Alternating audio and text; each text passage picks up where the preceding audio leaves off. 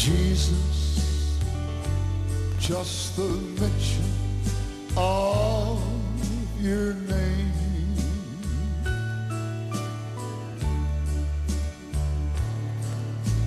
flowers grow, the desert blooms again.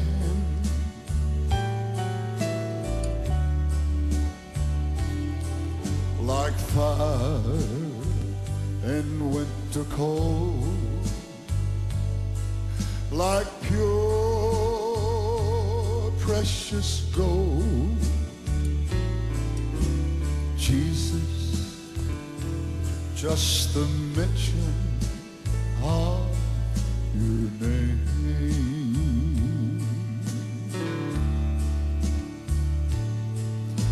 Jesus, just the mention of your name.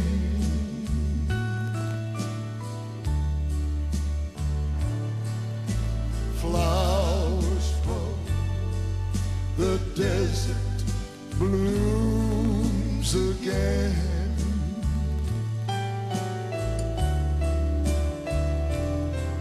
Like fire in winter cold, like pure precious gold.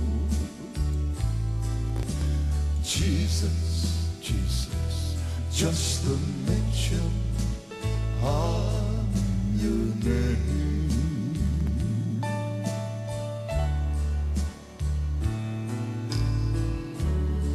Like a lighthouse in the midst of a midnight storm,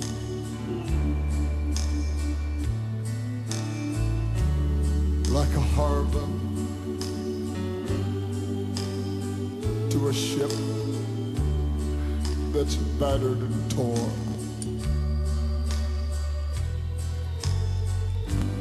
like bread to a starving empty heart, like fresh running water to a soul that's parched. Jesus, just the mention of your name.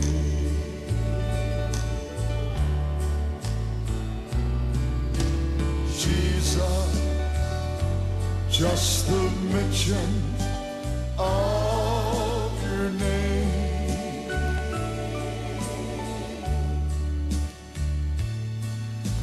Flowers grow, the desert blooms again.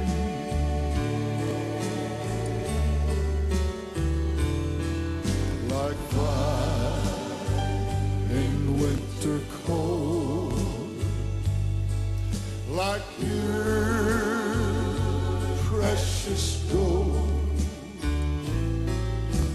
Jesus, Jesus, just the mention of your name. Sing it one more time, one more time. That name, Jesus, just the mention of your name.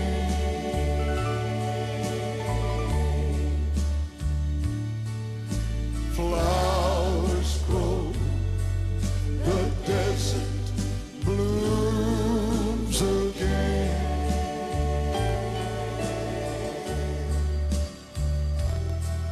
Like fire in winter cold, like pure precious gold. Yes, Lord. Jesus, just the mention of your name.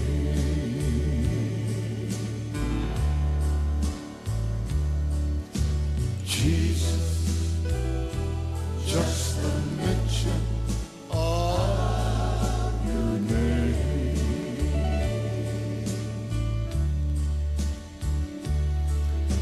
Jesus, just the mention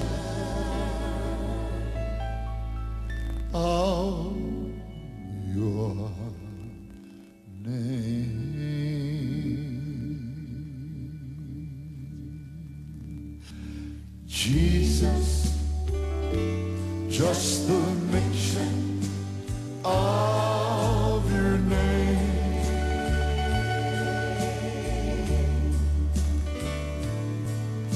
flowers grow, the desert blooms again,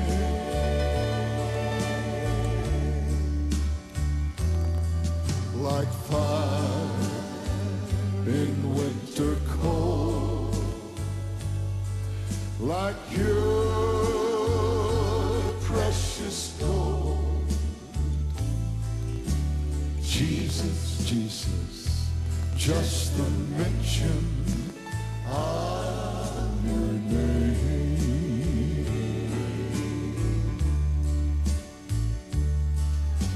Jesus, just the mention of your name.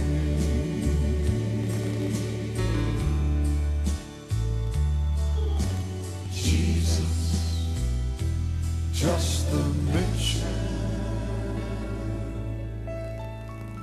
of your name.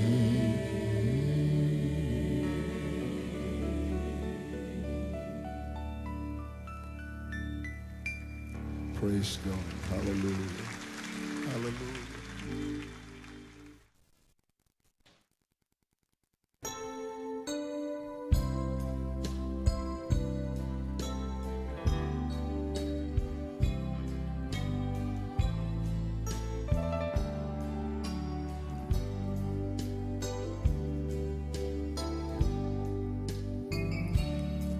This old house I'm living in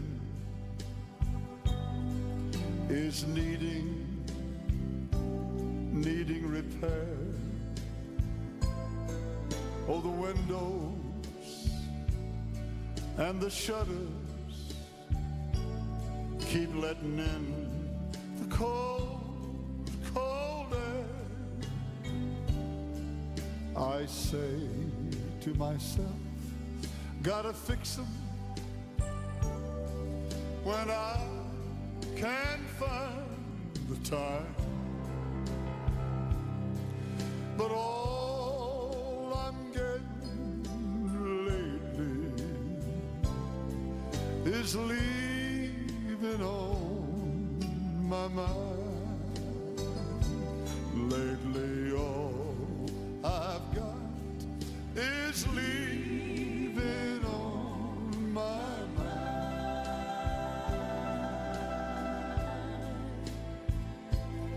Seems that's all I'm thinking about. Most of the time,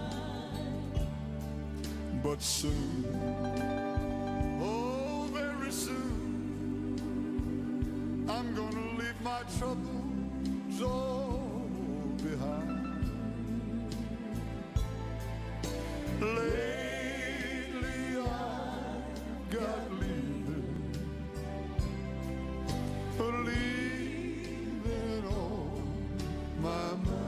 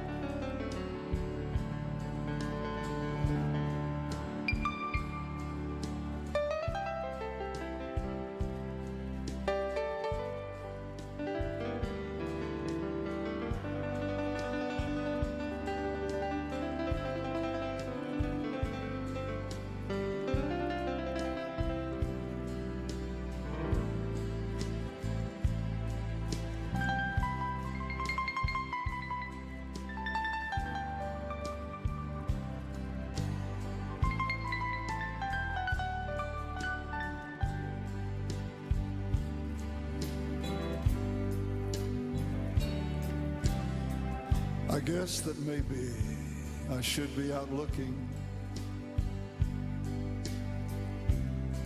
for a better place to live.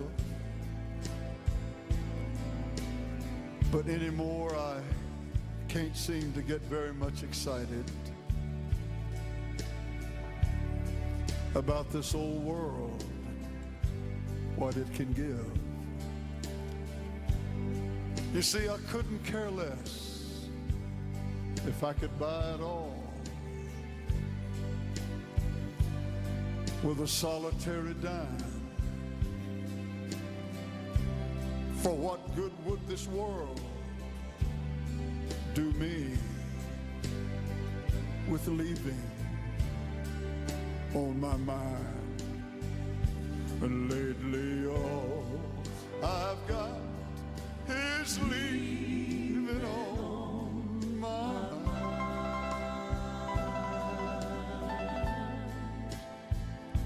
Seems that's all I'm thinking about.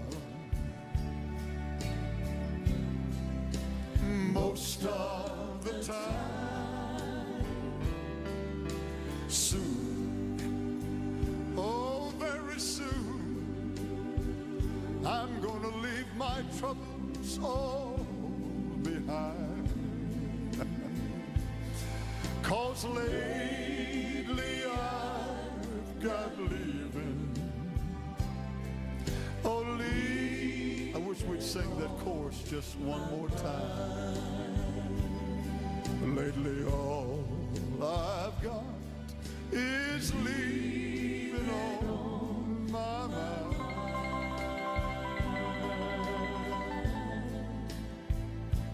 Seems like all I'm thinking about. Most of the time, but soon, oh, and very soon, I'll leave every trouble all behind. 'Cause lately I've got leaving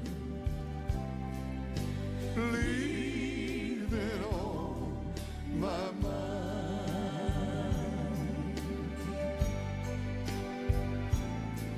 Lately I've got leaving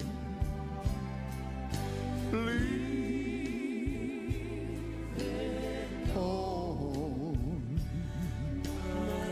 my mind.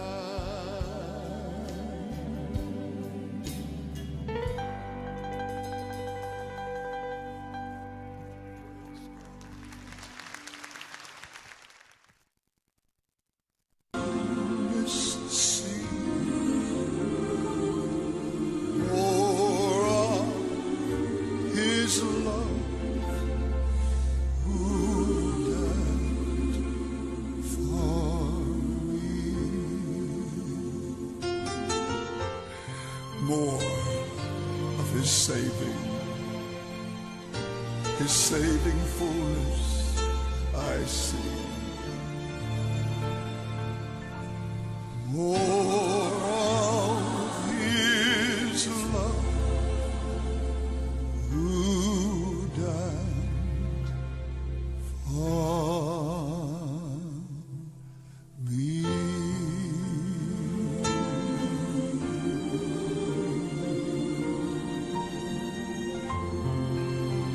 Yes, Lord. Yes.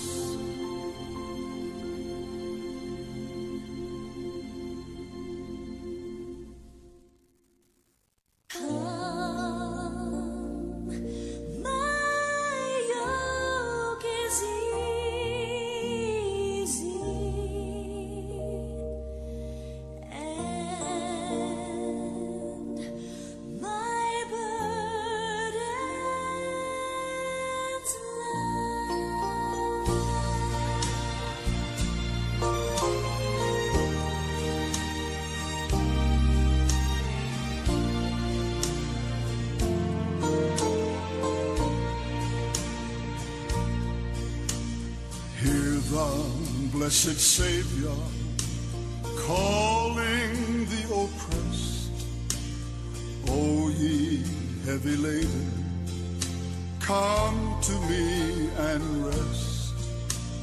Come Your load will bear. Bring me every burden, bring me every care. Come unto me. I will give you rest. Take my yoke upon you. Hear me and be blessed. I am meek, yes it is. I am meek and lowly. Come and trust my mind. Come, my yoke is easy, and my burden's light.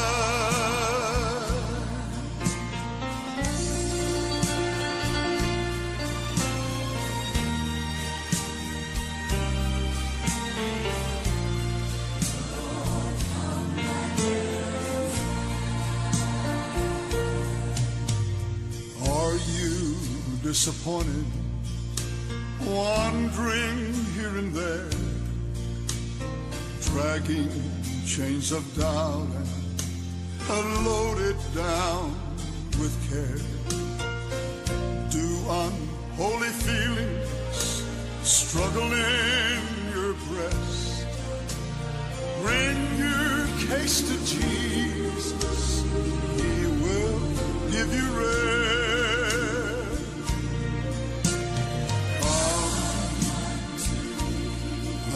To me, I will give you rest. Take my yoke upon you.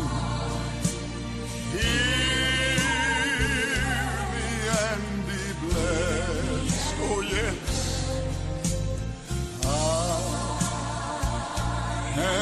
Meek and lowly, come and trust my mind.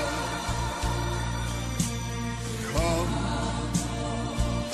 my yoke is easy, and my burden's light. Have you by temptations often conquered them? Has a sense of weakness at times brought distress within? But let me tell you today, Jesus will sanctify you if you'll claim His best. Oh yes. In the Holy Spirit, He will give you rest. Come unto me. I will give you rest. Take my yoke upon you. Hear me and be blessed. I can hear Him say now, I am meek and lowly. Come and trust my might. Come, my yoke is easy, and my burden's light. Oh, come unto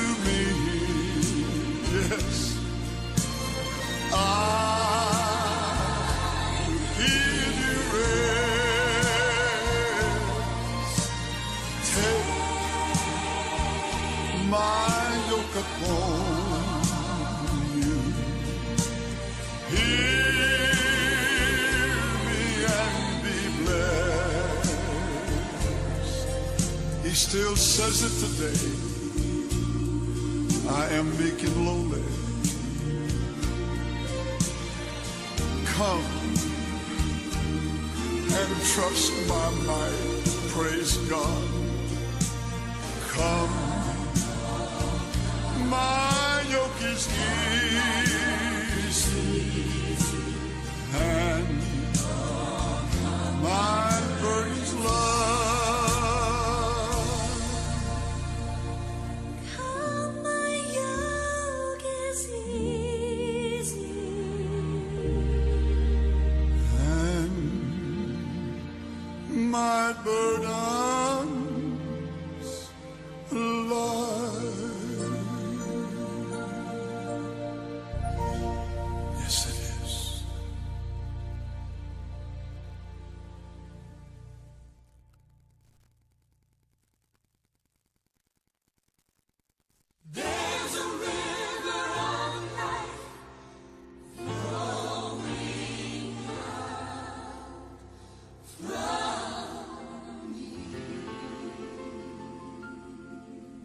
There's a river of life flowing out from me. Yes, it is. Makes the lame to walk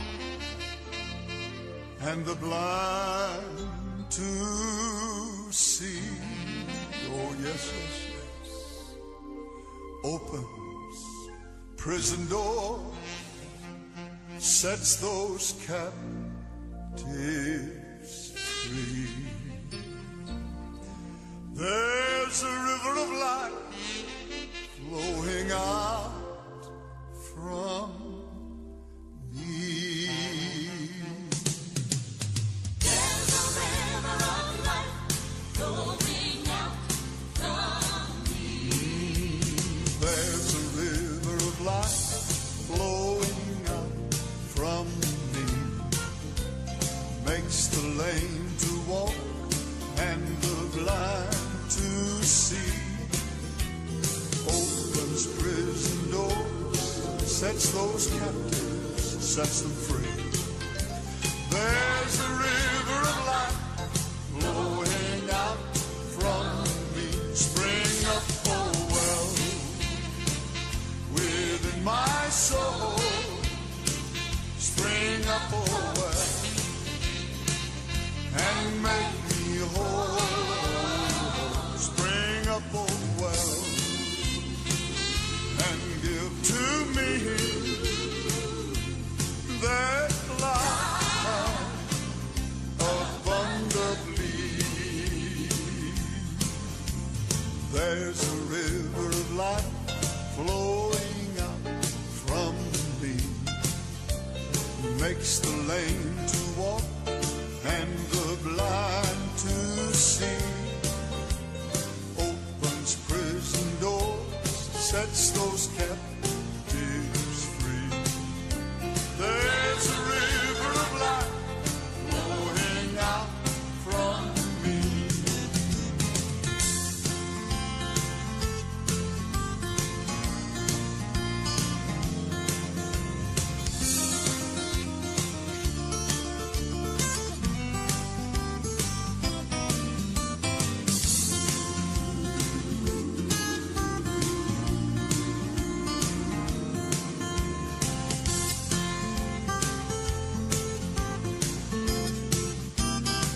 Yes, there's a river of life flowing out from me.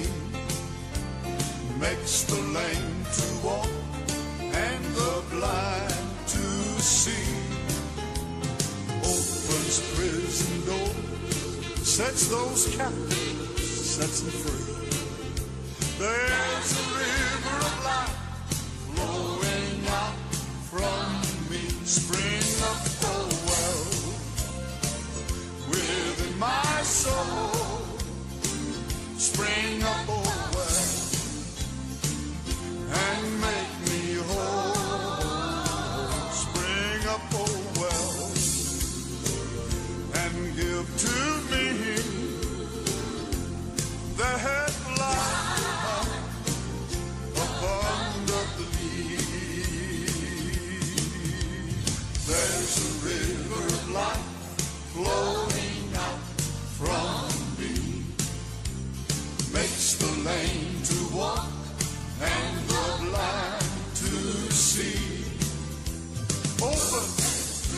prison door lets the captives go free. There's a river of life flowing out from me. There's a river of life is flowing out from me. Makes the lame to walk and the blind to see. It opens prison doors and sets those captives, sets them free. There's a river of life flowing out from me. There's a river of life flowing out from me. Makes the lame to walk and the blind to see. Well, opens prison doors, sets those captives, sets them free. There's a river of life flowing out from me.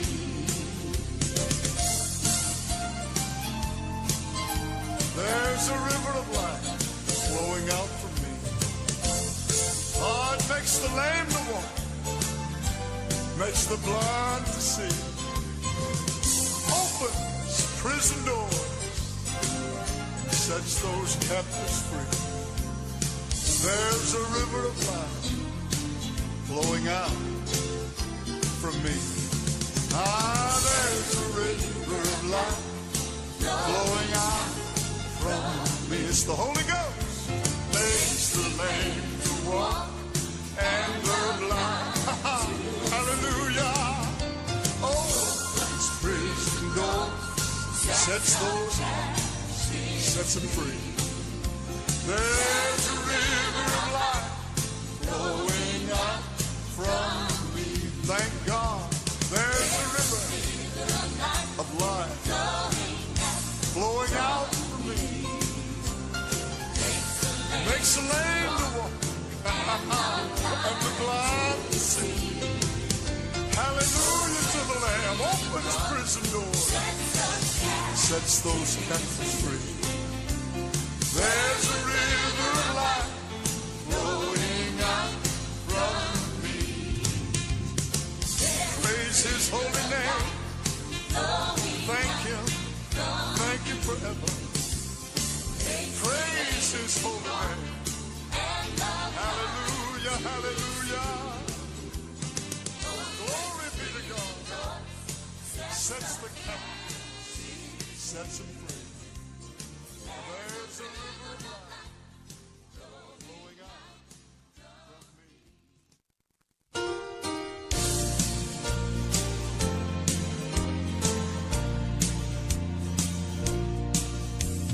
Christ our Redeemer, died on the cross, died for the sinner, paid all His due. All who receive need never fear, for He will pass over you. When I see the blood, when I see the blood, when I see the blood, I will pass over you. Chiefest of sinners, Jesus can save.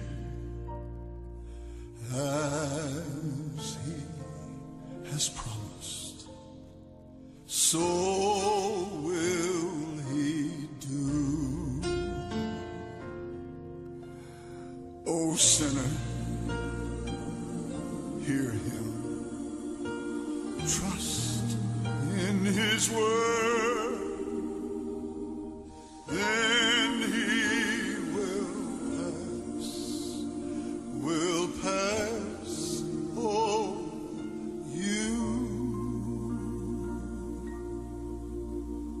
judgment. It's coming. All will be there. Those who have rejected.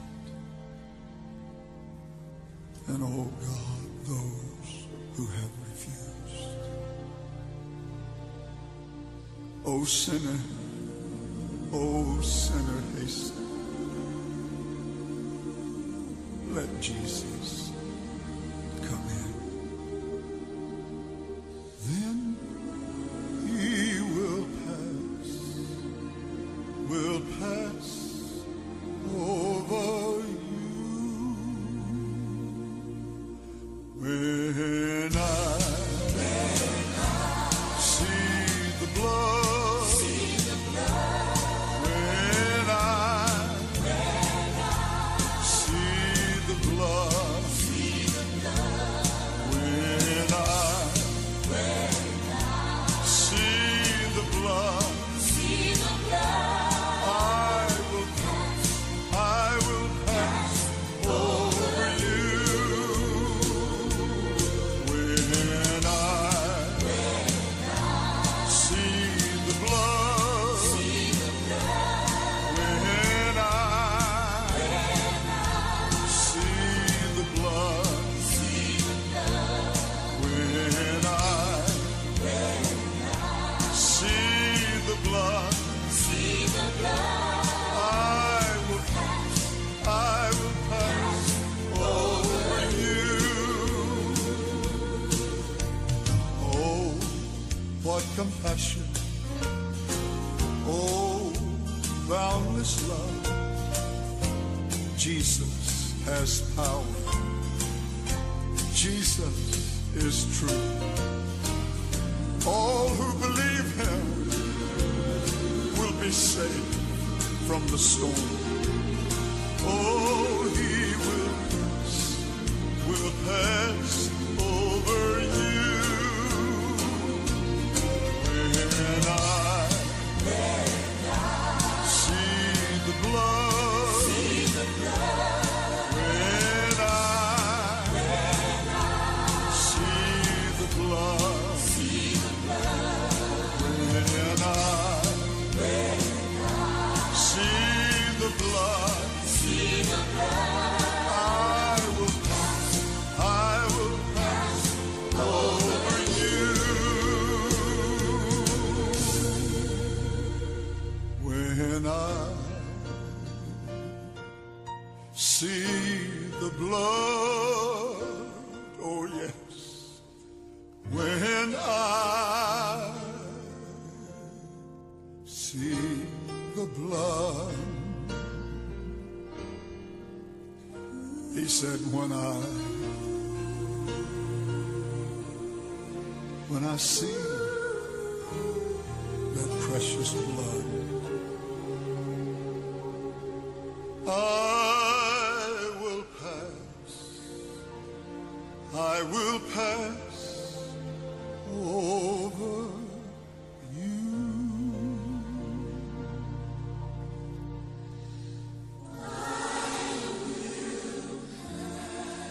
I will pass over you.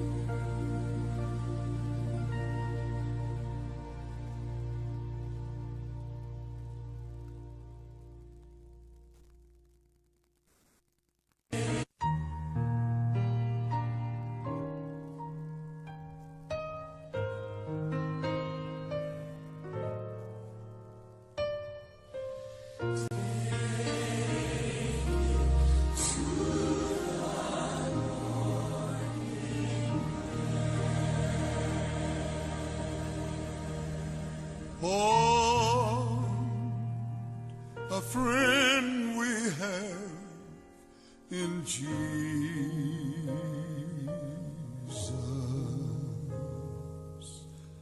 Oh, our sins and griefs to bear. Oh, yes. What a privilege to carry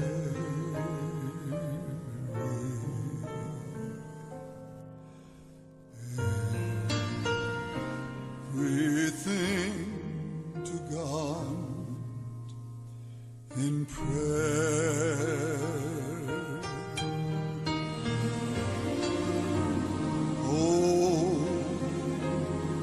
what peace we often forfeit.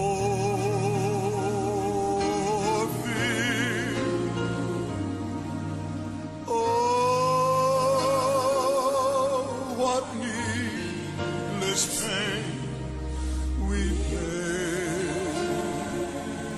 Yes. Oh, because we do not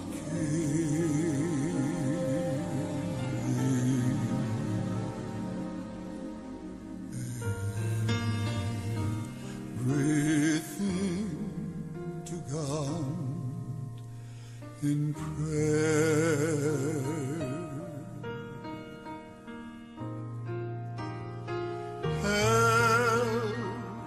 We trials and temptations.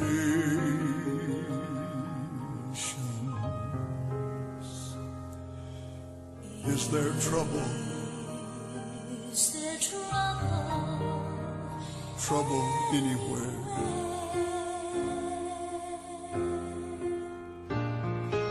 We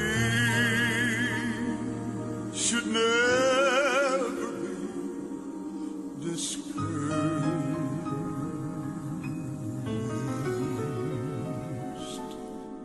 But take it to the Lord in prayer.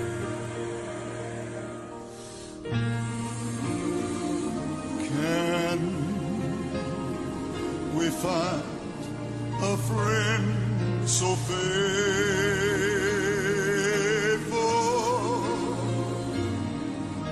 who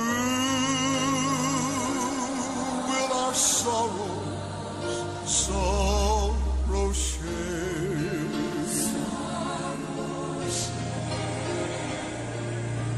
Jesus knows our every heartache.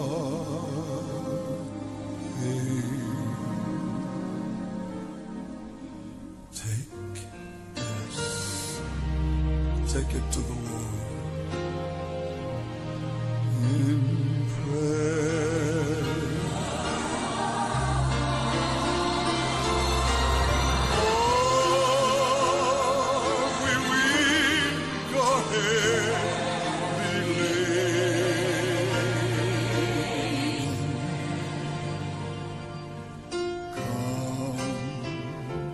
covered with a load of care.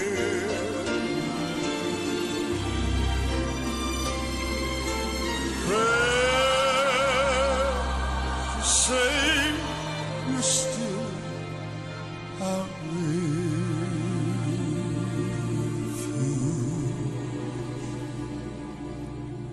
Take to the Lord in prayer.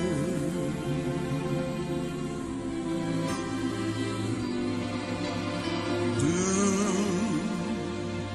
thy friends despise, forsake thee?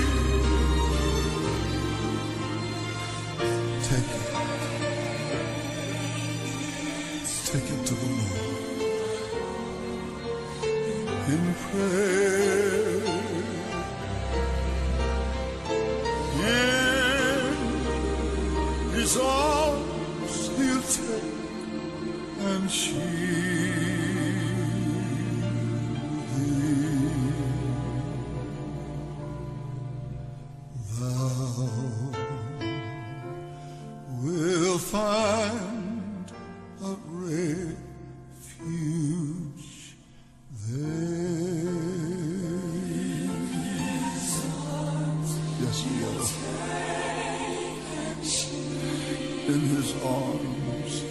taken cheap. Thou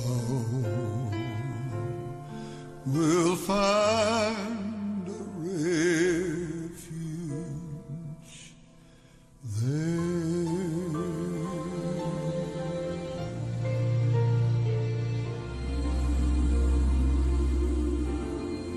Yes.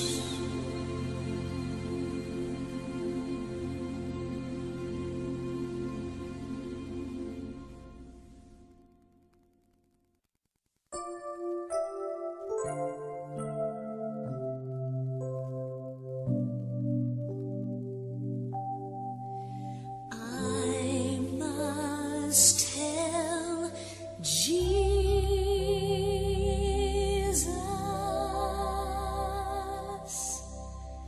Jesus alone.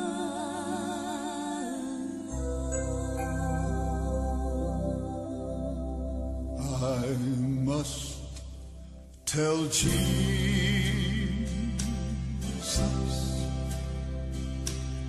all of my trials. I cannot bear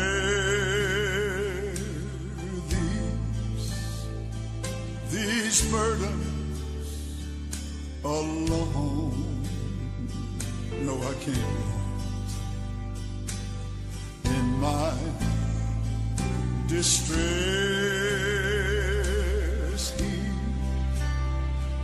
He kindly, He will help me. Yes, He will. He ever loves and cares for His own. Yes, He does.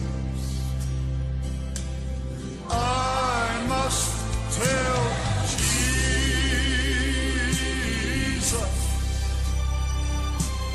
I must tell Jesus.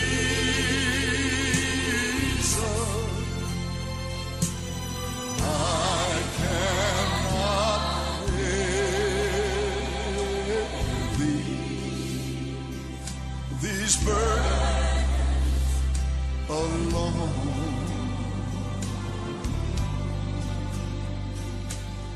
I must tell Jesus.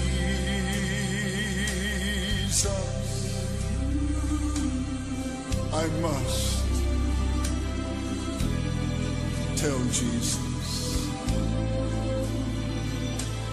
Jesus will help me. Jesus alone. I must tell Jesus all of my troubles. He is a kind and compassionate friend. Oh, yes, He is. You know, if I but ask Him, I know that He will deliver. Make all my troubles, hallelujah, quickly and in. I must tell Jesus.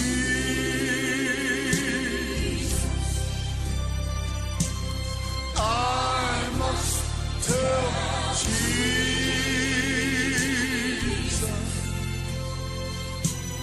I cannot bear these burdens alone.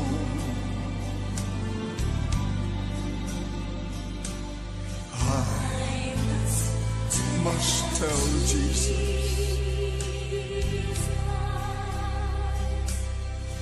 I must tell Jesus. Oh, Jesus will help me.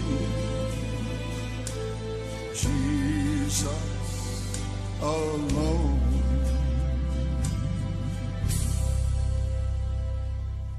You know, tempted and tried, I need a Savior.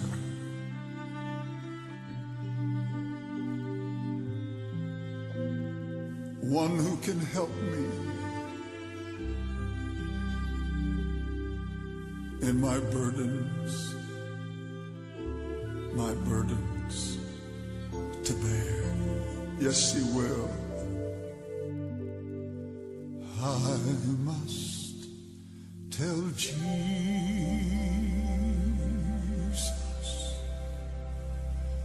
I must tell Jesus.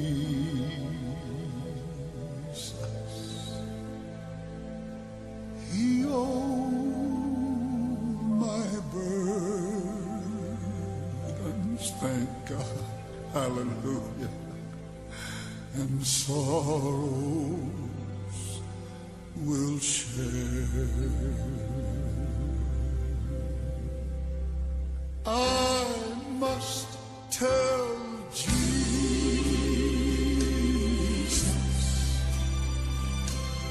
I must tell Jesus.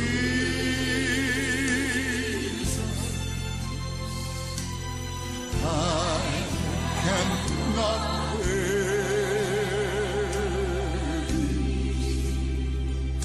these burdens alone. I must tell Jesus.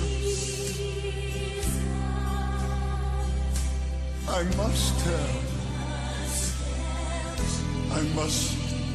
tell Jesus. Jesus can help me. Jesus alone. Sing the song now. I must tell Jesus.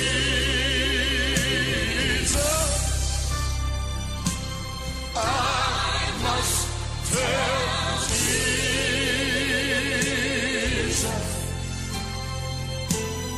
I cannot bear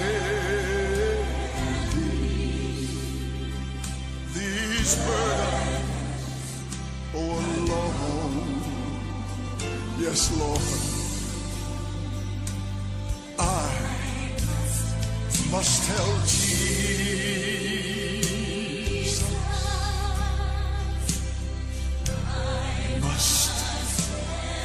I must tell Jesus. Jesus will help me.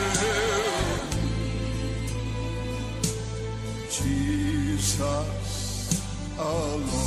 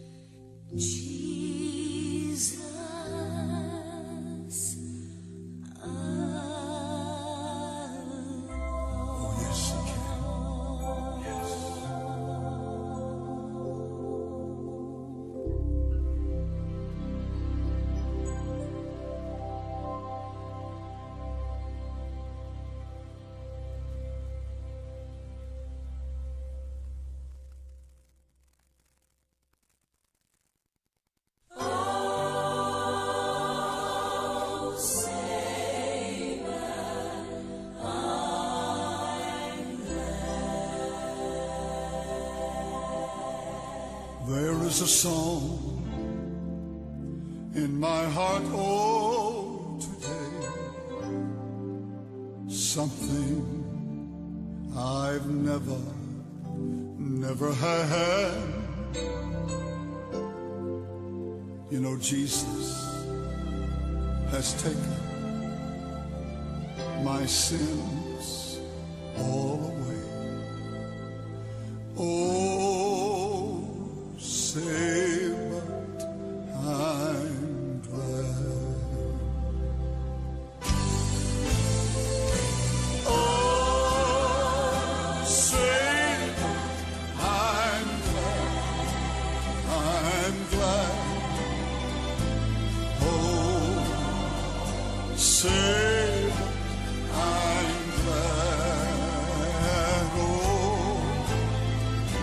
Jesus has come and my console will run. Oh, say but I'm glad. Wonderful, marvelous love that he brings into a heart, oh, that's sad.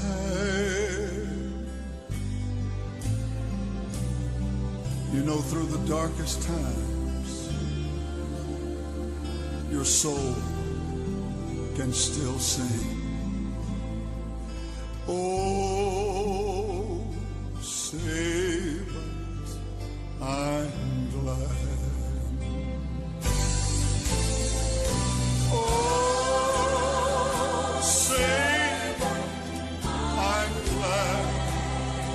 I'm glad. Oh, say I'm glad. Oh, yes. Well, Jesus, oh, has come and my soul run. Oh, say but I'm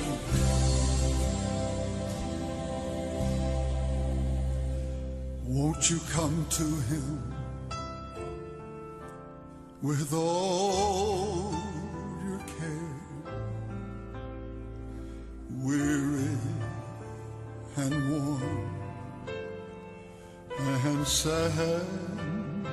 Oh yes, you too can sing as his love you share. Oh, say but I'm glad. Oh, say I'm glad. I'm glad. Oh, say I'm glad. Well, Jesus, oh, has come and my cup's overrun. Oh, say but I'm glad. Sing it now. Oh, say I'm glad. I'm glad. Oh, say I'm glad. Oh, Jesus has come and my cup's overrun. Oh, say I'm glad. Oh, say but I'm glad. I'm glad. Oh, say but I'm glad. Oh, Jesus, oh, has come and my cup's overrun. Yes. Oh, say that I'm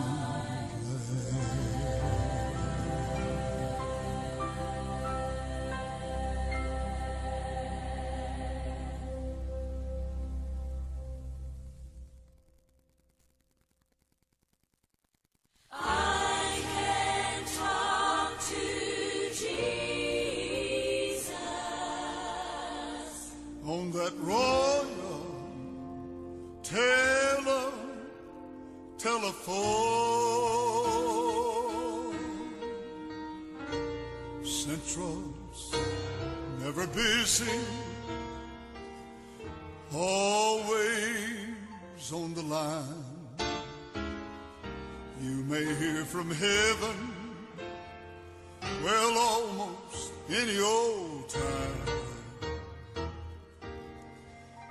'Tis some royal service, free for one and all. When you get in trouble, give this royal line a call.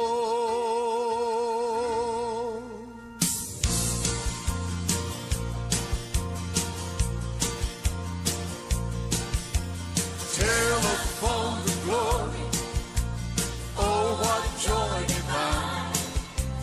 I can feel the current moving on the line, built by God the Father for His love and home.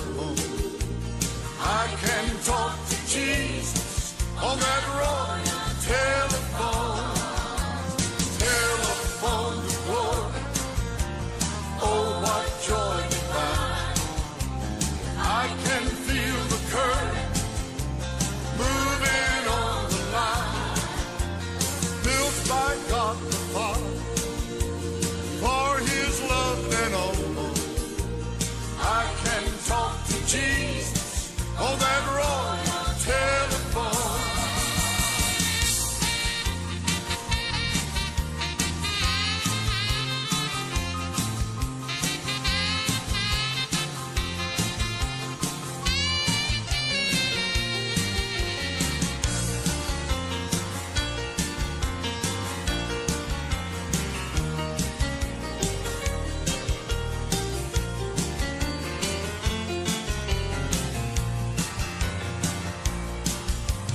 There will be no charges, telephone is free. It was built for service, just for you and me. There will be no wait on this royal line. Telephone to glory, always just in time. Telephone to glory, oh, what joy divine. I can feel the current moving on the line, built by God the Father for His love and all. I can talk to Jesus on that royal telephone. Telephone to glory, oh, what joy divine. I can feel that current, just a moving on the line, built by God the Father for His love and all. I can talk to Jesus on that royal telephone. Telephone to glory, oh, what joy divine. I can feel the current moving on the line, built by God the Father for His love and all. I can talk to Jesus on that royal telephone.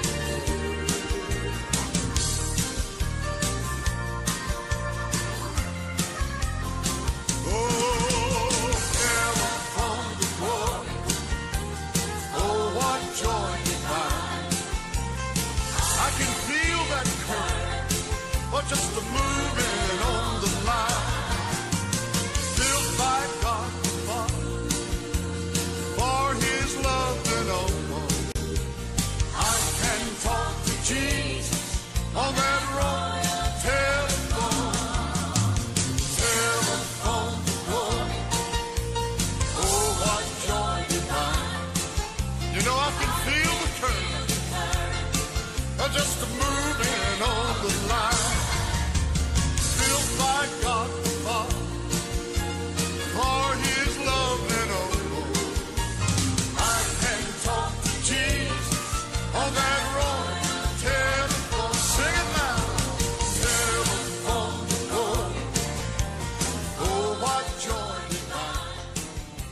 I can feel that current just a moving on the line. Built by God the Father for His love and all. This is our song of victory. Jesus saves. Jesus saves. We have heard the joyful sound. Jesus saves. Jesus saves.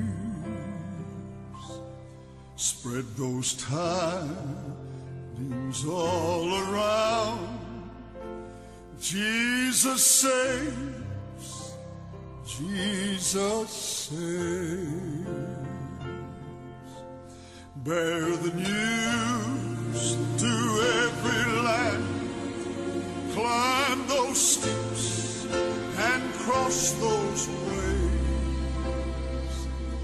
Onward 'tis our Lord's command. Jesus saves. Jesus saves. Wafted on rolling tide.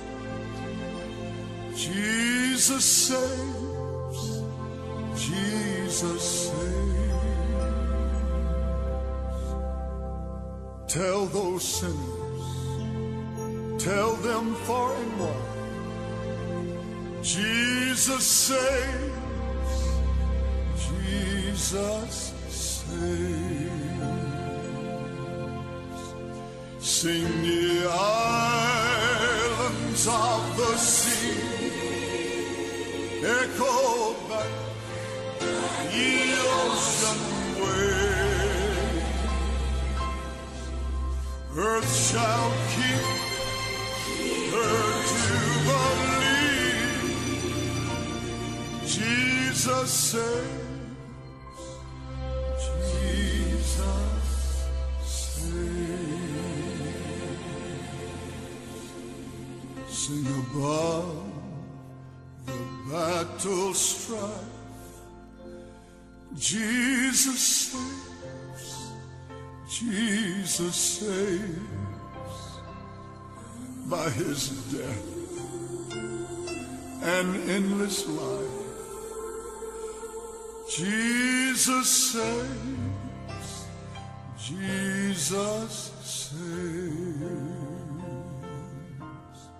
Sing it softly through the gloom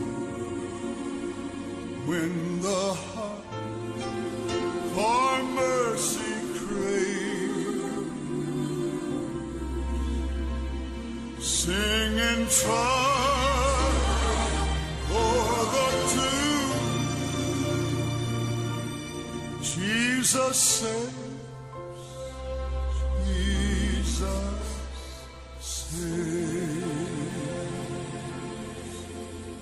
give the winds a mighty voice.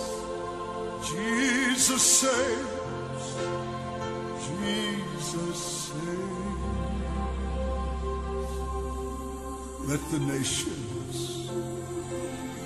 now rejoice. Jesus saves. Jesus saves. Shout salvation full and free. Highest hills and deepest dale. This our song of victory. Jesus saves. Jesus saves.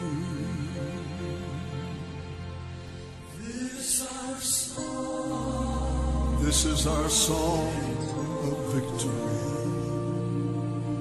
Jesus saves. Jesus saves.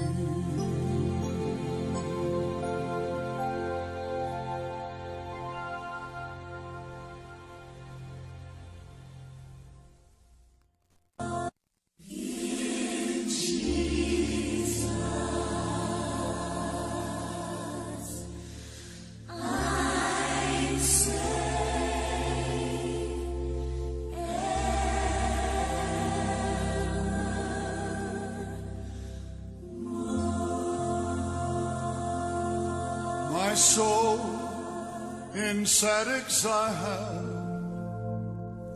was out on life's sea, so burdened, yes, with sin and distress, oh yes, till I heard that sweet voice saying, make me your choice. And I entered the head of rest. I've anchored my soul in the haven of I'll sail the wild seas no more. Though the tempest it may sweep o'er that wild stormy, but in Jesus I'm safe.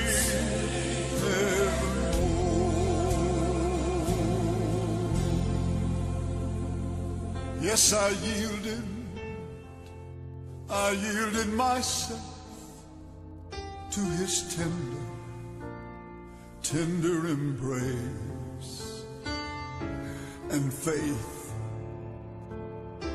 reached out and took hold of the word. Oh, yes, it did. My fetters, oh, fell off as I aim my soul, and the haven of rest is my Lord.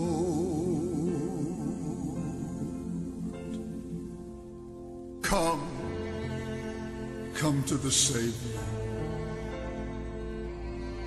He patiently waits. He'll save you, yes he will, by his power divine. Oh, come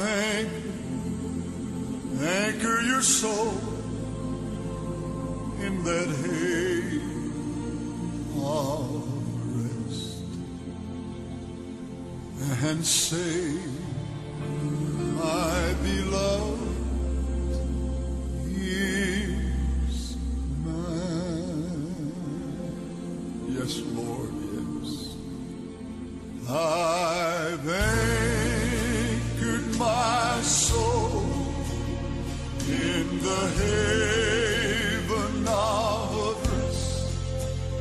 I'll sail the wide seas no more.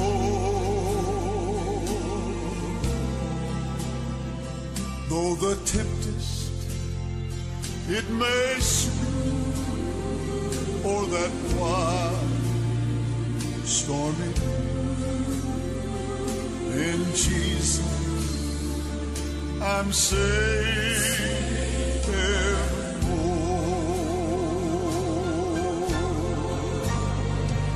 I've anchored my soul in the haven of rest.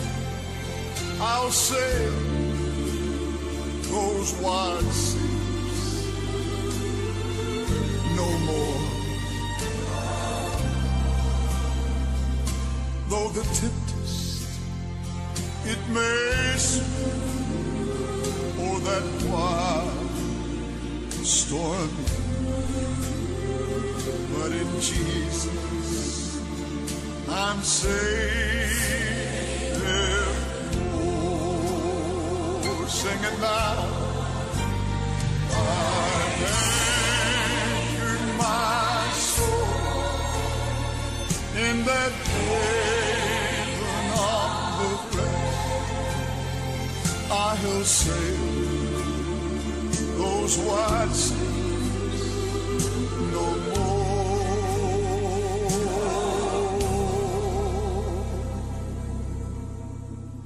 Oh, the tempest may sweep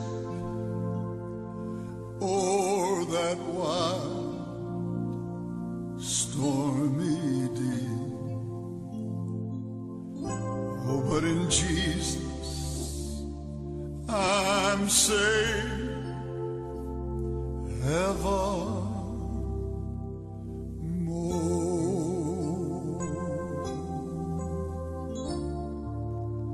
In Jesus I'm safe evermore.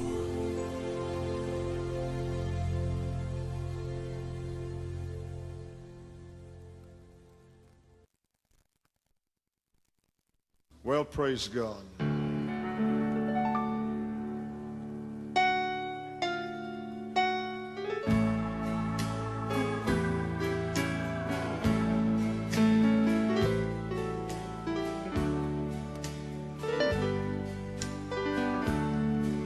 He washed my eyes with tears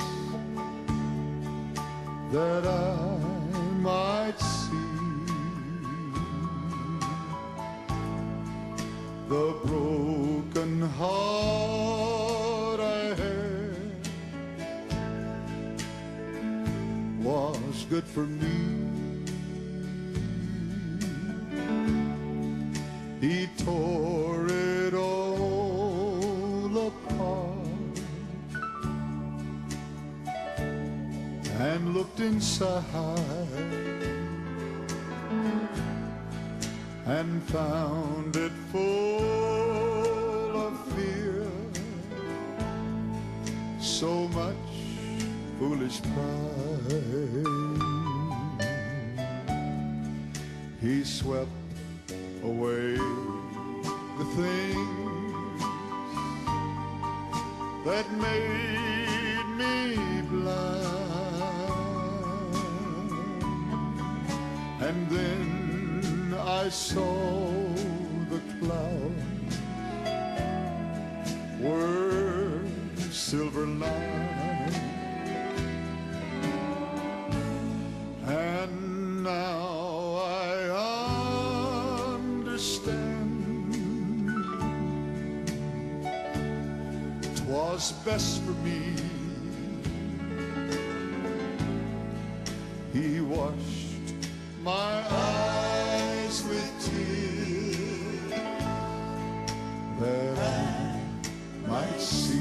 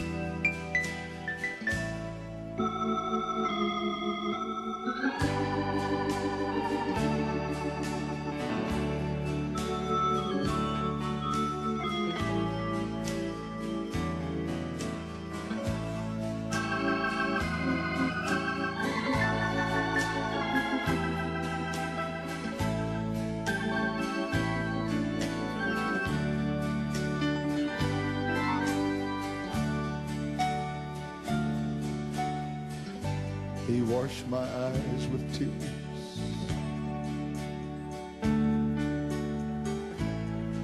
That I might see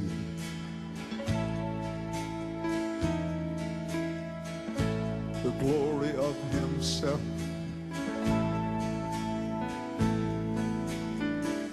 Revealed to me. I did not know that day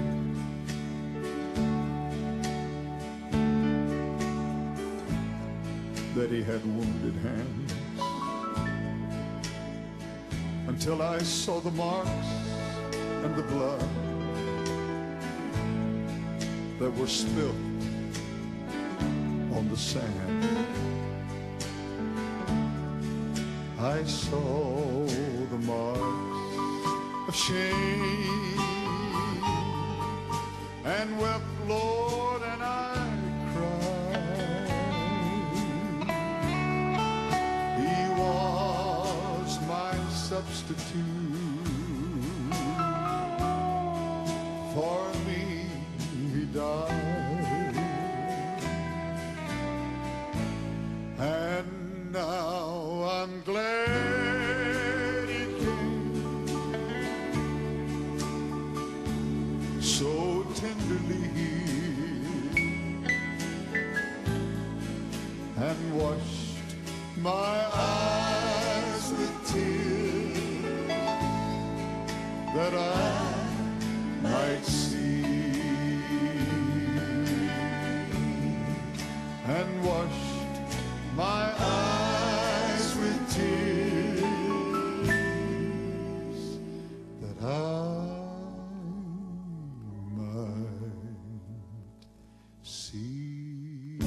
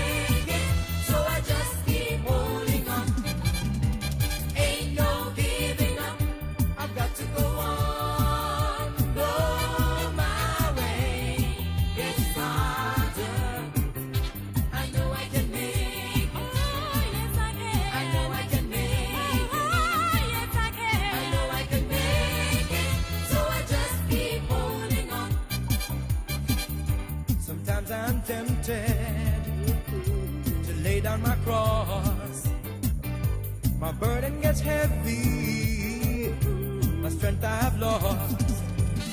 But when I get on my knees and pray and ask the Lord to show me the way, He gives me grace for my every need and strength to make it all the way. Ain't no giving up, I've got to go on, go my way. It's harder, I know I can make it, I know I can make it, I know I can make it, so I just keep holding on.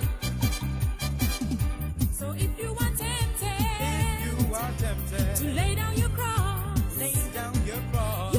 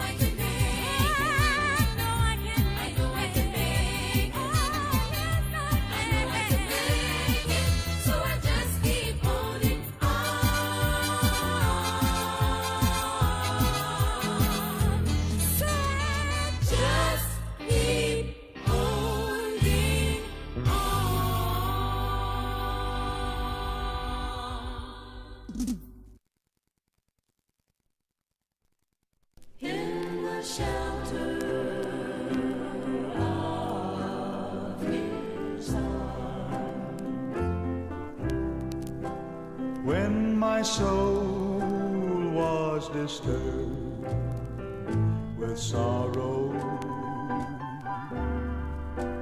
when my heart was burdened with sin,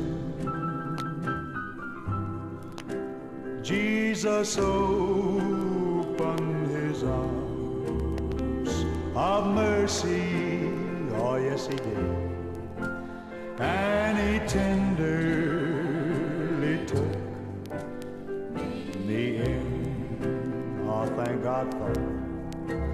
There is peace in the time of trouble.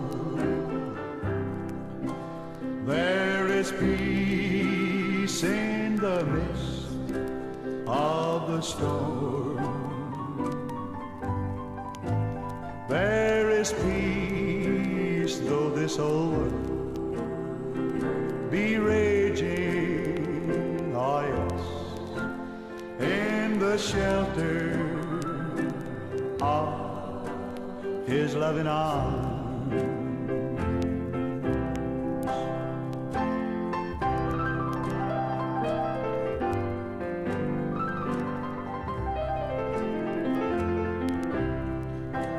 There are storms that we all must encounter, but do not fear, for they will do you no harm. For neighbor in the Lord, you have, oh yes, you'll find protection in the shelter of his loving arms. Sing the song, children. There is peace in the time of trouble. There is peace in the midst of every storm. Yes, there is peace, though this old world be forever raging. Ah, hallelujah to God. In the shelter of his arms.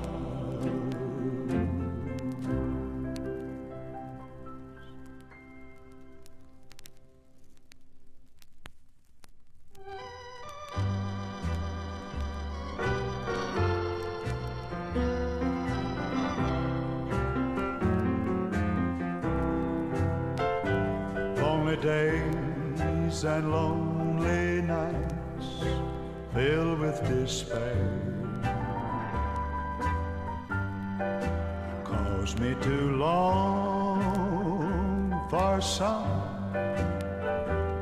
to care. Then I heard Christ say to me, this promise I made, lo, I am with you now and forever. Be not afraid. I thank God for it. I'll never be lonely again. Well, never again.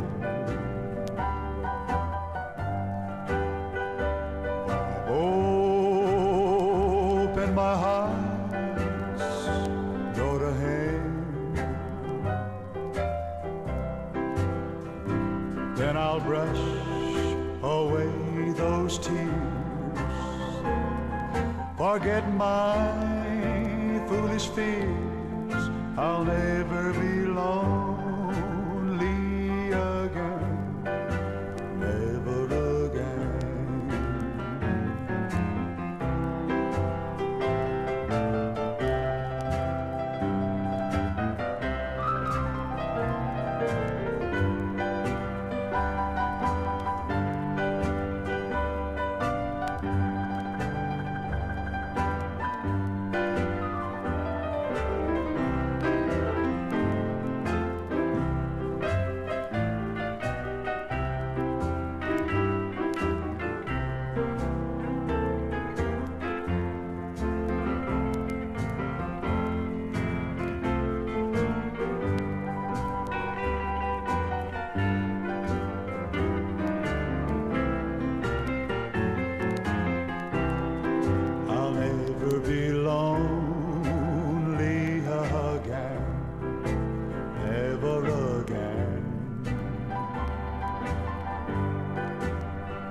Oh yes, I've opened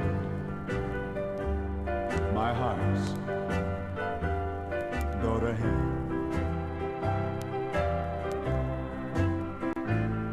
Then I'll brush away every tear, yes I will. Forget my foolish fears, I'll never be lonely again, never again.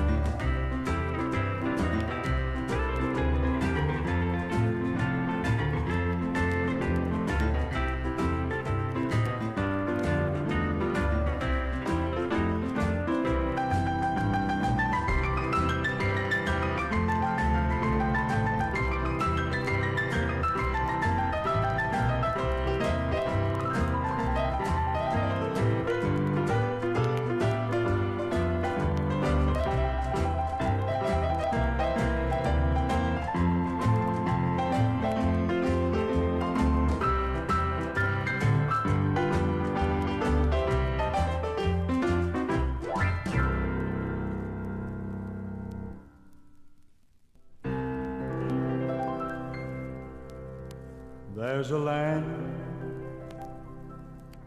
that is fairer than day, and by faith, you know I can see it somewhere afar.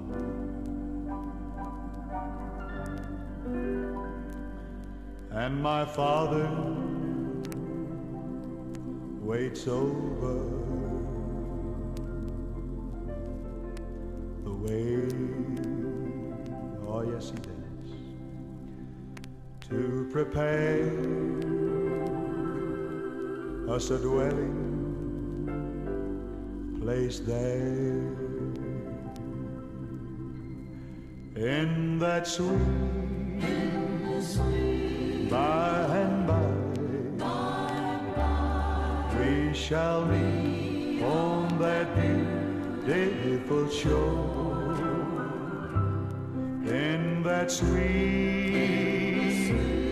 by and by. Oh yes we will.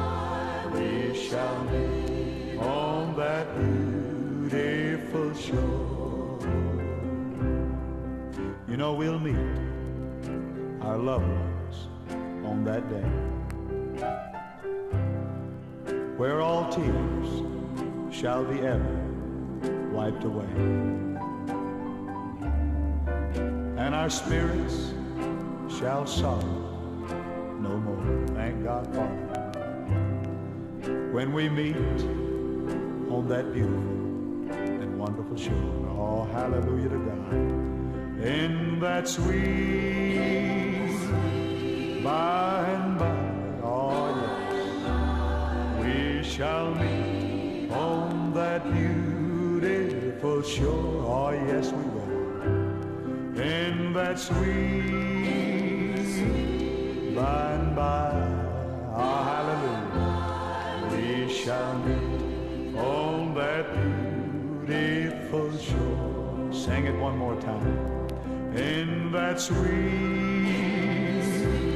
oh, by and by, oh, yes, we're gonna meet on that beautiful shore. In that sweet, by and by, oh, hallelujah, we shall on that beautiful shore.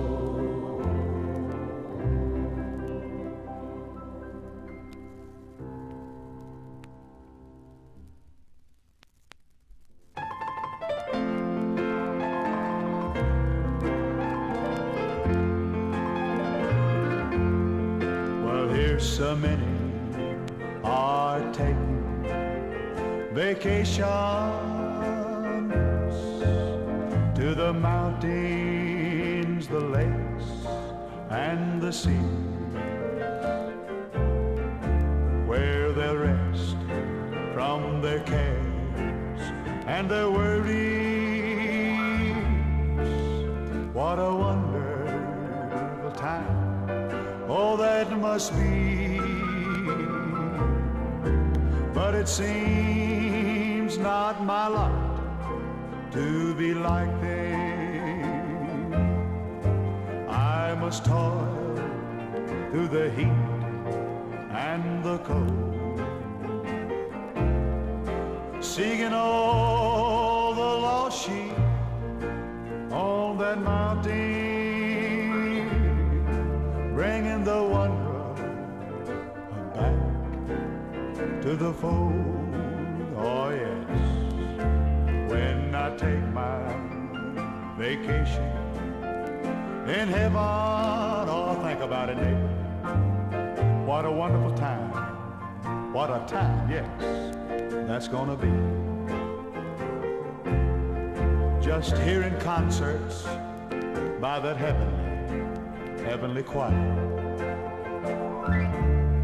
You know, and the face of my dear Jesus I'm gonna see, just sitting down on the banks of that old river, beneath the shade of that evergreen tree. Oh my, hallelujah to God. You know, I'm gonna rest from all my cares and my worries. Won't you come on and take that vacation with me?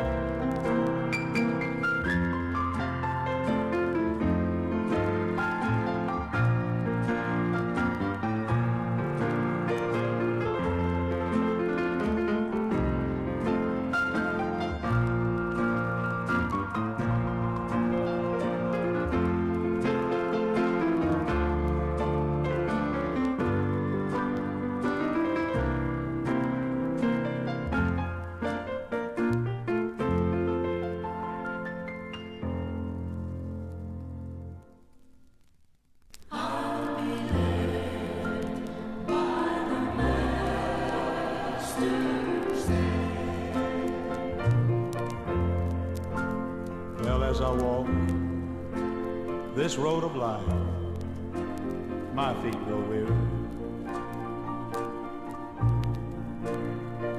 As I stumble through the storms and shifting sands, but I'll never walk alone, for my heart tells me, oh yes it does, that I've been led by my master's wonderful hand. Through the storms and through the night, I'll keep holding home with his hand holding mine. You know hope is never, thank God, never gone. When at last, beside that river, I know I'll stand. Oh yes, by his grace I will. I'll be led by my master's blessed hand.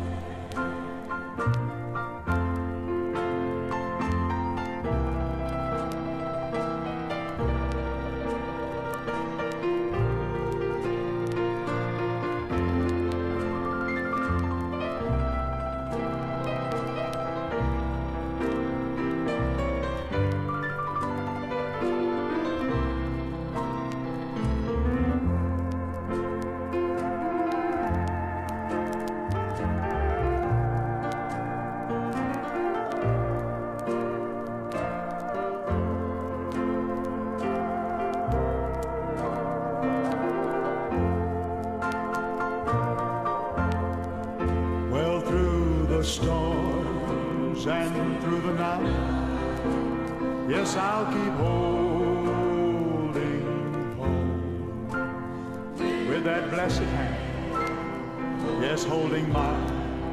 Thank God, hope is never, oh, never gone.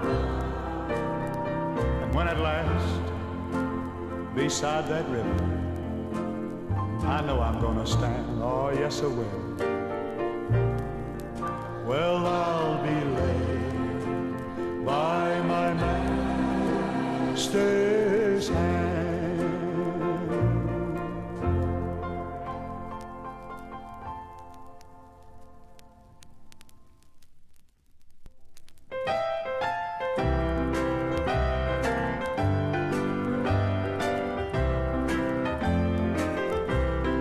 This old world is filled mystery, and the answer is not here below. But my Lord will always faithful be, and so I'll trust his plan for me. There'll be, oh, an answer by and by for all the times you wondered why, for all the tears life makes you cry. There'll be, oh, an answer by and by.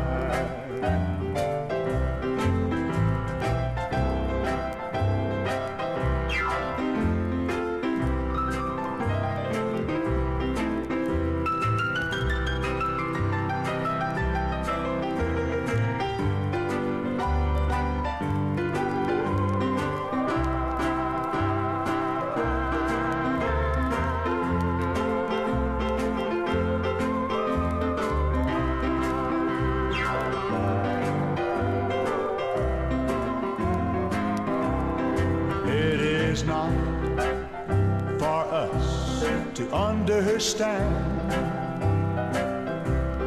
all the workings of God's mighty hand. Love for man sent Christ to Calvary,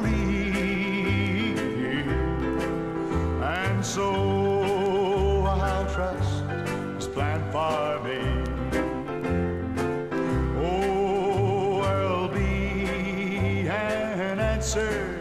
By and by, for all the times you wondered why, for all makes you cry, there'll be an answer by and by.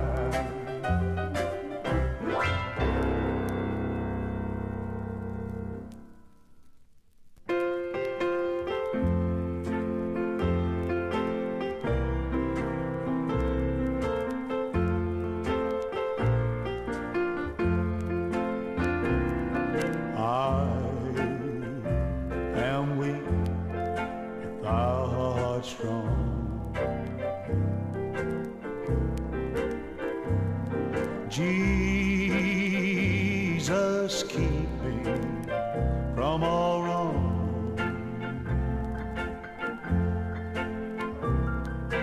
I'll be so satisfied as long as I walk, dear Lord, close to Thee. Oh yes. Well, just a closer walk with Thee.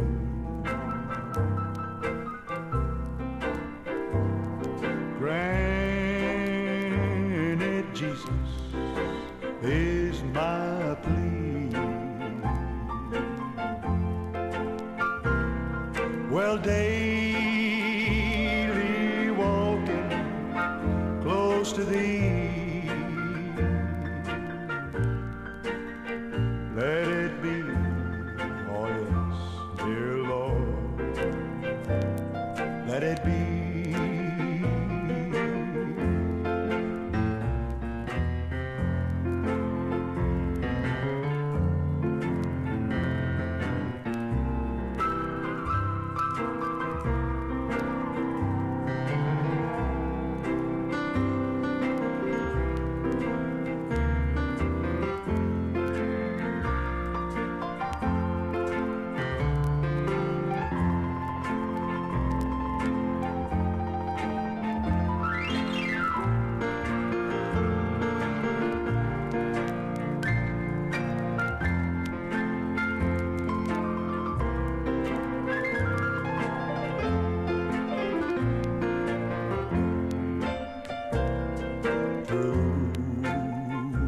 This world of toil and snares, oh yes. If I falter, Lord, who cares?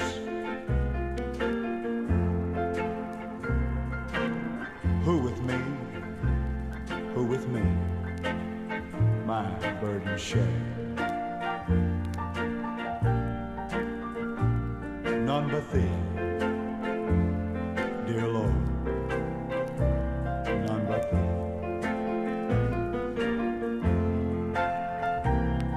Just a closer walk with Thee.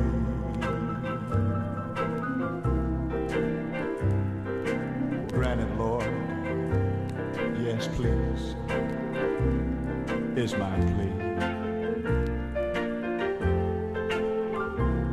Well, daily walking close to Thee. Let it be, dear Lord, let it be.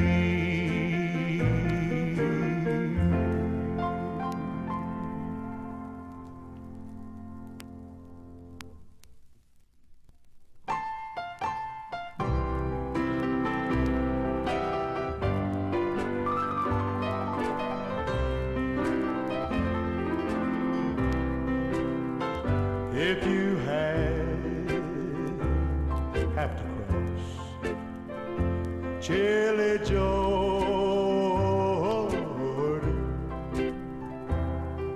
and get there before I do,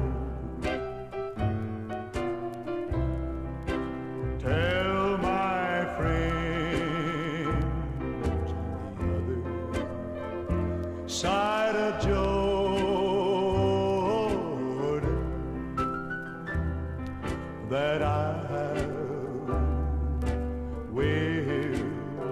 there soon. Oh yes. Then we'll talk it over, how Jesus paid the cost. Oh yes we will. How he died to save us, right up there on that old cruel cross. Tell all my friends on the other side of Jordan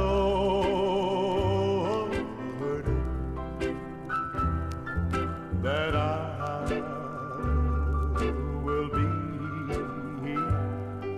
there soon.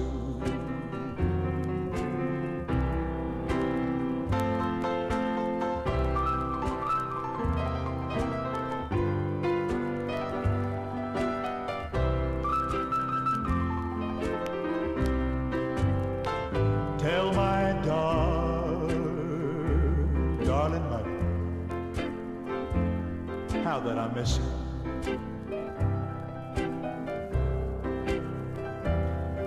And tell her that Dad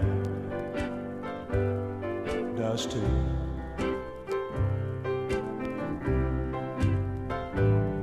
Tell her, Mom, just go ahead and wait right there by that river. Oh yes. Oh, we're coming. Oh yes we are. And we'll be there. Be there soon. You know what we're gonna do, friend, when we get there? Then we'll talk it over, how Jesus paid the cost, how he died to save us, and he hung there on that old cruel cross. Tell all my friends on that other side of Jordan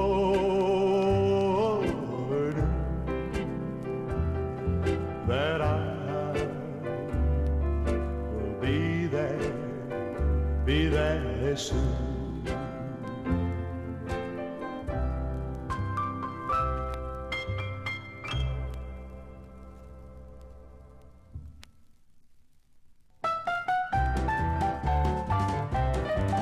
Well, I woke up this morning feeling fine. Well, I woke up with heaven on my mind. Well, I woke up with joy in my soul, for I knew my Lord had control.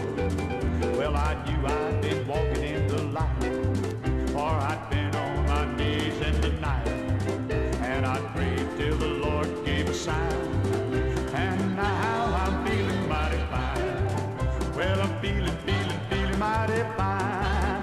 I've got heaven on my mind. Oh yes, Lord, you know I gotta go where the milk and honey flows. There's a light always shines down inside this heart of mine, mine, mine. I've got heaven on my mind, and now I'm feeling mighty fine.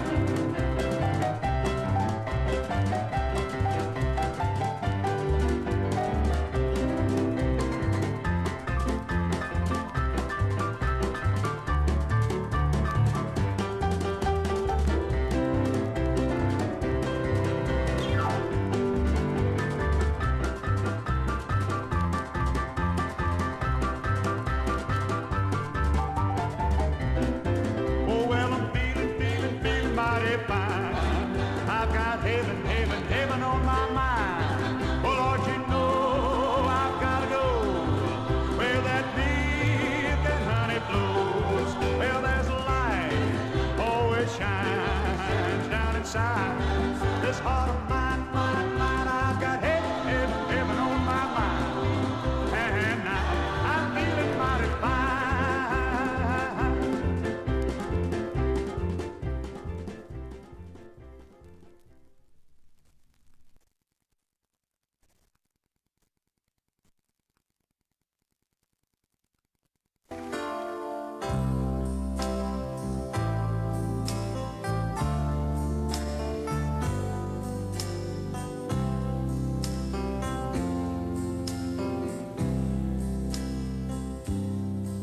I would love to tell you what I think of my Jesus.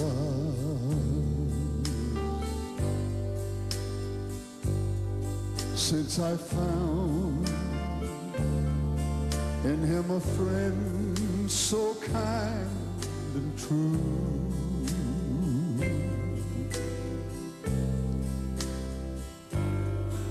I would tell you how he changed my life completely.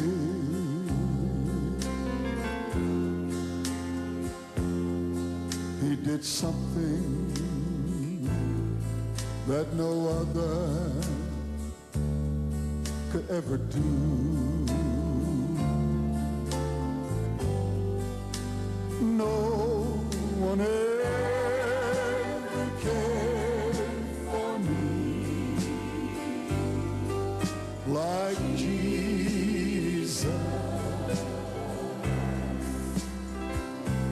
There's no other friend so kind as he.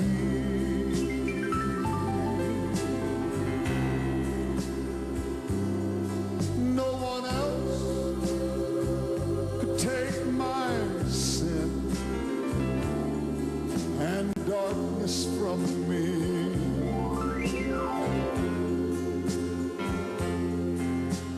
Oh, how much he really cared for me.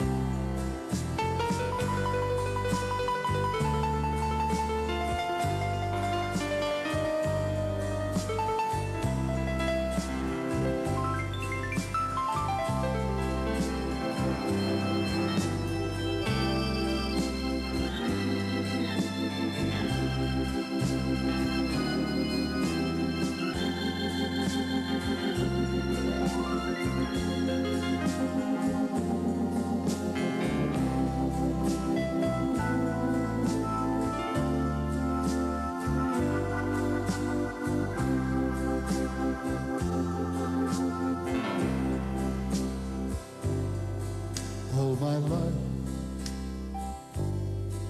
was full of sin when Jesus found me. All my heart was full of misery, oh, and so much woe. But Jesus placed his loving arms all around me.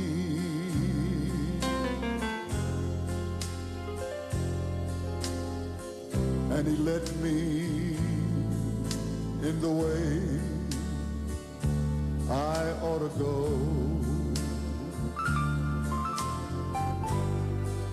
No one ever cared for me like Jesus.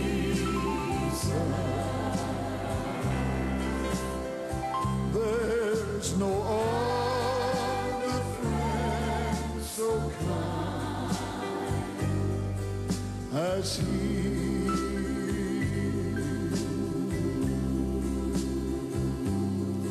No one else could ever take the sin and darkness from me.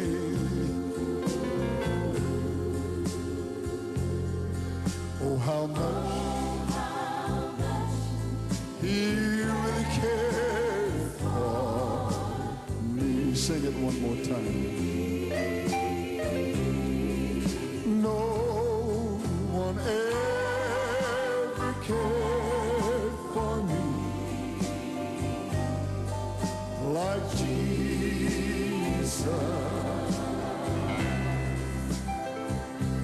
There's no other friend so kind as He.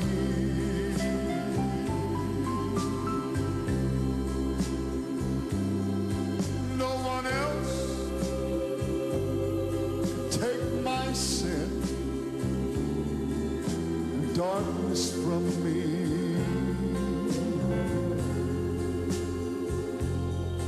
Oh, how much He really cared for me.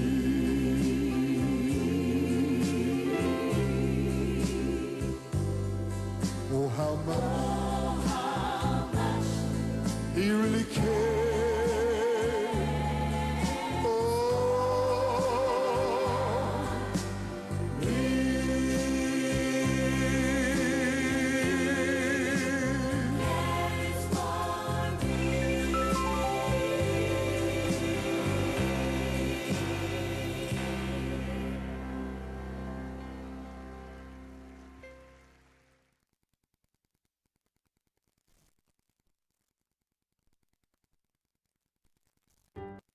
Did you ever live or serve?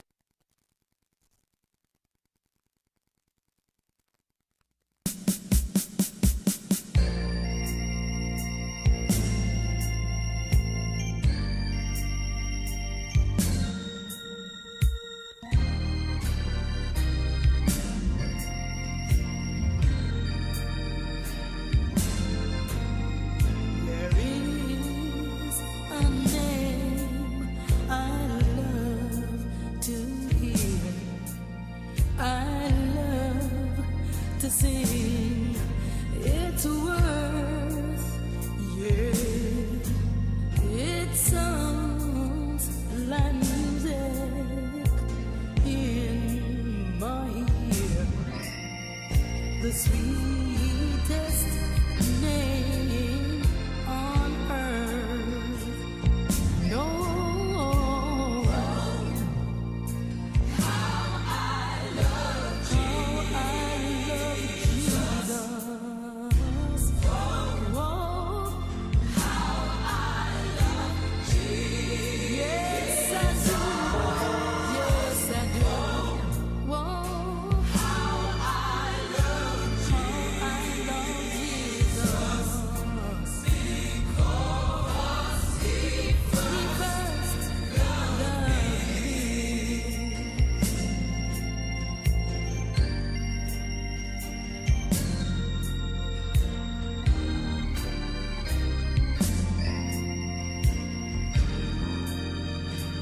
Oh, my Lord. Oh, it tells me of our Savior's love, who died to set me free. Oh, yes, Lord. And it tells me of His precious, precious blood, the sinner's perfect plea. Oh, how I love Jesus. I love Him, I love Him, I love Him. Whoa. How I love Jesus. Jesus. Whoa. How I love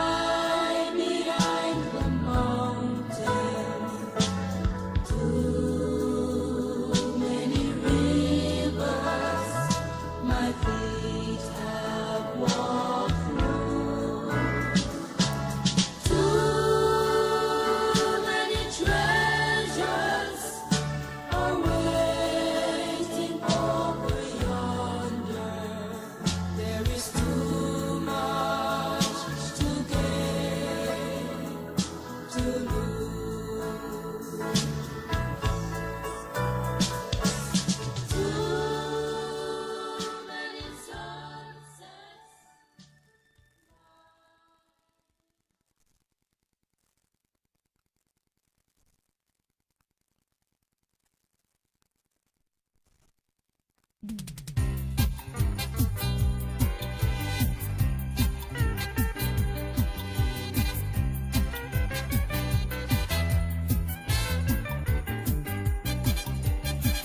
no giving up. I've got to go on, go my way. It's harder. I know I can make it. I know I can make it. I know I can make it. So I just keep holding on. Ain't no giving up. I've got to go on, go my way. It's harder. I know I can make it. Oh, yes, I can. I know I can make it. Oh, yes, I can. I know I can make it. So I just keep holding on. Sometimes I'm tempted to lay down my cross. My burden gets heavy, my strength I have lost. But when I get on my knees and pray and ask the Lord to show me the way, He gives me grace for my every need and strength to make it all the way. Ain't no giving up. I've got to go on, go my way. It's harder. I know I can make it. I know I can make it. I know I can make it. So I just keep holding on. So if you are tempted You are tempted to lay down your cross,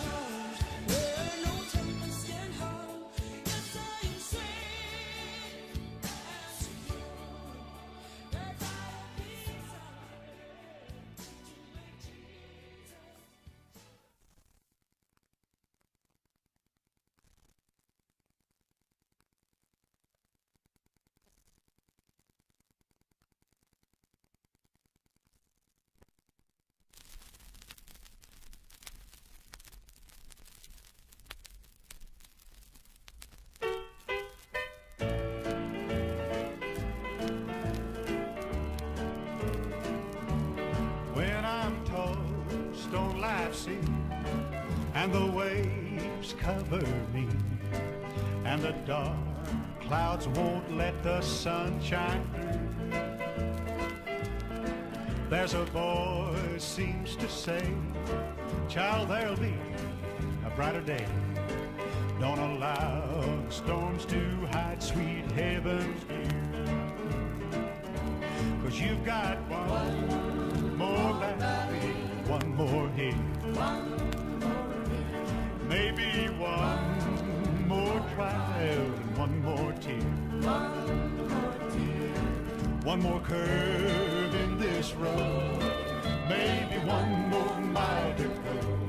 You can lay down that heavy load when you get home. Thank God, yes.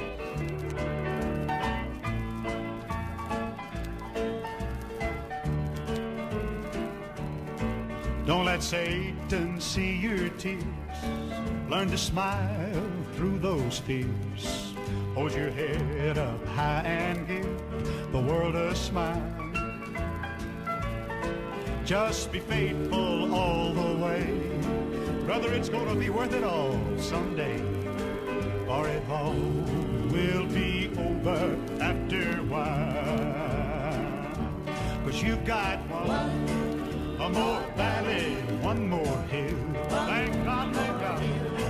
Maybe a more trial, one more tear. One more curve in this road. Maybe one more mile to go. You lay down that heavy load when you get home. You can lay down that heavy load when you get home.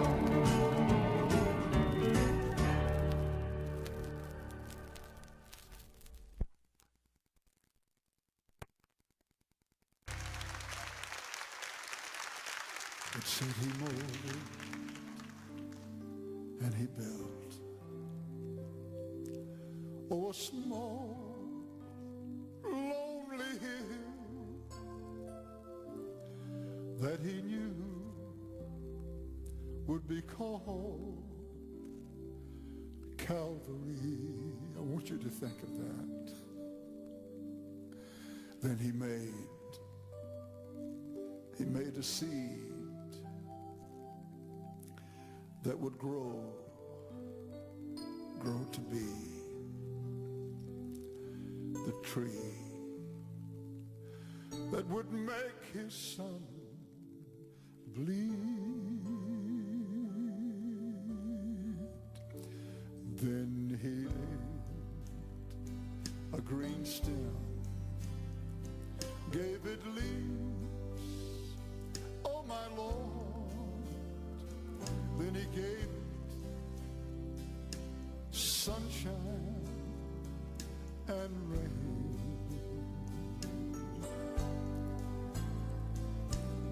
He grew that tree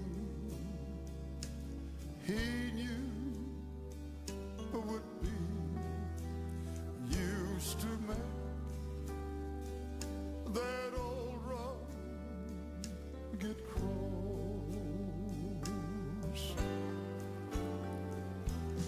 Nothing took his life with the love he gave. He was crucified on a tree that he created with great love for man.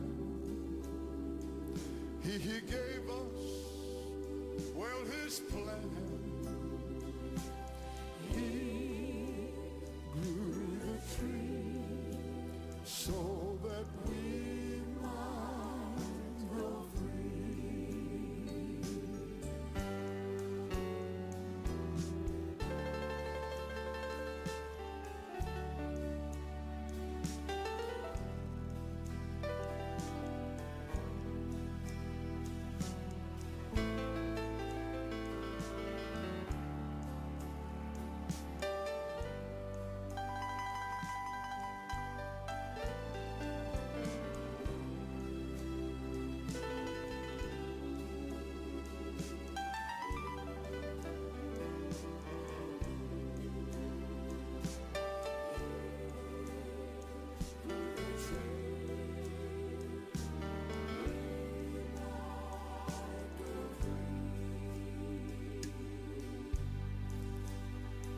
with tears in his eyes. God looked down through time, and he saw his son spat upon and hurt and beaten. Still, he would grow a tree that he knew would be used to make the old rugged cross.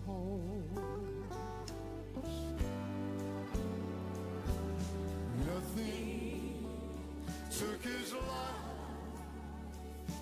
with love he gave. He was crucified on the tree that he created with great love for man. He gave us all his plan. He grew the tree so that we might grow free.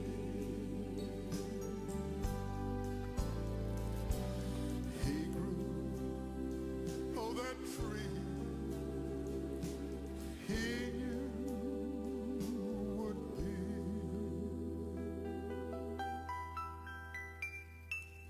used to make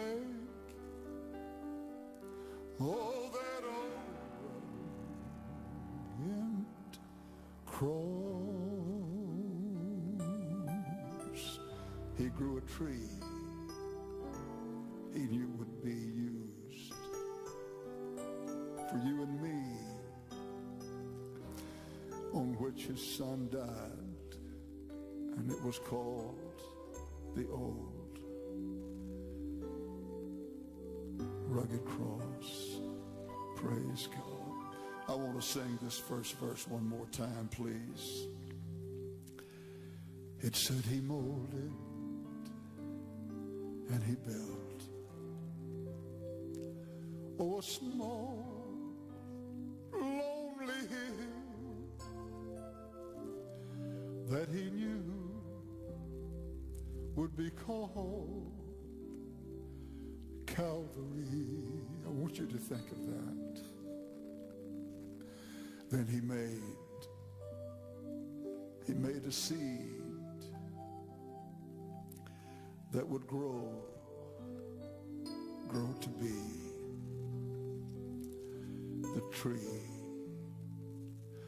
that would make his son bleed. Then he made a green stem, gave it leaves, and then gave it sunshine and rain, and sheltered it with moss. He grew, oh, that tree he knew would be used to make that old rugged cross. Let's sing the song now. Nothing took his life with love he gave. He was crucified on a tree that he created with great love for man. God gave us his plan. He grew the tree so that we might go free. He grew, oh, that tree he knew would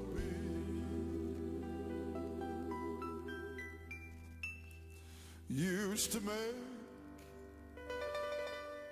that old rugged cross. He grew the tree he knew would be, it would be used to make the old rugged cross. Praise God. Start.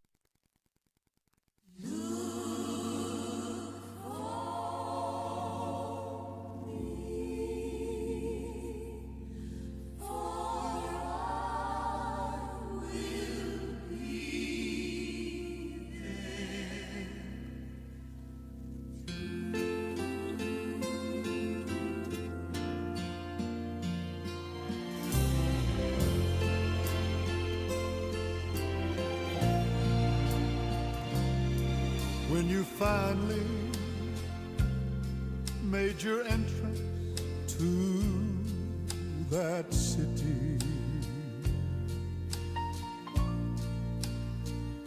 of jasper wall and golden avenue,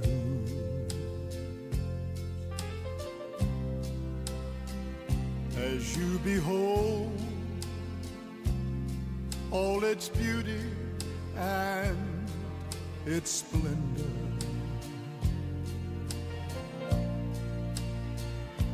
remember there's just one request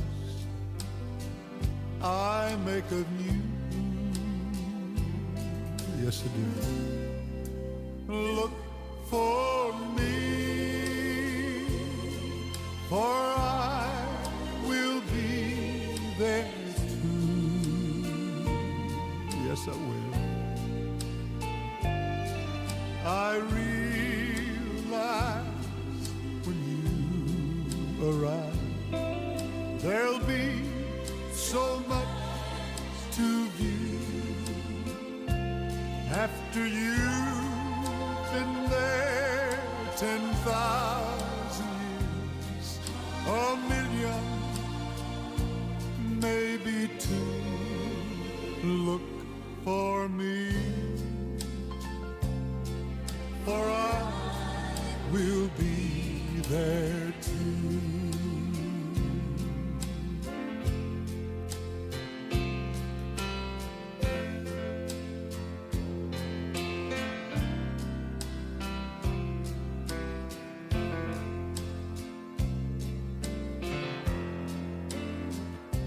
As you go down your list of firsts, there's no question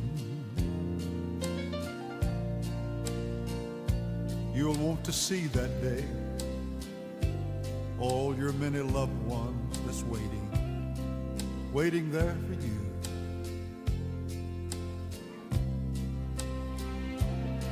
And when you feel that you've shared all of your story with the last one,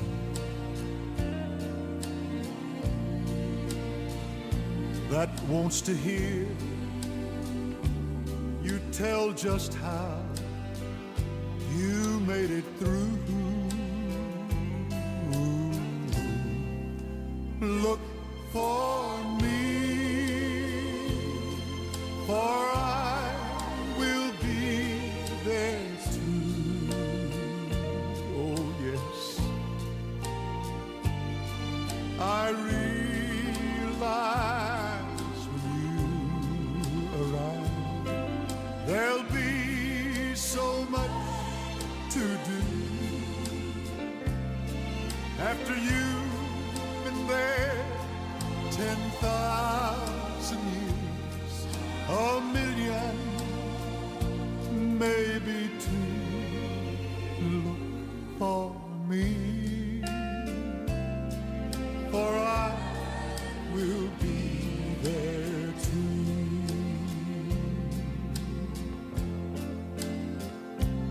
After you've been there 10,000 years, a million, maybe two. Just look for me. For her I will be there too.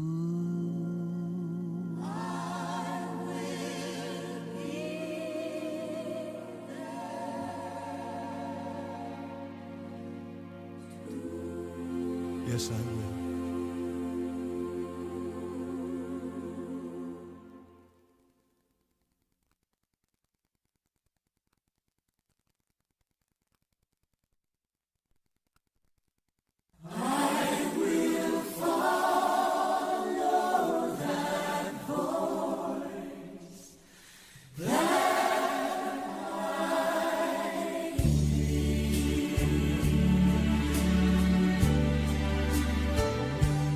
His voice makes the difference. When he speaks, he relieves my troubled mind. It's the only voice I hear that makes the difference, and I'll follow one day at a time. When I need him, I know where to find him. In my place of prayer, his spirit hovers near. Oh, his voice gently gives me my direction, and I'll follow that voice that I hear. His voice makes the difference. When he speaks, he relieves my troubled mind. It's the only voice I hear that makes the difference, and I'll follow one day at a time.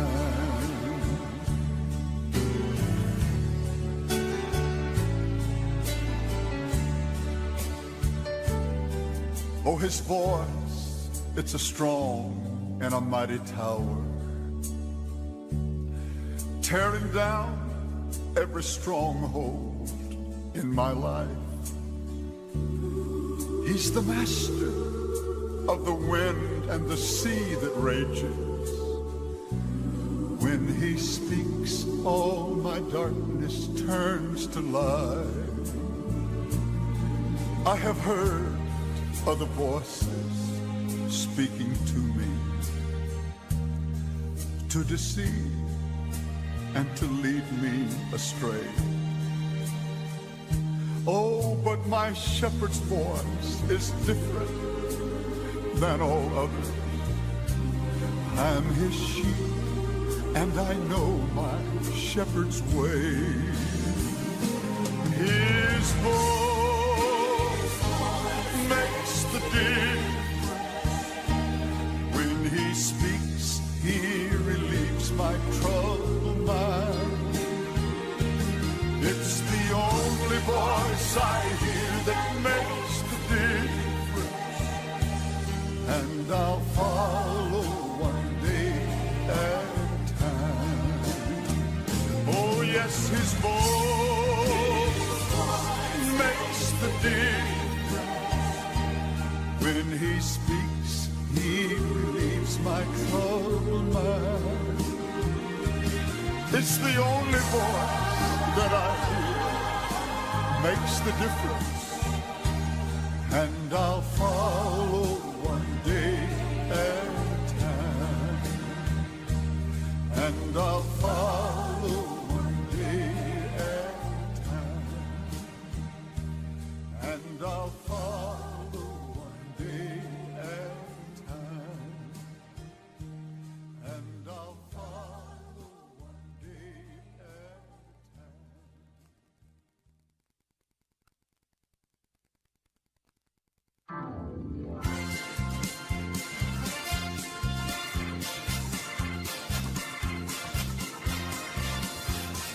Jesus, I'll never forget what you've done for me.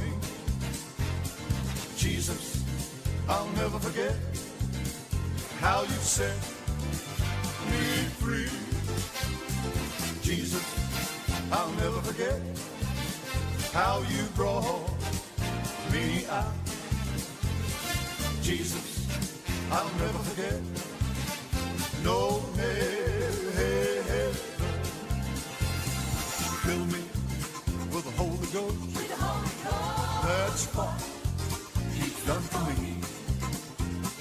Fill me with the Holy Ghost. Save, set me free. Fill me with the Holy Ghost.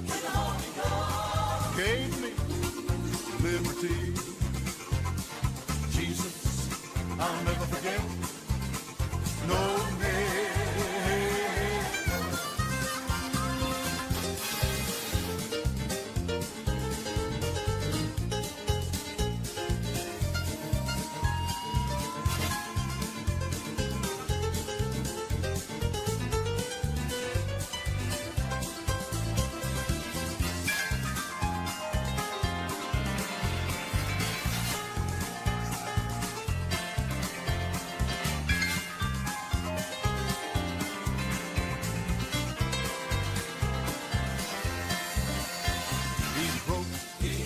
Every chain of sin and set me free.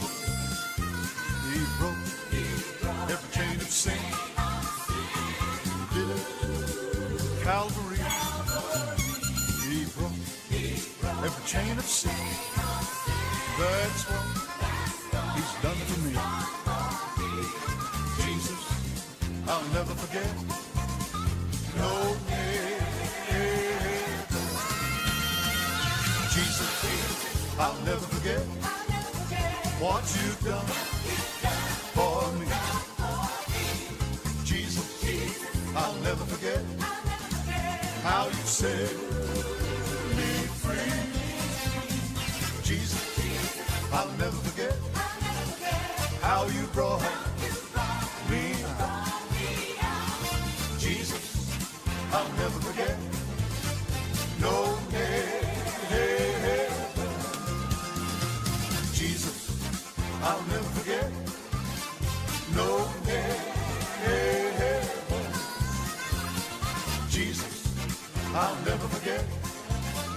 No,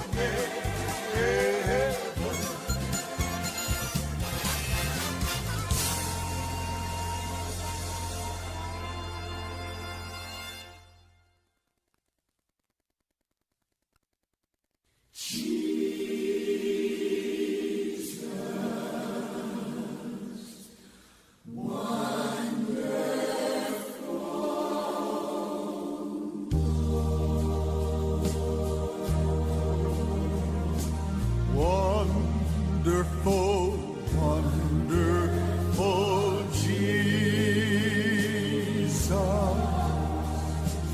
He is my friend, true to the end. He gave Himself to redeem me. Jesus, wonderful Lord, born among cattle in poverty sore, living in meekness by Galilee shore, dying in shame as the wicked once swore. Jesus, wonderful Lord, wonderful, wonderful Jesus. He is my friend,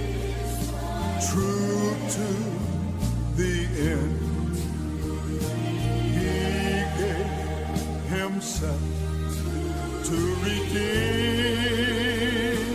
me. Jesus, wonderful Lord.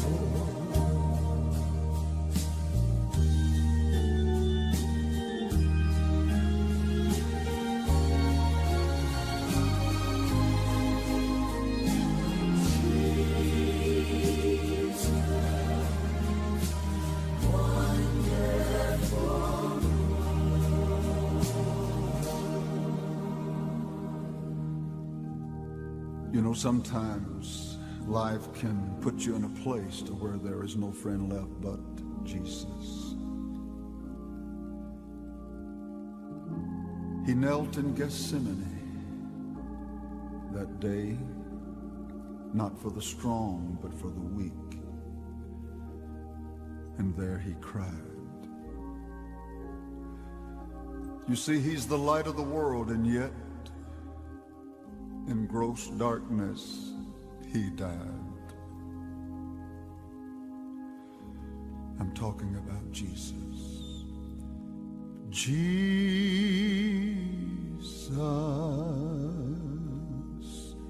wonderful Lord, wonderful, wonderful Jesus. He is my friend, true to the end. He gave himself to redeem me. Jesus, wonderful Lord. He gave himself to redeem me.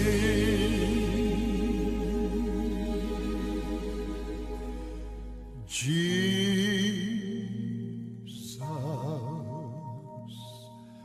wonderful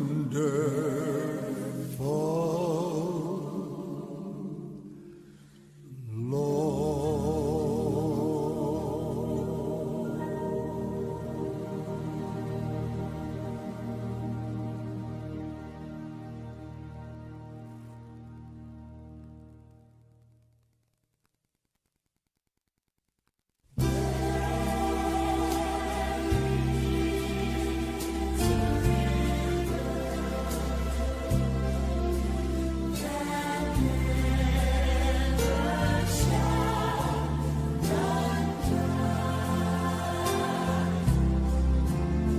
Oh, there came a sound from heaven as a rushing, oh, a mighty wind.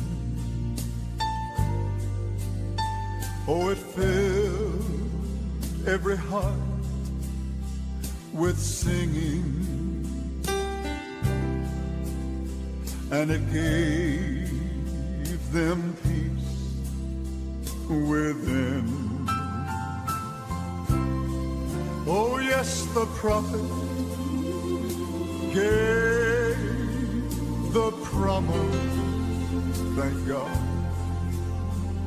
The Spirit shall descend, and from their innermost being a river with no end. There is a river, oh yes it is, that flows from deep within. There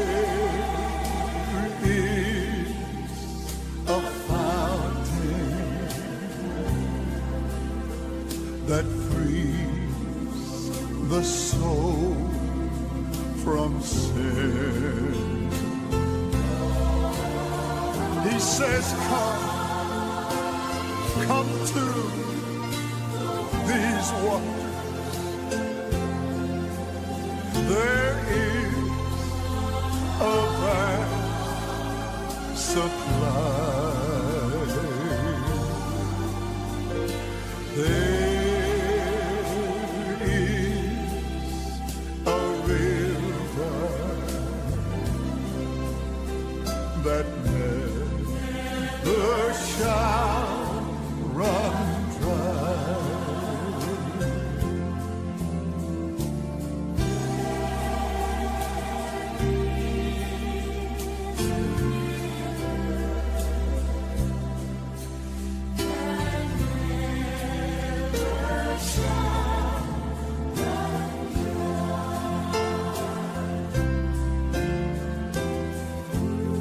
There was a thirsty woman who was drawing that day from the well. Her life was so ruined and so wasted.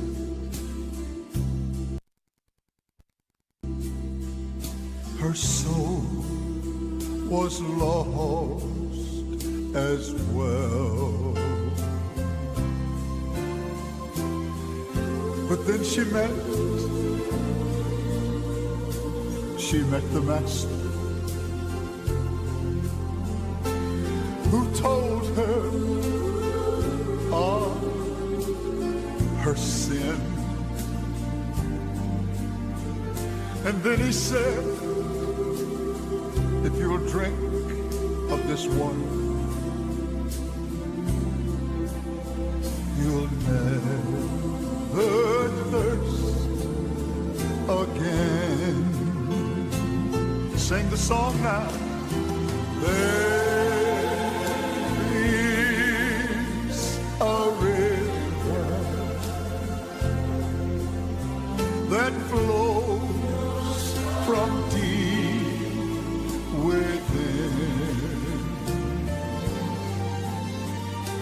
There is a fountain, thank God,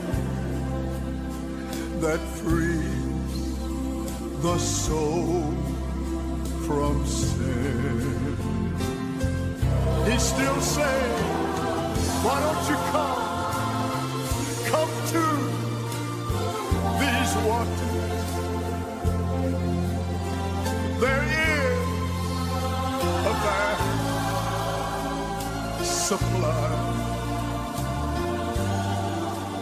Oh, there is a river that never shall run dry. There is a river that never shall run dry.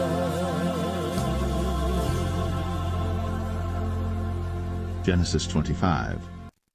Then again Abraham took a wife, and her name was Keturah, and she bare him Zimran, and Jokshan, and Medan, and Midian, and Ishbak, and Shua. And Jokshan begat Sheba and Dedan, and the sons of Dedan were Ashrim, and Letashim, and Leumim.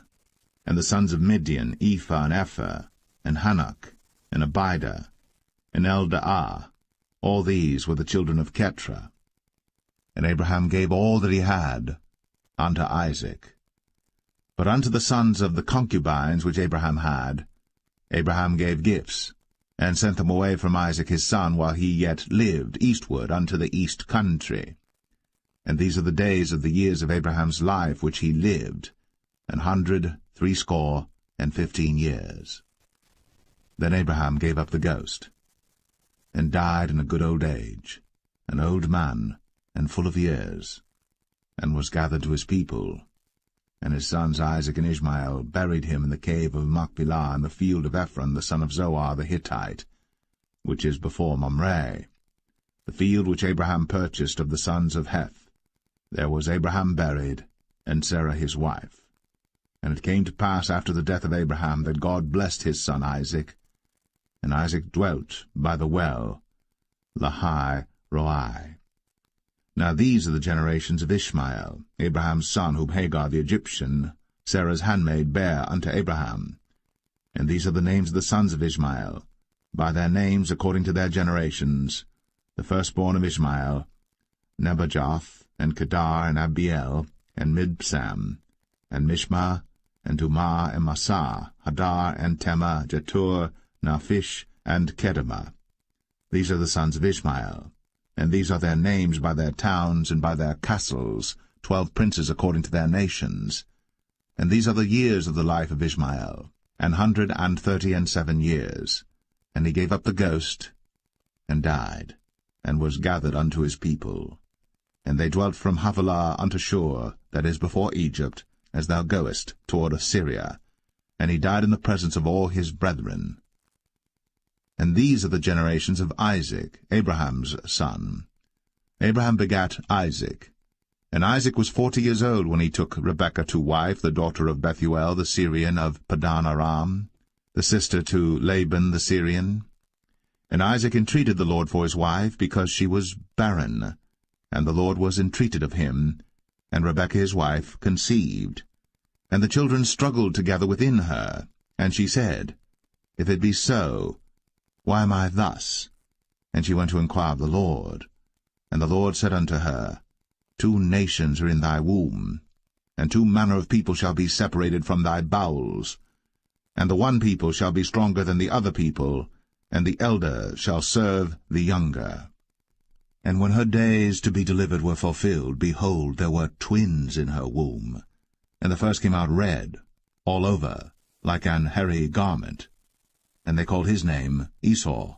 And after that came his brother out, and his hand took hold on Esau's heel, and his name was called Jacob. And Isaac was 80 years old when she bare them.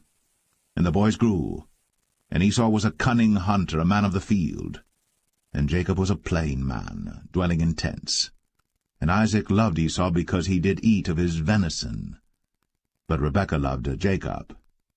And Jacob sawed pottage, and Esau came from the field, and he was faint. And Esau said to Jacob, Feed me, I pray thee, with that same red pottage, for I am faint. Therefore was his name called Edom. And Jacob said, Sell me this day thy birthright. And Esau said, Behold, I am at the point to die, and what profit shall this birthright do to me? And Jacob said, Swear to me this day. And he sware unto him, and he sold his birthright unto Jacob. Then Jacob gave Esau bread and pottage of lentils, and he did eat and drink, and rose up, and went his way. Thus Esau despised his birthright.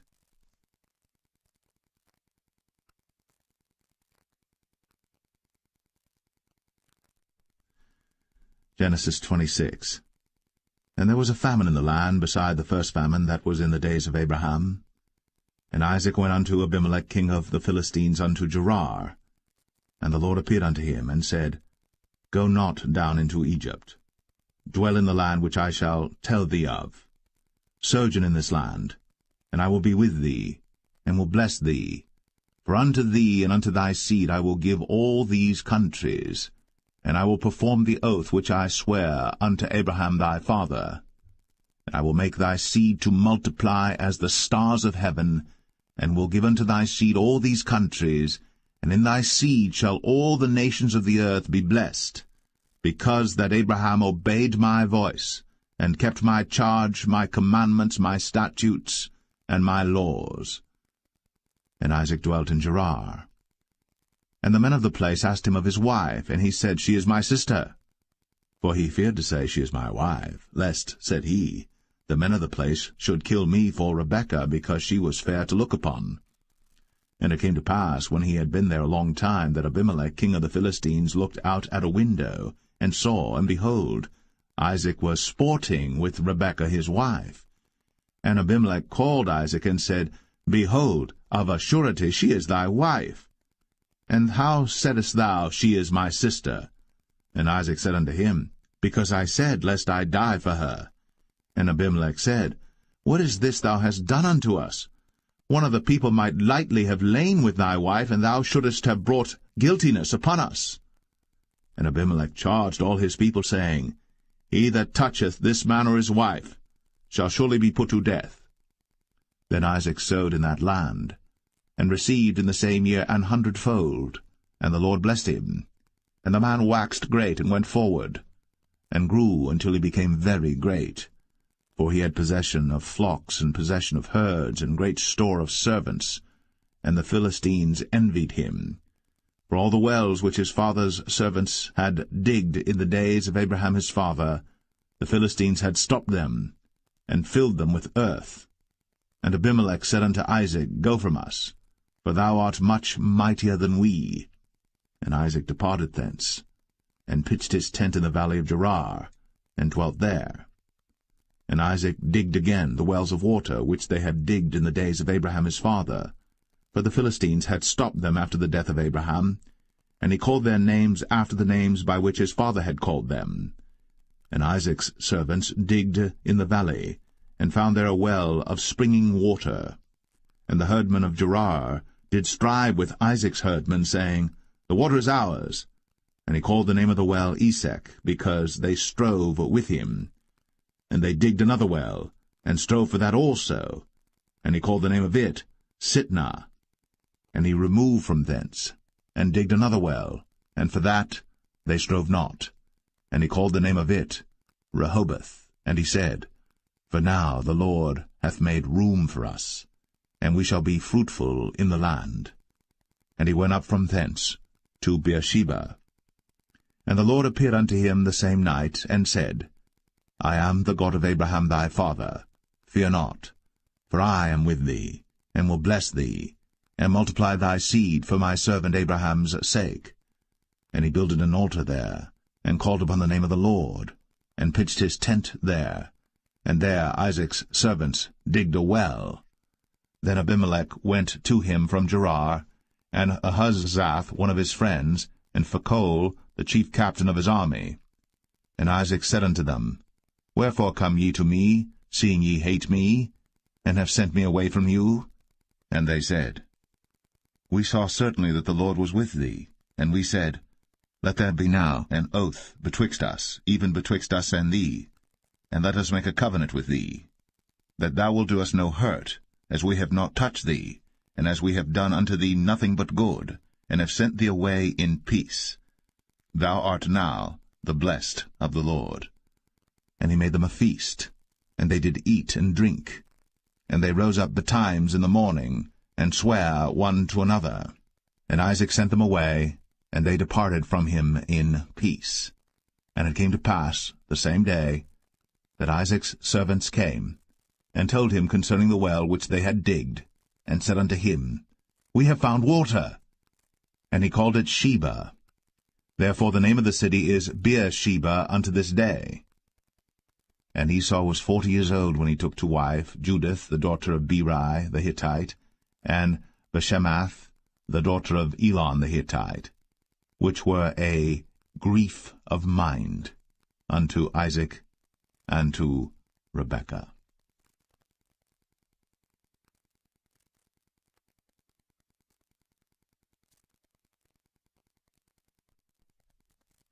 Genesis 27.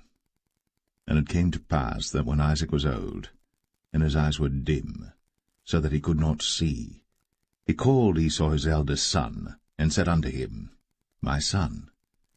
And he said unto him, Behold, here am I. And he said, Behold now, I am old, I know not the day of my death.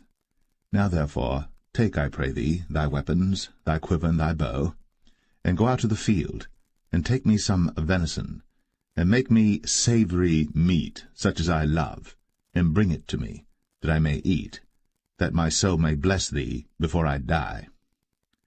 And Rebekah heard when Isaac spake to Esau his son. And Esau went to the field to hunt for venison, and to bring it. And Rebekah spake unto Jacob her son, saying, Behold, I heard thy father speak unto Esau thy brother, saying, Bring me venison, and make me savory meat, that I may eat, and bless thee before the Lord, before my death. Now therefore, my son, obey my voice according to that which I command thee. Go now to the flock, and fetch me from thence 2 good kids of the goats, and I will make them savory meat for thy father, such as he loveth. And thou shalt bring it to thy father, that he may eat, and that he may bless thee before his death. And Jacob said to Rebekah his mother, Behold, Esau my brother is a hairy man, and I am a smooth man. My father peradventure will feel me, and I shall seem to him as a deceiver, and I shall bring a curse upon me, and not a blessing. And his mother said unto him, Upon me be thy curse, my son, only obey my voice, and go fetch me them. And he went, and fetched, and brought them to his mother. And his mother made savory meat, such as his father loved. And Rebekah took goodly raiment of her eldest son Esau, which were with her in the house, and put them upon Jacob her younger son. And she put the skins of the kids of the goats upon his hands, and upon the smooth of his neck. And she gave the savory meat, and the bread, which she had prepared, into the hand of her son Jacob. And he came unto his father, and said, My father. And he said, Here am I. Who art thou, my son? And Jacob said unto his father, I am Esau thy firstborn. I have done according as thou badest me. Arise, I pray thee, sit and eat of my venison, that thy soul may bless me. And Isaac said unto his son, How is it that thou hast found it so quickly, my son? And he said, Because the Lord thy God brought it to me. And Isaac said unto Jacob, Come near, I pray thee, that I may feel thee, my son, whether thou be my very son Esau, or not. And Jacob went near unto Isaac his father, and he felt him, and said, The voice is Jacob's voice, but the hands are the hands of Esau. And he discerned him not, because his hands were hairy, as his brother Esau's hands. So he blessed him. And he said, Art thou my very son Esau? And he said, I am. And he said, Bring it near to me, and I will eat of my son's venison, that my soul may bless thee. And he brought it near to him, and he did eat. And he brought him wine, and he drank. And his father Isaac said unto him, Come near now, and kiss me, my son. And he came near, and kissed him. And he smelled the smell of his raiment, and blessed him, and said, See, the smell of my son is as the smell of a field which the Lord hath blessed. Therefore God give thee of the dew of heaven, and the fatness of the earth, and plenty of corn and wine. Let people serve thee, and nations bow down to thee. Be Lord over thy brethren, and let thy mother's sons bow down to thee. Cursed be every one that curseth thee, and blessed be he that blesseth thee. And it came to pass, as soon as Isaac had made an end of blessing Jacob, and Jacob was yet scarce gone out from the presence of Isaac his father, that Esau his brother came in from his hunting. And he also had made savory meat, and brought it unto his father, and said unto his father, Let my father arise, and eat of his son's venison, that thy soul may bless me. And Isaac his father said unto him, Who art thou? And he said, I am thy son, thy firstborn, Esau. And Isaac trembled very exceedingly, and said, Who? Where is he that hath taken venison, and brought it me? And I have eaten of all before thou camest, and have blessed him, yea, and he shall be blessed. And when Esau heard the words of his father, he cried with a great and exceeding bitter cry, and said unto his father, Bless me, even me also, O my father. And he said, Thy brother came with subtlety, and hath taken away thy blessing. And he said, is not he rightly named Jacob? For he hath supplanted me these 2 times. He took away my birthright, and behold, now he hath taken away my blessing. And he said, Hast thou not reserved a blessing for me? And Isaac answered and said unto Esau, Behold, I have made him thy lord, and all his brethren have I given to him for servants, and with corn and wine have I sustained him. And what shall I do now unto thee, my son? And Esau said unto his father, Hast thou but one blessing, my father? Bless me, even me also, O my father. And Esau lifted up his voice and wept. And Isaac his father answered and said unto him, Behold, thy dwelling shall be the fatness of the earth, and of the dew of heaven from above. And by thy sword shalt thou live, and shalt serve thy brother. And it shall come to pass that when thou shalt have the dominion, that thou shalt break his yoke from off thy neck. And Esau hated Jacob, because of the blessing wherewith his father blessed him. And Esau said in his heart, The days of mourning for my father are at hand.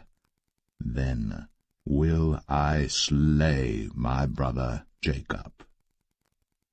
And these words of Esau her elder son were told to Rebekah, and she sent and called Jacob her younger son, and said unto him, Behold, thy brother Esau, as touching thee, doth comfort himself, purposing to kill thee. Now therefore, my son, obey my voice, and arise. Flee thou to Laban my brother, to Haran, and tarry with him a few days, until thy brother's fury turn away, until thy brother's anger turn away from thee, and he forget that which thou hast done to him. Then I will send and fetch thee from thence. Why should I be deprived also of you both in one day? And Rebekah said to Isaac, I am weary of my life because of the daughters of Heth. If Jacob take a wife of the daughters of Heth, such as these which are of the daughters of the land, what good shall my life do me?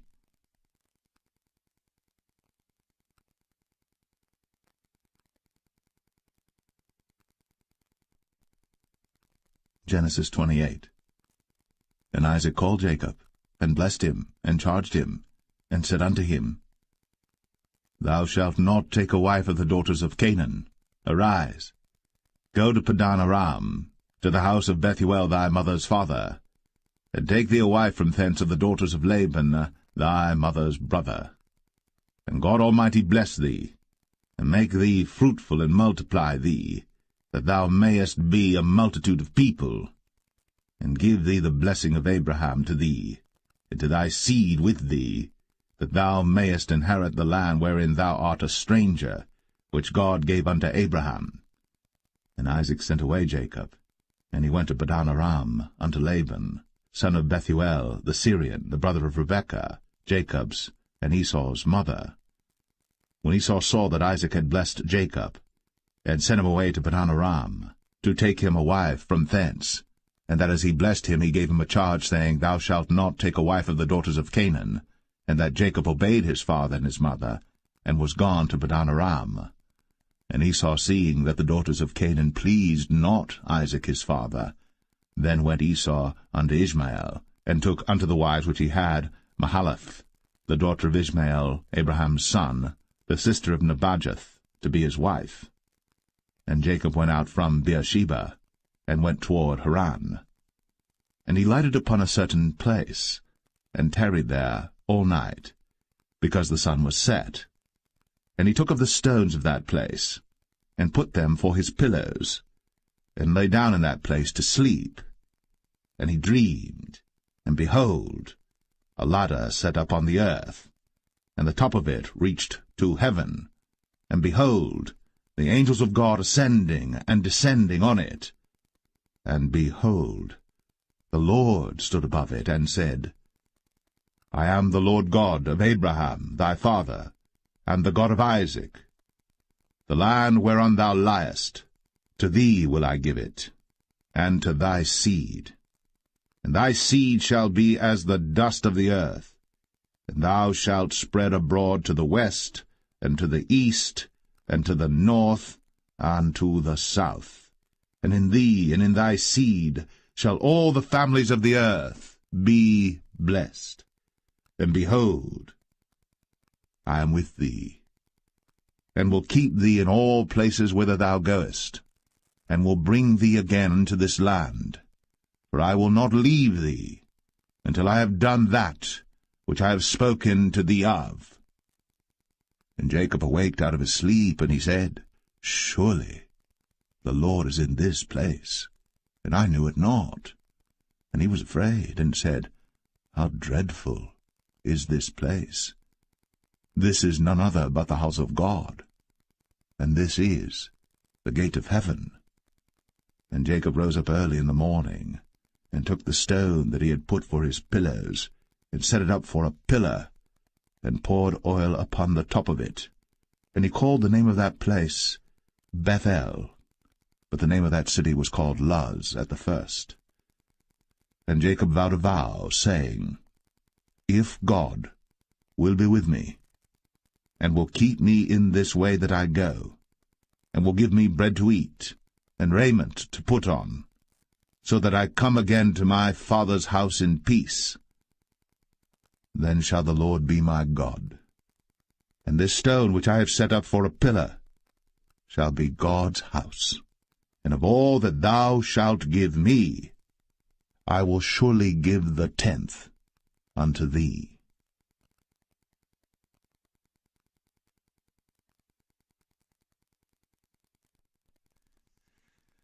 Genesis 29. Then Jacob went on his journey, and came into the land of the people of the east. And he looked, and behold, a well in the field, and lo, there were 3 flocks of sheep lying by it. For out of that well they watered the flocks, and a great stone was upon the well's mouth. And thither were all the flocks gathered. And they rolled the stone from the well's mouth, and watered the sheep, and put the stone again upon the well's mouth in his place. And Jacob said unto them, My brethren, whence be ye? And they said, Of Haran are we. And he said unto them, Know ye Laban the son of Nahor? And they said, We know him. And he said unto them, Is he well? And they said, He is well. And behold, Rachel his daughter cometh with the sheep. And he said, Lo, it is yet high day, neither is it time that the cattle should be gathered together. Water ye the sheep, and go and feed them. And they said, We cannot until all the flocks be gathered together, until they roll the stone from the well's mouth. Then we water the sheep. And while he yet spake with them, Rachel came with her father's sheep, for she kept them.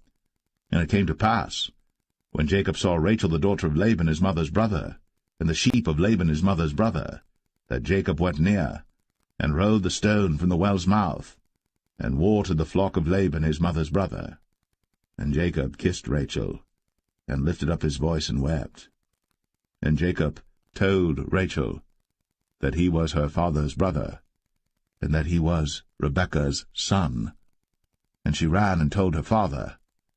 And it came to pass, when Laban heard the tidings of Jacob his sister's son, that he ran to meet him, and embraced him, and kissed him, and brought him to his house.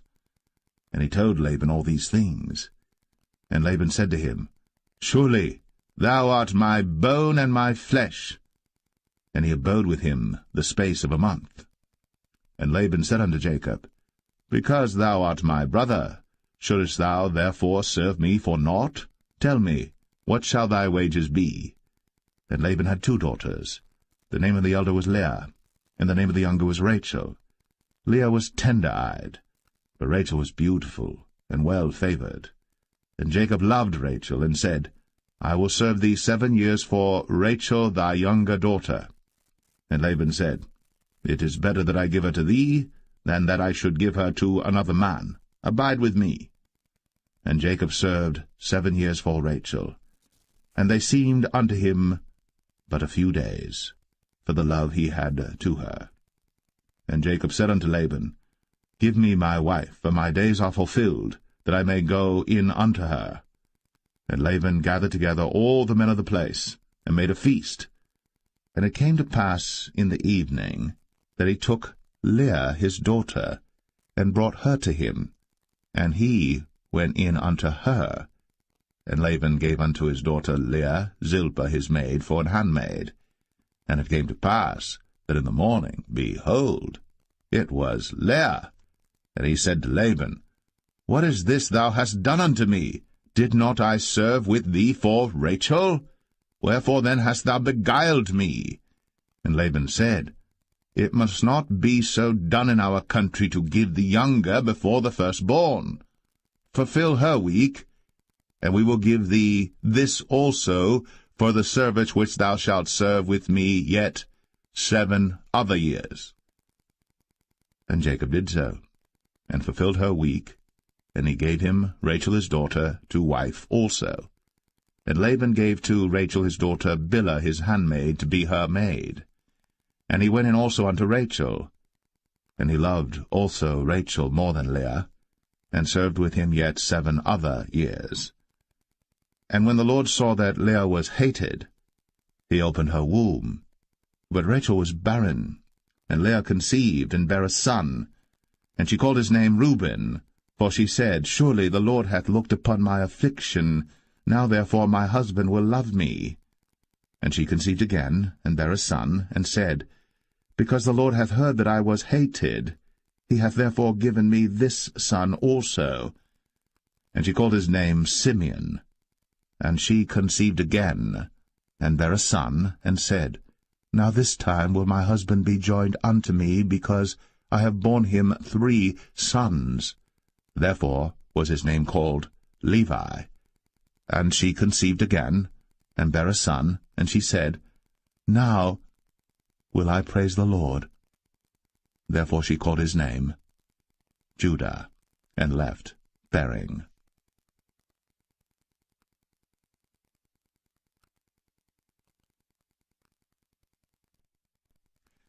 Genesis 30. And when Rachel saw that she bare Jacob no children, Rachel envied her sister, and said unto Jacob, Give me children, or else I die.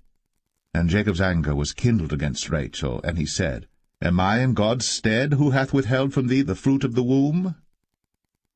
And she said, Behold my maid Bilhah, go in unto her, and she shall bear upon my knees, that I may also have children by her. And she gave him Bilhah her handmaid to wife, and Jacob went in unto her. And Bilhah conceived, and bare Jacob a son. And Rachel said, God hath judged me, and hath also heard my voice, and hath given me a son. Therefore called she his name Dan. And Bilhah Rachel's maid conceived again, and bare Jacob a second son. And Rachel said, With great wrestlings have I wrestled with my sister, and I have prevailed. And she called his name Naphtali. When Leah saw that she had left bearing, she took Zilpah her maid, and gave her Jacob to wife. And Zilpah Leah's maid bare Jacob a son. And Leah said, A troop cometh. And she called his name Gad. And Zilpah Leah's maid bare Jacob a second son. And Leah said, Happy am I, for the daughters will call me blessed. And she called his name Asher. And Reuben went in the days of wheat harvest, and found mandrakes in the field, and brought them unto his mother Leah. Then Rachel said to Leah, Give me, I pray thee, of thy son's mandrakes. And she said unto her, Is it a small matter that thou hast taken my husband? And wouldst thou take away my son's mandrakes also? And Rachel said, Therefore he shall lie with thee tonight, for thy son's mandrakes. And Jacob came out of the field in the evening, and Leah went out to meet him, and said, Thou must come in unto me, for surely I have hired thee with my son's mandrakes. And he lay with her that night. And God hearkened unto Leah, and she conceived, and bare Jacob the 5th son. And Leah said, God hath given me my hire, because I have given my maiden to my husband. And she called his name Issachar. And Leah conceived again, and bare Jacob the 6th son. And Leah said, God hath endued me with a good dowry. Now will my husband dwell with me, because I have borne him 6 sons. And she called his name Zebulun. And afterwards she bare a daughter, and called her name Dinah. And God remembered Rachel, and God hearkened to her, and opened her womb. And she conceived, and bare a son, and said, God hath taken away my reproach. And she called his name Joseph, and said, The Lord shall add to me another son. And it came to pass, when Rachel had borne Joseph, that Jacob said unto Laban, Send me away, that I may go unto mine own place, and to my country. Give me my wives and my children, for whom I have served thee, and let me go, for thou knowest my service which I have done thee. And Laban said unto him, I pray thee, if I have found favour in thine eyes, tarry, for I have learned by experience that the Lord hath blessed me for thy sake. And he said, Appoint me thy wages, and I will give it. And he said unto him, Thou knowest how I have served thee, and how thy cattle was with me. For it was little which thou hadst before I came, and it is now increased unto a multitude. And the Lord hath blessed thee since my coming. And now, when shall I provide for mine own house also? And he said, What shall I give thee? And Jacob said, Thou shalt not give me anything. If thou wilt do this thing for me, I will again feed and keep thy flock. I will pass through all thy flock today, removing from thence all the speckled and spotted cattle, and all the brown cattle among the sheep, and the spotted and speckled among the goats, and of such shall be my hire. So shall my righteousness answer for me in time to come, when it shall come for my hire before thy face, every one that is not speckled and spotted among the goats, and brown among the sheep, that shall be counted stolen with me. And Laban said, Behold, I would it might be according to thy word. And he removed that day the he-goats that were ring-straked and spotted, and all the she-goats that were speckled and spotted, and every one that had some white in it, and all the brown among the sheep, and gave them into the hand of his sons. And he set 3 days' journey betwixt himself and Jacob fed the rest of Laban's flocks. And Jacob took him rods of green poplar, and of the hazel and chestnut tree, and pilled white strakes in them, and made the white appear which was in the rods. And he set the rods which he had pilled before the flocks in the gutters, in the watering troughs, when the flocks came to drink, that they should conceive when they came to drink. And the flocks conceived before the rods, and brought forth cattle ring-straked, speckled, and spotted. And Jacob did separate the lambs, and set the faces of the flocks toward the ring-straked, and all the brown in the flock of Laban. And he put his own flocks by themselves, and put them not unto Laban's cattle. And it came to pass, whensoever the stronger cattle did conceive, that Jacob laid the rods before the eyes of the cattle in the gutters, that they might conceive among the rods. But when the cattle were feeble, he put them not in. So the feebler were Laban's, and the stronger Jacob's. And the man increased exceedingly, and had much cattle, and maidservants, and menservants, and camels, and asses.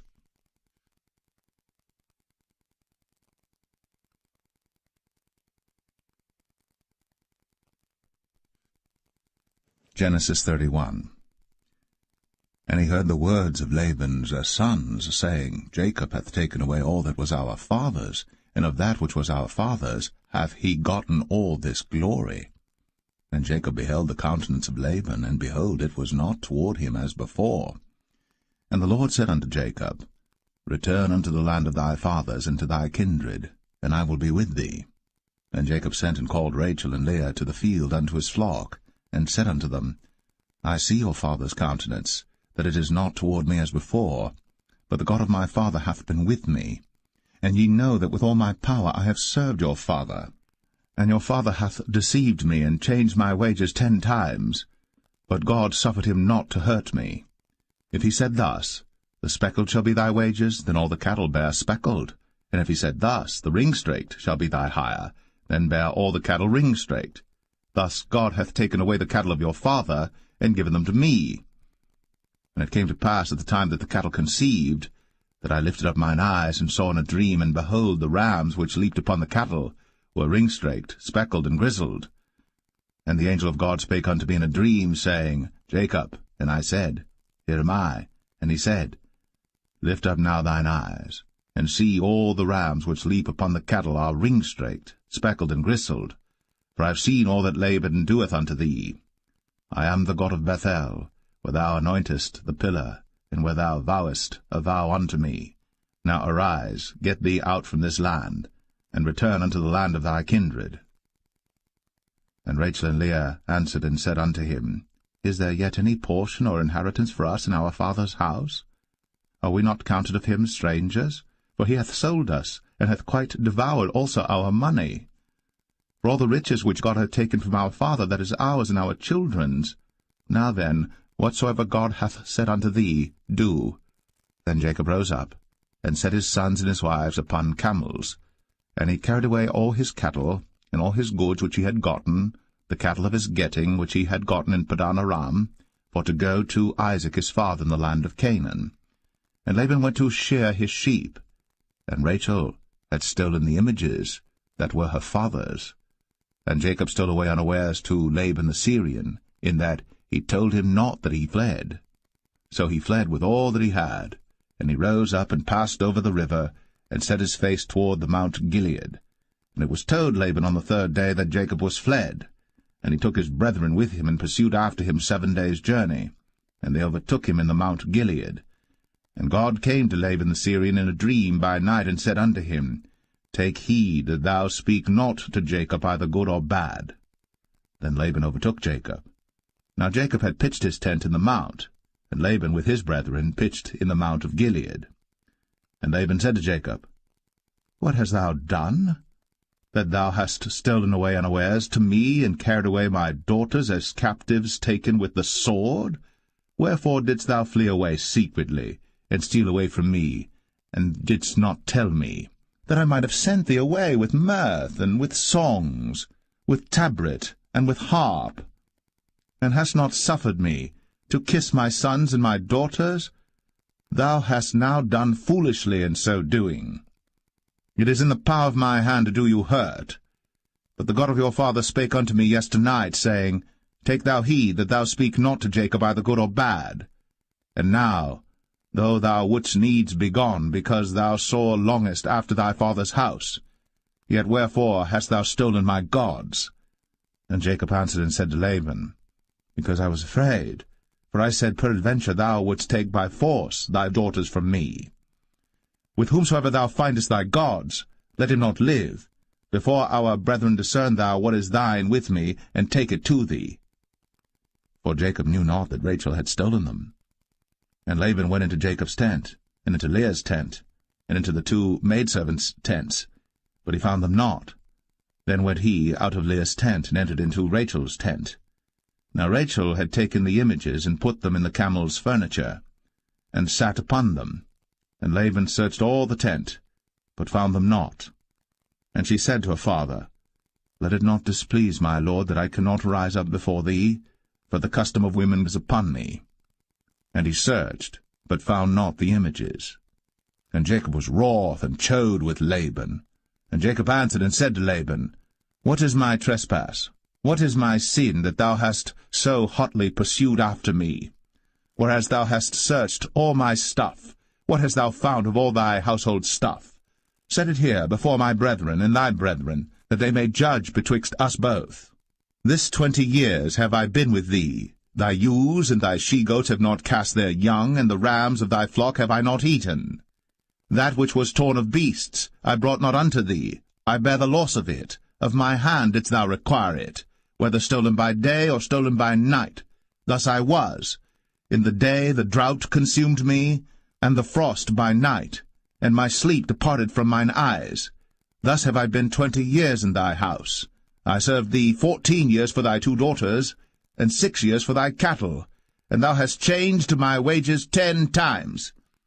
Except the God of my father, the God of Abraham, and the fear of Isaac had been with me, surely thou hadst sent me away now empty. God hath seen my affliction, and the labor of my hands, and rebuked thee yesternight. And Laban answered and said unto Jacob, These daughters are my daughters, and these children are my children, and these cattle are my cattle, and all that thou seest is mine. And what can I do this day unto these my daughters, or unto their children which they have borne? Now therefore come thou, let us make a covenant, I and thou, and let it be for a witness between me and thee. And Jacob took a stone, and set it up for a pillar. And Jacob said unto his brethren, Gather stones. And they took stones, and made an heap, and they did eat thereupon the heap. And Laban called it Jegar-sahadathah, but Jacob called it Galeed. And Laban said, This heap is a witness between me and thee this day. Therefore was the name of it called Galeed. And Mizpah, for he said, The Lord watch between me and thee, when we are absent one from another. If thou shalt afflict my daughters, or if thou shalt take other wives beside my daughters, no man is with us. See, God is witness betwixt me and thee. And Laban said to Jacob, Behold this heap, and behold this pillar, which I have cast betwixt me and thee. This heap be witness, and this pillar be witness, that I will not pass over this heap to thee, and that thou shalt not pass over this heap and this pillar unto me for harm. The God of Abraham and the God of Nahor, the God of their father, judge betwixt us. And Jacob sware by the fear of his father Isaac. Then Jacob offered sacrifice upon the mount, and called his brethren to eat bread. And they did eat bread, and tarried all night in the mount. And early in the morning Laban rose up, and kissed his sons and his daughters, and blessed them. And Laban departed, and returned unto his place.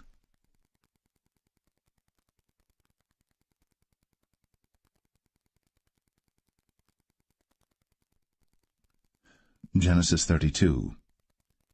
And Jacob went on his way, and the angels of God met him.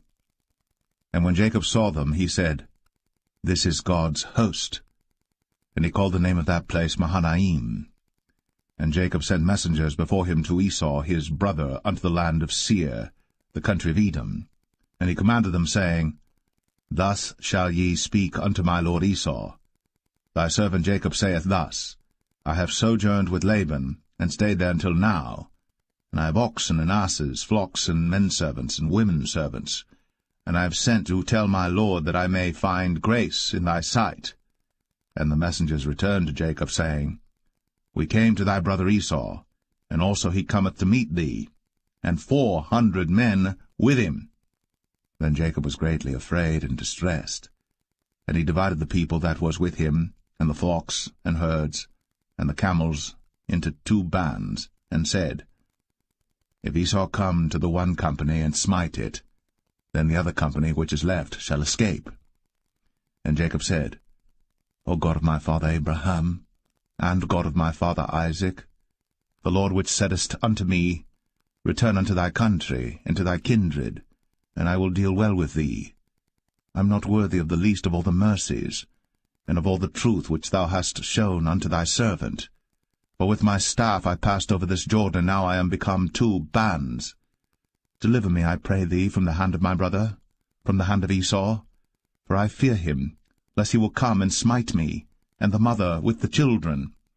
And thou saidest, I will surely do thee good, and make thy seed as the sand of the sea, which cannot be numbered for multitude. And he lodged there that same night, and took of that which came to his hand a present for Esau his brother, 200 she-goats, and 20 he-goats, 200 ewes, and 20 rams, 30 milch camels with their coats, 40 kine, and 10 bulls, 20 she-asses, and 10 foals.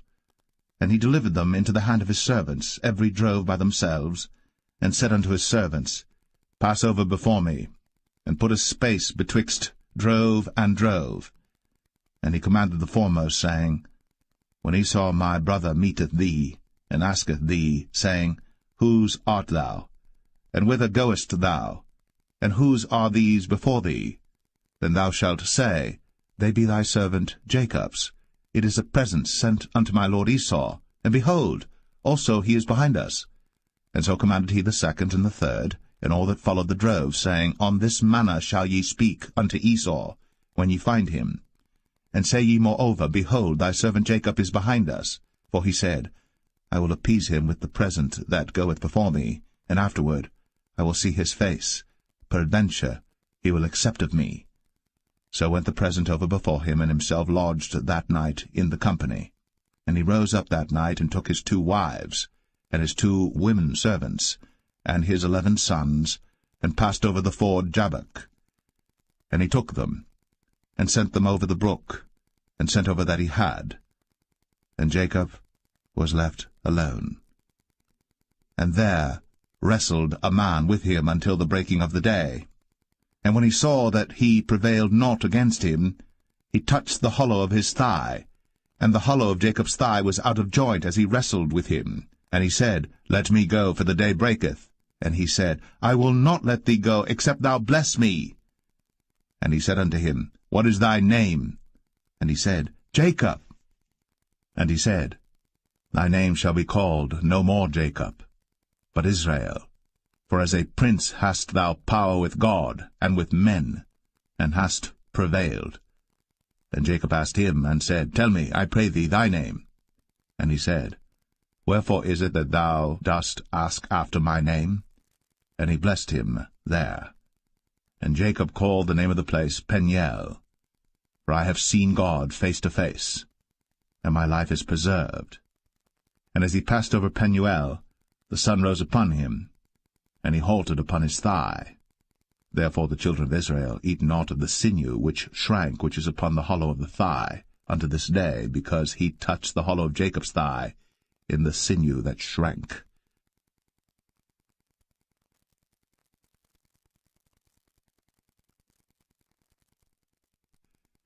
Genesis 33. And Jacob lifted up his eyes, and looked, and behold, Esau came, and with him 400 men.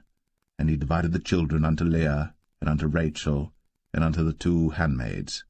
And he put the handmaids and their children foremost, and Leah and her children after, and Rachel and Joseph hindermost. And he passed over before them, and bowed himself to the ground 7 times, until he came near to his brother. And Esau ran to meet him, and embraced him, and fell on his neck, and kissed him, and they wept. And he lifted up his eyes, and saw the women and the children, and said, Who are those with thee? And he said, The children which God hath graciously given thy servant. Then the handmaidens came near, they and their children, and they bowed themselves. And Leah also with her children came near, and bowed themselves. And after came Joseph near, and Rachel, and they bowed themselves. And he said, What meanest thou by all this drove which I met? And he said, These are to find grace in the sight of my Lord. And Esau said, I have enough, my brother, keep that thou hast unto thyself. And Jacob said, Nay, I pray thee, if now I have found grace in thy sight, then receive my present at my hand, for therefore I have seen thy face as though I had seen the face of God, and thou wast pleased with me. Take, I pray thee, my blessing that is brought to thee, because God hath dealt graciously with me, and because I have enough. And he urged him, and he took it. And he said, Let us take our journey, and let us go, and I will go before thee. And he said unto him, My Lord knoweth that the children are tender, and the flocks and herds with young are with me. And if men should overdrive them one day, all the flock will die. Let my Lord, I pray thee, pass over before his servant, and I will lead on softly, according as the cattle that goeth before me, and the children be able to endure, until I come unto my Lord, unto Seir. And Esau said, Let me now leave with thee some of the folk that are with me. And he said, What needeth it? Let me find grace in the sight of my Lord. So Esau returned that day on his way unto Seir. And Jacob journeyed to Succoth, and built him an house, and made booths for his cattle. Therefore the name of the place is called Succoth. And Jacob came to Shalem, a city of Shechem, which is in the land of Canaan, when he came from Padan Aram, and pitched his tent before the city. And he bought a parcel of a field, where he had spread his tent, at the hand of the children of Hamor, Shechem's father, for 100 pieces of money. and he erected there an altar, and called it El Elohe Israel.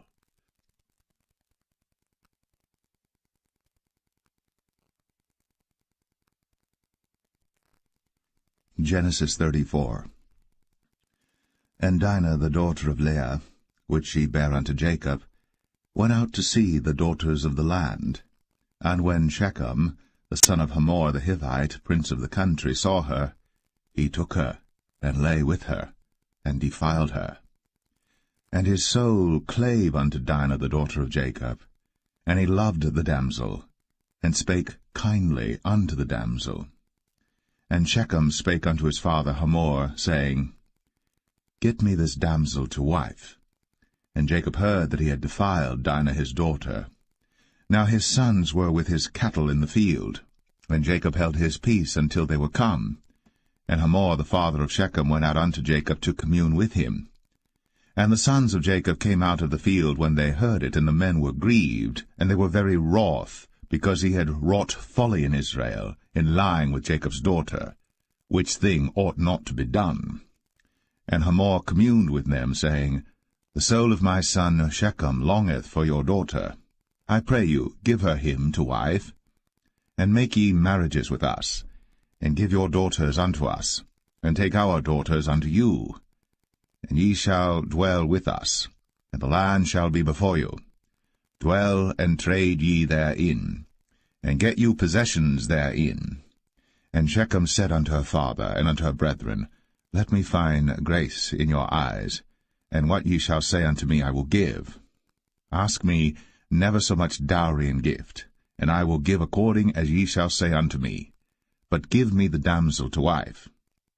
And the sons of Jacob answered Shechem and Hamor his father deceitfully, and said, because he had defiled Dinah their sister, and they said unto them, We cannot do this thing to give our sister to one that is uncircumcised, for that were a reproach unto us. But in this will we consent unto you. If ye will be as we be, that every male of you be circumcised, then will we give our daughters unto you, and we will take your daughters to us, and we will dwell with you, and we will become one people. But if ye will not hearken unto us to be circumcised, then we will take our daughter, and we will be gone. And their words pleased Hamor and Shechem Hamor's son. And the young man deferred not to do the thing, because he had delight in Jacob's daughter, and he was more honorable than all the house of his father. And Hamor and Shechem his son came unto the gate of their city, and communed with the men of their city, saying, These men are peaceable with us. Therefore let them dwell in the land, and trade therein. For the land, behold, it is large enough for them. Let us take their daughters to us for wives, and let us give them our daughters. Only herein will the men consent unto us, for to dwell with us, to be one people, if every male among us be circumcised, as they are circumcised. Shall not their cattle and their substance and every beast of theirs be ours? Only let us consent unto them, and they will dwell with us. And unto Hamor and unto Shechem his son hearken all that went out of the gate of his city, and every male was circumcised, all that went out of the gate of his city. And it came to pass on the third day, when they were sore, that two of the sons of Jacob, Simeon and Levi, Dinah's brethren, took each man his sword, and came upon the city boldly, and slew all the males. And they slew Hamor and Shechem his son with the edge of the sword, and took Dinah out of Shechem's house, and went out. The sons of Jacob came upon the slain, and spoiled the city, because they had defiled their sister. They took their sheep and their oxen, and their asses, and that which was in the city, and that which was in the field, and all their wealth, and all their little ones, and their wives took they captive, and spoiled even all that was in the house. And Jacob said to Simeon and Levi, Ye have troubled me to make me to stink among the inhabitants of the land, among the Canaanites and the Perizzites. And I, being few in number, they shall gather themselves together against me, and slay me, and I shall be destroyed, I and my house.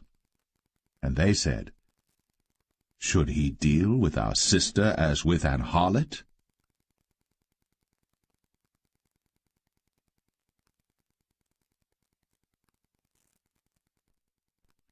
Genesis 35. And God said unto Jacob, Arise, go up to Bethel, and dwell there, and make there an altar unto God, that appeared unto thee when thou fleddest from the face of Esau thy brother. Then Jacob said unto his household and to all that were with him, Put away the strange gods that are among you, and be clean, and change your garments, and let us arise, and go up to Bethel. And I will make there an altar unto God, who answered me in the day of my distress, and was with me in the way which I went. And they gave unto Jacob all the strange gods which were in their hand, and all their earrings which were in their ears. And Jacob hid them under the oak which was by Shechem. And they journeyed, and the terror of God was upon the cities that were round about them, and they did not pursue after the sons of Jacob. So Jacob came to Luz, which is in the land of Canaan, that is Bethel, he and all the people that were with him. And he built there an altar, and called the place El Bethel, because there God appeared unto him, when he fled from the face of his brother. But Deborah, Rebekah's nurse, died, and she was buried beneath Bethel, under an oak. And the name of it was called Elon Bar-Koth. And God appeared unto Jacob again when he came out of Padan Aram, and blessed him. And God said unto him, Thy name is Jacob. Thy name shall not be called any more Jacob, but Israel shall be thy name. And he called his name Israel. And God said unto him, I am God Almighty. Be fruitful and multiply. A nation and a company of nations shall be of thee, and kings shall come out of thy loins. And the land which I gave Abraham and Isaac, to thee I will give it, and to thy seed after thee will I give the land. And God went up from him in the place where he talked with him. And Jacob set up a pillar in the place where he talked with him, even a pillar of stone. And he poured a drink offering thereon, and he poured oil thereon. And Jacob called the name of the place where God spake with him, Bethel. And they journeyed from Bethel. And there was but a little way to come to Ephrath. And Rachel travailed, and she had hard labor. And it came to pass, when she was in hard labor, that the midwife said unto her, Fear not, thou shalt have this son also. And it came to pass, as her soul was in departing, for she died, that she called his name Ben-Oni, but his father called him Benjamin. And Rachel died, and was buried, in the way to Ephrath, which is Bethlehem. And Jacob set a pillar upon her grave, that is, the pillar of Rachel's grave, unto this day. And Israel journeyed, and spread his tent beyond the tower of Adar.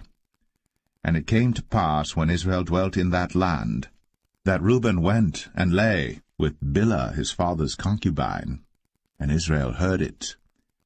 Now the sons of Jacob were 12, the sons of Leah, Reuben, Jacob's firstborn, and Simeon, and Levi, and Judah, and Issachar, and Zebulun. The sons of Rachel, Joseph and Benjamin. And the sons of Bilhah, Rachel's handmaid, Dan and Naphtali. And the sons of Zilpah, Leah's handmaid, Gad and Asher. These are the sons of Jacob, which were born to him in Padan Aram. And Jacob came unto Isaac his father unto Mamre, unto the city of Arba, which is Hebron, where Abraham and Isaac sojourned. And the days of Isaac were 180 years. And Isaac gave up the ghost, and died, and was gathered unto his people, being old and full of days. And his sons Esau and Jacob buried him.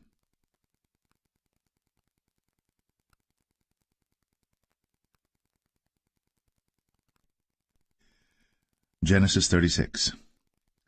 Now these are the generations of Esau, who is Edom.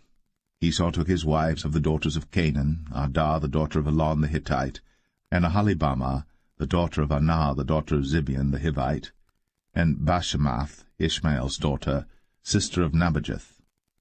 And Adah bare to Esau Eliphaz, and Bashemath bare Ruel. And Aholibamah bare Jeush, and Jalam, and Korah. These are the sons of Esau, which were born unto him in the land of Canaan. And Esau took his wives, and his sons, and his daughters, and all the persons of his house, and his cattle, and all his beasts, and all his substance, which he had got in the land of Canaan, and went into the country from the face of his brother Jacob. For their riches were more than that they might dwell together, and the land wherein they were strangers could not bear them because of their cattle. Thus dwelt Esau in Mount Seir. Esau is Edom. And these are the generations of Esau, the father of the Edomites, in Mount Seir. These are the names of Esau's sons: Eliphaz the son of Adah, the wife of Esau; Reuel the son of Bashemath, the wife of Esau. And the sons of Eliphaz were Teman, Omar, Zepho, and Gatam, and Kenaz. And Timnah was concubine to Eliphaz, Esau's son, and she bare to Eliphaz Amalek. These were the sons of Adah, Esau's wife. And these are the sons of Reuel, Nahath, and Zerah, Shammah, and Mizah. These were the sons of Bashemath, Esau's wife. And these were the sons of Aholibamah, the daughter of Anah, the daughter of Zibeon, Esau's wife. And she bare to Esau Jeush, and Jalam, and Korah. These were dukes of the sons of Esau. The sons of Eliphaz, the firstborn son of Esau: Duke Teman, Duke Omar, Duke Zepho, Duke Kenaz, Duke Korah, Duke Gatam, and Duke Amalek. These are the dukes that came of Eliphaz in the land of Edom. These were the sons of Adah. And these are the sons of Reuel, Esau's son: Duke Nahath, Duke Zerah, Duke Shammah, Duke Mizah. These are the dukes that came of Reuel in the land of Edom. These are the sons of Bashemath, Esau's wife. And these are the sons of Aholibamah, Esau's wife: Duke Jeush, Duke Jalam, Duke Korah. These were the dukes that came of Aholibamah, the daughter of Anah, Esau's wife. These are the sons of Esau, who is Edom, and these are their dukes. These are the sons of Seir the Horite, who inhabited the land: Lotan, and Shobal, and Zibeon, and Anah, and Dishon, and Ezer, and Dishan. These are the dukes of the Horites, the children of Seir in the land of Edom. And the children of Lotan were Hori and Hemam, and Lotan's sister was Timnah. And the children of Shobal were these: Alvan, and Manahath, and Ebal, Shepho, and Onam. And these are the children of Zibeon, both Ajah and Anah. This was that Anah that found the mules in the wilderness, as he fed the asses of Zibeon his father. And the children of Anah were these: Dishon, and Aholibamah, the daughter of Anah. And these are the children of Dishon: Hemdan, and Eshban, and Ithran, and Cheran. The children of Ezer are these: Bilhan, and Zavan, and Akan. The children of Dishan are these: Uz, and Aran. These are the dukes that came of the Horites: Duke Lotan, Duke Shobal, Duke Zibeon, Duke Anah, Duke Dishon, Duke Ezer, Duke Dishan. These are the dukes that came of Hori among their dukes in the land of Seir. And these are the kings that reigned in the land of Edom, before there reigned any king over the children of Israel. And Bela the son of Beor reigned in Edom, and the name of his city was Dinhabah. And Bela died, and Jobab the son of Zerah of Bozrah reigned in his stead. And Jobab died, and Husham of the land of Temanai reigned in his stead. And Husham died, and Hadad the son of Bedad, who smote Midian in the field of Moab, reigned in his stead. And the name of his city was Avith. And Hadad died, and Samlah of Masrekah reigned in his stead. And Samlah died, and Saul of Rehoboth by the river reigned in his stead. And Saul died, and Baal-Hanan the son of Achbor reigned in his stead. And Baal-Hanan the son of Achbor died, and Hadar reigned in his stead. And the name of his city was Pau, and his wife's name was Mehetabel, and the daughter of Matred, the daughter of Mezahab. And these are the names of the dukes that came of Esau, according to their families after their places by their names: Duke Timnah, Duke Alva, Duke Jetheth, Duke Aholibamah, Duke Elah, Duke Pinon, Duke Kenaz, Duke Taman, Duke Mibsar, Duke Magdiel, Duke Aram. These be the dukes of Edom, according to their habitations in the land of their possession. He is Esau, the father of the Edomites.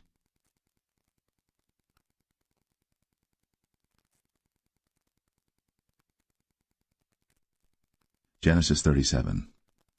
And Jacob dwelt in the land wherein his father was a stranger, in the land of Canaan. These are the generations of Jacob. Joseph, being 17 years old, was feeding the flock with his brethren, and the lad was with the sons of Bilhah, and with the sons of Zilpah, his father's wives. And Joseph brought unto his father their evil report. Now Israel loved Joseph more than all his children, because he was the son of his old age. And he made him a coat of many colors. And when his brethren saw that their father loved him more than all his brethren, they hated him, and could not speak peaceably unto him. And Joseph dreamed a dream, and he told it his brethren, and they hated him yet the more. And he said unto them, Hear, I pray you, this dream which I have dreamed. For behold, we were binding sheaves in the field, and lo, my sheaf arose, and also stood upright, and behold, your sheaves stood round about, and made obeisance to my sheaf. And his brethren said to him, Shalt thou indeed reign over us? Or shalt thou indeed have dominion over us? And they hated him yet the more for his dreams, and for his words. And he dreamed yet another dream, and told it his brethren, and said, Behold, I have dreamed a dream more, and behold, the sun, and the moon, and the 11 stars made obeisance to me. And he told it to his father, and to his brethren, and his father rebuked him, and said unto him, What is this dream that thou hast dreamed? Shall I and thy mother, and thy brethren indeed come to bow down ourselves to thee to the earth? And his brethren envied him. But his father observed the saying. And his brethren went to feed their father's flock in Shechem. And Israel said unto Joseph, Do not thy brethren feed the flock in Shechem? Come, and I will send thee unto them. And he said to him, Here am I. And he said to him, Go, I pray thee, see whether it be well with thy brethren, and well with the flocks, and bring me word again. So he sent him out of the vale of Hebron, and he came to Shechem. And a certain man found him, and behold, he was wandering in the field. And the man asked him, saying, What seekest thou? And he said, I seek my brethren. Tell me, I pray thee, where they feed their flocks. And the man said, They are departed hence, for I heard them say, Let us go to Dothan. And Joseph went after his brethren, and found them in Dothan. And when they saw him afar off, even before he came near unto them, they conspired against him to slay him. And they said one to another, Behold, this dreamer cometh. Come now, therefore, and let us slay him, and cast him into some pit. And we will say, Some evil beast hath devoured him, and we shall see what will become of his dreams.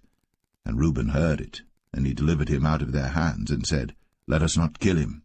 And Reuben said unto them, Shed no blood, but cast him into this pit that is in the wilderness, and lay no hand upon him, that he might rid him out of their hands, to deliver him to his father again. And it came to pass, when Joseph was come unto his brethren, that they stripped Joseph out of his coat of many colors that was on him, and they took him, and cast him into a pit. And the pit was empty, there was no water in it. And they sat down to eat bread. And they lifted up their eyes and looked, and behold, a company of Ishmaelites came from Gilead with their camels bearing spicery and balm and myrrh, going to carry it down to Egypt. And Judah said unto his brethren, What profit is it if we slay our brother, and conceal his blood? Come, and let us sell him to the Ishmaelites, and let not our hand be upon him, for he is our brother, and our flesh. And his brethren were content. Then there passed by Midianites, merchantmen, and they drew and lifted up Joseph out of the pit, and sold Joseph to the Ishmaelites for 20 pieces of silver, and they brought Joseph into Egypt. And Reuben returned unto the pit, and behold, Joseph was not in the pit. And he rent his clothes. And he returned unto his brethren, and said, The child is not, and I, whither shall I go? And they took Joseph's coat, and killed a kid of the goats, and dipped the coat in the blood. And they sent the coat of many colors, and they brought it to their father, and said, This have we found. Know now whether it be thy son's coat or no. And he knew it, and said, It is my son's coat. An evil beast hath devoured him. Joseph is without doubt rent in pieces. And Jacob rent his clothes, and put sackcloth upon his loins, and mourned for his son many days. And all his sons and all his daughters rose up to comfort him. But he refused to be comforted, and he said, For I will go down into the grave unto my son mourning. Thus his father wept for him. And the Midianites sold him into Egypt unto Potiphar, an officer of Pharaoh's, and captain of the guard.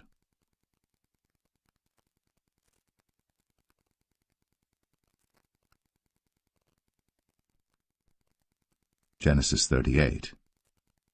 And it came to pass at that time that Judah went down from his brethren, and turned in to a certain Adulamite, whose name was Hira. And Judah saw there a daughter of a certain Canaanite, whose name was Shua. And he took her, and went in unto her. And she conceived, and bare a son. And he called his name Er. And she conceived again, and bare a son. And she called his name Onan. And she yet again conceived, and bare a son. And called his name Shelah. And he was at Chezib, when she bare him. And Judah took a wife for Er his firstborn, whose name was Tamar. And Er, Judah's firstborn, was wicked in the sight of the Lord, and the Lord slew him. And Judah said unto Onan, Go in unto thy brother's wife, and marry her, and raise up seed to thy brother. And Onan knew that the seed should not be his. And it came to pass, when he went in unto his brother's wife, that he spilled it on the ground, lest that he should give seed to his brother. And the thing which he did displeased the Lord, wherefore he slew him also. Then said Judah to Tamar his daughter-in-law, Remain a widow at thy father's house, till Shelah my son be grown. For he said, Lest peradventure he die also, as his brethren did. And Tamar went and dwelt in her father's house. And in process of time the daughter of Shua, Judah's wife, died. And Judah was comforted, and went up unto his sheep-shearers to Timnath, he and his friend Hira the Adulamite. And it was told Tamar, saying, Behold, thy father-in-law goeth up to Timnath to shear his sheep. And she put her widow's garments off from her, and covered her with a veil, and wrapped herself, and sat in an open place, which is by the way to Timnath. For she saw that Shelah was grown, and she was not given unto him to wife. When Judah saw her, he thought her to be an harlot, because she had covered her face. And he turned unto her by the way, and said, Go to, I pray thee, let me come in unto thee. For he knew not that she was his daughter-in-law. And she said, What wilt thou give me, that thou mayest come in unto me? And he said, I will send thee a kid from the flock. And she said, Wilt thou give me a pledge, till thou send it? And he said, What pledge shall I give thee? And she said, Thy signet, and thy bracelets, and thy staff that is in thine hand. And he gave it her, and came in unto her. And she conceived by him. And she arose and went away, and laid by her veil from her, and put on the garments of her widowhood. And Judah sent the kid by the hand of his friend the Adulamite, to receive his pledge from the woman's hand, but he found her not. Then he asked the men of that place, saying, Where is the harlot that was openly by the wayside? And they said, There was no harlot in this place. And he returned to Judah, and said, I cannot find her. And also the men of the place said that there was no harlot in this place. And Judah said, Let her take it to her, lest we be shamed. Behold, I sent this kid, and thou hast not found her. And it came to pass about 3 months after that it was told Judah, saying, Tamar, thy daughter-in-law, hath played the harlot, and also, behold, she is with child by whoredom. And Judah said, Bring her forth, and let her be burnt. When she was brought forth, she sent to her father-in-law, saying, By the man whose these are am I with child. And she said, Discern, I pray thee. Whose are these? The signet, and bracelets, and staff. And Judah acknowledged them, and said, She hath been more righteous than I, because that I gave her not to Shelah my son. And he knew her again no more. And it came to pass in the time of her travail, that, behold, twins were in her womb. And it came to pass, when she travailed, that the one put out his hand, And the midwife took and bound upon his hand a scarlet thread, saying, This came out first. And it came to pass, as he drew back his hand, that, behold, his brother came out. And she said, How hast thou broken forth? This breach be upon thee. Therefore his name was called Pharez. And afterward came out his brother, that had the scarlet thread upon his hand, and his name was called Zerah.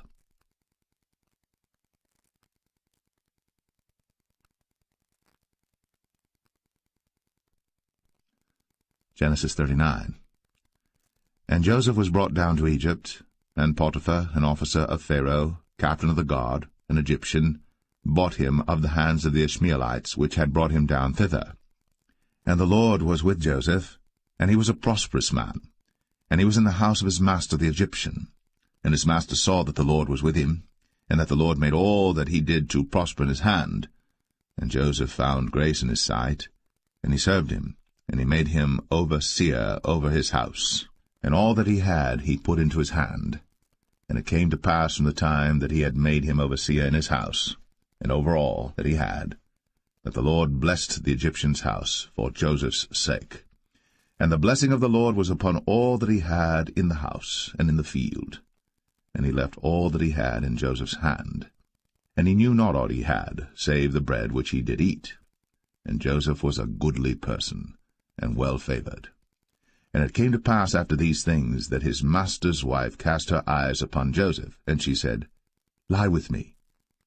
But he refused, and said unto his master's wife, Behold, my master wotteth not what is with me in the house, and he hath committed all that he hath to my hand. There is none greater in this house than I, neither hath he kept back anything from me but thee, because thou art his wife. How then can I do this great wickedness and sin against God? And it came to pass, as she spake to Joseph day by day, that he hearkened not unto her, to lie by her, or to be with her. And it came to pass about this time, that Joseph went into the house to do his business, and there was none of the men of the house there within. And she caught him by his garment, saying, Lie with me. And he left his garment in her hand, and fled, and got him out. And it came to pass, when she saw that he had left his garment in her hand, and was fled forth, that she called unto the men of her house, and spake unto them, saying, See, he hath brought in an Hebrew unto us to mock us. He came in unto me to lie with me, and I cried with a loud voice. And it came to pass, when he heard that I lifted up my voice and cried, that he left his garment with me, and fled, and got him out. And she laid up his garment by her, until his lord came home.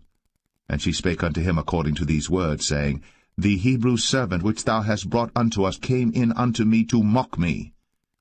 And it came to pass, as I lifted up my voice and cried, that he left his garment with me, and fled out. And it came to pass, when his master heard the words of his wife, which she spake unto him, saying, After this manner did thy servant to me, that his wrath was kindled. And Joseph's master took him, and put him into the prison, a place where the king's prisoners were bound. And he was there in the prison. But the Lord was with Joseph, and showed him mercy, and gave him favor in the sight of the keeper of the prison. And the keeper of the prison committed to Joseph's hand all the prisoners that were in the prison. And whatsoever they did there, he was the doer of it. The keeper of the prison looked not to anything that was under his hand, because the Lord was with him. And that which he did, the Lord made it to prosper.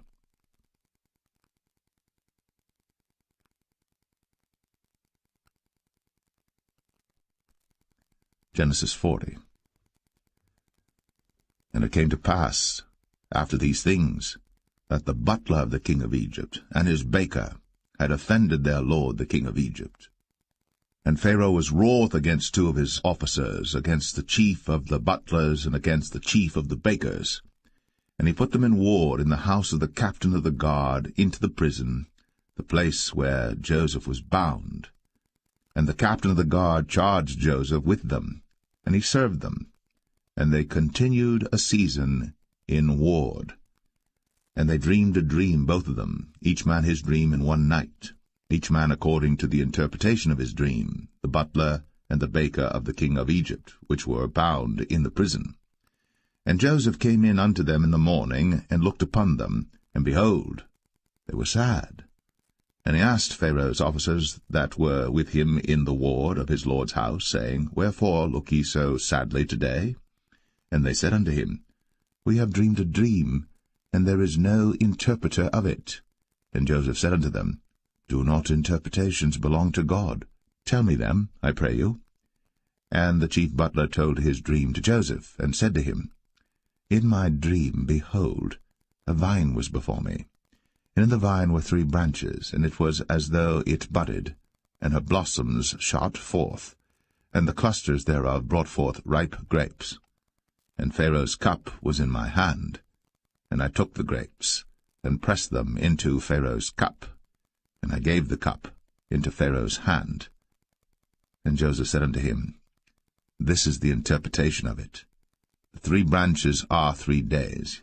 Yet within 3 days shall Pharaoh lift up thine head, and restore thee unto thy place, and thou shalt deliver Pharaoh's cup into his hand, after the former manner when thou wast his butler.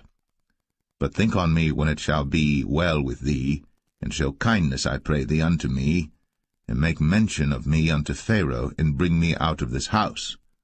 For indeed I was stolen away out of the land of the Hebrews, and here also have I done nothing that they should put me into the dungeon. When the chief baker saw that the interpretation was good, he said unto Joseph, I also was in my dream, and behold, I had 3 white baskets on my head, and in the uppermost basket there was of all manner of baked meats for Pharaoh, and the birds did eat them out of the basket upon my head. And Joseph answered and said, This is the interpretation thereof. The 3 baskets are 3 days. Yet within 3 days shall Pharaoh lift up thy head from off thee, and shall hang thee on a tree, and the birds shall eat thy flesh from off thee. And it came to pass, the 3rd day, which was Pharaoh's birthday, that he made a feast unto all his servants, and he lifted up the head of the chief butler and of the chief baker among his servants. And he restored the chief butler unto his butlership again, and he gave the cup into Pharaoh's hand. But he hanged the chief baker, as Joseph had interpreted to them. Yet did not the chief butler remember Joseph, but forgat him.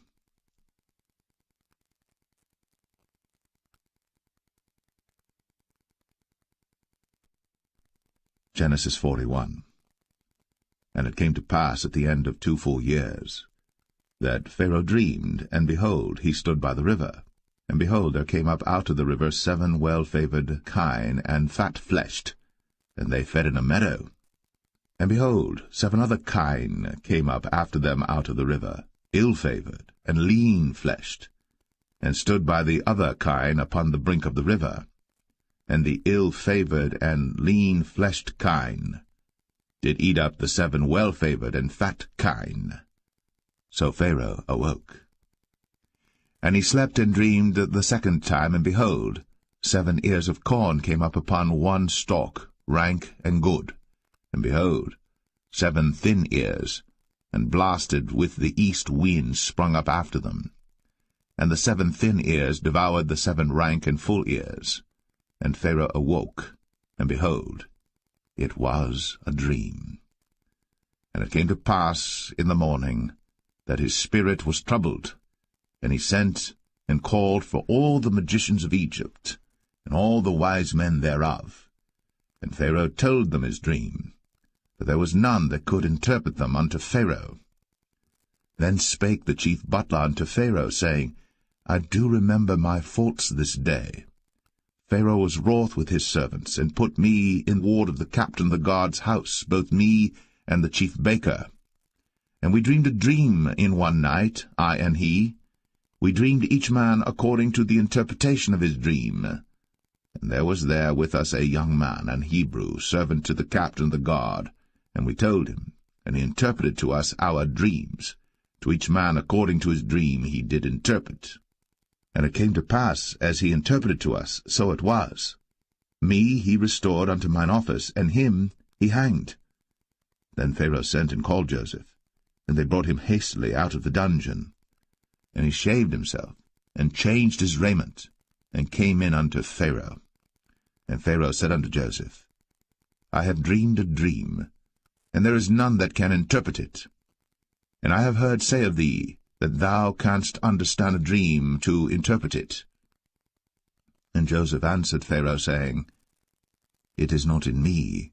God shall give Pharaoh an answer of peace. And Pharaoh said unto Joseph, In my dream, behold, I stood upon the bank of the river, and behold, there came up out of the river 7 kine, fat-fleshed, and well-favoured, and they fed in a meadow. And behold, 7 other kine came up after them, poor, and very ill-favoured, and lean-fleshed, such as I never saw in all the land of Egypt for badness. And the lean and the ill-favoured kine did eat up the first 7 fat kine. And when they had eaten them up, it could not be known that they had eaten them, but they were still ill-favoured, as at the beginning. So I awoke. And I saw in my dream, and behold, 7 ears came up in one stalk, full and good. And behold, 7 ears withered, thin, and blasted with the east wind, sprung up after them. And the thin ears devoured the 7 good ears. And I told this unto the magicians, but there was none that could declare it to me. And Joseph said unto Pharaoh, The dream of Pharaoh is one. God hath shown Pharaoh what he is about to do. The 7 good kine are 7 years, and the 7 good ears are 7 years. The dream is one. And the 7 thin and ill-favoured kine that came up after them are 7 years, and the 7 empty ears blasted with the east wind shall be 7 years of famine. This is the thing which I have spoken unto Pharaoh. What God is about to do, he showeth unto Pharaoh. Behold, there come 7 years of great plenty throughout all the land of Egypt, and there shall arise after them 7 years of famine, and all the plenty shall be forgotten in the land of Egypt, and the famine shall consume the land, and the plenty shall not be known in the land by reason of that famine following, for it shall be very grievous. And for that the dream was doubled unto Pharaoh twice. It is because the thing is established by God, and God will shortly bring it to pass. Now therefore let Pharaoh look out a man discreet and wise, and set him over the land of Egypt. Let Pharaoh do this, and let him appoint officers over the land, and take up the 5th part of the land of Egypt in the 7 plenteous years, and let them gather all the food of those good years that come, and lay up corn under the hand of Pharaoh, and let them keep food in the cities.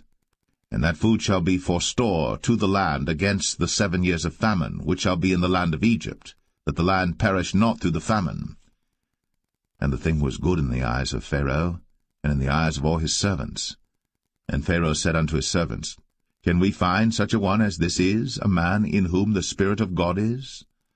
And Pharaoh said unto Joseph, Forasmuch as God hath shown thee all this, there is none so discreet and wise as thou art. Thou shalt be over my house, and according unto thy word shall all my people be ruled. Only in the throne will I be greater than thou. And Pharaoh said unto Joseph, See, I have set thee over all the land of Egypt. And Pharaoh took off his ring from his hand, and put it upon Joseph's hand, and arrayed him in vestures of fine linen, and put a gold chain about his neck. And he made him to ride in the 2nd chariot which he had. And they cried before him, Bow the knee. And he made him ruler over all the land of Egypt. And Pharaoh said unto Joseph, I am Pharaoh, and without thee shall no man lift up his hand or foot in all the land of Egypt.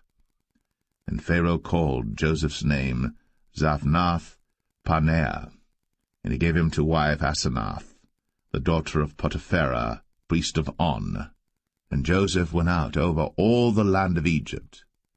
And Joseph was 30 years old when he stood before Pharaoh king of Egypt. And Joseph went out from the presence of Pharaoh, and went throughout all the land of Egypt. And in the 7 plenteous years the earth brought forth by handfuls.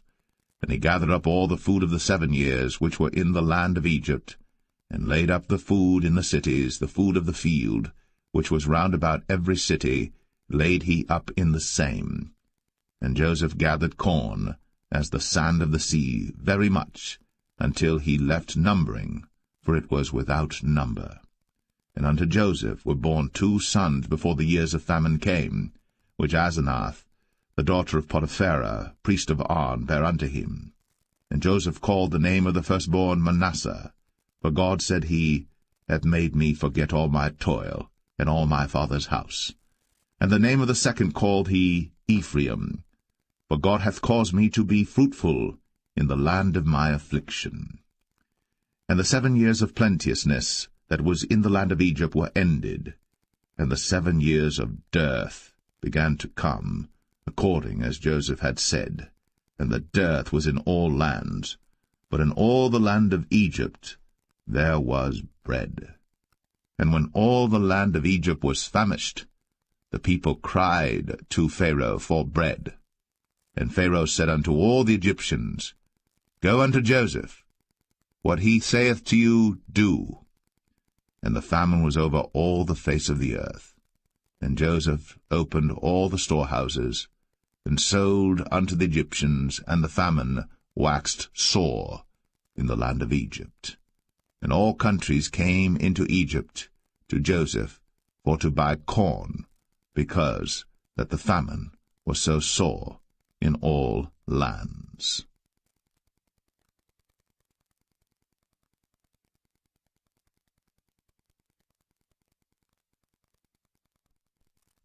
Genesis 42. Now when Jacob saw that there was corn in Egypt, Jacob said unto his sons, Why do you look one upon another? And he said, Behold, I have heard that there is corn in Egypt. Get you down thither, and buy for us from thence, that we may live and not die. And Joseph's 10 brethren went down to buy corn in Egypt. But Benjamin, Joseph's brother, Jacob sent not with his brethren, for he said, Lest peradventure mischief befall him. And the sons of Israel came to buy corn among those that came, for the famine was in the land of Canaan. And Joseph was the governor over the land, and he it was that sold to all the people of the land. And Joseph's brethren came, and bowed down themselves before him with their faces to the earth. And Joseph saw his brethren, and he knew them, but made himself strange unto them, and spake roughly unto them. And he said unto them, Whence come ye? And they said, From the land of Canaan, to buy food. And Joseph knew his brethren, but they knew not him. And Joseph remembered the dreams which he dreamed of them, and said unto them, Ye are spies, to see the nakedness of the land ye are come. And they said unto him, Nay, my lord, but to buy food are thy servants come. We are all one man's sons, we are true men, thy servants are no spies. And he said unto them, Nay, but to see the nakedness of the land ye are come. And they said, Thy servants are 12 brethren, the sons of one man in the land of Canaan. And behold, the youngest is this day with our father, and one is not. And Joseph said unto them, That is it that I spake unto you, saying, Ye are spies. Hereby ye shall be proved. By the life of Pharaoh ye shall not go forth hence, except your youngest brother come hither. Send one of you, and let him fetch your brother, and ye shall be kept in prison, that your words may be proved, whether there be any truth in you, or else by the life of Pharaoh surely ye are spies. And he put them all together into ward 3 days. And Joseph said unto them the 3rd day, This do and live, for I fear God. If ye be true men, let one of your brethren be bound in the house of your prison. Go ye, carry corn for the famine of your houses. But bring your youngest brother unto me. So shall your words be verified, and ye shall not die. And they did so. And they said one to another, We are verily guilty concerning our brother, in that we saw the anguish of his soul when he besought us, and we would not hear. Therefore is this distress come upon us. And Reuben answered them, saying, Spake I not unto you, saying, Do not sin against the child? And ye would not hear. Therefore, behold, also his blood is required. And they knew not that Joseph understood them, for he spake unto them by an interpreter. And he turned himself about from them, and wept, and returned to them again, and communed with them, and took from them Simeon, and bound him before their eyes. Then Joseph commanded to fill their sacks with corn, and to restore every man's money into his sack, and to give them provision for the way. And thus did he unto them. And they laded their asses with the corn, and departed thence. And as one of them opened his sack, to give his ass provender in the inn, he espied his money, for behold, it was in his sack's mouth. And he said unto his brethren, My money is restored, and lo, it is even in my sack. And their heart failed them, and they were afraid, saying one to another, What is this that God hath done unto us? And they came unto Jacob their father unto the land of Canaan, and told him all that befell unto them, saying, The man, who is the Lord of the land, spake roughly to us, and took us for spies of the country. And we said unto him, We are true men, we are no spies. We be 12 brethren, sons of our father, one is not, and the youngest is this day with our father in the land of Canaan. And the man, the Lord of the country, said unto us, Hereby shall I know that ye are true men. Leave one of your brethren here with me, and take food for the famine of your households, and be gone. And bring your youngest brother unto me. Then shall I know that ye are no spies, but that ye are true men. So will I deliver you your brother, and ye shall traffic in the land. And it came to pass, as they emptied their sacks, that, behold, every man's bundle of money was in his sack. And when both they and their father saw the bundles of money, they were afraid. And Jacob their father said unto them, Me have ye bereaved my children. Joseph is not, and Simeon is not, and ye will take Benjamin away? All these things are against me. And Reuben spake unto his father, saying, Slay my 2 sons, if I bring him not to thee. Deliver him into my hand, and I will bring him to thee again. And he said, My son shall not go down with you, for his brother is dead, and he is left alone. If mischief befall him by the way, in the which ye go, then shall ye bring down my gray hairs with sorrow to the grave.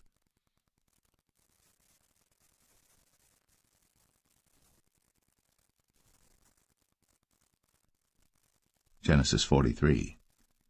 And the famine was sore in the land. And it came to pass, when they had eaten up the corn which they had brought out of Egypt, their father said unto them, Go again, buy us a little food. And Judah spake unto him, saying, The man did solemnly protest unto us, saying, Ye shall not see my face, except your brother be with you. If thou wilt send our brother with us, we will go down and buy thee food. But if thou wilt not send him, we will not go down. For the man said unto us, Ye shall not see my face, except your brother be with you. And Israel said, Wherefore dealt ye so ill with me, as to tell the man whether ye had yet a brother? And they said, The man asked us straitly of our state, and of our kindred, saying, Is your father yet alive? Have ye another brother? And we told him according to the tenor of these words. Could we certainly know that he would say, Bring your brother down? And Judah said unto Israel his father, Send the lad with me, and we will arise and go, that we may live and not die, both we and thou, and also our little ones. I will be surety for him. Of my hand shalt thou require him. If I bring him not unto thee, and set him before thee, then let me bear the blame for ever. For except we had lingered, surely now we had returned this second time. And their father Israel said unto them, If it must be so now, do this. Take of the best fruits in the land in your vessels, and carry down the man a present, a little balm, and a little honey, spices, and myrrh, nuts, and almonds. And take double money in your hand, and the money that was brought again in the mouth of your sacks, carry it again in your hand. Peradventure it was an oversight. Take also your brother, and arise, go again unto the man. And God Almighty give you mercy before the man, that he may send away your other brother and Benjamin. If I be bereaved of my children, I am bereaved. And the men took that present, and they took double money in their hand, and Benjamin, and rose up, and went down to Egypt, and stood before Joseph. when Joseph saw Benjamin with them, he said to the ruler of his house, Bring these men home, and slay, and make ready, for these men shall dine with me at noon. And the man did as Joseph bade, and the man brought the men into Joseph's house. And the men were afraid, because they were brought into Joseph's house. And they said, Because of the money that was returned in our sacks at the first time are we brought in, that he may seek occasion against us, and fall upon us, and take us for bondmen and our asses. And they came near to the steward of Joseph's house, and they communed with him at the door of the house, and said, O sir, we came indeed down at the first time to buy food, and it came to pass, when we came to the inn, that we opened our sacks, and behold, every man's money was in the mouth of his sack, our money in full weight, and we have brought it again in our hand. And other money have we brought down in our hands to buy food. We cannot tell who put our money in our sacks. And he said, Peace be to you, fear not. Your God, and the God of your father, hath given you treasure in your sacks. I had your money. And he brought Simeon out unto them. And the man brought the men into Joseph's house, and gave them water, and they washed their feet, and he gave their asses provender. And they made ready the present against Joseph came at noon, for they heard that they should eat bread there. And when Joseph came home, they brought him the present which was in their hand into the house, and bowed themselves to him to the earth. And he asked them of their welfare, and said, Is your father well?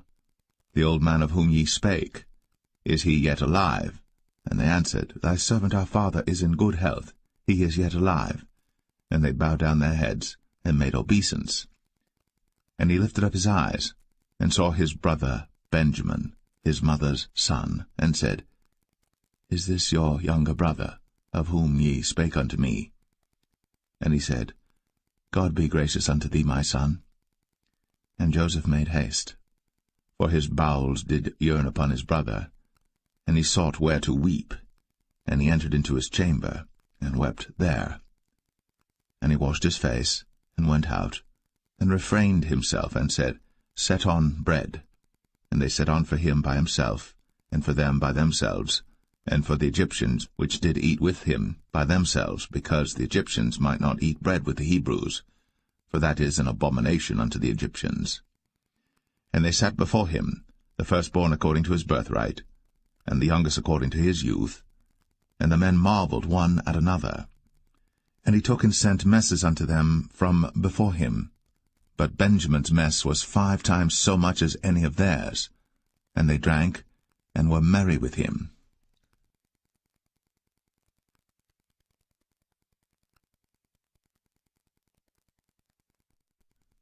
Genesis 44. And he commanded the steward of his house, saying, Fill the men's sacks with food, as much as they can carry, and put every man's money in his sack's mouth. And put my cup, the silver cup, in the sack's mouth of the youngest, and his corn money. And he did according to the word that Joseph had spoken. As soon as the morning was light, the men were sent away, they and their asses. And when they were gone out of the city, and not yet far off, Joseph said unto his steward, Up, follow after the men, and when thou dost overtake them, say unto them, Wherefore have ye rewarded evil for good? Is not this it in which my Lord drinketh, and whereby indeed he divineth? Ye have done evil in so doing. And he overtook them, and he spake unto them these same words. And they said unto him, Wherefore saith my Lord these words? God forbid that thy servants should do according to this thing. Behold, the money which we found in our sacks' mouths we brought again unto thee out of the land of Canaan. How then should we steal out of thy Lord's house silver or gold? With whomsoever of thy servants it be found, both let him die, and we also will be my Lord's bondmen. And he said, Now also let it be according unto your words. He with whom it is found shall be my servant, and ye shall be blameless. Then they speedily took down every man his sack to the ground, and opened every man his sack. And he searched, and began at the eldest, and left at the youngest, and the cup was found in Benjamin's sack. Then they rent their clothes, and laded every man his ass, and returned to the city.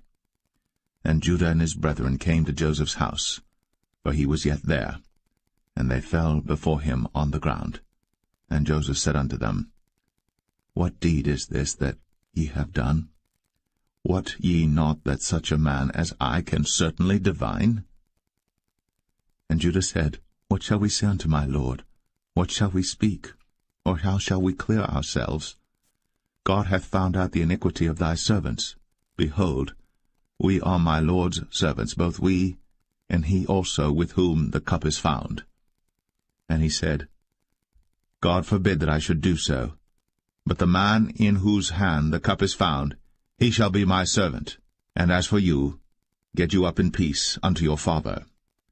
Then Judah came near unto him, and said, O my lord, let thy servant, I pray thee, speak a word in my lord's ears, and let not thine anger burn against thy servant, for thou art even as Pharaoh. My lord asked his servants, saying, Have ye a father or a brother? And we said unto my lord, We have a father, an old man, and a child of his old age, a little one. And his brother is dead, and he alone is left of his mother, and his father loveth him. And thou saidst unto thy servants, Bring him down unto me, that I may set mine eyes upon him. And we said unto my lord, The lad cannot leave his father, for if he should leave his father would die. And thou saidst unto thy servants, Except your youngest brother come down with you, ye shall see my face no more. And it came to pass, when we came up unto thy servant my father, we told him the words of my lord. And our father said, Go again, and buy us a little food. And we said, We cannot go down. If our youngest brother be with us, then we will go down. For we may not see the man's face, except our youngest brother be with us. And thy servant my father said unto us, Ye know that my wife bare me 2 sons, and the one went out from me, and I said, Surely he is torn in pieces, and I saw him not since. And if ye take this also from me, and mischief before him, ye shall bring down my gray hairs with sorrow to the grave. Now therefore, when I come to thy servant my father, and the lad be not with us, seeing that his life is bound up in the lad's life, it shall come to pass, when he seeth that the lad is not with us, that he will die.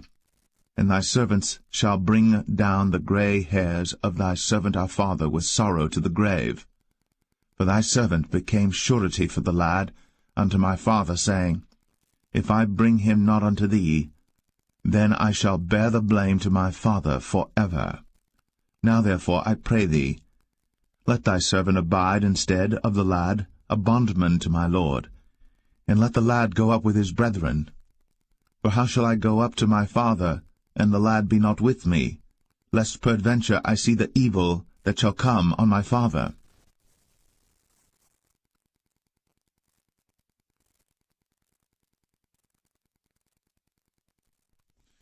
Genesis 45. Then Joseph could not refrain himself before all them that stood by him.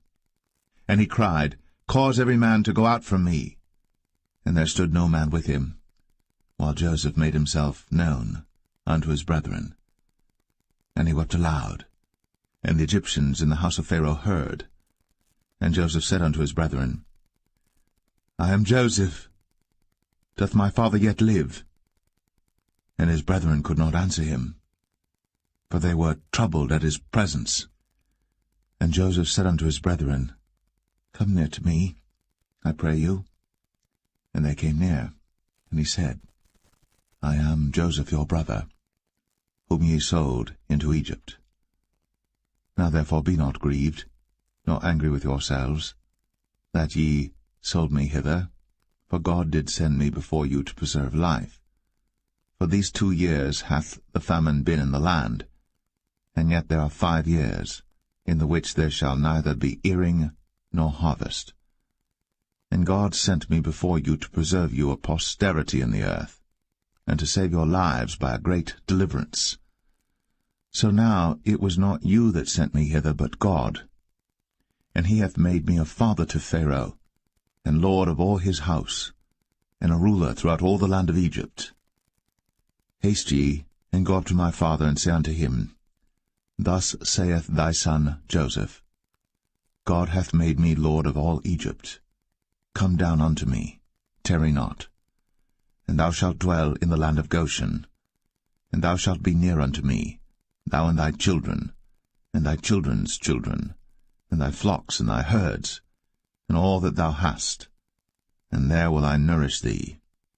For yet there are 5 years of famine, lest thou and thy household, and all that thou hast, come to poverty. And behold, your eyes see, in the eyes of my brother Benjamin, that it is my mouth that speaketh unto you. And ye shall tell my father of all my glory in Egypt, and of all that ye have seen. And ye shall haste and bring down my father hither. And he fell upon his brother Benjamin's neck, and wept. And Benjamin wept upon his neck. Moreover he kissed all his brethren, and wept upon them, and after that his brethren talked with him.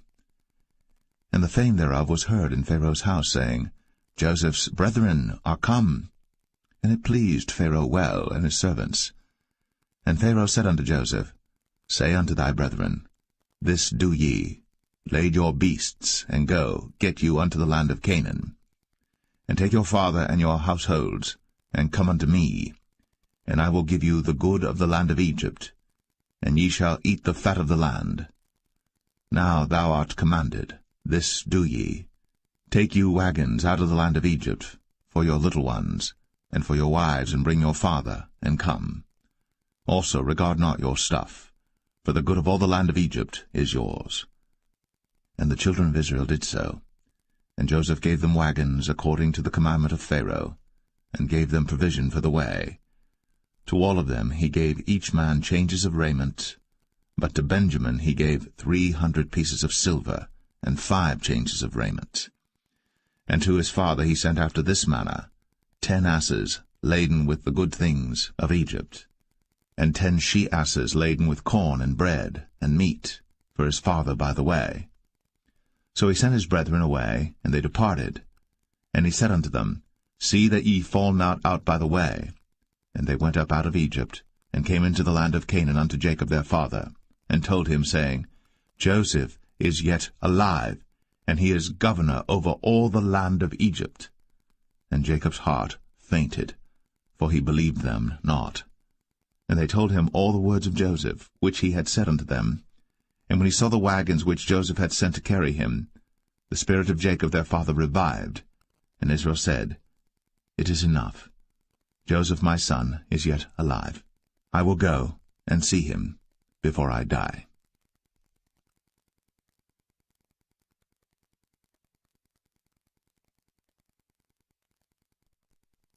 Genesis 46. And Israel took his journey with all that he had, and came to Beersheba, and offered sacrifices unto the God of his father Isaac. And God spake unto Israel in the visions of the night, and said, Jacob, Jacob. And he said, Here am I. And he said, I am God, the God of thy father. Fear not to go down into Egypt, for I will there make of thee a great nation. I will go down with thee into Egypt, and I will also surely bring thee up again, and Joseph shall put his hand upon thine eyes. And Jacob rose up from Beersheba, and the sons of Israel carried Jacob their father, and their little ones, and their wives, in the wagons which Pharaoh had sent to carry him. And they took their cattle and their goods which they had gotten in the land of Canaan, and came into Egypt, Jacob and all his seed with him, his sons, and his sons' sons with him, his daughters, and his sons' daughters, and all his seed brought he with him into Egypt.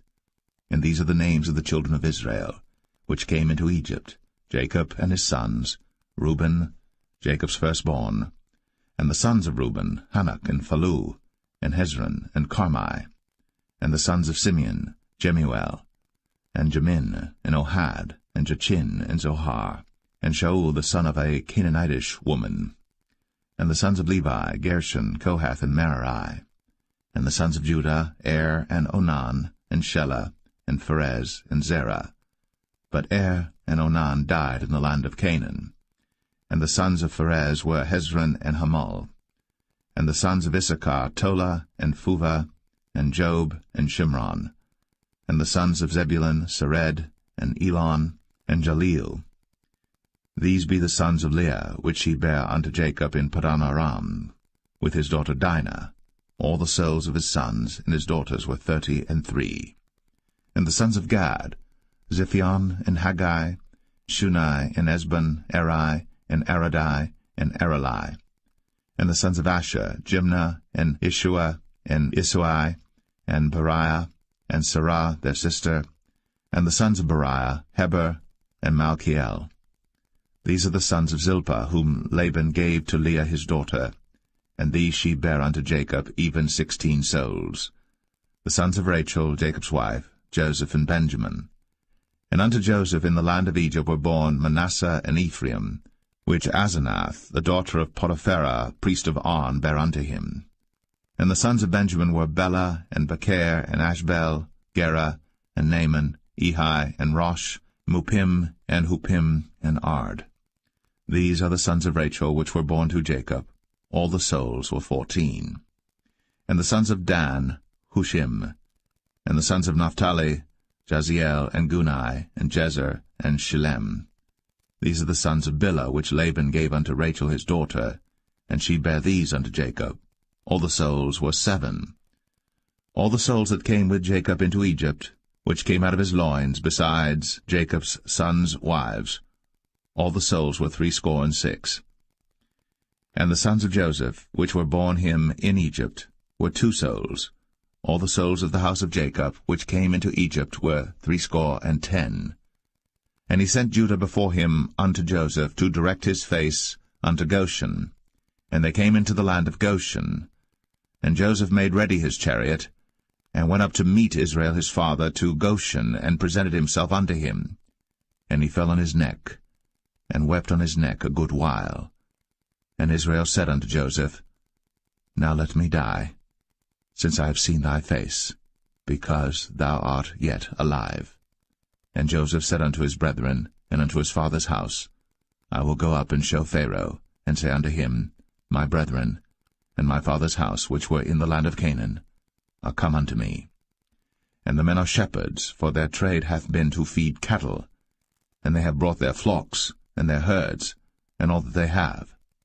And it shall come to pass, when Pharaoh shall call you, and shall say, What is your occupation?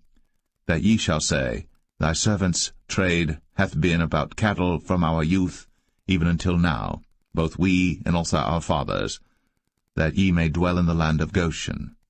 For every shepherd is an abomination unto the Egyptians.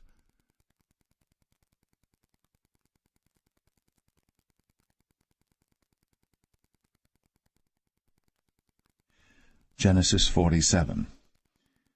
Then Joseph came, and told Pharaoh, and said, My father and my brethren, and their flocks, and their herds, and all that they have, are come out of the land of Canaan, and behold, they are in the land of Goshen. And he took some of his brethren, even 5 men, and presented them unto Pharaoh. And Pharaoh said unto his brethren, What is your occupation? And they said unto Pharaoh, Thy servants are shepherds, both we and also our fathers. They said moreover unto Pharaoh, For to sojourn in the land are we come, for thy servants have no pasture for their flocks, for the famine is sore in the land of Canaan. Now therefore, we pray thee, let thy servants dwell in the land of Goshen. And Pharaoh spake unto Joseph, saying, Thy father and thy brethren are come unto thee. The land of Egypt is before thee. In the best of the land make thy father and brethren to dwell. In the land of Goshen let them dwell. And if thou knowest any men of activity among them, then make them rulers over my cattle. And Joseph brought in Jacob his father, and set him before Pharaoh. And Jacob blessed Pharaoh. And Pharaoh said unto Jacob, How old art thou? And Jacob said unto Pharaoh, The days of the years of my pilgrimage are 130 years. Few and evil have the days of the years of my life been, and have not attained unto the days of the years of the life of my fathers in the days of their pilgrimage. And Jacob blessed Pharaoh, and went out from before Pharaoh. And Joseph placed his father and his brethren, and gave them a possession in the land of Egypt, in the best of the land, in the land of Ramses, as Pharaoh had commanded. And Joseph nourished his father and his brethren, and all his father's household, with bread according to their families. And there was no bread in all the land, for the famine was very sore, so that the land of Egypt and all the land of Canaan fainted by reason of the famine. And Joseph gathered up all the money that was found in the land of Egypt and in the land of Canaan, for the corn which they bought. And Joseph brought the money into Pharaoh's house. And when money failed in the land of Egypt and in the land of Canaan, all the Egyptians came unto Joseph, and said, Give us bread, for why should we die in thy presence? For the money faileth. And Joseph said, Give your cattle, and I will give you for your cattle, if money fail. And they brought their cattle unto Joseph, and Joseph gave them bread in exchange for horses, and for the flocks, and for the cattle of the herds, and for the asses, and he fed them with bread for all their cattle for that year. When that year was ended, they came unto him the second year, and said unto him, We will not hide it from my lord, how that our money is spent. My lord also hath our herds of cattle. There is not aught left in the sight of my lord, but our bodies and our lands. Wherefore shall we die before thine eyes, both we and our land? Buy us and our land for bread, and we and our land will be servants unto Pharaoh, and give us seed, that we may live and not die, that the land be not desolate. And Joseph bought all the land of Egypt for Pharaoh. For the Egyptians sold every man his field, because the famine prevailed over them. So the land became Pharaoh's. And as for the people, he removed them to cities from one end of the borders of Egypt even to the other end thereof. Only the land of the priests bought he not, for the priests had a portion assigned them of Pharaoh, and did eat their portion which Pharaoh gave them, wherefore they sold not their lands. Then Joseph said unto the people, Behold, I have bought you this day, and your land for Pharaoh. Lo, here is seed for you, and ye shall sow the land. And it shall come to pass in the increase, that ye shall give the 5th part unto Pharaoh, and 4 parts shall be your own, for seed of the field, and for your food, and for them of your households, and for food for your little ones. And they said, Thou hast saved our lives. Let us find grace in the sight of my lord, and we will be Pharaoh's servants. And Joseph made it a law over the land of Egypt unto this day, that Pharaoh should have the 5th part, except the land of the priests only, which became not Pharaoh's. And Israel dwelt in the land of Egypt, in the country of Goshen. And they had possessions therein, and grew and multiplied exceedingly. And Jacob lived in the land of Egypt 17 years. So the whole age of Jacob was 147 years. And the time drew nigh that Israel must die. And he called his son Joseph, and said unto him, If now I have found grace in thy sight, put, I pray thee, thy hand under my thigh, and deal kindly and truly with me. Bury me not, I pray thee, in Egypt, but I will lie with my fathers, and thou shalt carry me out of Egypt, and bury me in their burying place. And he said, I will do as thou hast said. And he said, Swear unto me. And he sware unto him. And Israel bowed himself upon the bed's head.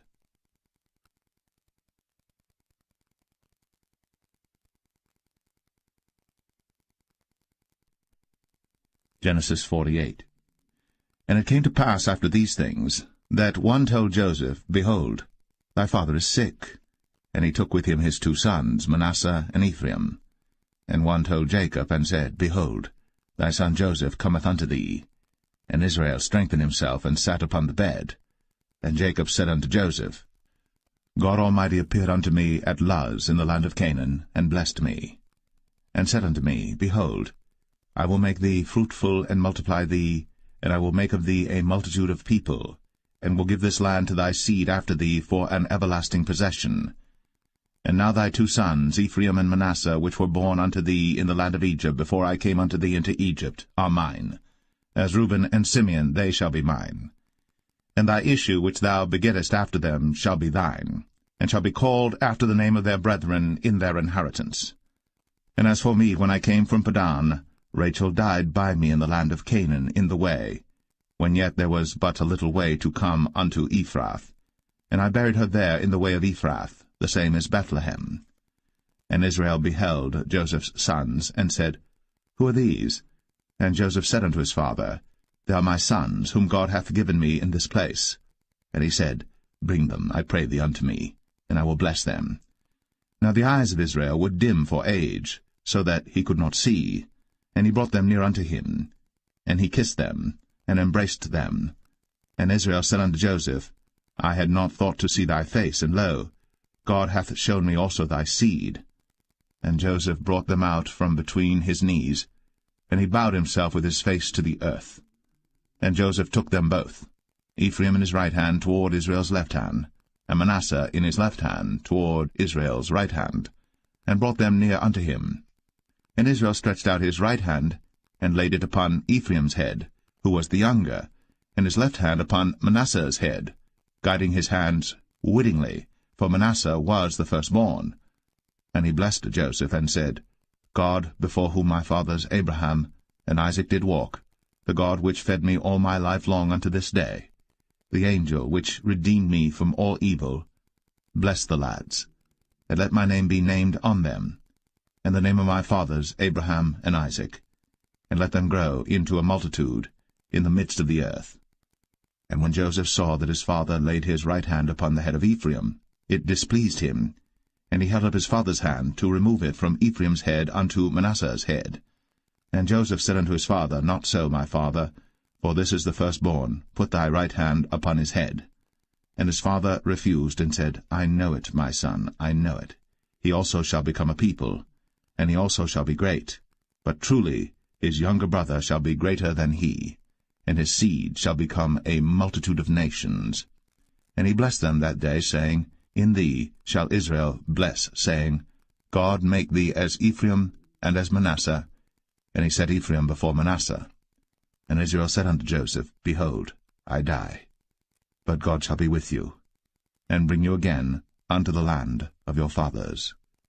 Moreover, I have given to thee one portion above thy brethren, which I took out of the hand of the Amorite with my sword and with my bow.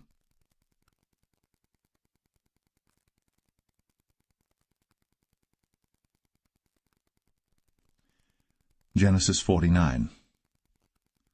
And Jacob called unto his sons, and said, Gather yourselves together, that I may tell you that which shall befall you in the last days. Gather yourselves together, and hear, ye sons of Jacob, and hearken unto Israel your father.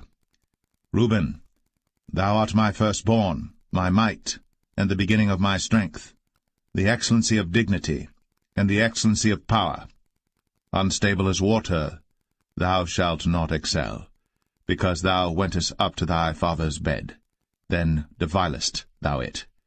He went up to my couch. Simeon and Levi are brethren. Instruments of cruelty are in their habitations. O my soul, come not thou into their secret, unto their assembly. Mine honour, be not thou united. For in their anger they slew a man, and in their self-will they digged down a wall. Cursed be their anger, for it was fierce, and their wrath, for it was cruel. I will divide them in Jacob, and scatter them in Israel.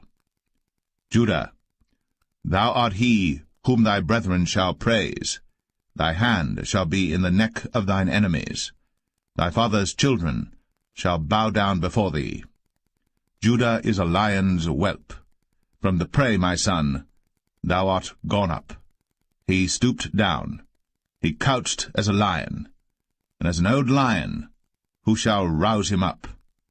The scepter shall not depart from Judah, nor a lawgiver from between his feet, until Shiloh come, and unto him shall the gathering of the people be. Binding his foal unto the vine, and his ass's colt unto the choice vine, he washed his garments in wine, and his clothes in the blood of grapes. His eyes shall be red with wine, and his teeth white with milk. Zebulun shall dwell at the haven of the sea, and he shall be for an haven of ships, and his border shall be unto Zidon. Issachar is a strong ass couching down between two burdens, and he saw that rest was good, and the land that it was pleasant, and bowed his shoulder to bear, and became a servant unto tribute. Dan shall judge his people, as one of the tribes of Israel. Dan shall be a serpent by the way, an adder in the path, that biteth the horse heels, so that his rider shall fall backward. I have waited for thy salvation, O Lord. Gad, a troop shall overcome him, but he shall overcome at the last. Out of Asher his bread shall be fat, and he shall yield royal dainties. Naphtali is a hind let loose, he giveth goodly words. Joseph is a fruitful bough, even a fruitful bough by a well, whose branches run over the wall. The archers have sorely grieved him, and shot at him, and hated him. But his bow abode in strength, and the arms of his hands were made strong by the hands of the mighty God of Jacob. From thence is the shepherd, the stone of Israel. Even by the God of thy father, who shall help thee, and by the Almighty, who shall bless thee with blessings of heaven above, blessings of the deep that lieth under, blessings of the breasts, and of the womb. The blessings of thy father have prevailed above the blessings of my progenitors, unto the utmost bound of the everlasting hills. They shall be on the head of Joseph, and on the crown of the head of him that was separate from his brethren. Benjamin shall raven as a wolf. In the morning he shall devour the prey, and at night he shall divide the spoil. All these are the 12 tribes of Israel. And this is it that their father spake unto them, and blessed them, every one, according to his blessing, he blessed them. And he charged them, and said unto them, I am to be gathered unto my people. Bury me with my fathers in the cave that is in the field of Ephron the Hittite, in the cave that is in the field of Machpelah, which is before Mamre, in the land of Canaan, which Abraham bought with the field of Ephron the Hittite, for a possession of a burying place. There they buried Abraham and Sarah his wife. There they buried Isaac and Rebekah his wife, and there I buried Leah. The purchase of the field and of the cave that is therein was from the children of Heth. And when Jacob had made an end of commanding his sons, he gathered up his feet into the bed, and yielded up the ghost, and was gathered unto his people.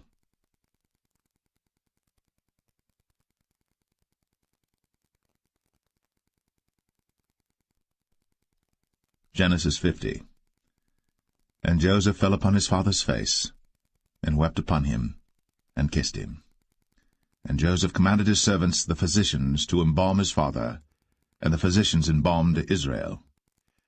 And 40 days were fulfilled for him, for so are fulfilled the days of those which are embalmed. And the Egyptians mourned for him 60 days.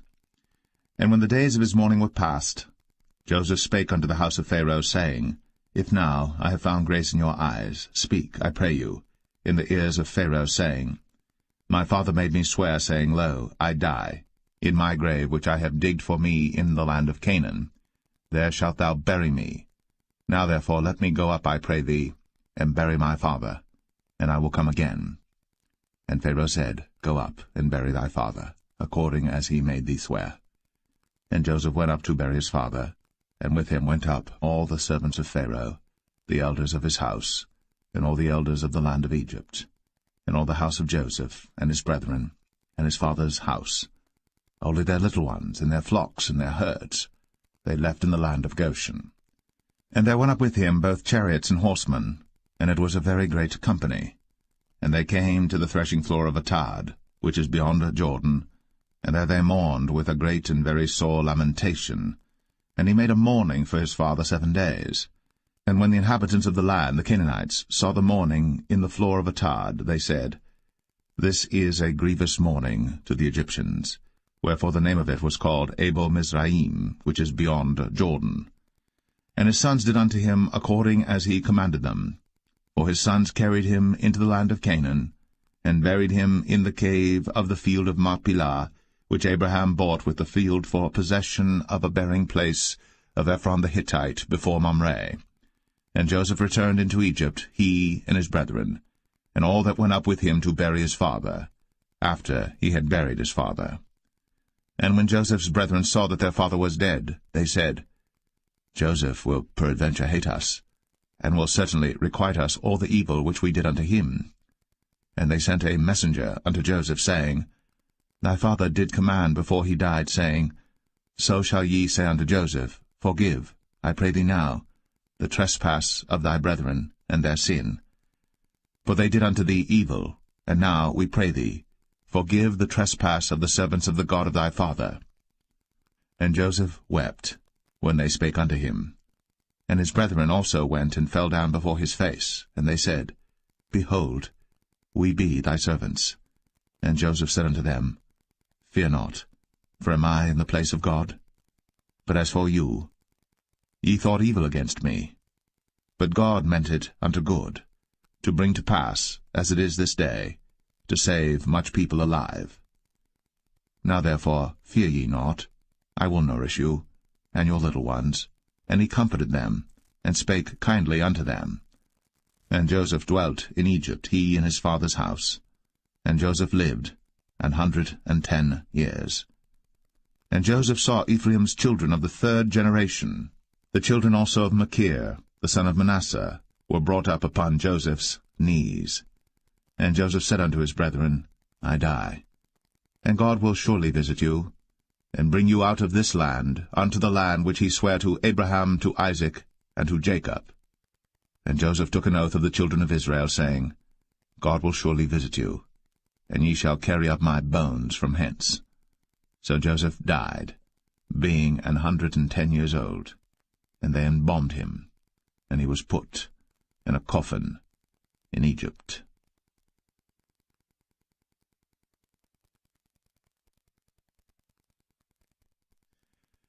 The Book of Exodus, Chapter 1.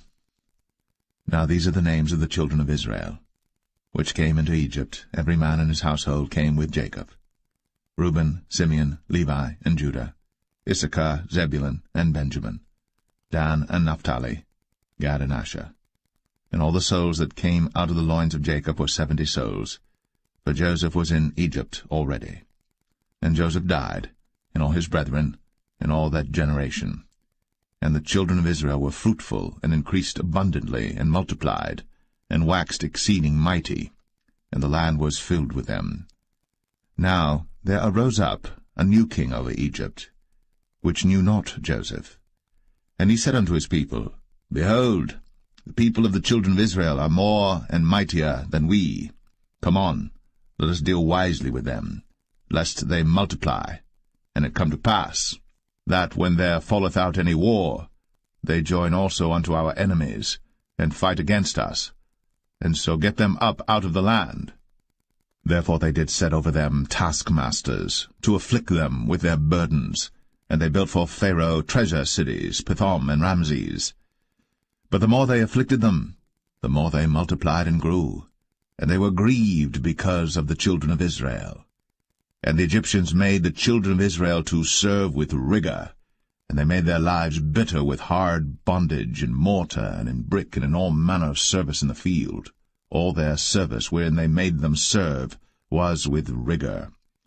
And the king of Egypt spake to the Hebrew midwives, of which the name of the one was Shiphrah, and the name of the other Puah. And he said, When ye do the office of a midwife to the Hebrew women, and see them upon the stools, if it be a son, then ye shall kill him, but if it be a daughter, then she shall live. But the midwives feared God, and did not as the king of Egypt commanded them, but saved the men-children alive. And the king of Egypt called for the midwives, and said unto them, Why have ye done this thing, and have saved the men-children alive? And the midwives said unto Pharaoh, Because the Hebrew women are not as the Egyptian women, for they are lively, and are delivered ere the midwives come in unto them. Therefore God dealt well with the midwives, and the people multiplied, and waxed very mighty.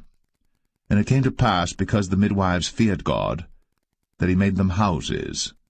And Pharaoh charged all his people, saying, Every son that is born ye shall cast into the river, and every daughter ye shall save alive.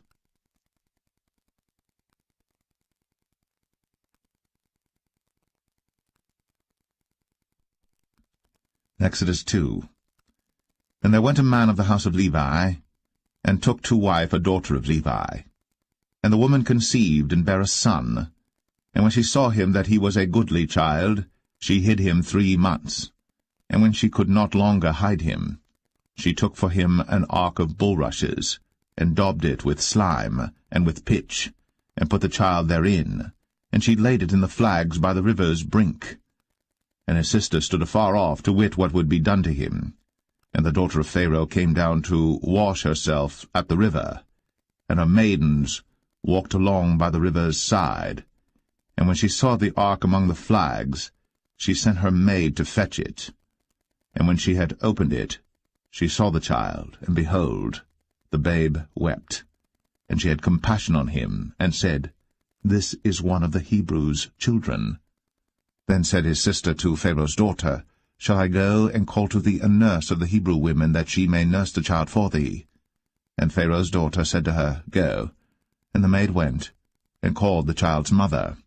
And Pharaoh's daughter said unto her, Take this child away, and nurse it for me, and I will give thee thy wages. And the woman took the child, and nursed it. And the child grew, and she brought him unto Pharaoh's daughter, and he became her son. And she called his name Moses. And she said, Because I drew him out of the water.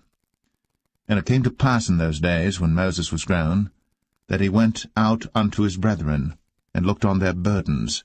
And he spied an Egyptian smiting an Hebrew, one of his brethren. And he looked this way and that way.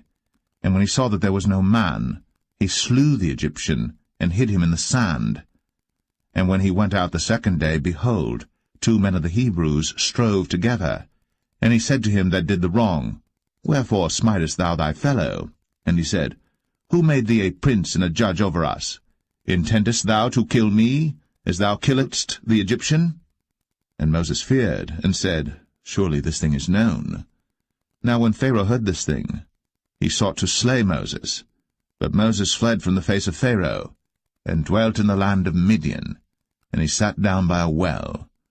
Now the priest of Midian had 7 daughters, and they came and drew water, and filled the troughs to water their father's flock. And the shepherds came and drove them away. But Moses stood up and helped them, and watered their flock. And when they came to Reuel their father, he said, How is it that ye are come so soon today? And they said, An Egyptian delivered us out of the hand of the shepherds, and also drew water enough for us, and watered the flock. And he said unto his daughters, And where is he? Why is it that ye have left the man? Call him, that he may eat bread. And Moses was content to dwell with the man. And he gave Moses Zipporah his daughter, and she bare him a son. And he called his name Gershom, for he said, I have been a stranger in a strange land.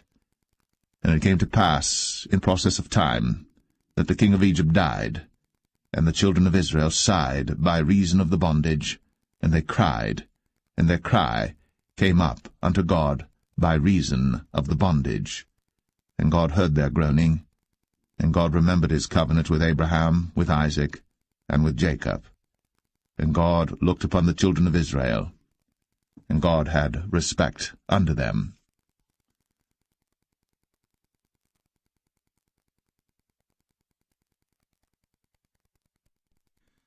Exodus 3. Now Moses kept the flock of Jethro, his father-in-law, the priest of Midian. And he led the flock to the backside of the desert, and came to the mountain of God, even to Horeb. And the angel of the Lord appeared unto him in a flame of fire out of the midst of a bush. And he looked, and behold, the bush burned with fire, and the bush was not consumed. And Moses said, I will now turn aside and see this great sight, why the bush is not burnt. And when the Lord saw that he turned aside to see, God called unto him out of the midst of the bush, and said, Moses, Moses.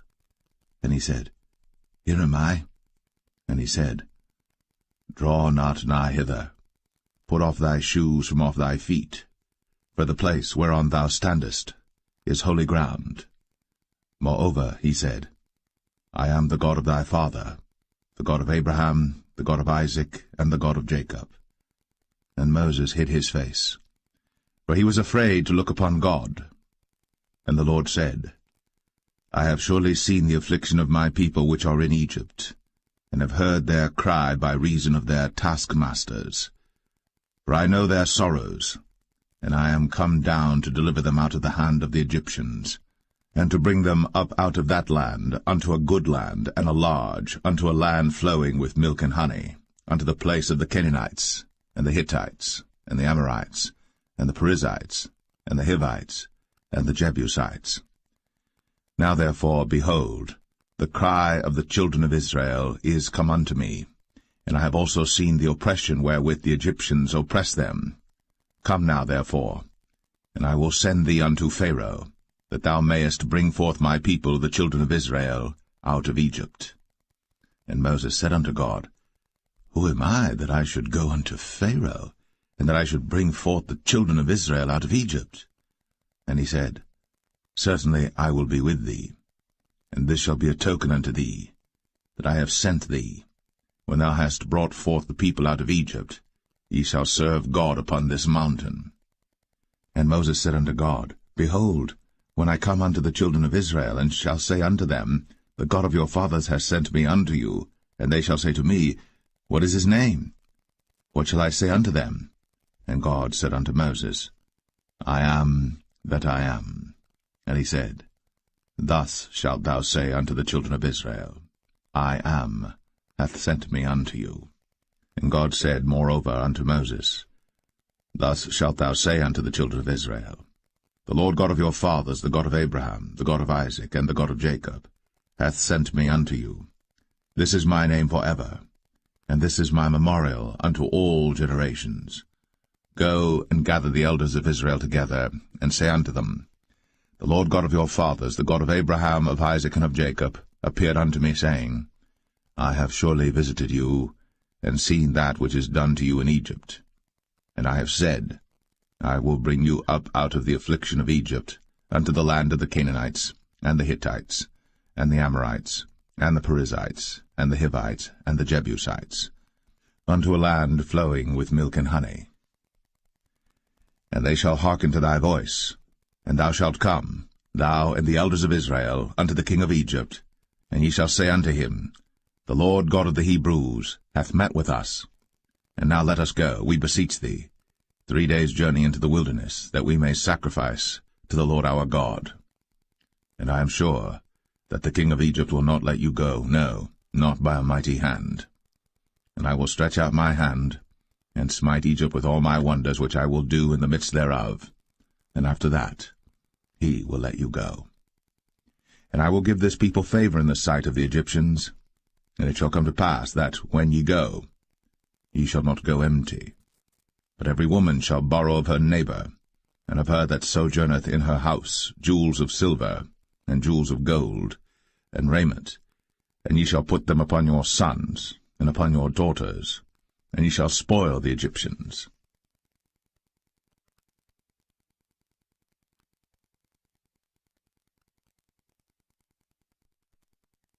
Exodus 4. And Moses answered and said, But behold, they will not believe me, nor hearken unto my voice, for they will say, The Lord hath not appeared unto thee. And the Lord said unto him, What is that in thine hand? And he said, A rod. And he said, Cast it on the ground. And he cast it on the ground, and it became a serpent. And Moses fled from before it. And the Lord said unto Moses, Put forth thine hand, and take it by the tail. And he put forth his hand, and caught it. And it became a rod in his hand, that they may believe that the Lord God of their fathers, the God of Abraham, the God of Isaac, and the God of Jacob, hath appeared unto thee. And the Lord said furthermore unto him, Put now thine hand into thy bosom. And he put his hand into his bosom. And when he took it out, behold, his hand was leprous as snow. And he said, Put thine hand into thy bosom again. And he put his hand into his bosom again, and plucked it out of his bosom. And behold, it was turned again as his other flesh. And it shall come to pass, if they will not believe thee, neither hearken to the voice of the first sign, that they will believe the voice of the latter sign. And it shall come to pass, if they will not believe also these 2 signs, neither hearken unto thy voice, that thou shalt take of the water of the river, and pour it upon the dry land, and the water which thou takest out of the river shall become blood upon the dry land. And Moses said unto the Lord, O my Lord, I am not eloquent, neither heretofore nor since thou hast spoken unto thy servant, but I am slow of speech and of a slow tongue. And the Lord said unto him, Who hath made man's mouth? Or who maketh the dumb, or deaf, or the seeing, or the blind? Have not I the Lord? Now therefore go, and I will be with thy mouth, and teach thee what thou shalt say. And he said, O my Lord, send, I pray thee, by the hand of him whom thou wilt send.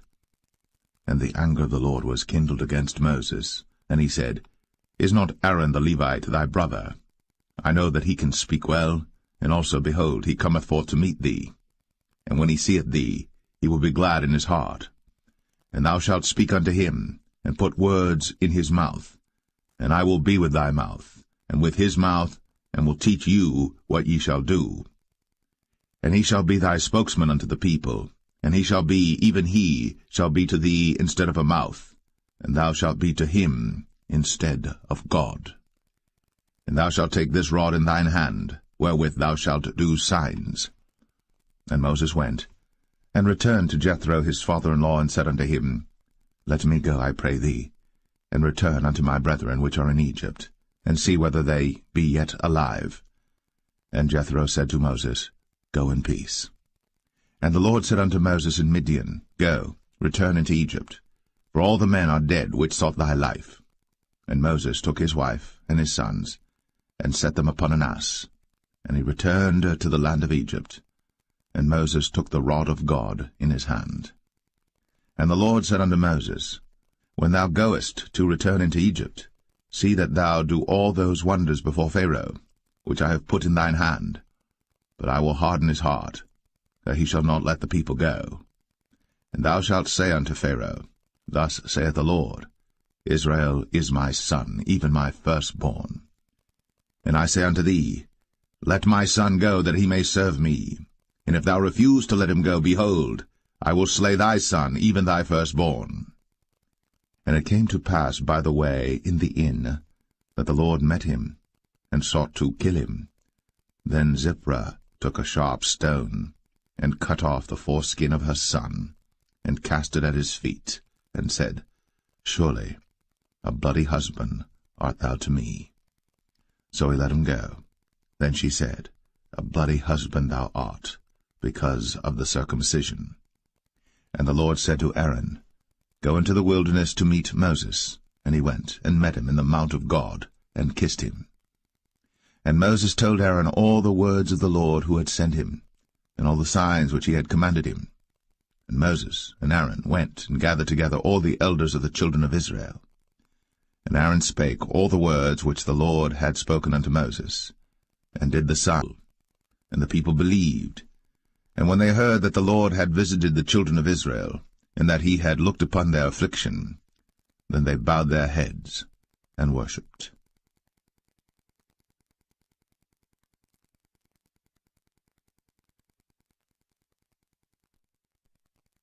Exodus 5.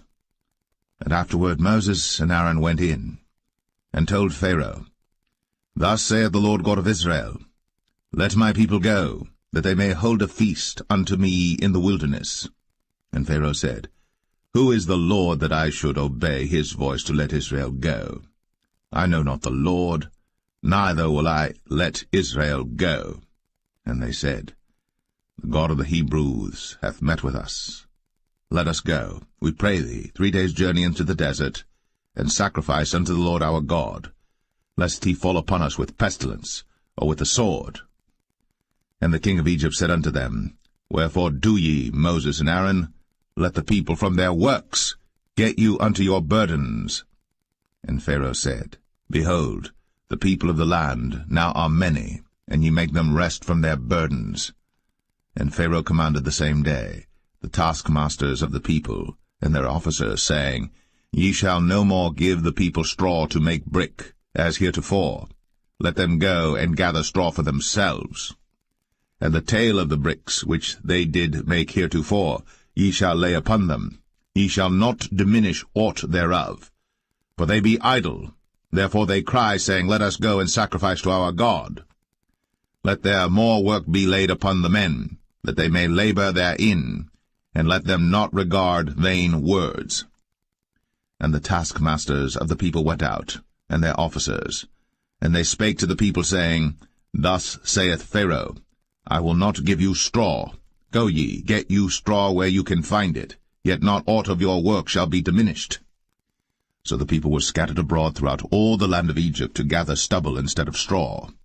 And the taskmasters hasted them, saying, Fulfill your works, your daily tasks, as when there was straw. And the officers of the children of Israel, which Pharaoh's taskmasters had set over them, were beaten, and demanded, Wherefore have ye not fulfilled your task, in making brick both yesterday and today, as heretofore? Then the officers of the children of Israel came and cried unto Pharaoh, saying, Wherefore dealest thou thus with thy servants? There is no straw given unto thy servants. And they say to us, Make brick. And behold, thy servants are beaten, but the fault is in thine own people. But he said, Ye are idle, ye are idle. Therefore ye say, Let us go and do sacrifice to the Lord. Go therefore now and work, for there shall no straw be given you. Yet shall ye deliver the tale of bricks. And the officers of the children of Israel did see that they were in evil case, after it was said, Ye shall not minish aught from your bricks of your daily task. And they met Moses and Aaron, who stood in the way, as they came forth from Pharaoh. And they said unto them, The Lord look upon you and judge, because ye have made our savour to be abhorred in the eyes of Pharaoh, and in the eyes of his servants, to put a sword in their hand to slay us. And Moses returned unto the Lord, and said, Lord, wherefore hast thou so evil entreated this people? Why is it that thou hast sent me? For since I came to Pharaoh to speak in thy name, he hath done evil to this people, neither hast thou delivered thy people at all.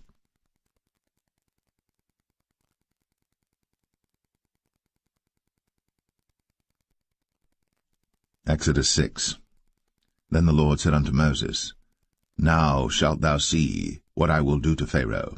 For with a strong hand shall he let them go, and with a strong hand shall he drive them out of his land.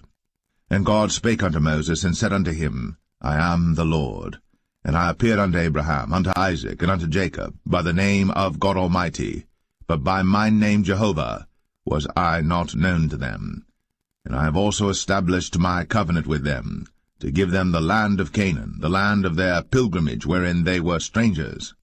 And I have also heard the groaning of the children of Israel, whom the Egyptians keep in bondage, and I have remembered my covenant. Wherefore say unto the children of Israel, I am the Lord, and I will bring you out from under the burdens of the Egyptians, and I will rid you out of their bondage, and I will redeem you with a stretched out arm and with great judgments. And I will take you to me for a people, and I will be to you a God, and ye shall know that I am the Lord your God, which bringeth you out from under the burdens of the Egyptians. And I will bring you in unto the land, concerning the which I did swear to give it to Abraham, to Isaac, and to Jacob, and I will give it you for an heritage. I am the Lord. And Moses spake so unto the children of Israel, but they hearkened not unto Moses for anguish of spirit, and for cruel bondage. And the Lord spake unto Moses, saying, Go in, speak unto Pharaoh king of Egypt, that he let the children of Israel go out of his land. And Moses spake before the Lord, saying, Behold, the children of Israel have not hearkened unto me. How then shall Pharaoh hear me, who am of uncircumcised lips? And the Lord spake unto Moses and unto Aaron, and gave them a charge unto the children of Israel, and unto Pharaoh king of Egypt, to bring the children of Israel out of the land of Egypt. These be the heads of their fathers' houses, the sons of Reuben, the firstborn of Israel, Hanok and Palu, Hezron and Carmi. These be the families of Reuben. And the sons of Simeon, Jemuel and Jamin, and Ohad and Jachin, and Zohar and Shaul the son of a Canaanitish woman. These are the families of Simeon. And these are the names of the sons of Levi according to their generations, Gershon and Kohath and Merari. And the years of the life of Levi were 137 years. The sons of Gershon, Libni and Shimei, according to their families. And the sons of Kohath, Amram and Izhar, and Hebron and Uzziel. And the years of the life of Kohath were 133 years. And the sons of Merari, Mahalai and Mushai. These are the families of Levi according to their generations. And Amram took him Jochebed, his father's sister, to wife, and she bare him, Aaron and Moses. And the years of the life of Amram were 137 years. And the sons of Izhar, Korah, and Nepheg, and Zichri. And the sons of Uzziel, Mishael, and Elzaphan, and Zithri. And Aaron took him Elisheba, daughter of Aminadab, sister of Nahshon, to wife, and she bare him Nadab and Abihu, Eleazar, and Ithamar. And the sons of Korah, Asir, and Elkanah, and Abiasaph. These are the families of the Korhites. And Eleazar, Aaron's son, took him one of the daughters of Putiel to wife, and she bare him Phinehas. These are the heads of the fathers of the Levites according to their families. These are that Aaron and Moses, to whom the Lord said, Bring out the children of Israel from the land of Egypt, according to their armies. These are they which spake to Pharaoh king of Egypt, to bring out the children of Israel from Egypt. These are that Moses and Aaron. And it came to pass on the day when the Lord spake unto Moses in the land of Egypt, that the Lord spake unto Moses, saying, I am the Lord. Speak thou unto Pharaoh king of Egypt all that I say unto thee. And Moses said before the Lord, Behold, I am of uncircumcised lips, and how shall Pharaoh hearken unto me?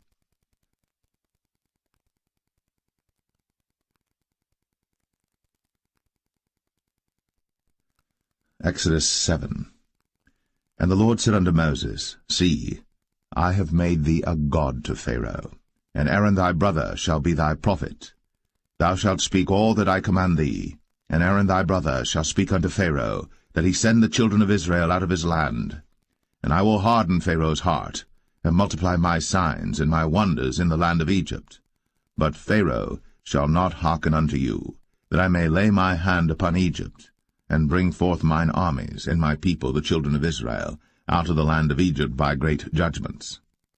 And the Egyptians shall know that I am the Lord, when I stretch forth mine hand upon Egypt, and bring out the children of Israel from among them. And Moses and Aaron did as the Lord commanded them, so did they. And Moses was 80 years old, and Aaron 83 years old, when they spake unto Pharaoh. And the Lord spake unto Moses and unto Aaron, saying, When Pharaoh shall speak unto you, saying, Show a miracle for you, then thou shalt say unto Aaron, Take thy rod, and cast it before Pharaoh, and it shall become a serpent. And Moses and Aaron went in unto Pharaoh, and they did so as the Lord had commanded. And Aaron cast down his rod before Pharaoh, and before his servants, and it became a serpent. Then Pharaoh also called the wise men and the sorcerers. Now the magicians of Egypt they also did in like manner with their enchantments. For they cast down every man his rod, and they became serpents. But Aaron's rod swallowed up their rods. And he hardened Pharaoh's heart, that he hearkened not unto them, as the Lord had said. And the Lord said unto Moses, Pharaoh's heart is hardened, he refuseth to let the people go. Get thee unto Pharaoh in the morning. Lo, he goeth out unto the water, and thou shalt stand by the river's brink against he come. And the rod which was turned to a serpent shalt thou take in thine hand. And thou shalt say unto him, The Lord God of the Hebrews hath sent me unto thee, saying, Let my people go, that they may serve me in the wilderness. And behold, hitherto thou wouldest not hear. Thus saith the Lord, In this thou shalt know that I am the Lord. Behold, I will smite with the rod that is in mine hand upon the waters which are in the river, and they shall be turned to blood. And the fish that is in the river shall die, and the river shall stink, and the Egyptians shall loathe to drink of the water of the river. And the Lord spake unto Moses, Say unto Aaron, Take thy rod, and stretch out thine hand upon the waters of Egypt, upon their streams, upon their rivers, and upon their ponds, and upon all their pools of water, that they may become blood, and that there may be blood throughout all the land of Egypt, both in vessels of wood and in vessels of stone. And Moses and Aaron did so, as the Lord commanded. And he lifted up the rod, and smote the waters that were in the river, in the sight of Pharaoh, and in the sight of his servants, and all the waters that were in the river were turned to blood. And the fish that was in the river died, and the river stank, and the Egyptians could not drink of the water of the river, and there was blood throughout all the land of Egypt. And the magicians of Egypt did so with their enchantments, and Pharaoh's heart was hardened, neither did he hearken unto them, as the Lord had said. And Pharaoh turned and went into his house, neither did he set his heart to this also. And all the Egyptians digged around about the river for water to drink, for they could not drink of the water of the river. And 7 days were fulfilled. After that the Lord had smitten the river.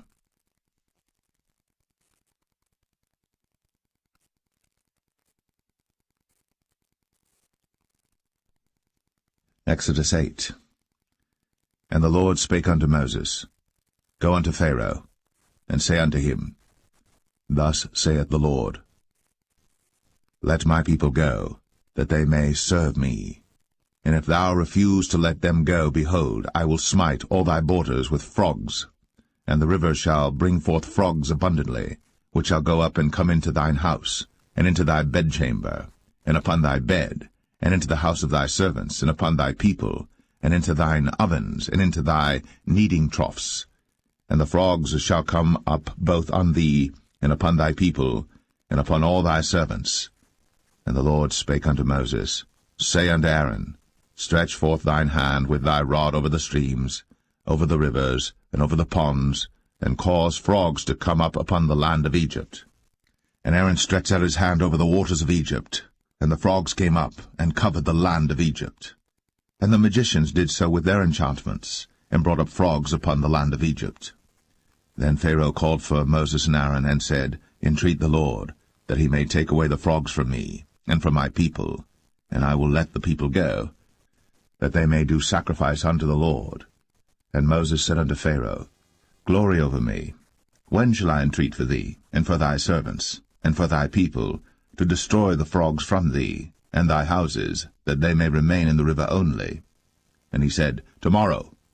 And he said, Be it according to thy word, that thou mayest know that there is none like unto the Lord our God.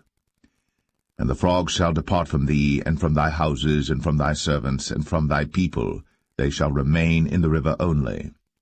And Moses and Aaron went out from Pharaoh, and Moses cried unto the Lord because of the frogs, which he had brought against Pharaoh. And the Lord did according to the word of Moses, and the frogs died out of the houses, out of the villages, and out of the fields. And they gathered them together upon heaps, and the land stank. But when Pharaoh saw that there was respite, he hardened his heart, and hearkened not unto them, as the Lord had said.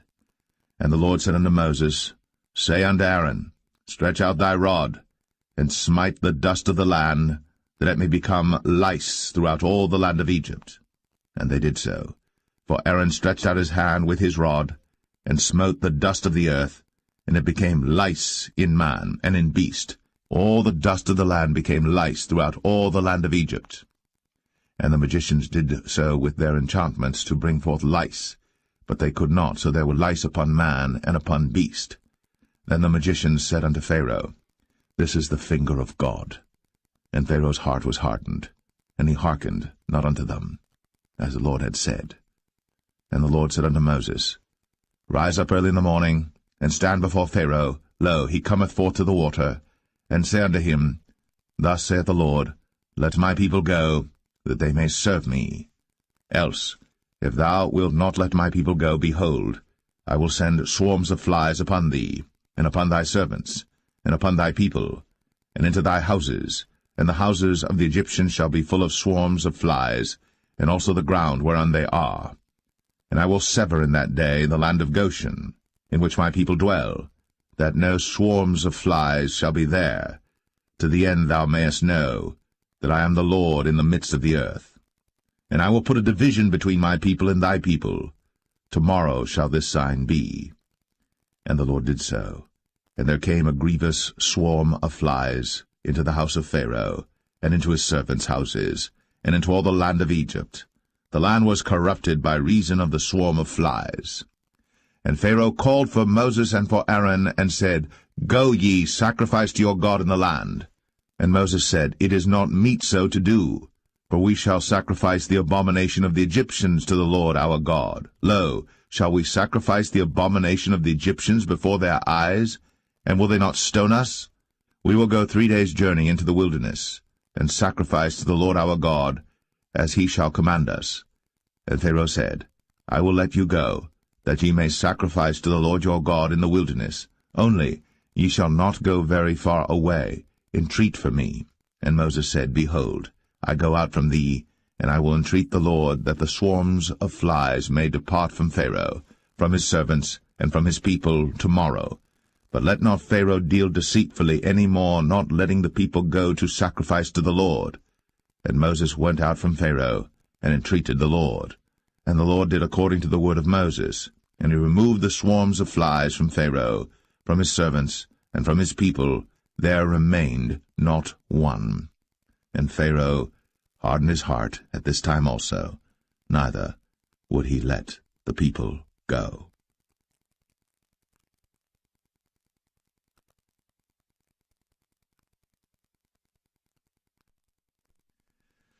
Exodus 9. Then the Lord said unto Moses, Go in unto Pharaoh, and tell him, Thus saith the Lord God of the Hebrews, Let my people go, that they may serve me.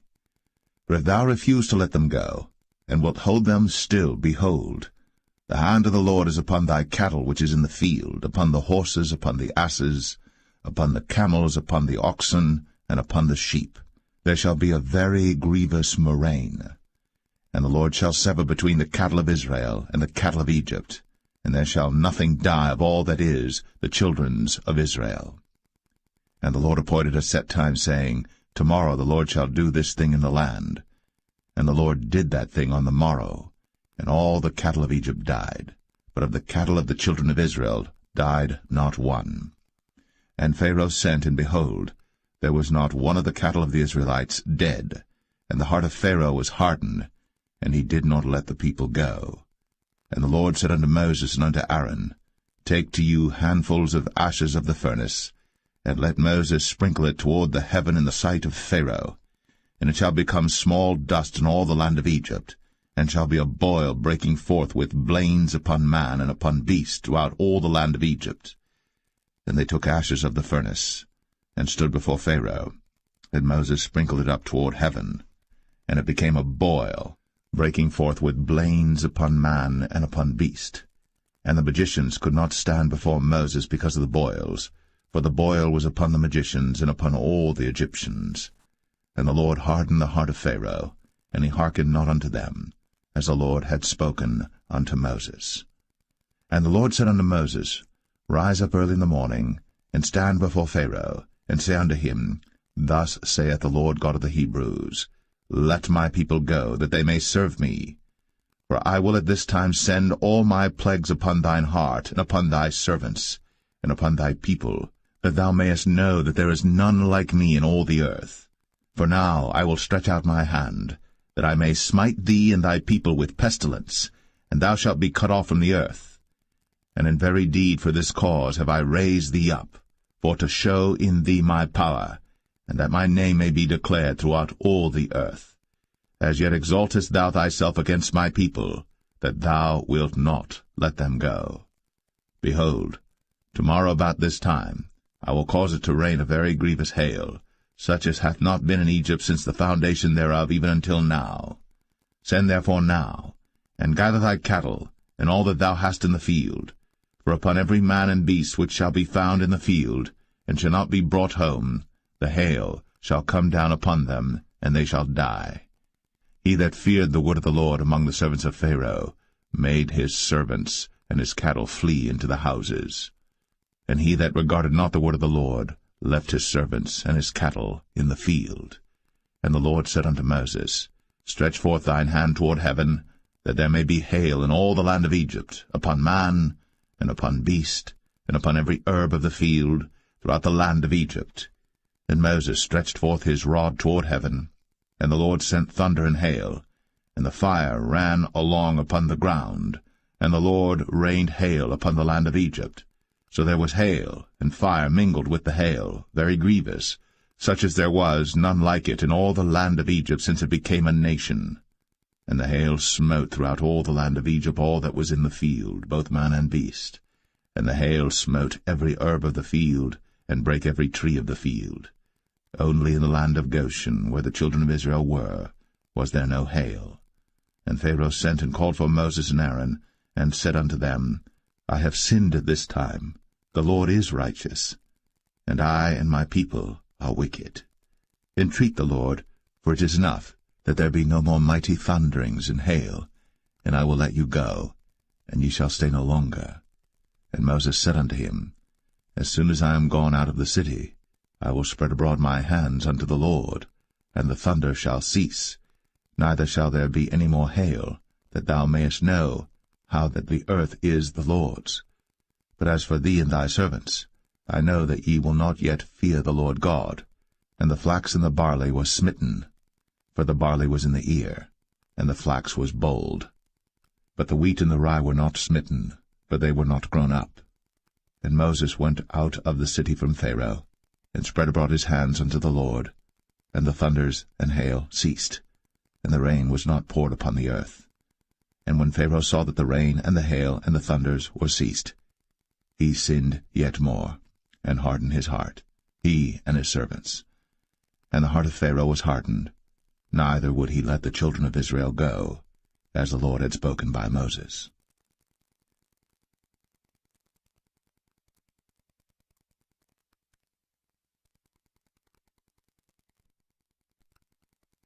Exodus 10. And the Lord said unto Moses, Go in unto Pharaoh, for I have hardened his heart, and the heart of his servants, that I might show these my signs before him, and that thou mayest tell in the ears of thy son, and of thy son's son, what things I have wrought in Egypt, and my signs which I have done among them, that ye may know how that I am the Lord. And Moses and Aaron came in unto Pharaoh, and said unto him, Thus saith the Lord God of the Hebrews, How long wilt thou refuse to humble thyself before me? Let my people go, that they may serve me. Else, if thou refuse to let my people go, behold, tomorrow will I bring the locusts into thy coast. And they shall cover the face of the earth, that one cannot be able to see the earth. And they shall eat the residue of that which is escaped, which remaineth unto you from the hail, and shall eat every tree which groweth for you out of the field. And they shall fill thy houses, and the houses of all thy servants, and the houses of all the Egyptians, which neither thy fathers nor thy fathers' fathers have seen, since the day that they were upon the earth unto this day. And he turned himself, and went out from Pharaoh. And Pharaoh's servants said unto him, How long shall this man be a snare unto us? Let the men go, that they may serve the Lord their God. Knowest thou not yet that Egypt is destroyed? And Moses and Aaron were brought again unto Pharaoh, and he said unto them, Go, serve the Lord your God. But who are they that shall go? And Moses said, We will go with our young and with our old, with our sons and with our daughters, with our flocks and with our herds will we go, for we must hold a feast unto the Lord. And he said unto them, Let the Lord be so with you, as I will let you go, and your little ones. Look to it, for evil is before you. Not so. Go now, ye that are men, and serve the Lord, for that ye did desire. And they were driven out from Pharaoh's presence. And the Lord said unto Moses, Stretch out thine hand over the land of Egypt for the locusts, that they may come up upon the land of Egypt, and eat every herb of the land, even all that the hail hath left. And Moses stretched forth his rod over the land of Egypt. And the Lord brought an east wind upon the land all that day, and all that night. And when it was morning, the east wind brought the locusts. And the locusts went up over all the land of Egypt, and rested in all the coasts of Egypt. Very grievous were they. Before them there were no such locusts as they, neither after them shall be such. For they covered the face of the whole earth, so that the land was darkened. And they did eat every herb of the land, and all the fruit of the trees which the hail had left. And there remained not any green thing in the trees, or in the herbs of the field, through all the land of Egypt. Then Pharaoh called for Moses and Aaron in haste, and he said, I have sinned against the Lord your God and against you. Now therefore forgive, I pray thee, my sin only this once, and entreat the Lord your God, that he may take away from me this death only. And he went out from Pharaoh, and entreated the Lord. And the Lord turned a mighty strong west wind, which took away the locusts, and cast them into the Red Sea. There remained not one locust in all the coasts of Egypt. But the Lord hardened Pharaoh's heart, so that he would not let the children of Israel go. And the Lord said unto Moses, Stretch out thine hand toward heaven, that there may be darkness over the land of Egypt, even darkness which may be felt. And Moses stretched forth his hand toward heaven, and there was a thick darkness in all the land of Egypt 3 days. They saw not one another, neither rose any from his place for 3 days. But all the children of Israel had light in their dwellings. And Pharaoh called unto Moses, and said, Go ye, serve the Lord. Only let your flocks and your herds be stayed. Let your little ones also go with you. And Moses said, Thou must give us also sacrifices and burnt offerings, that we may sacrifice unto the Lord our God. Our cattle also shall go with us. There shall not an hoof be left behind, for thereof must we take to serve the Lord our God, and we know not with what we must serve the Lord until we come thither. But the Lord hardened Pharaoh's heart, and he would not let them go. And Pharaoh said unto him, Get thee from me, take heed to thyself, see my face no more, for in that day thou seest my face, thou shalt die. And Moses said, Thou hast spoken well. I will see thy face again no more.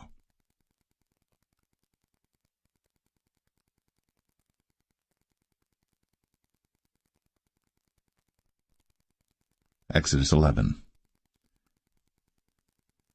And the Lord said unto Moses, Yet will I bring one plague more upon Pharaoh and upon Egypt. Afterwards he will let you go hence. When he shall let you go, he shall surely thrust you out hence altogether. Speak now in the ears of the people, and let every man borrow of his neighbor, and every woman of her neighbor, jewels of silver and jewels of gold. And the Lord gave the people favor in the sight of the Egyptians. Moreover, the man Moses was very great in the land of Egypt, in the sight of Pharaoh's servants, and in the sight of the people. And Moses said, Thus saith the Lord, About midnight will I go out into the midst of Egypt, and all the firstborn in the land of Egypt shall die, from the firstborn of Pharaoh that sitteth upon his throne, even unto the firstborn of the maidservant that is behind the mill, and all the firstborn of beasts. And there shall be a great cry throughout all the land of Egypt, such as there was none like it, nor shall be like it any more. But against any of the children of Israel shall not a dog move his tongue, against man or beast, that ye may know how that the Lord doth put a difference between the Egyptians and Israel. And all these thy servants shall come down unto me, and bow down themselves unto me, saying, Get thee out, and all the people that follow thee. And after that I will go out. And he went out from Pharaoh in a great anger. And the Lord said unto Moses, Pharaoh shall not hearken unto you, that my wonders may be multiplied in the land of Egypt. And Moses and Aaron did all these wonders before Pharaoh. And the Lord hardened Pharaoh's heart, so that he would not let the children of Israel go out of his land.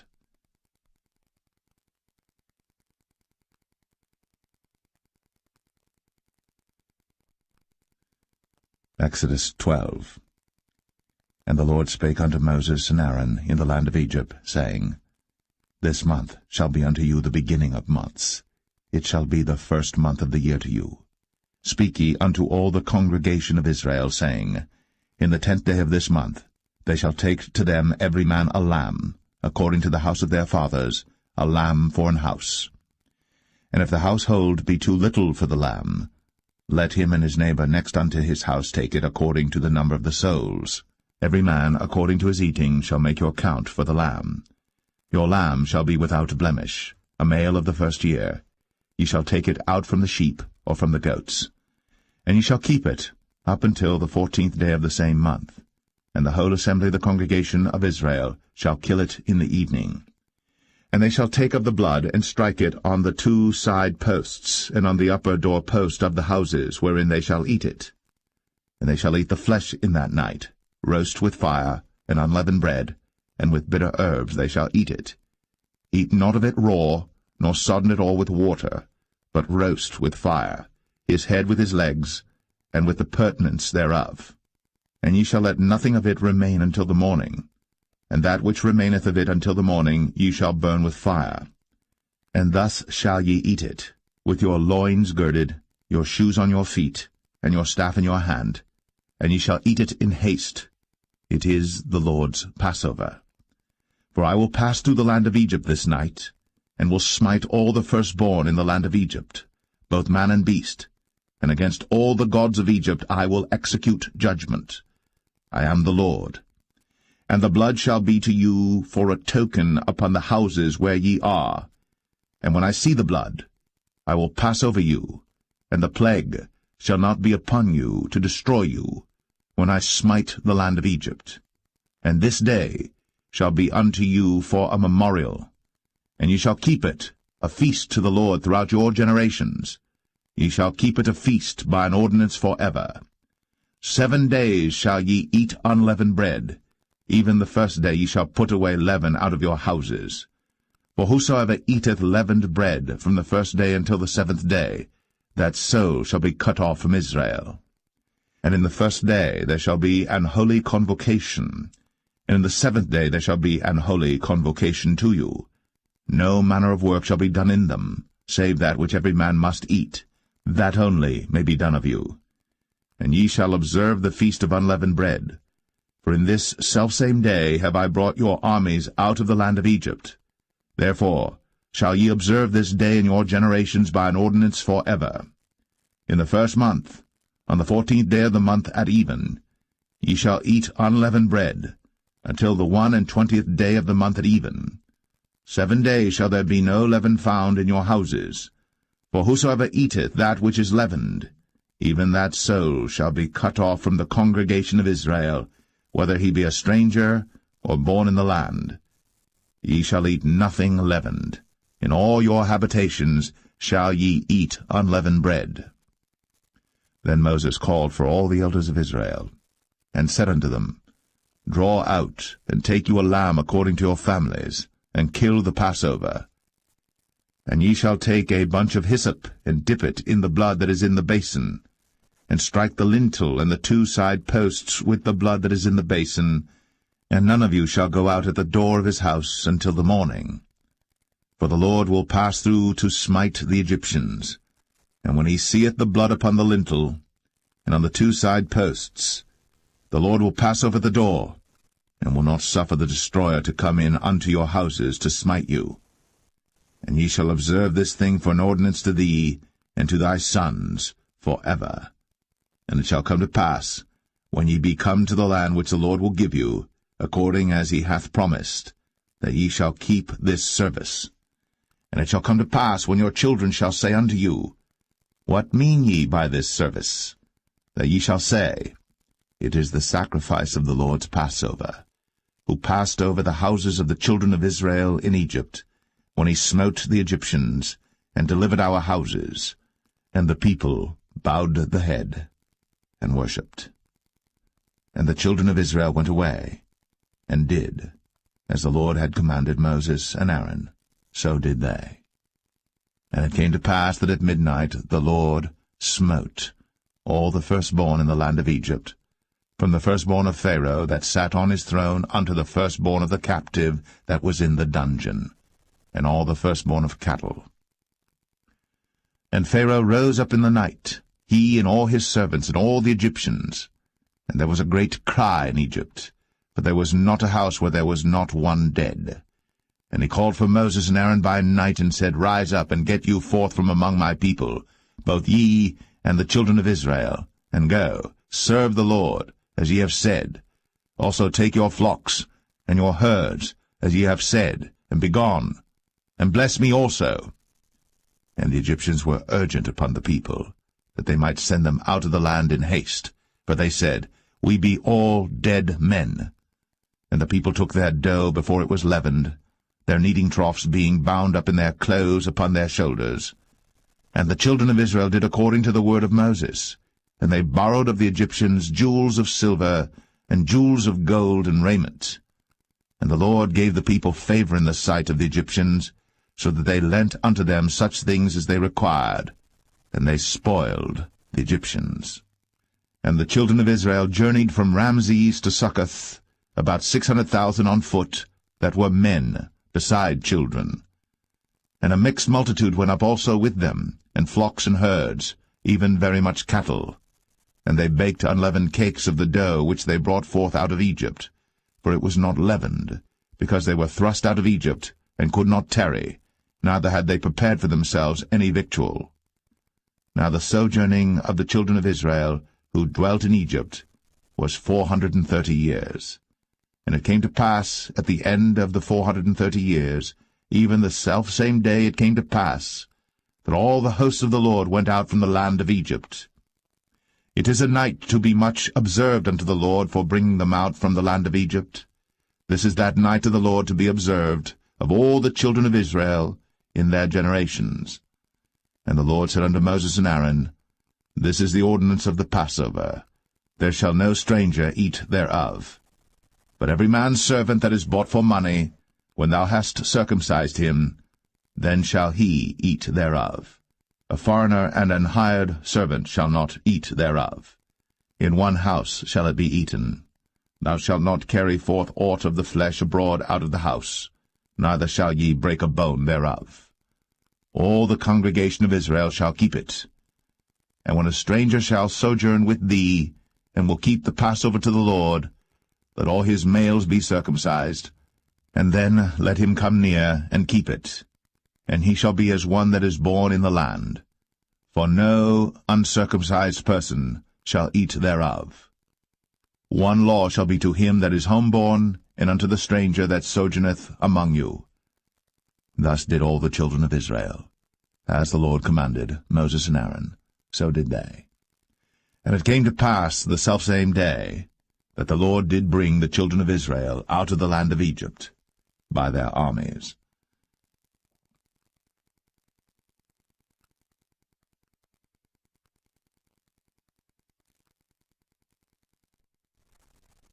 Exodus 13. And the Lord spake unto Moses, saying, Sanctify unto me all the firstborn, whatsoever openeth the womb among the children of Israel, both of man and of beast, it is mine.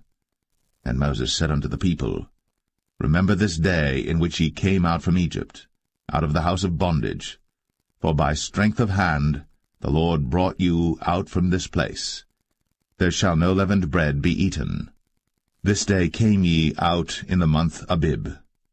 And it shall be, when the Lord shall bring thee into the land of the Canaanites, and the Hittites, and the Amorites, and the Hivites, and the Jebusites, which he sware unto thy fathers to give thee, a land flowing with milk and honey, that thou shalt keep this service in this month. 7 days thou shalt eat unleavened bread, and in the 7th day shall be a feast to the Lord. Unleavened bread shall be eaten 7 days, and there shall no leavened bread be seen with thee, neither shall there be leaven seen with thee in all thy quarters. And thou shalt show thy son in that day, saying, This is done, because of that which the Lord did unto me, when I came forth out of Egypt. And it shall be for a sign unto thee upon thine hand, and for a memorial between thine eyes, that the Lord's law may be in thy mouth. For with a strong hand hath the Lord brought thee out of Egypt. Thou shalt therefore keep this ordinance in his season from year to year. And it shall be, when the Lord shall bring thee into the land of the Canaanites, as he sware unto thee and to thy fathers, and shall give it thee, that thou shalt set apart unto the Lord all that openeth the matrix, and every firstling that cometh of a beast which thou hast, the males shall be the Lord's. And every firstling of an ass thou shalt redeem with a lamb, and if thou wilt not redeem it, then thou shalt break his neck. And all the firstborn of man among thy children shalt thou redeem. And it shall be, when thy son asketh thee in time to come, saying, What is this? That thou shalt say unto him, By strength of hand the Lord brought us out from Egypt, from the house of bondage. And it came to pass, when Pharaoh would hardly let us go, that the Lord slew all the firstborn in the land of Egypt, both the firstborn of man and the firstborn of beast. Therefore I sacrifice to the Lord all that openeth the matrix, being males, but all the firstborn of my children I redeem. And it shall be for a token upon thine hand, and for frontlets between thine eyes, for by strength of hand the Lord brought us forth out of Egypt. And it came to pass, when Pharaoh had let the people go, that God led them not through the way of the land of the Philistines, although that was near, for God said, Lest peradventure the people repent when they see war, and they return to Egypt. But God led the people about through the way of the wilderness of the Red Sea. And the children of Israel went up harnessed out of the land of Egypt. And Moses took the bones of Joseph with him, for he had straitly sworn the children of Israel, saying, God will surely visit you, and ye shall carry up my bones away hence with you. And they took their journey from Succoth, and encamped in Etham, in the edge of the wilderness. And the Lord went before them by day in a pillar of a cloud, to lead them the way, and by night in a pillar of fire, to give them light, to go by day and night. He took not away the pillar of the cloud by day, nor the pillar of fire by night, from before the people.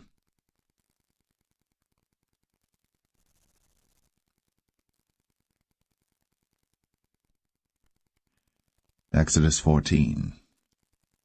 And the Lord spake unto Moses, saying, Speak unto the children of Israel, that they turn and encamp before Pi-hahiroth, between Migdol and the sea, over against Baal-zephon. Before it shall ye encamp by the sea. For Pharaoh will say of the children of Israel, They are entangled in the land, the wilderness hath shut them in, and I will harden Pharaoh's heart, that he shall follow after them, and I will be honored upon Pharaoh, and upon all his host, that the Egyptians may know that I am the Lord. And they did so. And it was told the king of Egypt that the people fled, and the heart of Pharaoh and of his servants was turned against the people, and they said, Why have we done this, that we have let Israel go from serving us? And he made ready his chariot, and took his people with him. And he took 600 chosen chariots, and all the chariots of Egypt, and captains over every one of them. And the Lord hardened the heart of Pharaoh king of Egypt, and he pursued after the children of Israel. And the children of Israel went out with an high hand. But the Egyptians pursued after them all the horses and chariots of Pharaoh, and his horsemen and his army, and overtook them encamping by the sea, beside Pi-hahiroth, before Baal-zephon. And when Pharaoh drew nigh, the children of Israel lifted up their eyes, and behold, the Egyptians marched after them, and they were sore afraid. And the children of Israel cried out unto the Lord, and they said unto Moses, Because there were no graves in Egypt, hast thou taken us away to die in the wilderness? Wherefore hast thou dealt thus with us, to carry us forth out of Egypt? Is not this the word that we did tell thee in Egypt, saying, Let us alone, that we may serve the Egyptians? For it had been better for us to serve the Egyptians, than that we should die in the wilderness. And Moses said unto the people, Fear ye not, stand still, and see the salvation of the Lord, which he will show to you today. For the Egyptians whom ye have seen today, ye shall see them again no more for ever. The Lord shall fight for you, and ye shall hold your peace. And the Lord said unto Moses, Wherefore criest thou unto me? Speak unto the children of Israel, that they go forward. But lift thou up thy rod, and stretch out thine hand over the sea, and divide it. And the children of Israel shall go on dry ground through the midst of the sea. And I, behold, I will harden the hearts of the Egyptians, and they shall follow them. And I will get me honor upon Pharaoh, and upon all his host, upon his chariots, and upon his horsemen. And the Egyptians shall know that I am the Lord, when I have gotten me honor upon Pharaoh, upon his chariots, and upon his horsemen. And the angel of God, which went before the camp of Israel, removed, and went behind them. And the pillar of the cloud went from before their face, and stood behind them. And it came between the camp of the Egyptians and the camp of Israel. And it was a cloud and darkness to them, but it gave light by night to these, so that the one came not near the other all the night. And Moses stretched out his hand over the sea, and the Lord caused the sea to go back by a strong east wind all that night, and made the sea dry land, and the waters were divided. And the children of Israel went into the midst of the sea upon the dry ground, and the waters were a wall unto them on their right hand and on their left. And the Egyptians pursued, and went in after them to the midst of the sea, even all Pharaoh's horses, his chariots, and his horsemen. And it came to pass that in the morning watch the Lord looked unto the host of the Egyptians through the pillar of fire and of the cloud, and troubled the host of the Egyptians, and took off their chariot wheels, that they drave them heavily, so that the Egyptians said, Let us flee from the face of Israel, for the Lord fighteth for them against the Egyptians. And the Lord said unto Moses, Stretch out thine hand over the sea, that the waters may come again upon the Egyptians, upon their chariots, and upon their horsemen.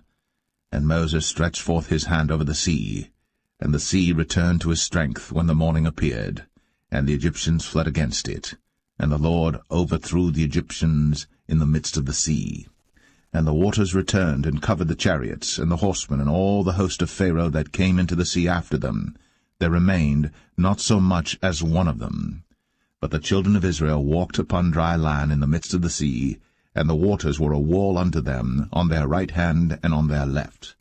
Thus the Lord saved Israel that day out of the hand of the Egyptians, and Israel saw the Egyptians dead upon the seashore. And Israel saw that great work which the Lord did upon the Egyptians, and the people feared the Lord, and believed the Lord and his servant Moses.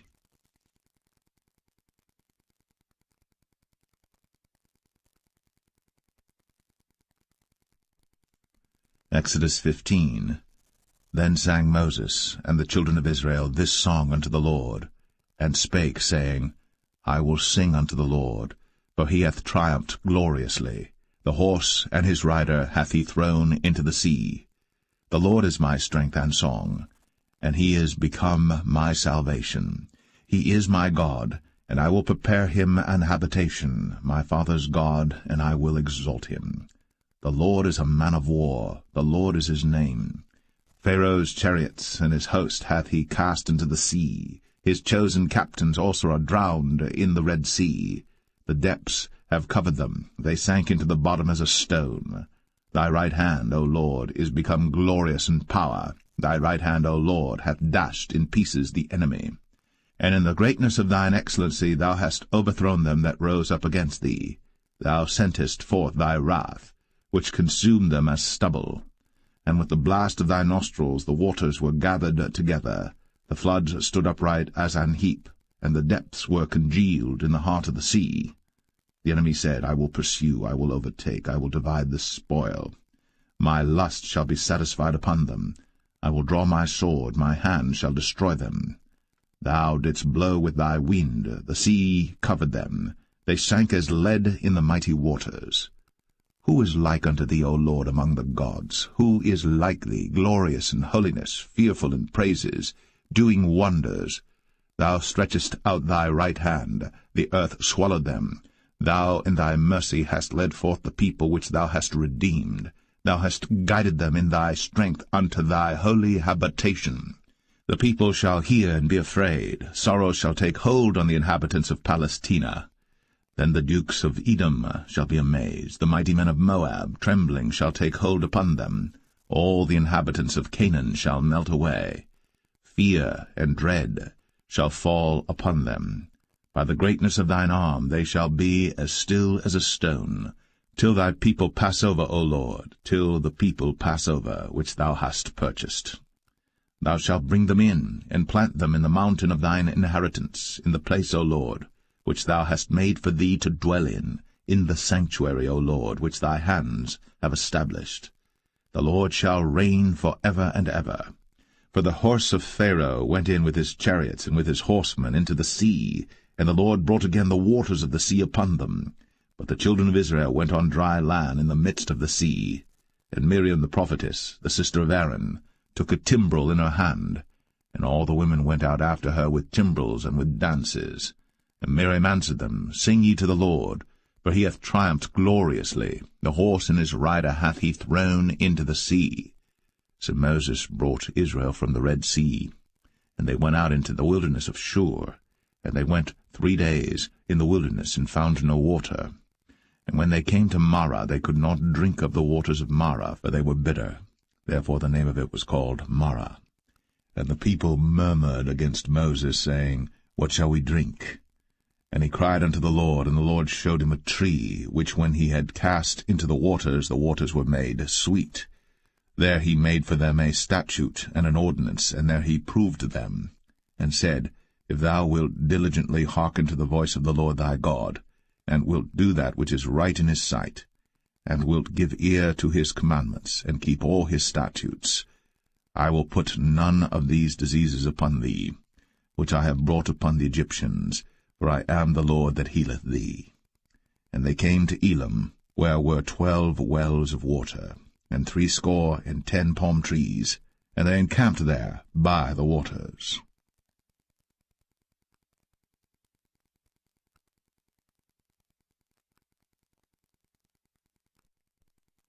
Exodus 16. And they took their journey from Elim, and all the congregation of the children of Israel came unto the wilderness of Sin, which is between Elim and Sinai, on the 15th day of the 2nd month, after their departing out of the land of Egypt. And the whole congregation of the children of Israel murmured against Moses and Aaron in the wilderness.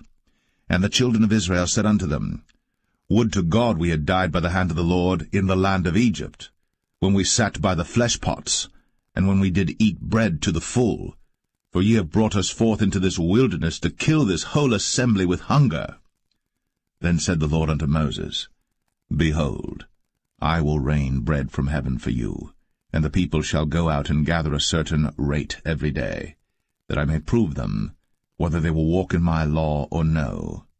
And it shall come to pass that on the 6th day they shall prepare that which they bring in, and it shall be twice as much as they gather daily. And Moses and Aaron said unto all the children of Israel, At even then ye shall know that the Lord hath brought you out from the land of Egypt. And in the morning then ye shall see the glory of the Lord, for that he heareth your murmurings against the Lord. And what are we, that ye murmur against us? And Moses said, This shall be when the Lord shall give you in the evening flesh to eat, and in the morning bread to the full, for that the Lord heareth your murmurings, which ye murmur against him. And what are we? Your murmurings are not against us, but against the Lord. And Moses spake unto Aaron, Say unto all the congregation of the children of Israel, Come near before the Lord, for he hath heard your murmurings. And it came to pass, as Aaron spake unto the whole congregation of the children of Israel, that they looked toward the wilderness, and behold, the glory of the Lord appeared in the cloud. And the Lord spake unto Moses, saying, I have heard the murmurings of the children of Israel. Speak unto them, saying, At even ye shall eat flesh, and in the morning ye shall be filled with bread, and ye shall know that I am the Lord your God. And it came to pass, that at even the quails came up, and covered the camp, and in the morning the dew lay round about the host. And when the dew that lay was gone up, behold, upon the face of the wilderness there lay a small round thing, as small as the hoarfrost on the ground. And when the children of Israel saw it, they said one to another, It is manna, for they wist not what it was. And Moses said unto them, This is the bread which the Lord hath given you to eat. This is the thing which the Lord hath commanded. Gather of it every man according to his eating, an omer for every man according to the number of your persons. Take ye every man for them which are in his tents. And the children of Israel did so, and gathered some more, some less. And when they did meet it with an omer, he that gathered much had nothing over, and he that gathered little had no lack. They gathered every man according to his eating. And Moses said, Let no man leave of it till the morning. Notwithstanding they hearkened not unto Moses, but some of them left of it until the morning. And it bred worms, and stank. And Moses was wroth with them. And they gathered it every morning, every man according to his eating. And when the sun waxed hot, it melted. And it came to pass that on the 6th day they gathered twice as much bread, 2 omers for one man. And all the rulers of the congregation came, and told Moses. And he said unto them, This is that which the Lord hath said. Tomorrow is the rest of the holy Sabbath unto the Lord. Bake that which ye shall bake today, and seethe that ye will seethe, and that which remaineth over lay up for you to be kept until the morning. And they laid it up till the morning, as Moses bade, and it did not stink, neither was there any worm therein.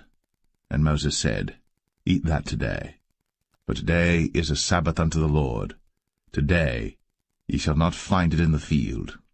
6 days ye shall gather it, but on the 7th day, which is the Sabbath, in it there shall be none. And it came to pass that there went out some of the people on the 7th day for to gather, and they found none.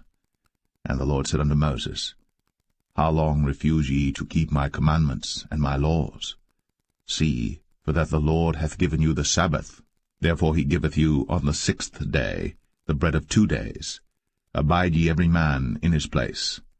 Let no man go out of his place on the 7th day.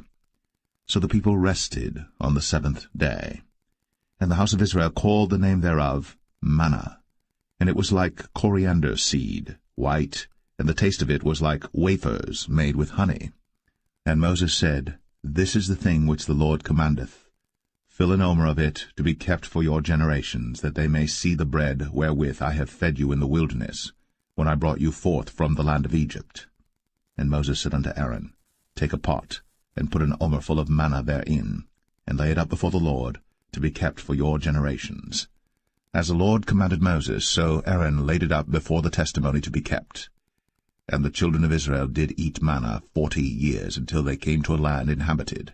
They did eat manna until they came unto the borders of the land of Canaan. Now an omer is the 10th part of an ephah.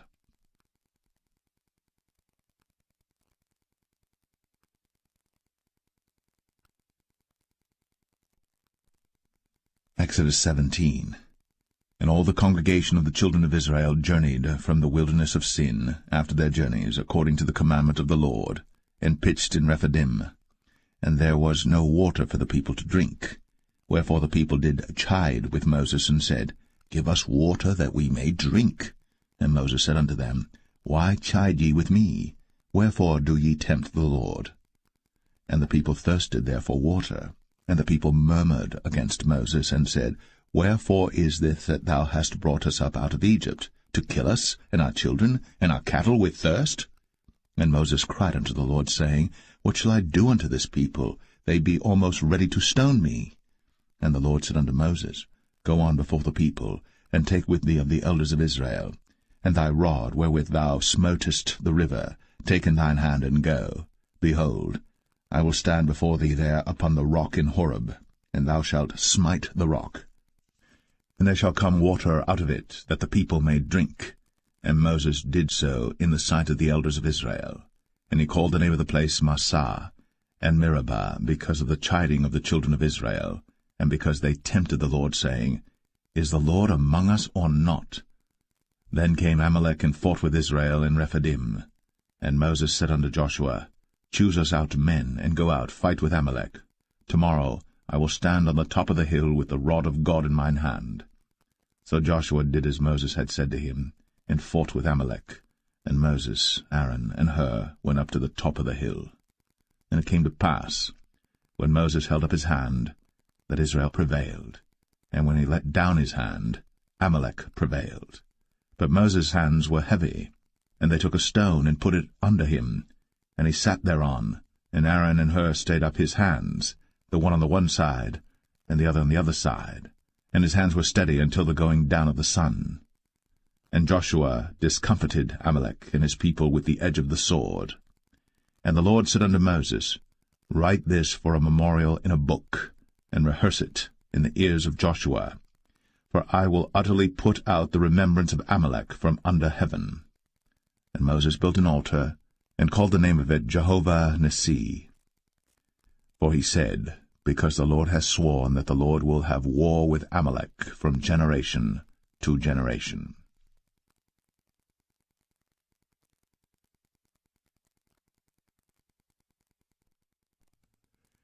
Exodus 18.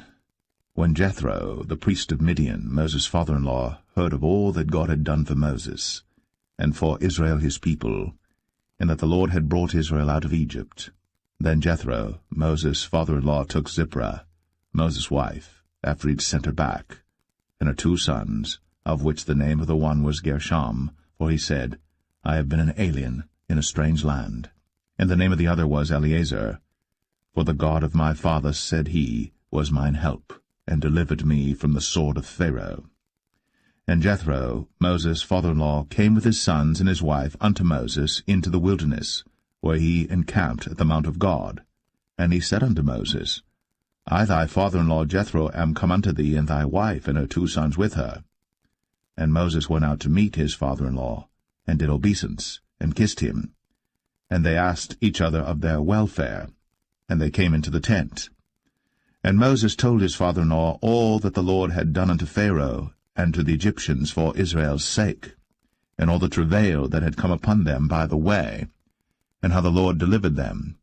And Jethro rejoiced for all the goodness which the Lord had done to Israel, whom he had delivered out of the hand of the Egyptians. And Jethro said, Blessed be the Lord, who hath delivered you out of the hand of the Egyptians, and out of the hand of Pharaoh, who hath delivered the people from under the hand of the Egyptians. Now I know that the Lord is greater than all gods, for in the thing wherein they dealt proudly he was above them. And Jethro, Moses' father-in-law, took a burnt offering and sacrifices for God. And Aaron came, and all the elders of Israel, to eat bread with Moses' father-in-law before God. And it came to pass on the morrow that Moses sat to judge the people, and the people stood by Moses from the morning unto the evening. And when Moses' father-in-law saw all that he did to the people, he said, What is this thing that thou doest to the people? Why sittest thou thyself alone, and all the people stand by thee from morning unto even? And Moses said unto his father-in-law, Because the people come unto me to inquire of God. When they have a matter they come unto me, and I judge between one and another, and I do make them know the statutes of God and his laws. And Moses' father-in-law said unto him, The thing that thou doest is not good. Thou wilt surely wear away both thou and this people that is with thee. For this thing is too heavy for thee. Thou art not able to perform it thyself alone. Hearken now unto my voice. I will give thee counsel, and God shall be with thee. Be thou for the people too Godward, that thou mayest bring the causes unto God. And thou shalt teach them ordinances and laws, and shalt show them the way wherein they must walk, and the work that they must do. Moreover, thou shalt provide out of all the people able men, such as fear God, men of truth, hating covetousness, and place such over them to be rulers of thousands, and rulers of hundreds, rulers of 50s, and rulers of 10s. And let them judge the people at all seasons. And it shall be, that every great matter they shall bring unto thee, but every small matter they shall judge. So shall it be easier for thyself, and they shall bear the burden with thee. If thou shalt do this thing, and God command thee so, then thou shalt be able to endure, and all this people shall also go to their place in peace. So Moses hearkened to the voice of his father-in-law, and did all that he had said. And Moses chose able men out of all Israel, and made them heads over the people, rulers of thousands, rulers of hundreds, rulers of 50s, and rulers of 10s. And they judged the people at all seasons. The hard causes they brought unto Moses, but every small matter they judged themselves. And Moses let his father-in-law depart, and he went his way into his own land.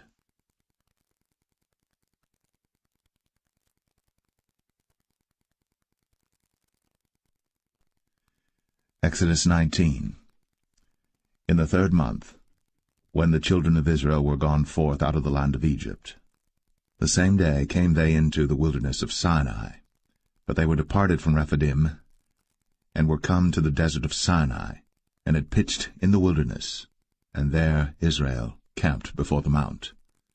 And Moses went up unto God, and the Lord called unto him out of the mountain, saying, Thus shalt thou say to the house of Jacob, and tell the children of Israel, Ye have seen what I did unto the Egyptians, and how I bare you on eagle's wings, and brought you unto myself. Now therefore, if ye will obey my voice indeed, and keep my covenant, then ye shall be a peculiar treasure unto me above all people. For all the earth is mine, and ye shall be unto me a kingdom of priests, and an holy nation. These are the words which thou shalt speak unto the children of Israel. And Moses came and called for the elders of the people, and laid before their faces all these words which the Lord commanded him. And all the people answered together and said, All that the Lord hath spoken, we will do. And Moses returned the words of the people unto the Lord. And the Lord said unto Moses, Lo, I come unto thee in a thick cloud, that the people may hear when I speak with thee, and believe thee for ever. And Moses told the words of the people unto the Lord. And the Lord said unto Moses, Go unto the people, and sanctify them today and tomorrow, and let them wash their clothes, and be ready against the third day. For the third day the Lord will come down in the sight of all the people upon Mount Sinai. And thou shalt set bounds unto the people round about, saying, Take heed to yourselves, that ye go not up into the mount, or touch the border of it. Whosoever toucheth the mount shall be surely put to death. There shall not an hand touch it, but he shall surely be stoned, or shot through, whether it be beast or man, it shall not live. When the trumpet soundeth long, they shall come up to the mount. And Moses went down from the mount unto the people, and sanctified the people, and they washed their clothes. And he said unto the people, Be ready against the third day, come not at your wives. And it came to pass on the third day in the morning, that there were thunders and lightnings, and a thick cloud upon the mount, and the voice of the trumpet exceeding loud, so that all the people that was in the camp trembled. And Moses brought forth the people out of the camp to meet with God. And they stood at the nether part of the mount. And Mount Sinai was altogether on a smoke, because the Lord descended upon it in fire, and the smoke thereof ascended as the smoke of a furnace, and the whole mount quaked greatly. And when the voice of the trumpet sounded long, and waxed louder and louder, Moses spake, and God answered him by a voice. And the Lord came down upon Mount Sinai, on the top of the mount, and the Lord called Moses up to the top of the mount, and Moses went up. And the Lord said unto Moses, Go down, charge the people, lest they break through unto the Lord to gaze, and many of them perish. And let the priests also, which come near to the Lord, sanctify themselves, lest the Lord break forth upon them. And Moses said unto the Lord, The people cannot come up to Mount Sinai, for thou chargest us, saying, Set bounds about the mount, and sanctify it. And the Lord said unto him, Away, get thee down, and thou shalt come up, thou and Aaron with thee. But let not the priests and the people break through to come up unto the Lord, lest he break forth upon them. So Moses went down unto the people, and spake unto them.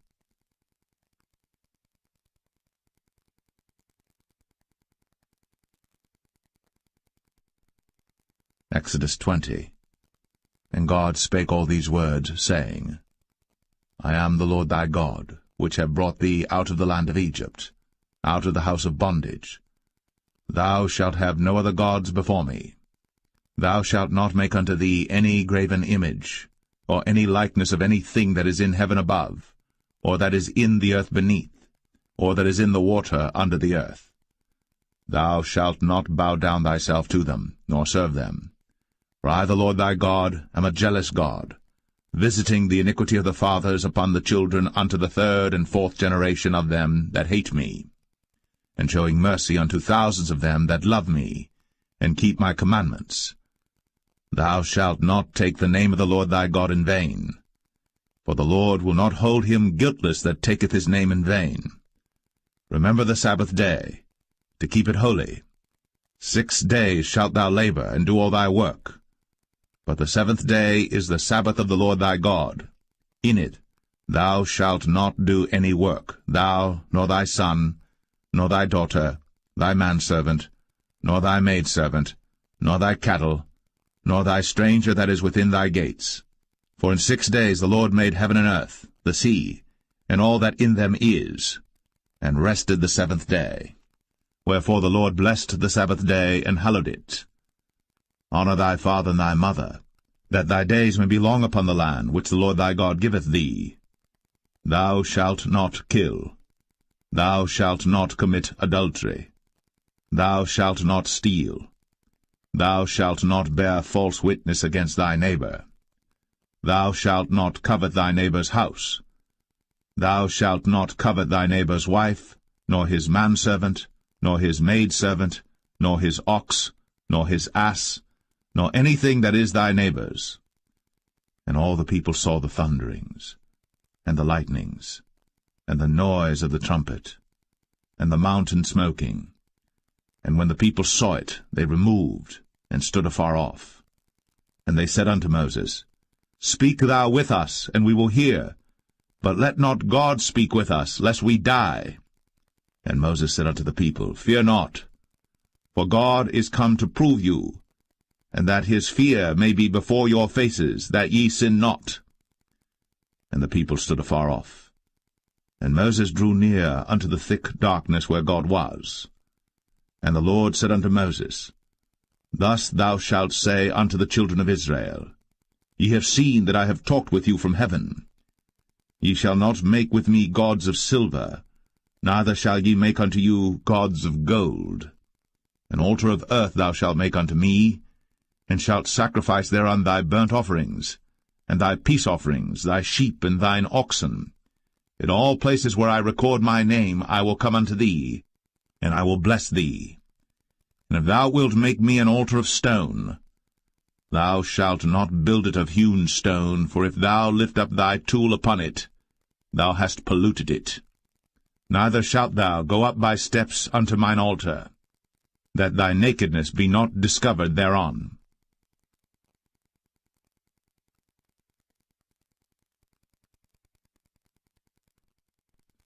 Exodus 21.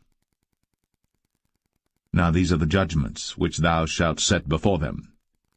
If thou buy an Hebrew servant, 6 years he shall serve, and in the 7th he shall go out free for nothing. If he came in by himself, he shall go out by himself. If he were married, then his wife shall go out with him. If his master have given him a wife, and she have borne him sons or daughters, the wife and her children shall be her master's, then he shall go out by himself. And if the servant shall plainly say, I love my master, my wife, and my children, I will not go out free, then his master shall bring him unto the judges. He shall also bring him to the door, or unto the doorpost, and his master shall bore his ear through with an awl, and he shall serve him forever. And if a man sell his daughter to be a maidservant, she shall not go out as the men servants do. If she please not her master, who hath betrothed her to himself, then shall he let her be redeemed, to sell her unto a strange nation. He shall have no power, seeing he hath dealt deceitfully with her. And if he have betrothed her unto his son, he shall deal with her after the manner of daughters. If he take him another wife, her food, her raiment, and her duty of marriage, shall he not diminish? And if he do not these 3 unto her, then shall she go out free without money. He that smiteth a man so that he die shall be surely put to death. And if a man lie not in wait, but God deliver him into his hand, then I will appoint thee a place whither he shall flee. But if a man come presumptuously upon his neighbor, to slay him with guile, thou shalt take him from mine altar, that he may die. And he that smiteth his father or his mother shall be surely put to death. And he that stealeth a man, and selleth him, or if he be found in his hand, he shall surely be put to death. And he that curseth his father or his mother shall surely be put to death. And if men strive together, and one smite another with a stone, or with his fist, and he die not, but keepeth his bed, if he rise again and walk abroad upon his staff, then shall he that smote him be quit, only he shall pay for the loss of his time, and shall cause him to be thoroughly healed. And if a man smite his servant or his maid with a rod, and he die under his hand, he shall be surely punished. Notwithstanding, if he continue a day or 2, he shall not be punished, for he is his money.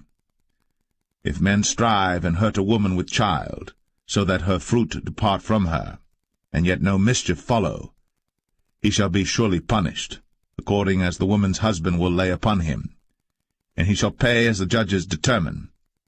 And if any mischief follow, then thou shalt give life for life, eye for eye, tooth for tooth, hand for hand, foot for foot, burning for burning, wound for wound, stripe for stripe. And if a man smite the eye of his servant, or the eye of his maid, that it perish, he shall let him go free for his eye's sake. And if he smite out his manservant's tooth, or his maidservant's tooth, he shall let him go free for his tooth's sake. If an ox gore a man or a woman, that they die, then the ox shall be surely stoned, and his flesh shall not be eaten, but the owner of the ox shall be quit. But if the ox were wont to push with his horn in time past, and hath been testified to his owner, and he hath not kept him in, but that he hath killed a man or a woman, the ox shall be stoned, and his owner also shall be put to death. If there be laid on him a sum of money, then he shall give for the ransom of his life whatsoever is laid upon him. Whether he have gored a son, or have gored a daughter, according to this judgment shall it be done unto him. If the ox shall push a manservant or a maidservant, he shall give unto their master 30 shekels of silver, and the ox shall be stoned. And if a man shall open a pit, or if a man shall dig a pit, and not cover it, and an ox or an ass fall therein, the owner of the pit shall make it good, and give money unto the owner of them, and the dead beast shall be his. And if one man's ox hurt another's, that he die, then they shall sell the live ox, and divide the money of it, and the dead ox also they shall divide. For if it be known that the ox hath used to push in time past, and his owner hath not kept him in, he shall surely pay ox for ox, and the dead shall be his own.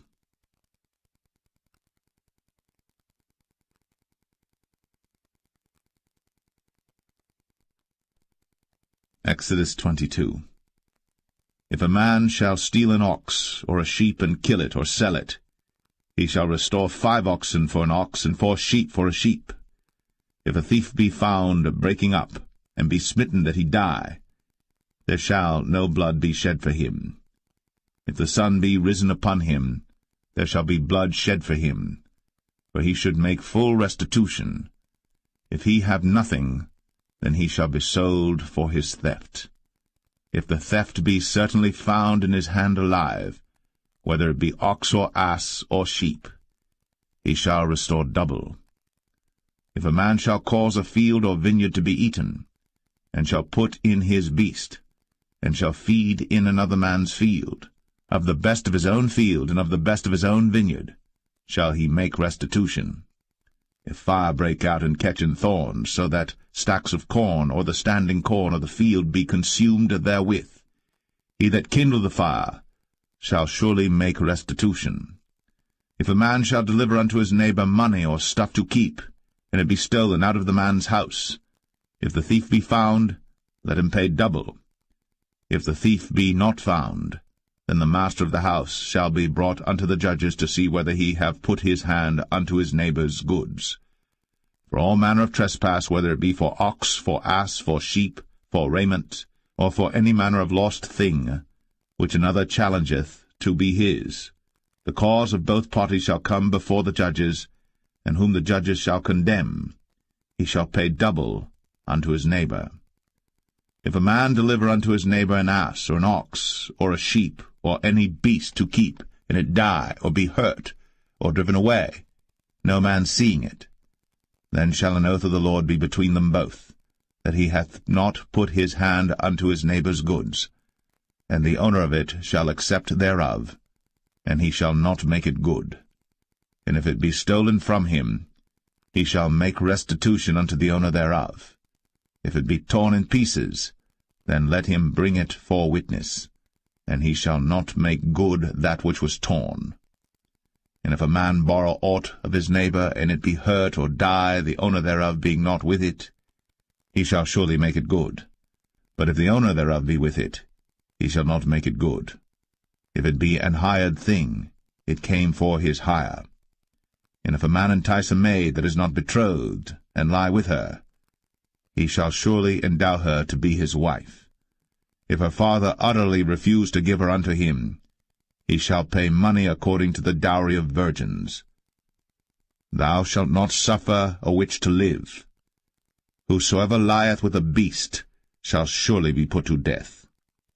He that sacrificeth unto any god, save unto the Lord only, he shall be utterly destroyed. Thou shalt neither vex a stranger nor oppress him, for ye were strangers in the land of Egypt. Ye shall not afflict any widow or fatherless child.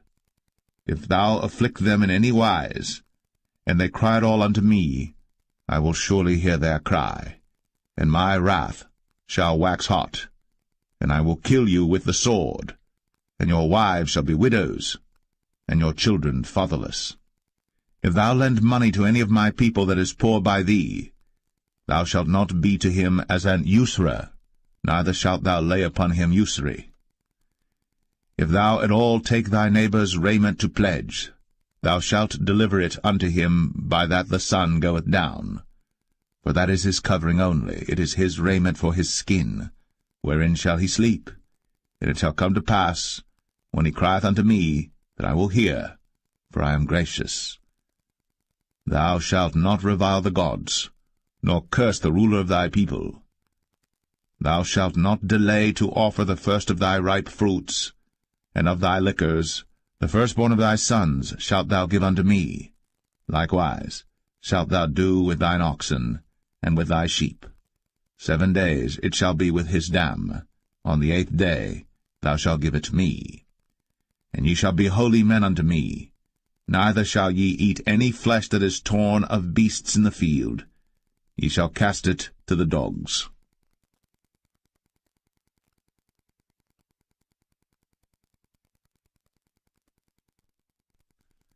Exodus 23.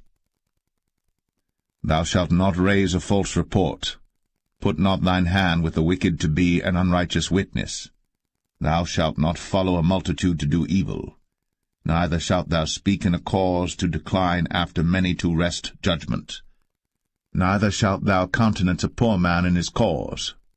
If thou meet thine enemy's ox or his ass going astray, thou shalt surely bring it back to him again.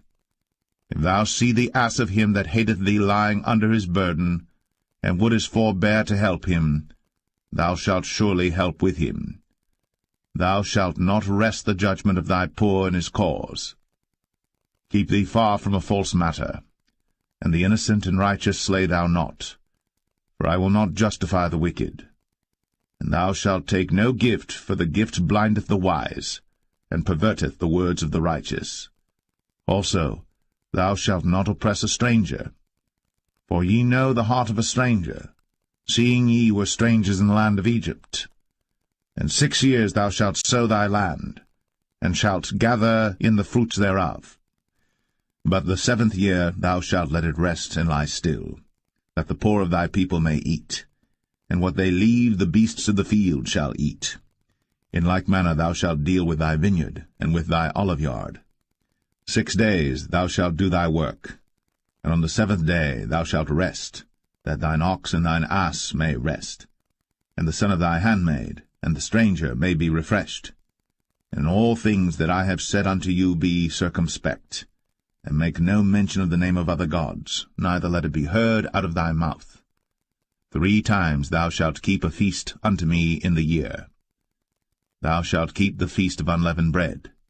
Thou shalt eat unleavened bread 7 days, as I commanded thee, in the time appointed of the month Abib.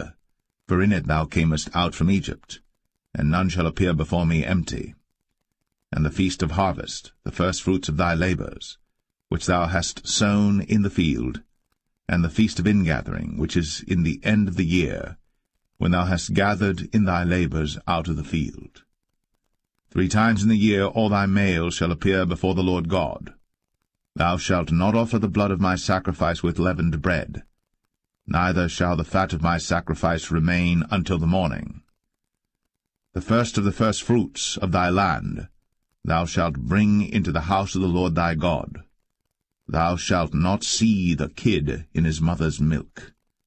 Behold, I send an angel before thee, to keep thee in the way, and to bring thee into the place which I have prepared. Beware of him, and obey his voice.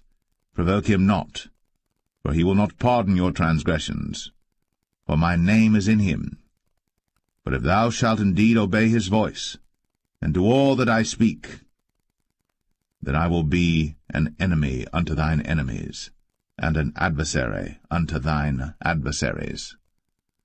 For mine angel shall go before thee, and bring thee in unto the Amorites, and the Hittites, and the Perizzites, and the Canaanites, the Hivites, and the Jebusites, and I will cut them off.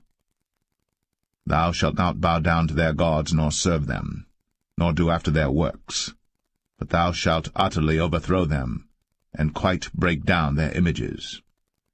And ye shall serve the Lord your God, and he shall bless thy bread and thy water, and I will take sickness away from the midst of thee. There shall nothing cast their young, nor be barren in thy land. The number of thy days I will fulfill. I will send my fear before thee, and will destroy all the people to whom thou shalt come, and I will make all thine enemies turn their backs unto thee. And I will send hornets before thee, which shall drive out the Hivite, the Canaanite, and the Hittite from before thee. I will not drive them out from before thee in 1 year, lest the land become desolate, and the beasts of the field multiply against thee. By little and little I will drive them out from before thee, until thou be increased and inherit the land. And I will set thy bounds from the Red Sea even unto the sea of the Philistines, and from the desert unto the river. For I will deliver the inhabitants of the land into your hand, and thou shalt drive them out before thee. Thou shalt make no covenant with them, nor with their gods. They shall not dwell in thy land, lest they make thee sin against me. For if thou serve their gods, it will surely be a snare unto thee.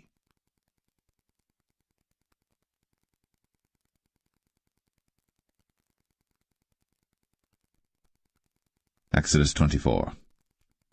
And he said unto Moses, Come up unto the Lord, thou, and Aaron, Nadab, and Abihu, and 70 of the elders of Israel, and worship ye afar off. And Moses alone shall come near the Lord, but they shall not come nigh, neither shall the people go up with him. And Moses came, and told the people all the words of the Lord, and all the judgments, and all the people answered with one voice, and said, All the words which the Lord hath said will we do. And Moses wrote all the words of the Lord, and rose up early in the morning, and builded an altar under the hill, and 12 pillars according to the 12 tribes of Israel.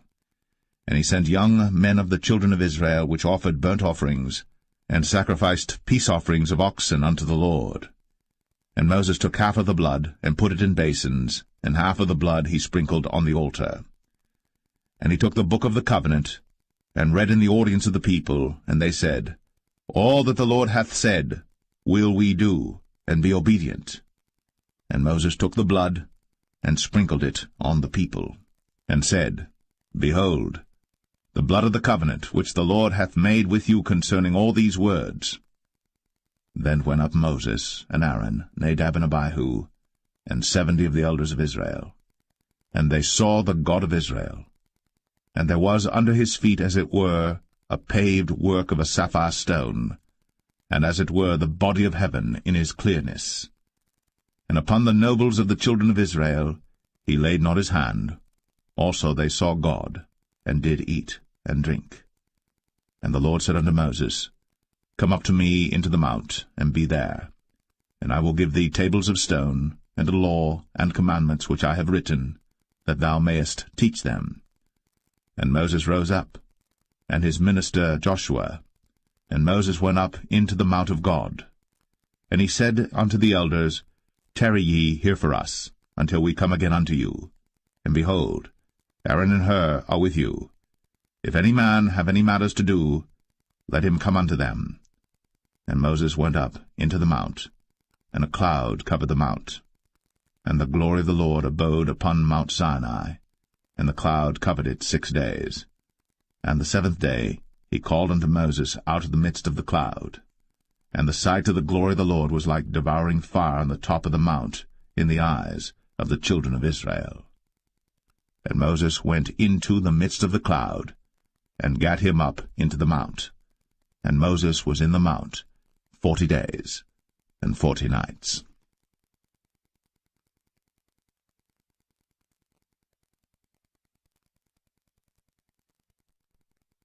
Exodus 25.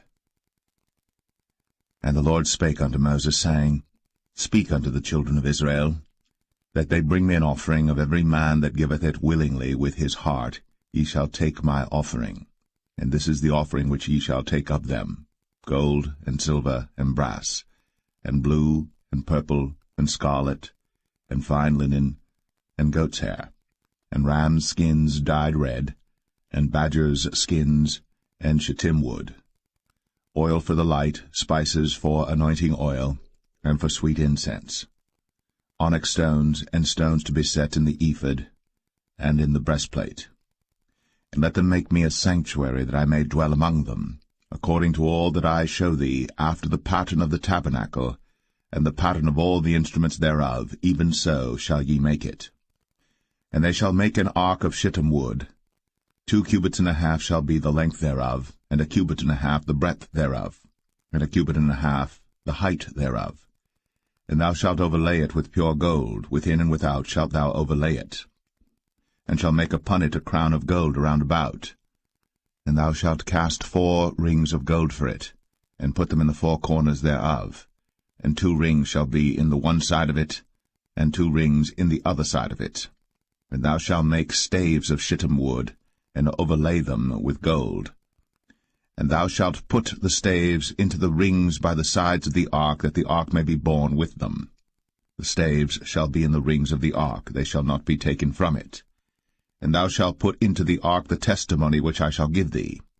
And thou shalt make a mercy seat of pure gold. 2 cubits and a half shall be the length thereof, and 1 cubit and a half the breadth thereof. And thou shalt make 2 cherubims of gold.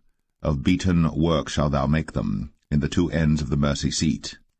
And make 1 cherub on the one end, and the other cherub on the other end.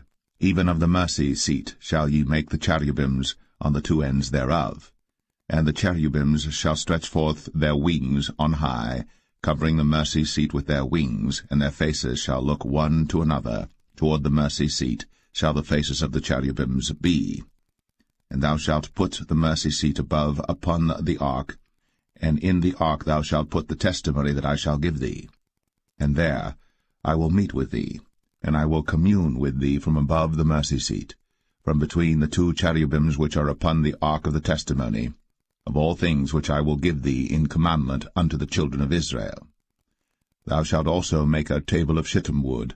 2 cubits shall be the length thereof, and 1 cubit the breadth thereof, and 1 cubit and a half the height thereof. And thou shalt overlay it with pure gold, and make thereto a crown of gold round about. And thou shalt make unto it a border of an handbreadth round about, and thou shalt make a golden crown to the border thereof round about. And thou shalt make for it 4 rings of gold, and put the rings in the 4 corners that are on the 4 feet thereof.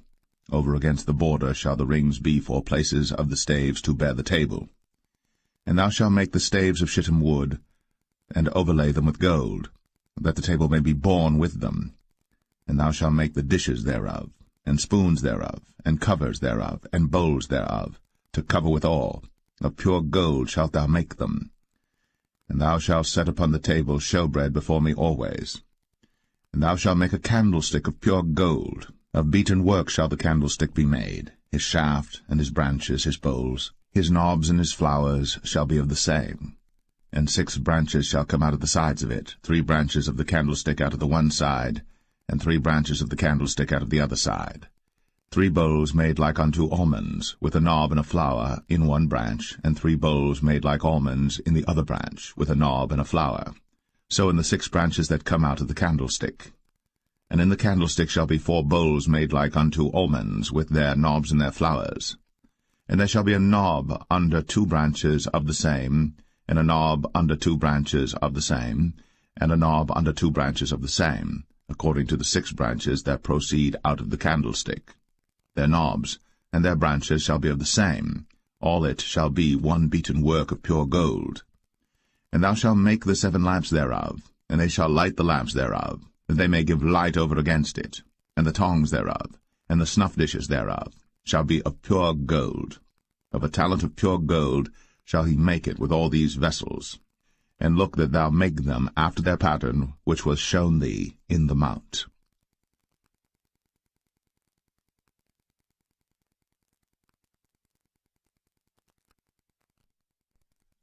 Exodus 26. Moreover, thou shalt make the tabernacle with 10 curtains of fine twined linen, and blue, and purple, and scarlet. With cherubims of cunning work shalt thou make them. The length of one curtain shall be 28 cubits, and the breadth of one curtain 4 cubits, and every one of the curtains shall have one measure. The 5 curtains shall be coupled together one to another, and other 5 curtains shall be coupled one to another. And thou shalt make loops of blue upon the edge of the one curtain, from the selvage in the coupling. And likewise shalt thou make in the uttermost edge of another curtain, in the coupling of the second.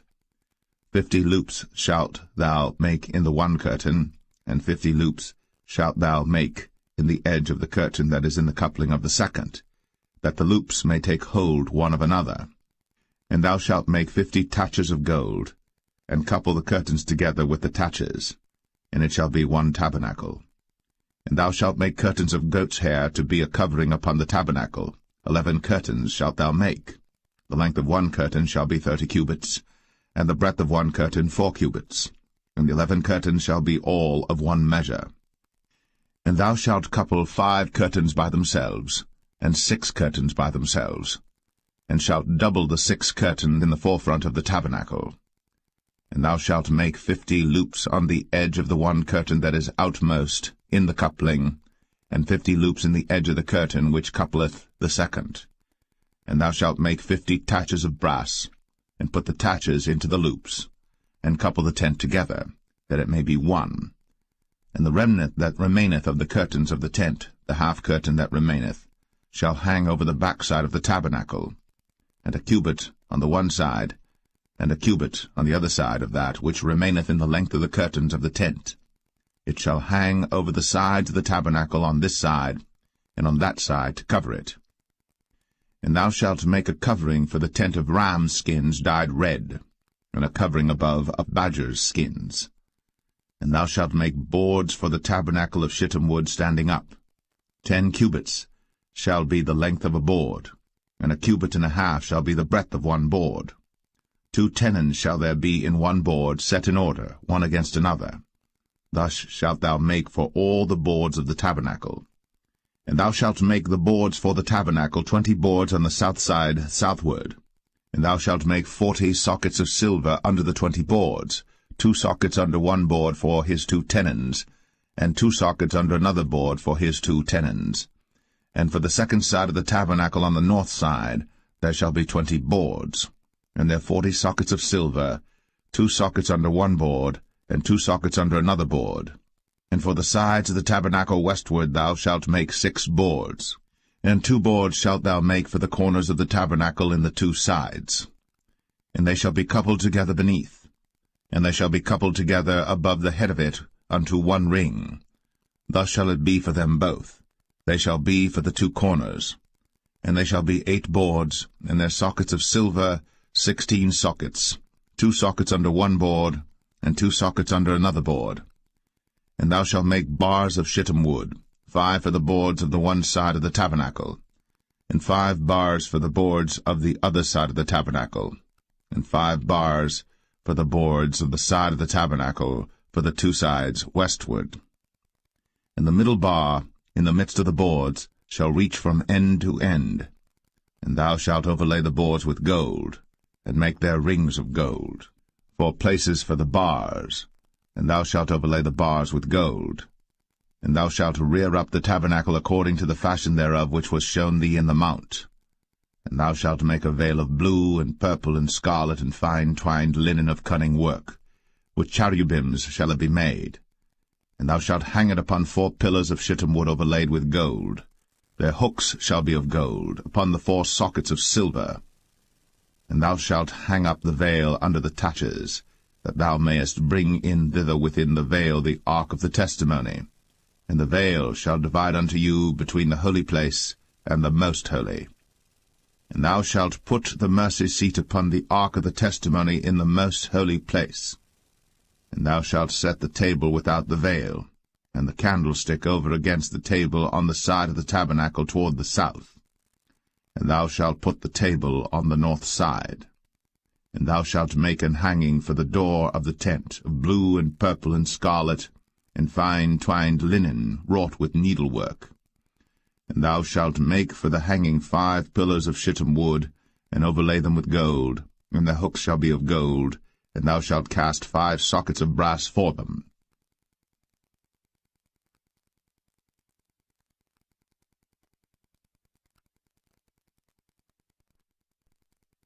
Exodus 27. And thou shalt make an altar of shittim wood, 5 cubits long and 5 cubits broad. The altar shall be 4 square, and the height thereof shall be 3 cubits. And thou shalt make the horns of it upon the 4 corners thereof. His horns shall be of the same, and thou shalt overlay it with brass. And thou shalt make his pans to receive his ashes, and his shovels, and his basins, and his flesh hooks, and his fire pans. All the vessels thereof thou shalt make of brass. And thou shalt make for it a grate of network of brass, and upon the net shalt thou make 4 brazen rings in the 4 corners thereof. And thou shalt put it under the compass of the altar beneath, that the net may be even to the midst of the altar. And thou shalt make staves for the altar, staves of shittim wood, and overlay them with brass. And the staves shall be put into the rings, and the staves shall be upon the 2 sides of the altar to bear it. Hollow with boards shalt thou make it, as it was shown thee in the mount, so shall they make it. And thou shalt make the court of the tabernacle for the south side. Southward there shall be hangings for the court of fine twined linen, of 100 cubits long for one side. And the 20 pillars thereof, and their 20 sockets shall be of brass. The hooks of the pillars, and their fillets, shall be of silver. And likewise for the north side in length there shall be hangings of 100 cubits long, and his 20 pillars, and their 20 sockets of brass, the hooks of the pillars, and their fillets of silver. And for the breadth of the court on the west side shall be hangings of 50 cubits, their pillars 10, and their sockets 10. And the breadth of the court on the east side eastward shall be 50 cubits. The hangings of one side of the gate shall be 15 cubits, their pillars 3, and their sockets 3. And on the other side shall be hangings 15 cubits, their pillars 3, and their sockets 3. And for the gate of the court shall be an hanging of 20 cubits of blue, and purple, and scarlet, and fine twined linen, wrought with needlework, and their pillars shall be 4, and their sockets 4. All the pillars round about the court shall be filleted with silver. Their hooks shall be of silver, and their sockets of brass. The length of the court shall be 100 cubits, and the breadth 50 everywhere, and the height 5 cubits of fine twined linen, and their sockets of brass. All the vessels of the tabernacle, and all the service thereof, and all the pins thereof, and all the pins of the court shall be of brass. And thou shalt command the children of Israel that they bring thee pure oil, olive beaten for the light, to cause the lamp to burn always. In the tabernacle of the congregation without the veil, which is before the testimony, Aaron and his sons shall order it from evening to morning before the Lord. It shall be a statute for ever, unto their generations, on the behalf of the children of Israel.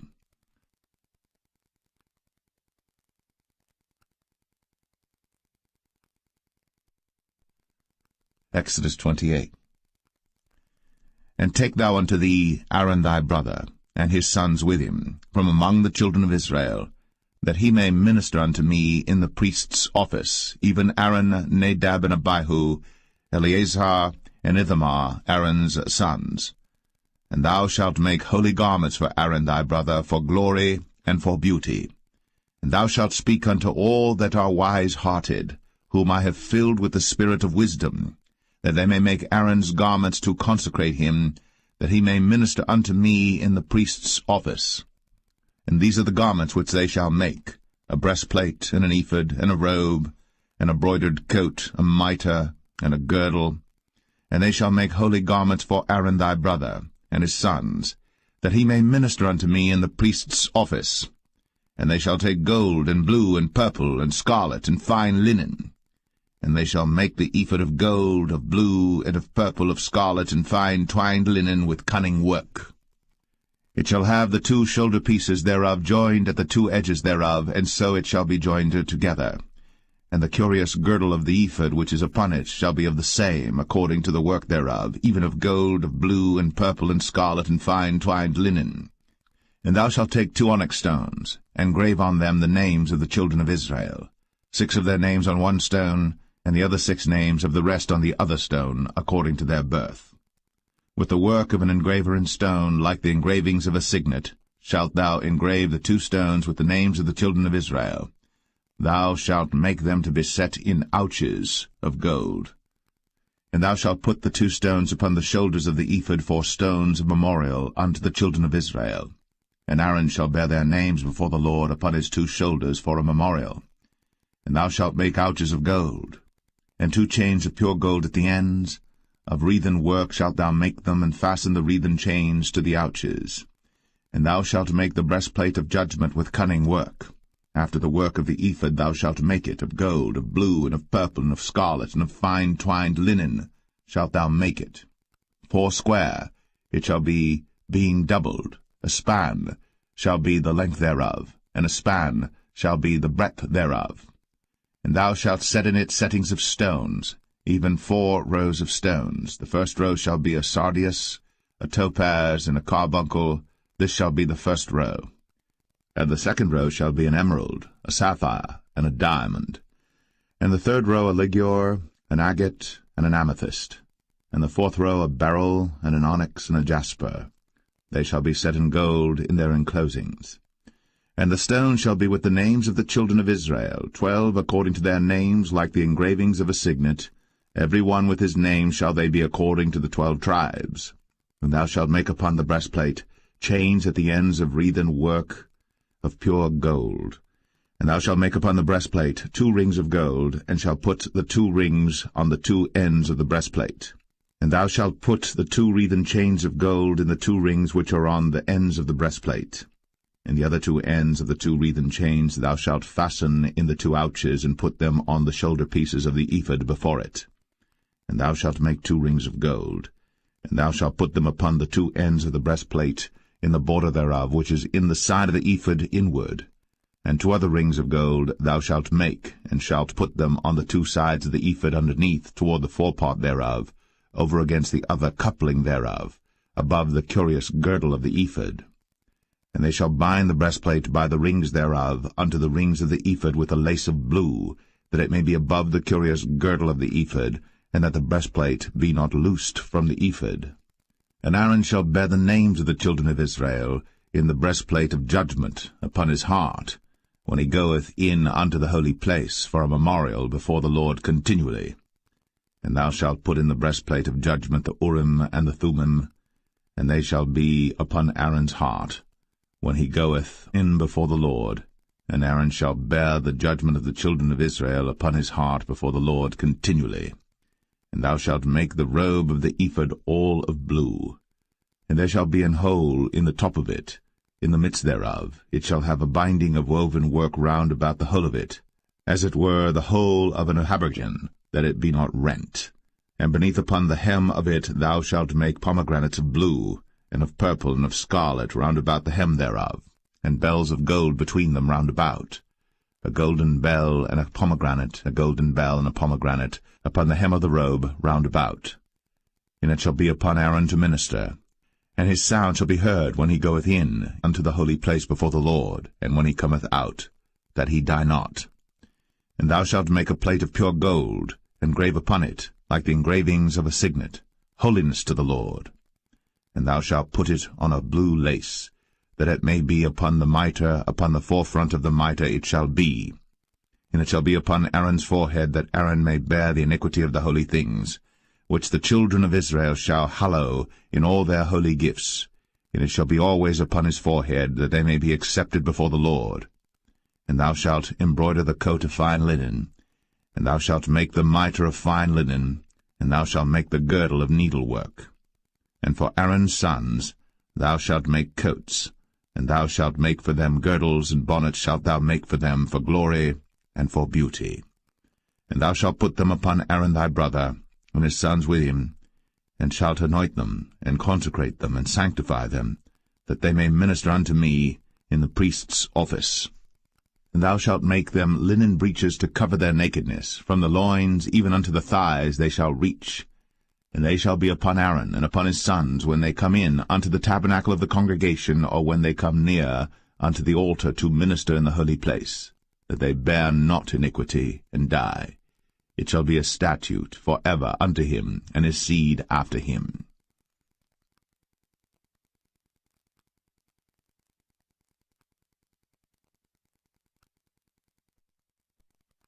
Exodus 29. And this is the thing that thou shalt do unto them to hallow them, to minister unto me in the priest's office. Take 1 young bullock, and 2 rams without blemish, and unleavened bread and cakes unleavened tempered with oil, and wafers unleavened anointed with oil, of wheaten flour shalt thou make them. And thou shalt put them into 1 basket, and bring them in the basket, with the bullock and the 2 rams. And Aaron and his sons thou shalt bring unto the door of the tabernacle of the congregation, and shalt wash them with water. And thou shalt take the garments, and put upon Aaron the coat, and the robe of the ephod, and the ephod, and the breastplate, and gird him with the curious girdle of the ephod. And thou shalt put the mitre upon his head, and put the holy crown upon the mitre.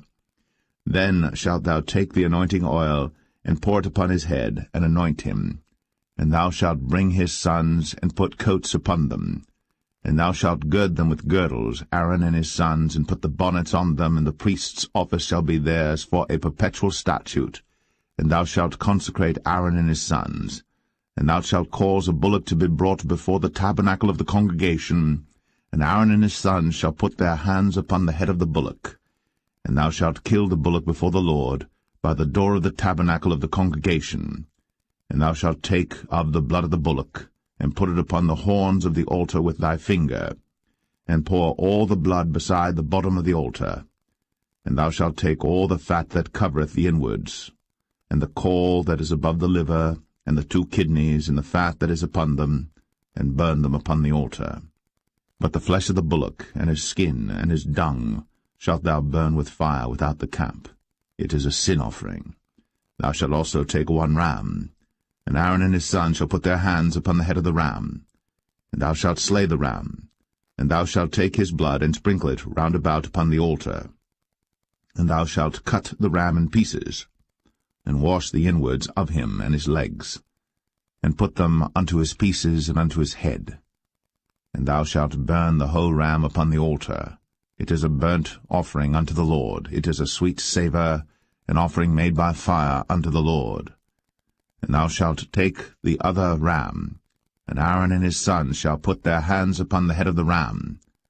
Then shalt thou kill the ram, and take of his blood, and put it upon the tip of the right ear of Aaron, and upon the tip of the right ear of his sons, and upon the thumb of their right hand, and upon the great toe of their right foot, and sprinkle the blood upon the altar round about. And thou shalt take of the blood that is upon the altar, and of the anointing oil, and sprinkle it upon Aaron, and upon his garments, and upon his sons, and upon the garments of his sons with him. And he shall be hallowed, and his garments, and his sons' garments with him. Also thou shalt take of the ram the fat and the rump, and the fat that covereth the inwards, and the caul above the liver, and the 2 kidneys, and the fat that is upon them, and the right shoulder, for it is a ram of consecration.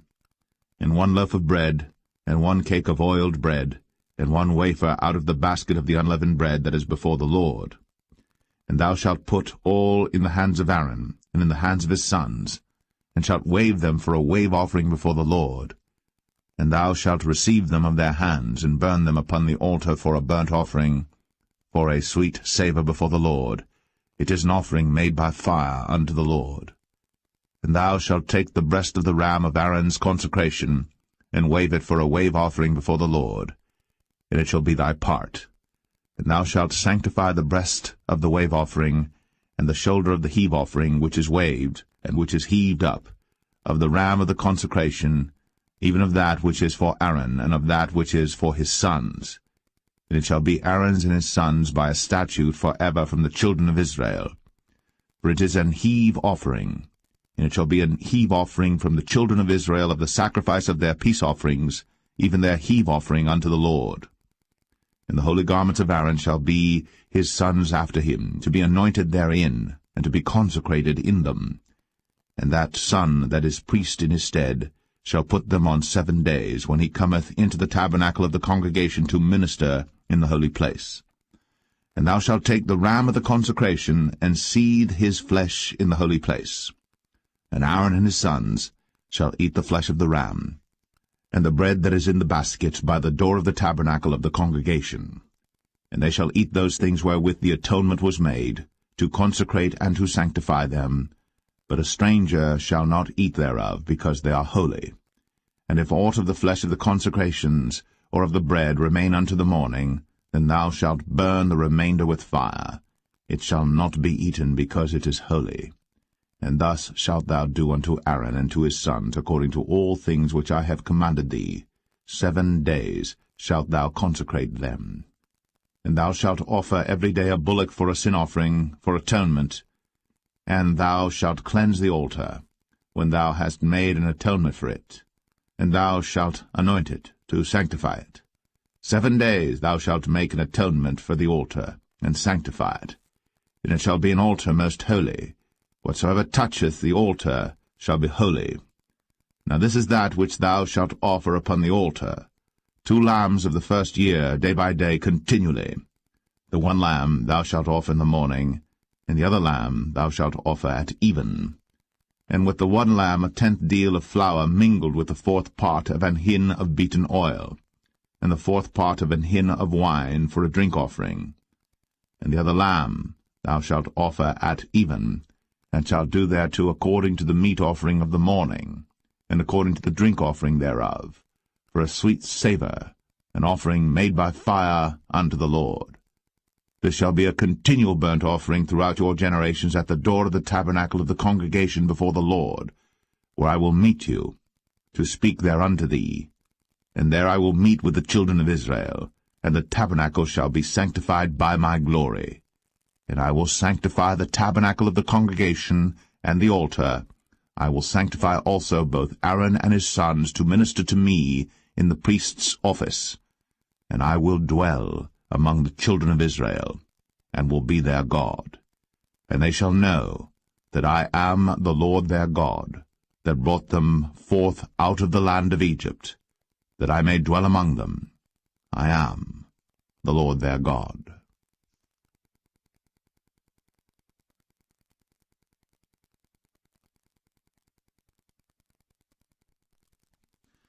Exodus 30.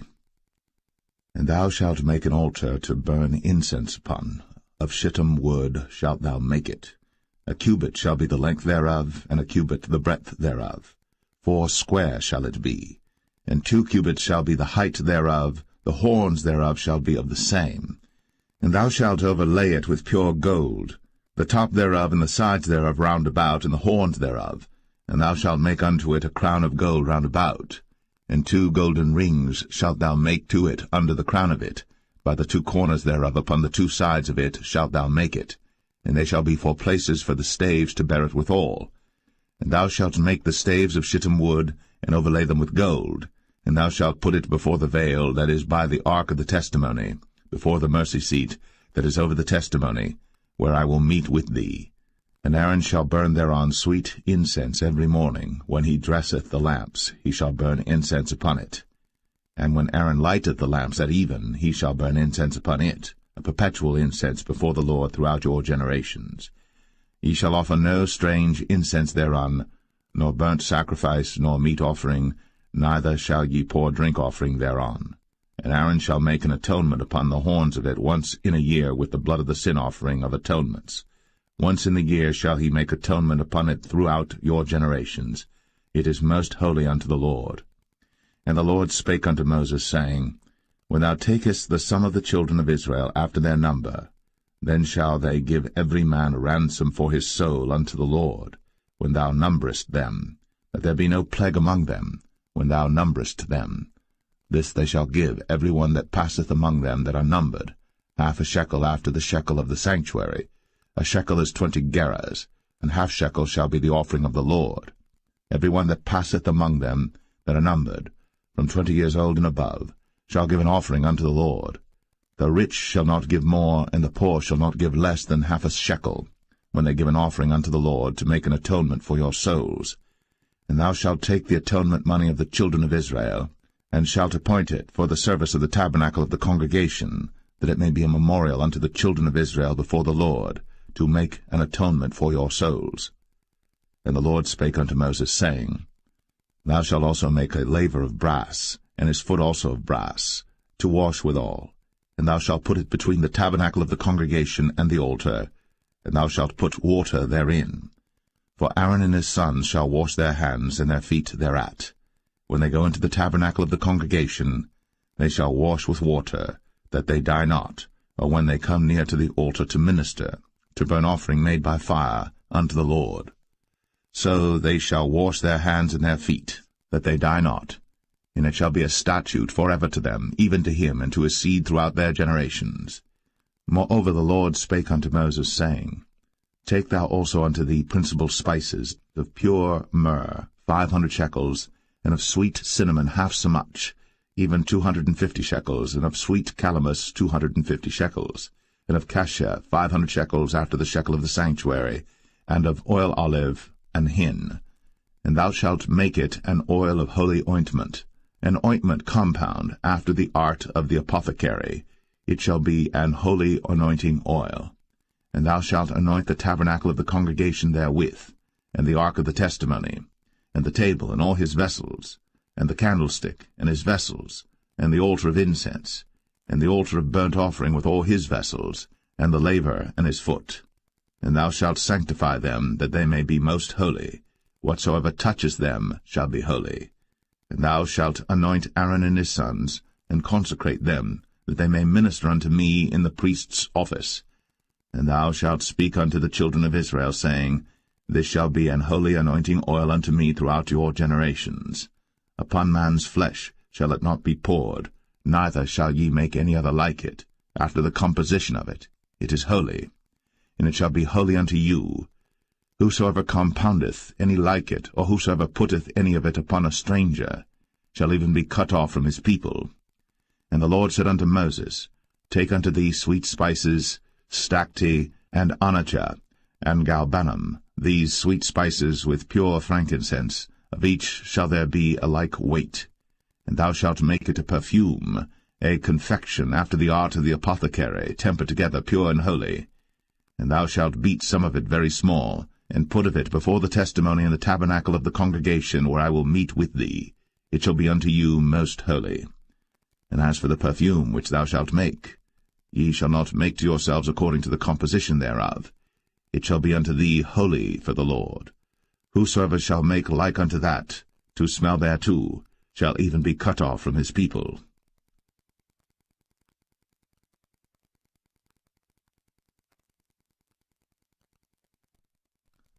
Exodus 31. And the Lord spake unto Moses, saying, See, I have called by name Bezalel the son of Uri, the son of Hur, of the tribe of Judah, and I have filled him with the Spirit of God, in wisdom, and in understanding, and in knowledge, and in all manner of workmanship, to devise cunning works, to work in gold, and in silver, and in brass, and in cutting of stones, to set them, and in carving of timber, to work in all manner of workmanship. And I, behold, I have given with him Aholiab, the son of Ahisamach, of the tribe of Dan. And in the hearts of all that are wise-hearted I have put wisdom, that they may make all that I have commanded thee: the tabernacle of the congregation, and the ark of the testimony, and the mercy seat that is thereupon, and all the furniture of the tabernacle, and the table, and his furniture, and the pure candlestick with all his furniture, and the altar of incense, and the altar of burnt offering with all his furniture, and the laver and his foot, and the cloths of service, and the holy garments for Aaron the priest, and the garments of his sons to minister in the priest's office, and the anointing oil, and sweet incense for the holy place, according to all that I have commanded thee shall they do. And the Lord spake unto Moses, saying, Speak thou also unto the children of Israel, saying, Verily, my Sabbaths ye shall keep, for it is a sign between me and you throughout your generations, that ye may know that I am the Lord that doth sanctify you. Ye shall keep the Sabbath therefore, for it is holy unto you. Every one that defileth it shall surely be put to death. For whosoever doeth any work therein, that soul shall be cut off from among his people. 6 days may work be done, but in the 7th is the Sabbath of rest, holy to the Lord. Whosoever doeth any work in the Sabbath day, he shall surely be put to death. Wherefore the children of Israel shall keep the Sabbath, to observe the Sabbath throughout their generations, for a perpetual covenant. It is a sign between me and the children of Israel forever. For in 6 days the Lord made heaven and earth, and on the 7th day he rested and was refreshed. And he gave unto Moses, when he had made an end of communing with him upon Mount Sinai, 2 tables of testimony, tables of stone, written with the finger of God.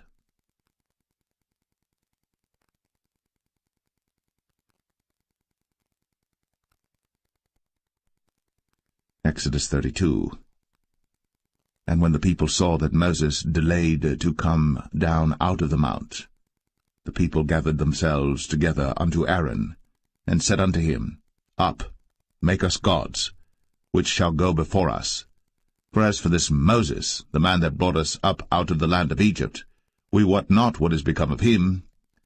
And Aaron said unto them, Break off the golden earrings which are in the ears of your wives, of your sons, and of your daughters, and bring them unto me.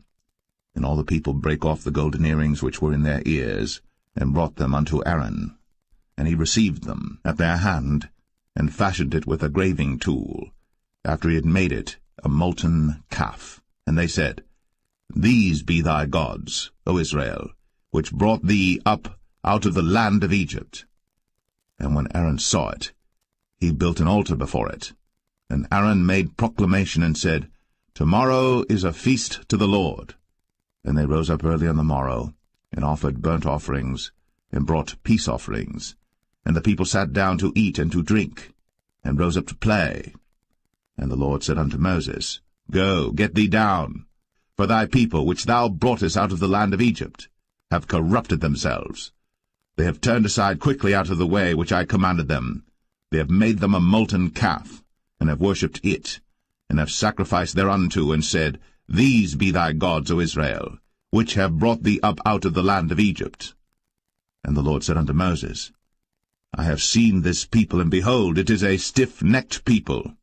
Now therefore let me alone, that my wrath may wax hot against them, and that I may consume them, and I will make of thee a great nation.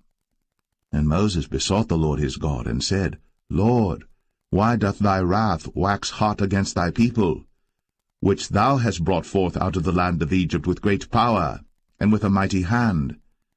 Wherefore should the Egyptians speak and say, For mischief did he bring them out, to slay them in the mountains, and to consume them from the face of the earth? Turn from thy fierce wrath, and repent of this evil against thy people. Remember Abraham, Isaac, and Israel, thy servants, to whom thou swarest by thine own self, and saidst unto them, I will multiply your seed as the stars of heaven, and all this land that I have spoken of will I give unto your seed, and they shall inherit it forever. And the Lord repented of the evil which he thought to do unto his people. And Moses turned, and went down from the mount, and the 2 tables of the testimony were in his hand. The tables were written on both their sides. On the one side and on the other were they written. And the tables were the work of God, and the writing was the writing of God, graven upon the tables.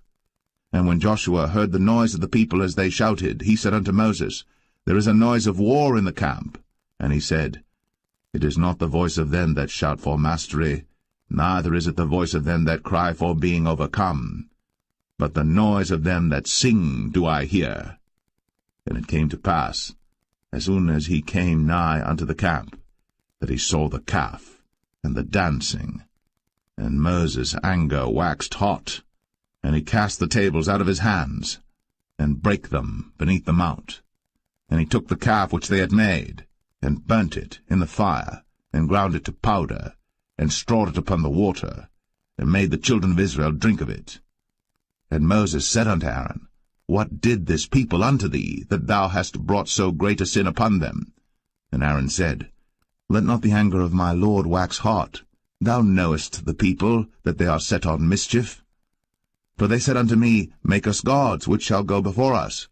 For as for this Moses, the man that brought us up out of the land of Egypt, we wot not what is become of him.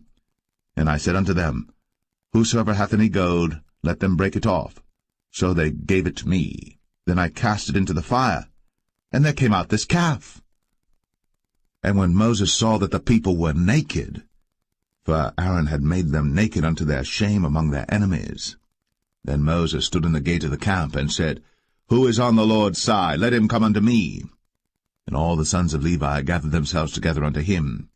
And he said unto them, Thus saith the Lord God of Israel, Put every man his sword by his side, and go in and out from gate to gate throughout the camp, and slay every man his brother, and every man his companion, and every man his neighbor. And the children of Levi did according to the word of Moses. And there fell of the people that day about 3,000 men. For Moses had said, Consecrate yourselves today to the Lord, even every man upon his son, and upon his brother, that he may bestow upon you a blessing this day. And it came to pass on the morrow, that Moses said unto the people, Ye have sinned a great sin, and now I will go up unto the Lord. Peradventure I shall make an atonement for your sin. And Moses returned unto the Lord, and said, O this people have sinned a great sin, and have made them gods of gold. Yet now, if thou wilt forgive their sin, and if not, blot me, I pray thee, out of thy book, which thou hast written. And the Lord said unto Moses, Whosoever hath sinned against me, him will I blot out of my book. Therefore now go, lead the people unto the place of which I have spoken unto thee. Behold, mine angel shall go before thee. Nevertheless, in the day when I visit, I will visit their sin upon them. And the Lord plagued the people, because they made the calf which Aaron made.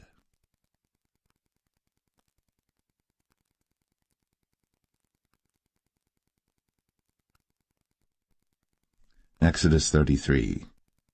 And the Lord said unto Moses, Depart, and go up hence, thou, and the people which thou hast brought up out of the land of Egypt, unto the land which I sware unto Abraham, to Isaac, and to Jacob, saying, Unto thy seed will I give it. And I will send an angel before thee, and I will drive out the Canaanite, the Amorite, and the Hittite, and the Perizzite, the Hivite, and the Jebusite, unto a land flowing with milk and honey. For I will not go up in the midst of thee, for thou art a stiff-necked people, lest I consume thee in the way.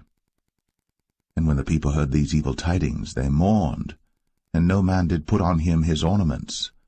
For the Lord had said unto Moses, Say unto the children of Israel, Ye are a stiff-necked people. I will come up into the midst of thee in a moment, and consume thee. Therefore now put off thy ornaments from thee, that I may know what to do unto thee. And the children of Israel stripped themselves of their ornaments by the mount Horeb. And Moses took the tabernacle, and pitched it without the camp, afar off from the camp, and called it the tabernacle of the congregation. And it came to pass that every one which sought the Lord went out unto the tabernacle of the congregation, which was without the camp. And it came to pass, when Moses went out unto the tabernacle, that all the people rose up, and stood every man at his tent door, and looked after Moses, until he was gone into the tabernacle. And it came to pass, as Moses entered into the tabernacle, the cloudy pillar descended, and stood at the door of the tabernacle, and the Lord talked with Moses. And all the people saw the cloudy pillar stand at the tabernacle door. And all the people rose up and worshipped, every man in his tent door. And the Lord spake unto Moses face to face, as a man speaketh unto his friend. And he turned again into the camp. But his servant Joshua the son of Nun, a young man, departed not out of the tabernacle. And Moses said unto the Lord, See, thou sayest unto me, Bring up this people, and thou hast not let me know whom thou wilt send with me. Yet thou hast said, I know thee by name, and thou hast also found grace in my sight. Now therefore, I pray thee, if I have found grace in thy sight. Show me now thy way, that I may know thee, that I may find grace in thy sight, and consider that this nation is thy people.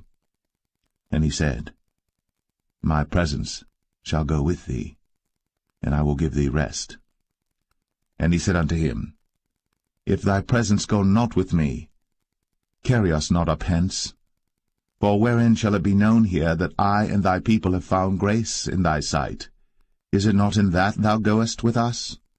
So shall we be separated, I and thy people, from all the people that are upon the face of the earth. And the Lord said unto Moses, I will do this thing also that thou hast spoken, for thou hast found grace in my sight, and I know thee by name.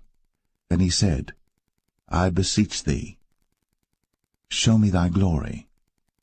And he said, I will make all my goodness pass before thee, and I will proclaim the name of the Lord before thee, and will be gracious to whom I will be gracious, and will show mercy on whom I will show mercy. And he said, Thou canst not see my face, for there shall no man see me and live. And the Lord said, Behold, there is a place by me, and thou shalt stand upon a rock. And it shall come to pass, while my glory passeth by, that I will put thee in a cleft of the rock, and will cover thee with my hand while I pass by. And I will take away mine hand, and thou shalt see my back parts, but my face shall not be seen.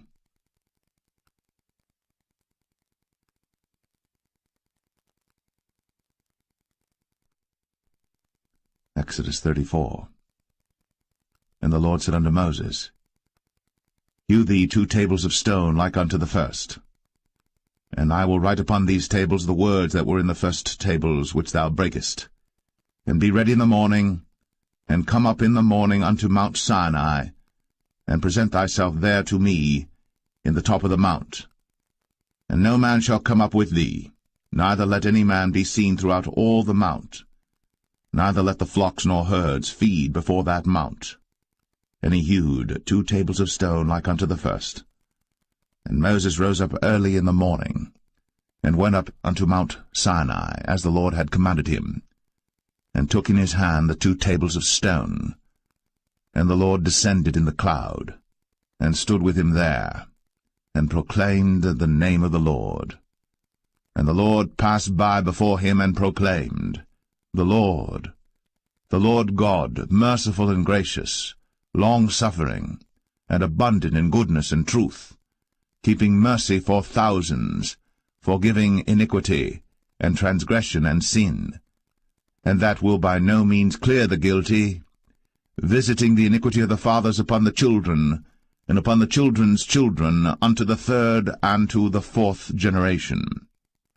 And Moses made haste, and bowed his head toward the earth, and worshipped.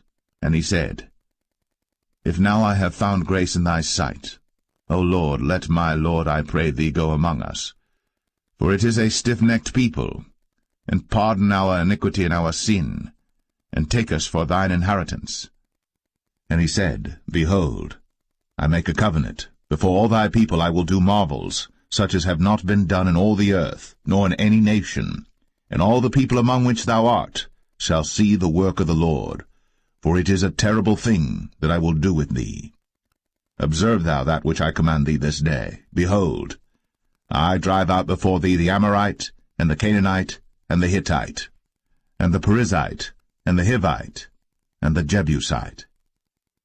Take heed to thyself, lest thou make a covenant with the inhabitants of the land whither thou goest, lest it be for a snare in the midst of thee. But ye shall destroy their altars, break their images, and cut down their groves. For thou shalt worship no other god, for the Lord whose name is a jealous God.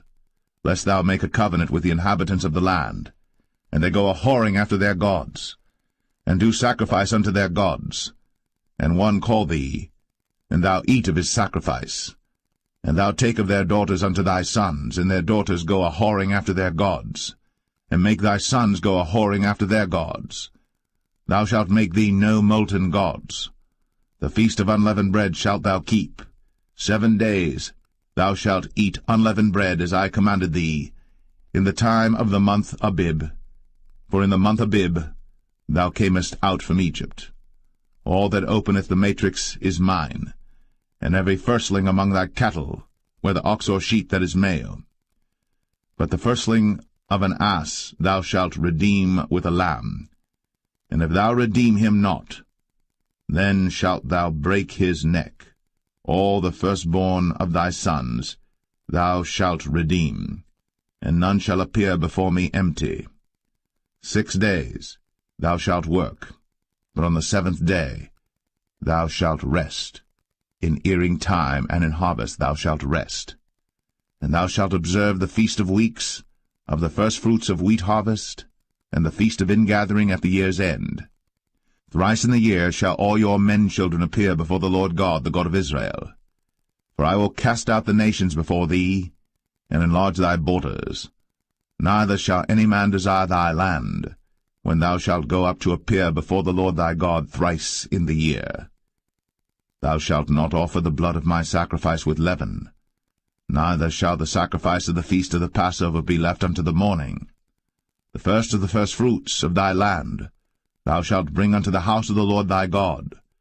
Thou shalt not see the kid in his mother's milk.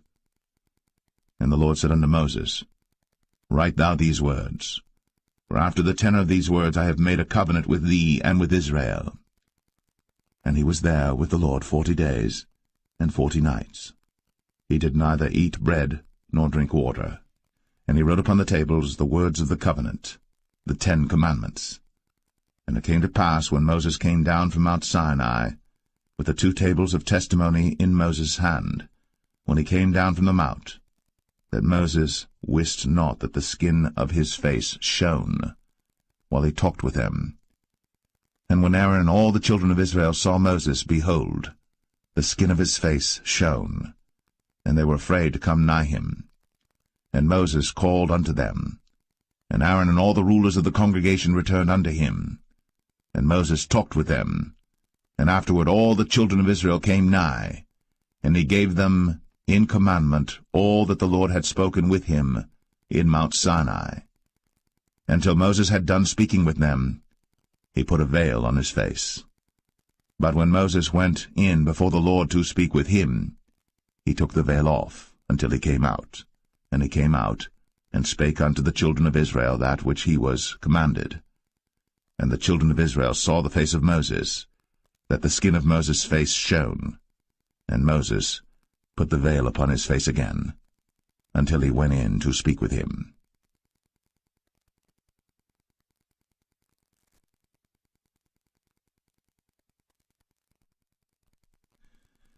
Exodus 35. And Moses gathered all the congregation of the children of Israel together, and said unto them, These are the words which the Lord hath commanded, that ye should do them. 6 days shall work be done, but on the 7th day there shall be to you an holy day, a Sabbath of rest to the Lord. Whosoever doeth work therein shall be put to death. Ye shall kindle no fire throughout your habitations upon the Sabbath day. And Moses spake unto all the congregation of the children of Israel, saying, This is the thing which the Lord commanded, saying, Take ye from among you an offering unto the Lord. Whosoever is of a willing heart, let him bring it, an offering of the Lord, gold and silver and brass, and blue and purple and scarlet and fine linen and goat's hair, and rams' skins dyed red, and badgers' skins, and shittim wood, and oil for the light, and spices for anointing oil, and for the sweet incense, and onyx stones, and stones to be set for the ephod and for the breastplate. And every wise-hearted among you shall come, and make all that the Lord hath commanded, the tabernacle, his tent, and his covering, his taches, and his boards, his bars, his pillars, and his sockets, the ark and the staves thereof, with the mercy seat and the veil of the covering, the table and his staves, and all his vessels, and the showbread, the candlestick also for the light, and his furniture, and his lamps, with the oil for the light, and the incense altar, and his staves, and the anointing oil, and the sweet incense, and the hanging for the door at the entering in of the tabernacle, the altar of burnt offering, with his brazen grate, his staves, and all his vessels, the laver and his foot, the hangings of the court, his pillars and their sockets, and the hanging for the door of the court, the pins of the tabernacle, and the pins of the court, and their cords, the cloths of service, to do service in the holy place, the holy garments for Aaron the priest, and the garments of his sons to minister in the priest's office. And all the congregation of the children of Israel departed from the presence of Moses. And they came, every one whose heart stirred him up, and every one whom his spirit made willing. And they brought the Lord's offering to the work of the tabernacle of the congregation, and for all his service, and for the holy garments. And they came, both men and women, as many as were willing-hearted, and brought bracelets and earrings and rings and tablets, all jewels of gold. And every man that offered an offering of gold unto the Lord. And every man with whom was found blue and purple and scarlet and fine linen and goat's hair, and red skins of rams and badgers' skins brought them. Every one that did offer an offering of silver and brass brought the Lord's offering, and every man with whom was found shittim wood for any work of the service brought it. And all the women that were wise-hearted did spin with their hands, and brought that which they had spun, both of blue and of purple and of scarlet and of fine linen. And all the women whose heart stirred them up in wisdom spun goat's hair. And the rulers brought onyx stones, and stones to be set for the ephod and for the breastplate, and spice, and oil for the light, and for the anointing oil, and for the sweet incense. The children of Israel brought a willing offering unto the Lord, every man and woman whose heart made them willing to bring for all manner of work, which the Lord had commanded to be made by the hand of Moses. And Moses said unto the children of Israel, See, the Lord hath called by name Bezalel the son of Uri, the son of Hur, of the tribe of Judah. And he hath filled him with the Spirit of God in wisdom, in understanding, and in knowledge, and in all manner of workmanship, and to devise curious works, to work in gold, and in silver, and in brass, and in the cutting of stones, to set them, and in carving of wood, to make any manner of cunning work. And he hath put in his heart that he may teach, both he and Aholiab, the son of Ahisamach, of the tribe of Dan. Them hath he filled with wisdom of heart, to work all manner of work, of the engraver, and of the cunning workman, and of the embroiderer, in blue, and in purple, and scarlet, and in fine linen, and of the weaver, even of them that do any work, and of those that devise cunning work.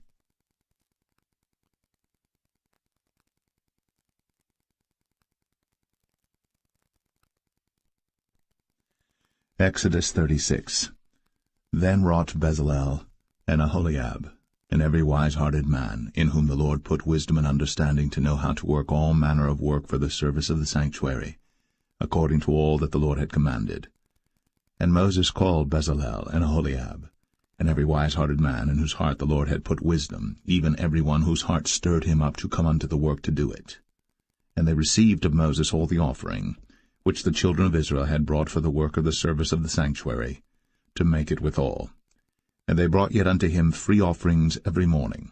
And all the wise men that wrought all the work of the sanctuary came every man from his work which they made. And they spake unto Moses, saying, The people bring much more than enough for the service of the work, which the Lord commanded to make. And Moses gave commandment, and they caused it to be proclaimed throughout the camp, saying, Let neither man nor woman make any more work for the offering of the sanctuary. So the people were restrained from bringing. For the stuff they had was sufficient for all the work to make it, and too much.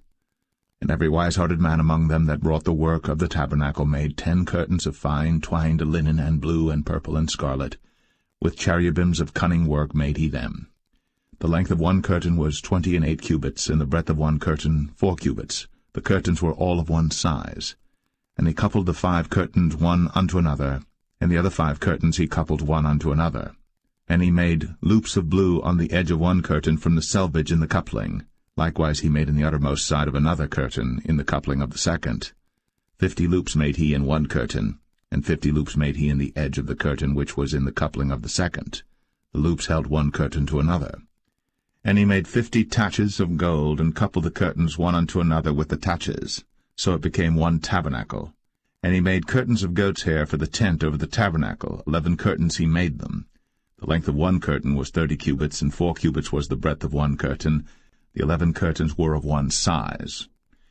And he coupled 5 curtains by themselves, and 6 curtains by themselves. And he made 50 loops upon the uttermost edge of the curtain in the coupling, and 50 loops made he upon the edge of the curtain which coupleth the second. And he made 50 taches of brass to couple the tent together, that it might be one. And he made a covering for the tent of ram skins dyed red, and a covering of badger skins above that. And he made boards for the tabernacle of shittim wood standing up. The length of a board was 10 cubits, and the breadth of a board 1 cubit and a half. One board had 2 tenons, equally distant one from another. Thus did he make for all the boards of the tabernacle. And he made boards for the tabernacle, 20 boards for the south side southward. And 40 sockets of silver he made under the 20 boards, 2 sockets under one board for his 2 tenons, and 2 sockets under another board for his 2 tenons. And for the other side of the tabernacle, which is toward the north corner, he made 20 boards, and there 40 sockets of silver, 2 sockets under one board, and 2 sockets under another board. And for the sides of the tabernacle westward he made 6 boards, and 2 boards made he for the corners of the tabernacle in the 2 sides, and they were coupled beneath and coupled together at the head thereof to one ring. Thus he did to both of them in both the corners. And there were 8 boards, and their sockets were 16 sockets of silver, under every board 2 sockets. And he made bars of shittim wood, 5 for the boards of the one side of the tabernacle, and 5 bars for the boards of the other side of the tabernacle, and 5 bars for the boards of the tabernacle for the sides westward. And he made the middle bar to shoot through the boards from the one end to the other. And he overlaid the boards with gold, and made their rings of gold to be places for the bars, and overlaid the bars with gold. And he made a veil of blue and purple and scarlet, and fine twined linen, with cherubims made he it of cunning work. And he made thereunto 4 pillars of shittim wood, and overlaid them with gold. Their hooks were of gold, and he cast for them 4 sockets of silver. And he made an hanging for the tabernacle door of blue and purple and scarlet and fine twined linen of needlework. And the 5 pillars of it with their hooks, and he overlaid their chapiters and their fillets with gold, but their 5 sockets were of brass.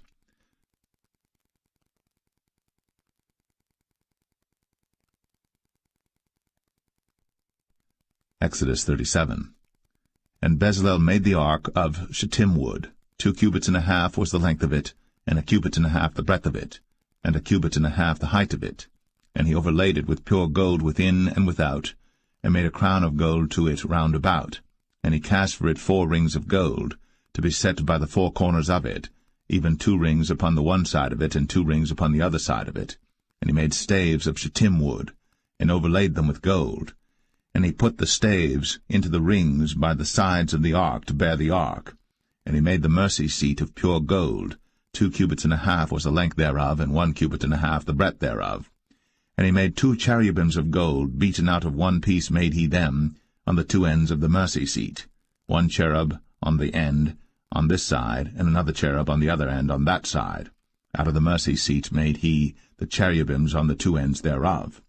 And the cherubims spread out their wings on high, and covered with their wings over the mercy seat, with their faces one to another. Even to the mercy seatward were the faces of the cherubims. And he made the table of shittim wood.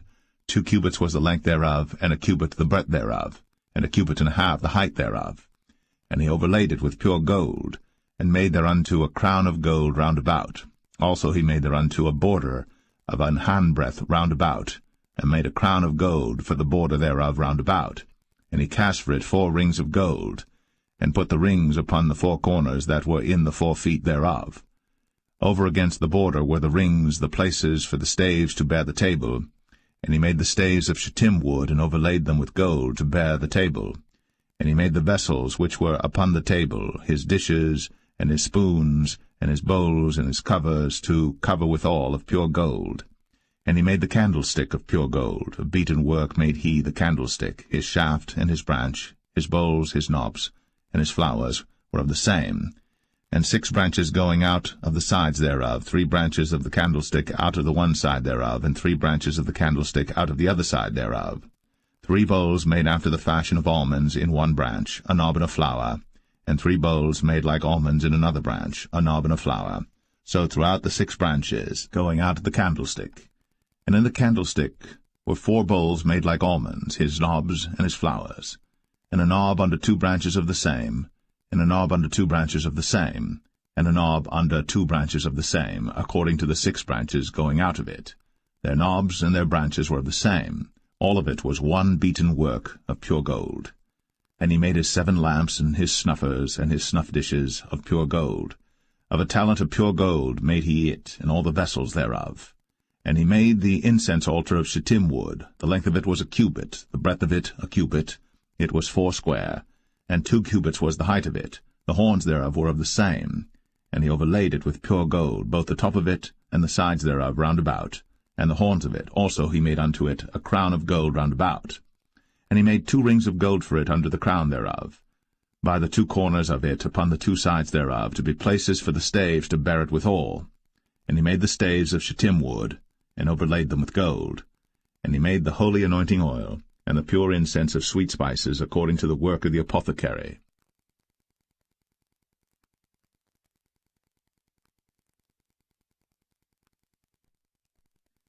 Exodus 38. And he made the altar of burnt offering of shittim wood. 5 cubits was the length thereof, and 5 cubits the breadth thereof. It was foursquare, and 3 cubits the height thereof. And he made the horns thereof on the 4 corners of it. The horns thereof were of the same, and he overlaid it with brass. And he made all the vessels of the altar, the pots and the shovels and the basins and the flesh hooks, and the firepans, all the vessels thereof made he of brass. And he made for the altar a brazen grate of network under the compass thereof beneath unto the midst of it.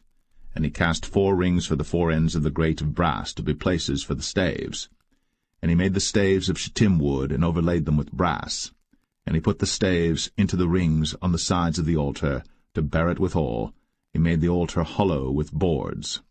And he made the laver of brass, and the foot of it of brass, of the looking-glasses of the women assembling, which assembled at the door of the tabernacle of the congregation. And he made the court. On the south side southward the hangings of the court were of fine twined linen, 100 cubits. Their pillars were 20, and their brazen sockets 20.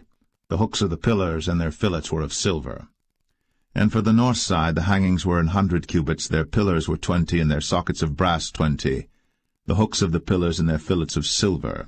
And for the west side were hangings of 50 cubits, their pillars 10, and their sockets 10, the hooks of the pillars and their fillets of silver. And for the east side eastward 50 cubits. The hangings of the one side of the gate were 15 cubits, their pillars 3, and their sockets 3. And for the other side of the court gate, on this hand and that hand, were hangings of 15 cubits, their pillars 3, and their sockets 3. All the hangings of the court round about were of fine twined linen. And the sockets for the pillars were of brass, the hooks of the pillars and their fillets of silver, and the overlaying of their chapiters of silver. And all the pillars of the court were filleted with silver. And the hanging for the gate of the court was needlework, of blue and purple and scarlet and fine twined linen. And 20 cubits was the length, and the height and the breadth was 5 cubits, answerable to the hangings of the court. And their pillars were 4, and their sockets of brass 4, their hooks of silver, and the overlaying of their chapiters and their fillets of silver. And all the pins of the tabernacle and of the court round about were of brass. This is the sum of the tabernacle, even of the tabernacle of testimony, as it was counted, according to the commandment of Moses, for the service of the Levites, by the hand of Ithamar, son to Aaron the priest. And Bezalel, the son of Uri, the son of Hur, of the tribe of Judah, made all that the Lord commanded Moses. And with him was Aholiab, son of Ahisamach, of the tribe of Dan, an engraver, and a cunning workman, and an embroiderer in blue, and in purple, and in scarlet, and fine linen. All the gold that was occupied for the work, and all the work of the holy place, even the gold of the offering, was 29 talents, and 730 shekels after the shekel of the sanctuary. And the silver of them that were numbered of the congregation was 100 talents, and 1,760 shekels after the shekel of the sanctuary. A bekah for every man, that is, half a shekel, after the shekel of the sanctuary, for every one that went to be numbered, from 20 years old and upward, for 600,000 and 3,550 men. And of the 100 talents of silver were cast the sockets of the sanctuary, and the sockets of the veil, and 100 sockets of the 100 talents, a talent for a socket. And of the 1,775 shekels he made hooks for the pillars, and overlaid their chapiters, and filleted them. And the brass of the offering was 70 talents, and 2,400 shekels.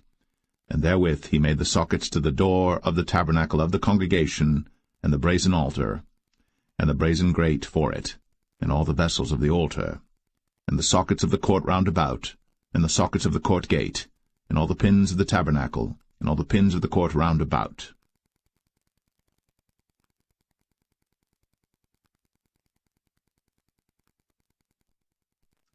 Exodus 39. And of the blue, and purple, and scarlet they made cloths of service, to do service in the holy place, and made the holy garments for Aaron, as the Lord commanded Moses. And he made the ephod of gold, blue, and purple, and scarlet, and fine-twined linen. And they did beat the gold into thin plates, and cut it into wires, to work it in the blue, and in the purple, and in the scarlet, and in the fine linen, with cunning work. They made shoulder pieces for it, to couple it together. By the two edges was it coupled together. And the curious girdle of his ephod that was upon it was of the same, according to the work thereof, of gold, blue, and purple, and scarlet, and fine twined linen, as the Lord commanded Moses. And they wrought onyx stones enclosed in ouches of gold, graven as signets are graven, with the names of the children of Israel. And he put them on the shoulders of the ephod, that they should be stones for a memorial to the children of Israel, as the Lord commanded Moses. And he made the breastplate of cunning work, like the work of the ephod, of gold, blue, and purple, and scarlet, and fine twined linen. It was foursquare. They made the breastplate double. A span was the length thereof, and a span the breadth thereof, being doubled. And they set in it 4 rows of stones. The first row was a sardius, a topaz, and a carbuncle. This was the first row. And the second row an emerald, a sapphire, and a diamond. And the third row a ligure, an agate, and an amethyst. And the fourth row a beryl, an onyx, and a jasper. They were enclosed in ouches of gold in their enclosings. And the stones were according to the names of the children of Israel, 12 according to their names, like the engravings of a signet, every one with his name, according to the 12 tribes. And they made upon the breastplate chains at the ends of wreathen work of pure gold. And they made 2 ouches of gold and 2 gold rings, and put the 2 rings in the 2 ends of the breastplate. And they put the 2 wreathen chains of gold in the 2 rings on the ends of the breastplate. And the 2 ends of the 2 wreathen chains they fastened in the 2 ouches, and put them on the shoulder pieces of the ephod before it. And they made 2 rings of gold, and put them on the 2 ends of the breastplate, upon the border of it, which was on the side of the ephod inward. And they made 2 other golden rings, and put them on the 2 sides of the ephod underneath, toward the forepart of it, over against the other coupling thereof, above the curious girdle of the ephod. And they did bind the breastplate by his rings unto the rings of the ephod with a lace of blue, that it might be above the curious girdle of the ephod, and that the breastplate might not be loosed from the ephod, as the Lord commanded Moses. And he made the robe of the ephod of woven work, all of blue. And there was an hole in the midst of the robe, as the hole of an habergeon, with a band round about the hole, that it should not rend. And they made upon the hems of the robe pomegranates of blue and purple and scarlet and twined linen. And they made bells of pure gold, and put the bells between the pomegranates upon the hem of the robe, round about between the pomegranates. A bell and a pomegranate, a bell and a pomegranate, round about the hem of the robe to minister in, as the Lord commanded Moses. And they made coats of fine linen of woven work for Aaron and for his sons, and a mitre of fine linen, and goodly bonnets of fine linen, and linen breeches of fine twined linen, and a girdle of fine twined linen, and blue and purple and scarlet of needlework, as the Lord commanded Moses. And they made the plate of the holy crown of pure gold, and wrote upon it a writing like to the engravings of a signet, Holiness to the Lord. And they tied unto it a lace of blue, to fasten it on high upon the mitre, as the Lord commanded Moses. Thus was all the work of the tabernacle of the tent of the congregation finished. And the children of Israel did according to all that the Lord commanded Moses, so did they. And they brought the tabernacle unto Moses, the tent, and all his furniture, his taches, his boards, his bars, and his pillars, and his sockets, and the covering of ram skins dyed red, and the covering of badger skins, and the veil of the covering, the ark of the testimony, and the staves thereof, and the mercy seat, the table and all the vessels thereof, and the showbread, the pure candlestick, with the lamps thereof, even with the lamps to be set in order, and all the vessels thereof, and the oil for light, and the golden altar, and the anointing oil, and the sweet incense, and the hanging for the tabernacle door, the brazen altar, and his grate of brass, his staves and all his vessels, the laver and his foot.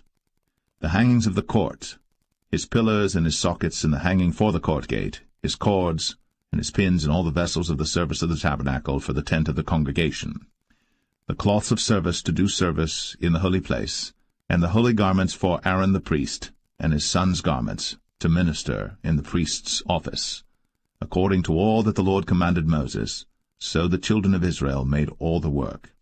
And Moses did look upon all the work, and behold, they had done it, as the Lord had commanded, even so had they done it. And Moses blessed them.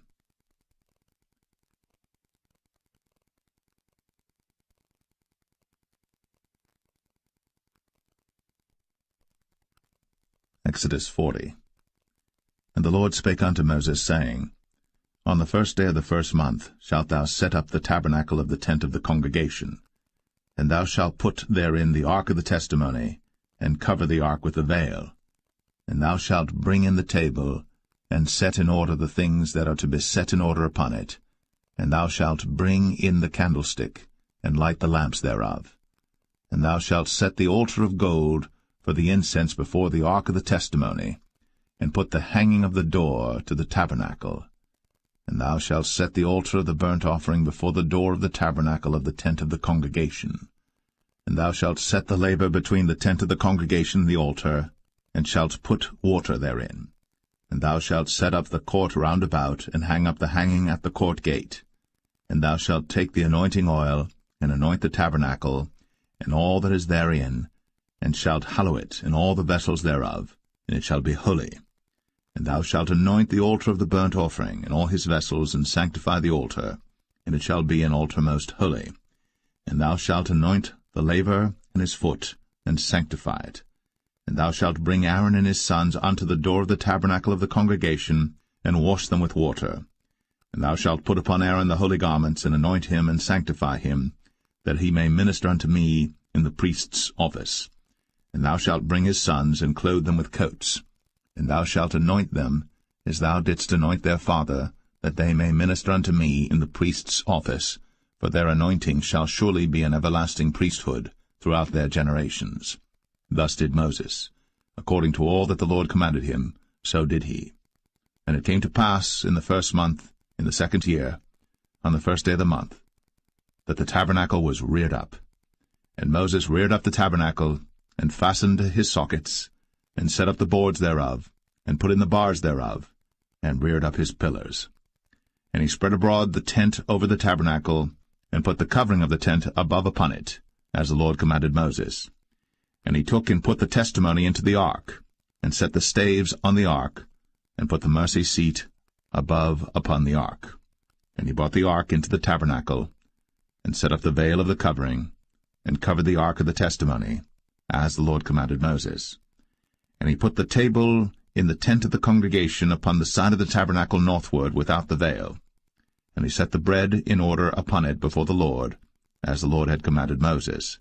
And he put the candlestick in the tent of the congregation over against the table on the side of the tabernacle southward. And he lighted the lamps before the Lord, as the Lord commanded Moses. And he put the golden altar in the tent of the congregation before the veil. And he burnt sweet incense thereon, as the Lord commanded Moses. And he set up the hanging at the door of the tabernacle. And he put the altar of burnt offering by the door of the tabernacle of the tent of the congregation, and offered upon it the burnt offering and the meat offering, as the Lord commanded Moses. And he set the laver between the tent of the congregation and the altar, and put water there to wash withal. And Moses and Aaron and his sons washed their hands, and their feet thereat, when they went into the tent of the congregation, and when they came near unto the altar, they washed, as the Lord commanded Moses. And he reared up the court round about the tabernacle and the altar, and set up the hanging of the court gate. So Moses finished the work. Then a cloud covered the tent of the congregation, and the glory of the Lord filled the tabernacle. And Moses was not able to enter into the tent of the congregation, because the cloud abode thereon, and the glory of the Lord filled the tabernacle. And when the cloud was taken up from over the tabernacle, the children of Israel went onward in all their journeys. But if the cloud were not taken up, then they journeyed not till the day that it was taken up. For the cloud of the Lord was upon the tabernacle by day, and fire was on it by night, in the sight of all the house of Israel, throughout all their journeys.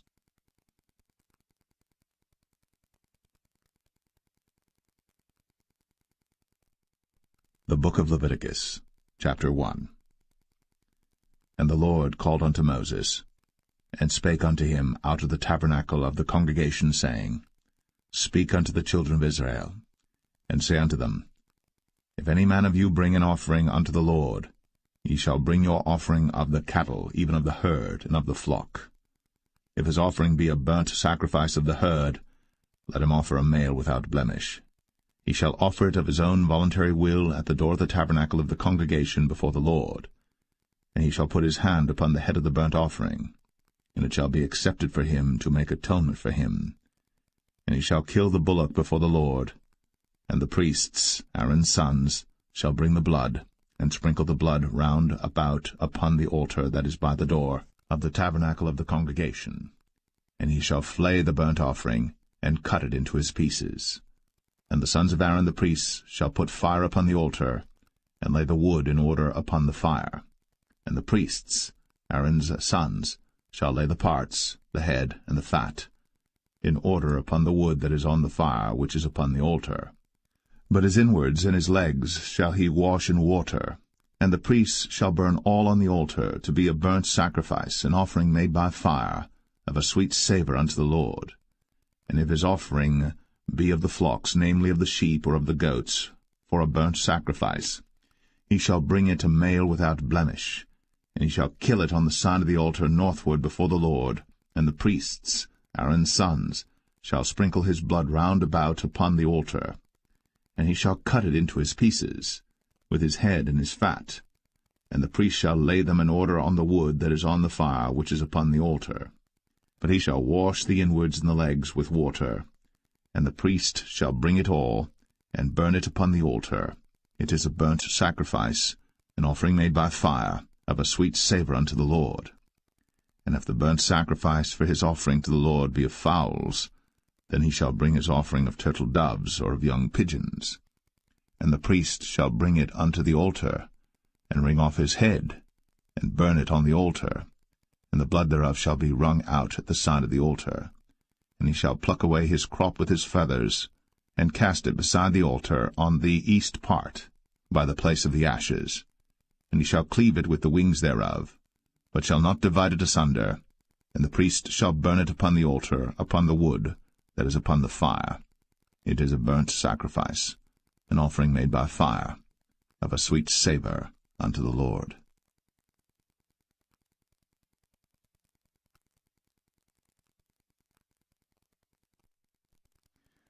Leviticus 2. And when any will offer a meat offering unto the Lord, his offering shall be of fine flour, and he shall pour oil upon it, and put frankincense thereon, and he shall bring it to Aaron's sons the priests. And he shall take thereout his handful of the flour thereof, and of the oil thereof, with all the frankincense thereof. And the priests shall burn the memorial of it upon the altar, to be an offering made by fire, of a sweet savour unto the Lord. And the remnant of the meat offering shall be Aaron's and his sons. It is a thing most holy of the offerings of the Lord made by fire. And if thou bring an oblation of a meat offering baked in the oven, it shall be unleavened cakes of fine flour mingled with oil, or unleavened wafers anointed with oil. And if thy oblation be a meat offering baked in a pan, it shall be of fine flour, unleavened, mingled with oil. Thou shalt part it in pieces, and pour oil thereon. It is a meat offering. And if thy oblation be a meat offering baked in the frying pan, it shall be made of fine flour with oil. And thou shalt bring the meat offering that is made of these things unto the Lord, and when it is presented unto the priest, he shall bring it unto the altar. And the priest shall take from the meat offering a memorial thereof, and shall burn it upon the altar. It is an offering made by fire, of a sweet savour unto the Lord. And that which is left of the meat offering shall be Aaron's and his sons. It is a thing most holy of the offerings of the Lord made by fire. No meat offering which ye shall bring unto the Lord shall be made with leaven, for ye shall burn no leaven, nor any honey, in any offering of the Lord made by fire. As for the oblation of the firstfruits, ye shall offer them unto the Lord, but they shall not be burnt on the altar for a sweet savour. And every oblation of thy meat offering shalt thou season with salt, neither shalt thou suffer the salt of the covenant of thy God to be lacking from thy meat offering. With all thine offerings thou shalt offer salt. And if thou offer a meat offering of thy firstfruits unto the Lord, thou shalt offer for the meat offering of thy firstfruits green ears of corn dried by the fire, even corn beaten out of full ears. And thou shalt put oil upon it, and lay frankincense thereon. It is a meat offering.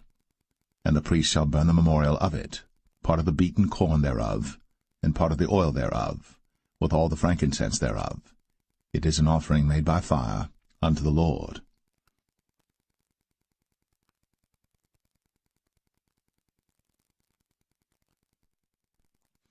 Leviticus 3. And if his oblation be a sacrifice of peace offering, if he offer it of the herd, whether it be a male or female, he shall offer it without blemish before the Lord. And he shall lay his hand upon the head of his offering, and kill it at the door of the tabernacle of the congregation. And Aaron's sons, the priests, shall sprinkle the blood upon the altar round about. And he shall offer of the sacrifice of the peace offering an offering made by fire unto the Lord, the fat that covereth the inwards, and all the fat that is upon the inwards, and the 2 kidneys, and the fat that is on them, which is by the flanks, and the caul above the liver, with the kidneys, it shall he take away. And Aaron's sons shall burn it on the altar upon the burnt sacrifice which is upon the wood that is on the fire. It is an offering made by fire, of a sweet savour unto the Lord. And if his offering for a sacrifice of peace offering unto the Lord be of the flock, male or female, he shall offer it without blemish. If he offer a lamb for his offering, then shall he offer it before the Lord. And he shall lay his hand upon the head of his offering, and kill it before the tabernacle of the congregation. And Aaron's sons shall sprinkle the blood thereof round about upon the altar. And he shall offer of the sacrifice of the peace offering an offering made by fire unto the Lord, the fat thereof, and the whole rump, it shall he take off hard by the backbone, and the fat that covereth the inwards, and all the fat that is upon the inwards, and the 2 kidneys, and the fat that is upon them, which is by the flanks, and the caul above the liver, with the kidneys, it shall he take away. And the priest shall burn it upon the altar. It is the food of the offering made by fire unto the Lord. And if his offering be a goat, then he shall offer it before the Lord. And he shall lay his hand upon the head of it, and kill it before the tabernacle of the congregation. And the sons of Aaron shall sprinkle the blood thereof upon the altar round about. And he shall offer thereof his offering, even an offering made by fire unto the Lord, the fat that covereth the inwards, and all the fat that is upon the inwards, and the 2 kidneys, and the fat that is upon them, which is by the flanks, and the caul above the liver, with the kidneys, it shall he take away. And the priest shall burn them upon the altar. It is the food of the offering made by fire for a sweet savour. All the fat is the Lord's. It shall be a perpetual statute for your generations throughout all your dwellings, that ye eat neither fat nor blood.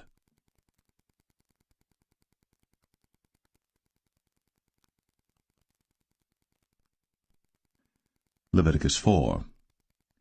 And the Lord spake unto Moses, saying, Speak unto the children of Israel, saying, If a soul shall sin through ignorance against any of the commandments of the Lord, concerning things which ought not to be done, and shall do against any of them, if the priest that is anointed do sin according to the sin of the people, then let him bring for his sin which he hath sinned a young bullock without blemish unto the Lord for a sin offering. And he shall bring the bullock unto the door of the tabernacle of the congregation before the Lord, and shall lay his hand upon the bullock's head, and kill the bullock before the Lord. And the priest that is anointed shall take of the bullock's blood, and bring it to the tabernacle of the congregation. And the priest shall dip his finger in the blood, and sprinkle of the blood 7 times before the Lord, before the veil of the sanctuary. And the priest shall put some of the blood upon the horns of the altar of sweet incense before the Lord, which is in the tabernacle of the congregation, and shall pour all the blood of the bullock at the bottom of the altar of the burnt offering, which is at the door of the tabernacle of the congregation.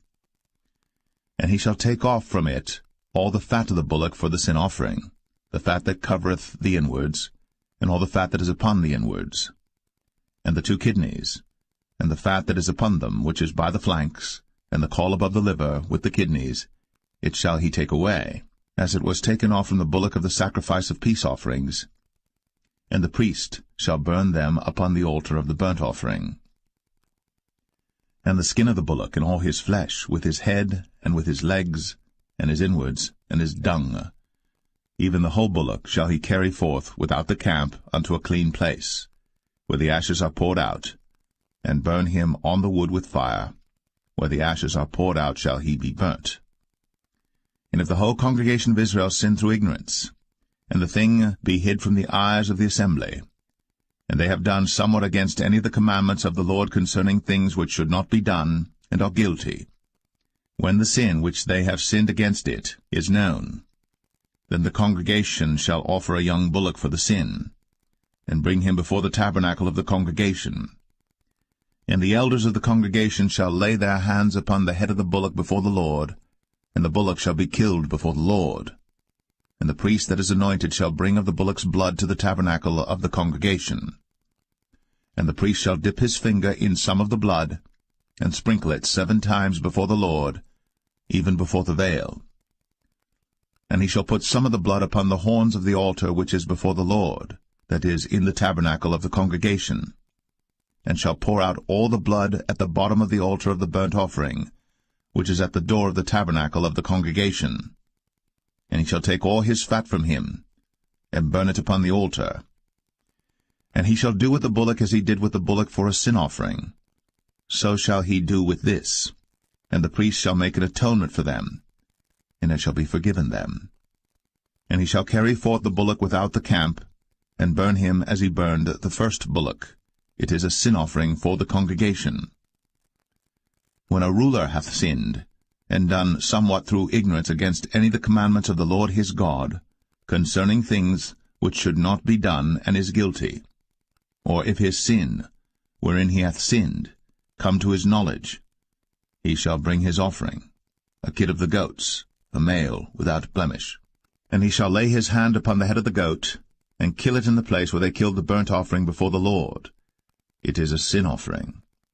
And the priest shall take of the blood of the sin offering with his finger, and put it upon the horns of the altar of burnt offering, and shall pour out his blood at the bottom of the altar of burnt offering.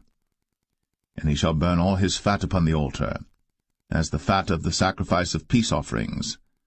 And the priest shall make an atonement for him as concerning his sin, and it shall be forgiven him.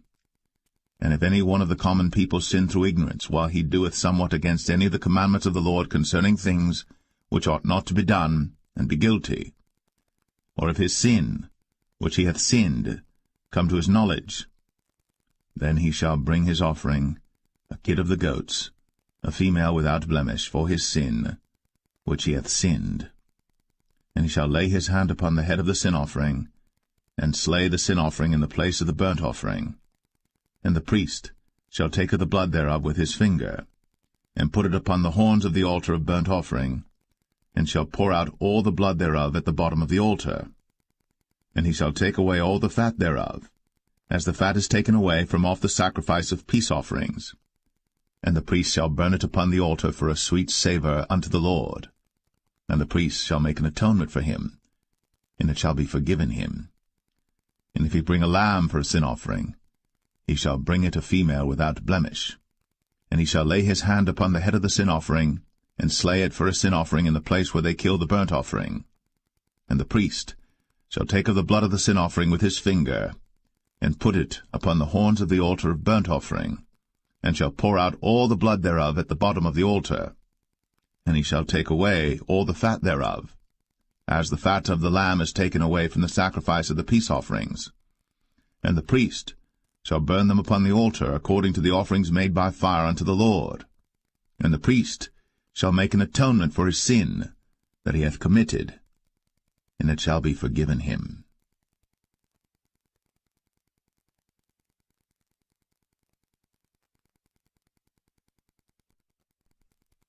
Leviticus 5. And if a soul sin, and hear the voice of swearing, and as a witness, whether he hath seen or known of it. If he do not utter it, then he shall bear his iniquity.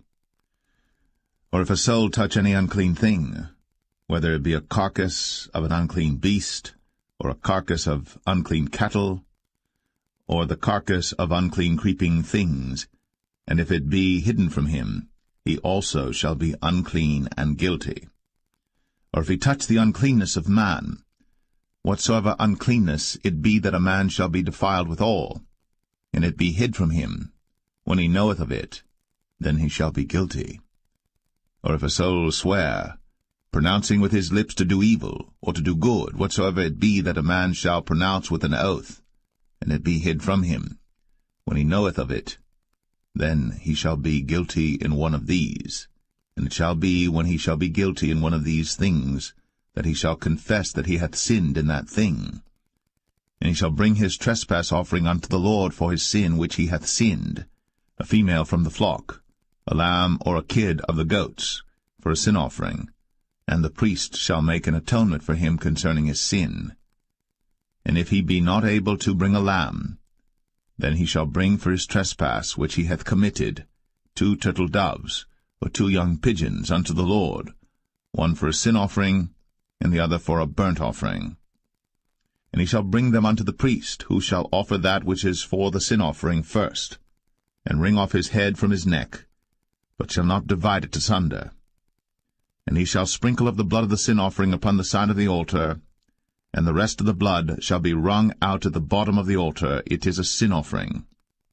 And he shall offer the second for a burnt offering according to the manner, and the priest shall make an atonement for him for his sin which he hath sinned, and it shall be forgiven him. But if he be not able to bring 2 turtle doves or 2 young pigeons, then he that sinned shall bring for his offering the 10th part of an ephah of fine flour for a sin offering. He shall put no oil upon it, neither shall he put any frankincense thereon, for it is a sin offering. Then shall he bring it to the priest, and the priest shall take his handful of it, even a memorial thereof, and burn it on the altar, according to the offerings made by fire unto the Lord. It is a sin offering. And the priest shall make an atonement for him as touching his sin that he hath sinned in one of these, and it shall be forgiven him. And the remnant shall be the priest's, as a meat offering.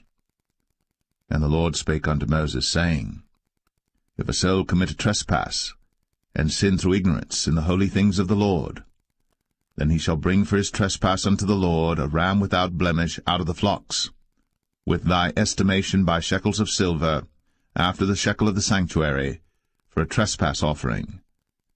And he shall make amends for the harm that he hath done in the holy thing, and shall add the 5th part thereto, and give it unto the priest. And the priest shall make an atonement for him with the ram of the trespass offering, and it shall be forgiven him. And if a soul sin, and commit any of these things which are forbidden to be done by the commandments of the Lord, though he wist it not, yet is he guilty, and shall bear his iniquity. And he shall bring a ram without blemish out of the flock, with thy estimation, for a trespass offering unto the priest. And the priest shall make an atonement for him concerning his ignorance, wherein he erred and wist it not, and it shall be forgiven him. It is a trespass offering. He hath certainly trespassed against the Lord.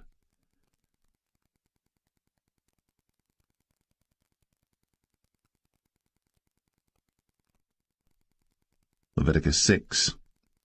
And the Lord spake unto Moses, saying, If a soul sin, and commit a trespass against the Lord, and lie unto his neighbor in that which was delivered him to keep, for in fellowship, or in a thing taken away by violence, or hath deceived his neighbor, or have found that which was lost, and lieth concerning it, and sweareth falsely, in any of all these that a man doeth, sinning therein, then it shall be, because he hath sinned, and is guilty, that he shall restore that which he took violently away, or the thing which he hath deceitfully gotten, or that which was delivered him to keep, or the lost thing which he found, or all that about which he hath sworn falsely. He shall even restore it in the principal, and shall add the 5th part more thereto, and give it unto him to whom it appertaineth, in the day of his trespass offering. And he shall bring his trespass offering unto the Lord, a ram without blemish out of the flock, with thy estimation, for a trespass offering unto the priest. And the priest shall make an atonement for him before the Lord, and it shall be forgiven him for anything of all that he hath done in trespassing therein. And the Lord spake unto Moses, saying, Command Aaron and his sons, saying, This is the law of the burnt offering. It is the burnt offering because of the burning upon the altar all night unto the morning, and the fire of the altar shall be burning in it. And the priest shall put on his linen garment, and his linen breeches shall he put upon his flesh, and take up the ashes which the fire hath consumed with the burnt offering on the altar. And he shall put them beside the altar. And he shall put off his garments, and put on other garments, and carry forth the ashes without the camp unto a clean place. And the fire upon the altar shall be burning in it. It shall not be put out. And the priest shall burn wood on it every morning, and lay the burnt offering in order upon it. And he shall burn thereon the fat of the peace offerings. The fire shall ever be burning upon the altar. It shall never go out. And this is the law of the meat offering. The sons of Aaron shall offer it before the Lord, before the altar. And he shall take of it his handful of the flour of the meat offering, and of the oil thereof, and all the frankincense which is upon the meat offering, and shall burn it upon the altar for a sweet savour, even the memorial of it, unto the Lord. And the remainder thereof shall Aaron and his sons eat. With unleavened bread shall it be eaten in the holy place. In the court of the tabernacle of the congregation they shall eat it. It shall not be baked with leaven. I have given it unto them for their portion of my offerings made by fire. It is most holy, as is the sin offering, and as the trespass offering. All the males among the children of Aaron shall eat of it. It shall be a statute for ever in your generations concerning the offerings of the Lord made by fire. Every one that toucheth them shall be holy. And the Lord spake unto Moses, saying, This is the offering of Aaron and of his sons, which they shall offer unto the Lord in the day when he is anointed. The 10th part of an ephah of fine flour for a meat offering perpetual, half of it in the morning, and half thereof at night. In a pan it shall be made with oil, and when it is baked, thou shalt bring it in. And the baked pieces of the meat offering shalt thou offer for a sweet savour unto the Lord. And the priest of his sons that is anointed in his stead shall offer it. It is a statute for ever unto the Lord. It shall be wholly burnt. For every meat offering for the priest shall be wholly burnt. It shall not be eaten. And the Lord spake unto Moses, saying, Speak unto Aaron and to his sons, saying, This is the law of the sin offering. In the place where the burnt offering is killed shall the sin offering be killed before the Lord. It is most holy. The priest that offereth it for sin shall eat it. In the holy place shall it be eaten, in the court of the tabernacle of the congregation. Whatsoever shall touch the flesh thereof shall be holy. And when there is sprinkled of the blood thereof upon any garment, thou shalt wash that whereon it was sprinkled in the holy place. But the earthen vessel wherein it is sodden shall be broken, and if it be sodden in a brazen pot, it shall be both scoured and rinsed in water. All the males among the priests shall eat thereof. It is most holy. And no sin offering, whereof any of the blood is brought into the tabernacle of the congregation to reconcile with all in the holy place, shall be eaten. It shall be burnt in the fire.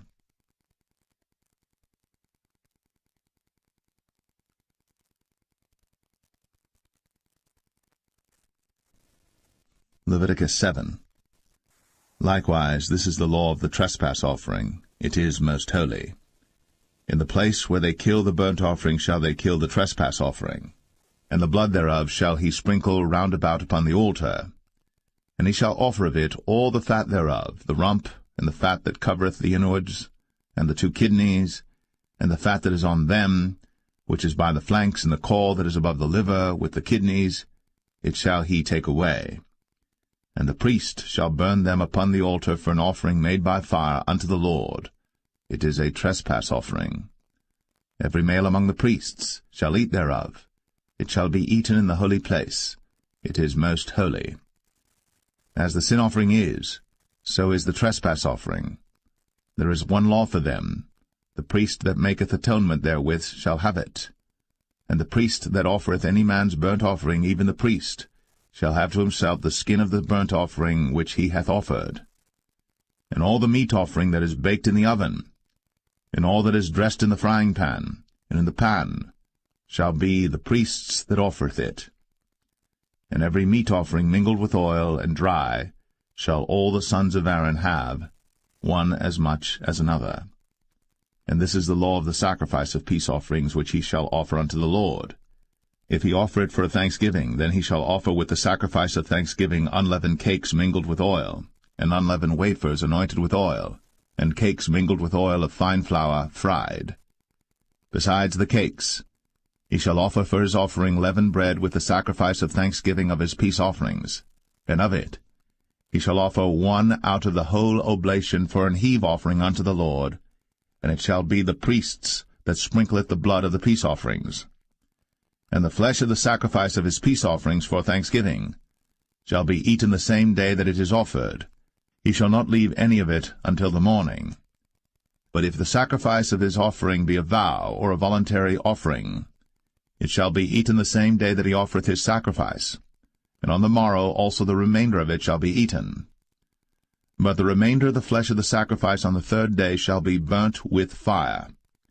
And if any of the flesh of the sacrifice of his peace offerings be eaten at all on the third day, it shall not be accepted, neither shall it be imputed unto him that offereth it. It shall be an abomination, and the soul that eateth of it shall bear his iniquity.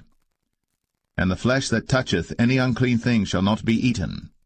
It shall be burnt with fire. And as for the flesh, all that be clean shall eat thereof. But the soul that eateth of the flesh of the sacrifice of peace offerings that pertain unto the Lord, having his uncleanness upon him, even that soul shall be cut off from his people. Moreover, the soul that shall touch any unclean thing, as the uncleanness of man, or any unclean beast, or any abominable unclean thing, and eat of the flesh of the sacrifice of peace offerings, which pertain unto the Lord, even that soul shall be cut off from his people. And the Lord spake unto Moses, saying, Speak unto the children of Israel, saying, Ye shall eat no manner of fat, of ox, or of sheep, or of goat, and the fat of the beast that dieth of itself, and the fat of that which is torn with beasts, may be used in any other use, but ye shall in no wise eat of it. For whosoever eateth the fat of the beast, of which men offer an offering made by fire unto the Lord, even the soul that eateth it shall be cut off from his people. Moreover, ye shall eat no manner of blood, whether it be of fowl or of beast, in any of your dwellings. Whatsoever soul it be that eateth any manner of blood, even that soul shall be cut off from his people.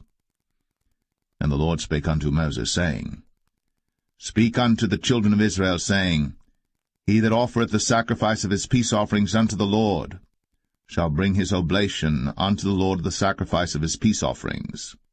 His own hands shall bring the offerings of the Lord made by fire, the fat with the breast. It shall he bring, that the breast may be waved for a wave offering before the Lord. And the priest shall burn the fat upon the altar, but the breast shall be Aaron's and his sons'. And the right shoulder shall ye give unto the priest for an heave offering of the sacrifices of your peace offerings. He among the sons of Aaron, that offereth the blood of the peace offerings, and the fat, shall have the right shoulder for his part. For the wave breast and the heave shoulder have I taken of the children of Israel, from off the sacrifices of their peace offerings, and have given them unto Aaron the priest, and unto his sons by a statute for ever from among the children of Israel. This is the portion of the anointing of Aaron, and of the anointing of his sons, out of the offerings of the Lord made by fire, in the day, when he presented them to minister unto the Lord in the priest's office, which the Lord commanded to be given them of the children of Israel, in the day that he anointed them, by a statute for ever throughout their generations.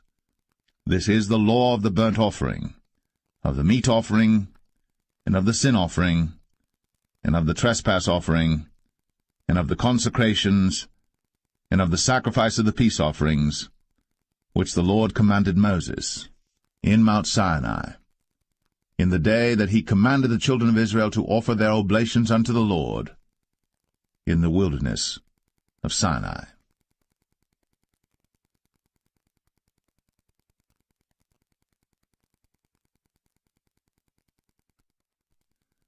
Leviticus 8.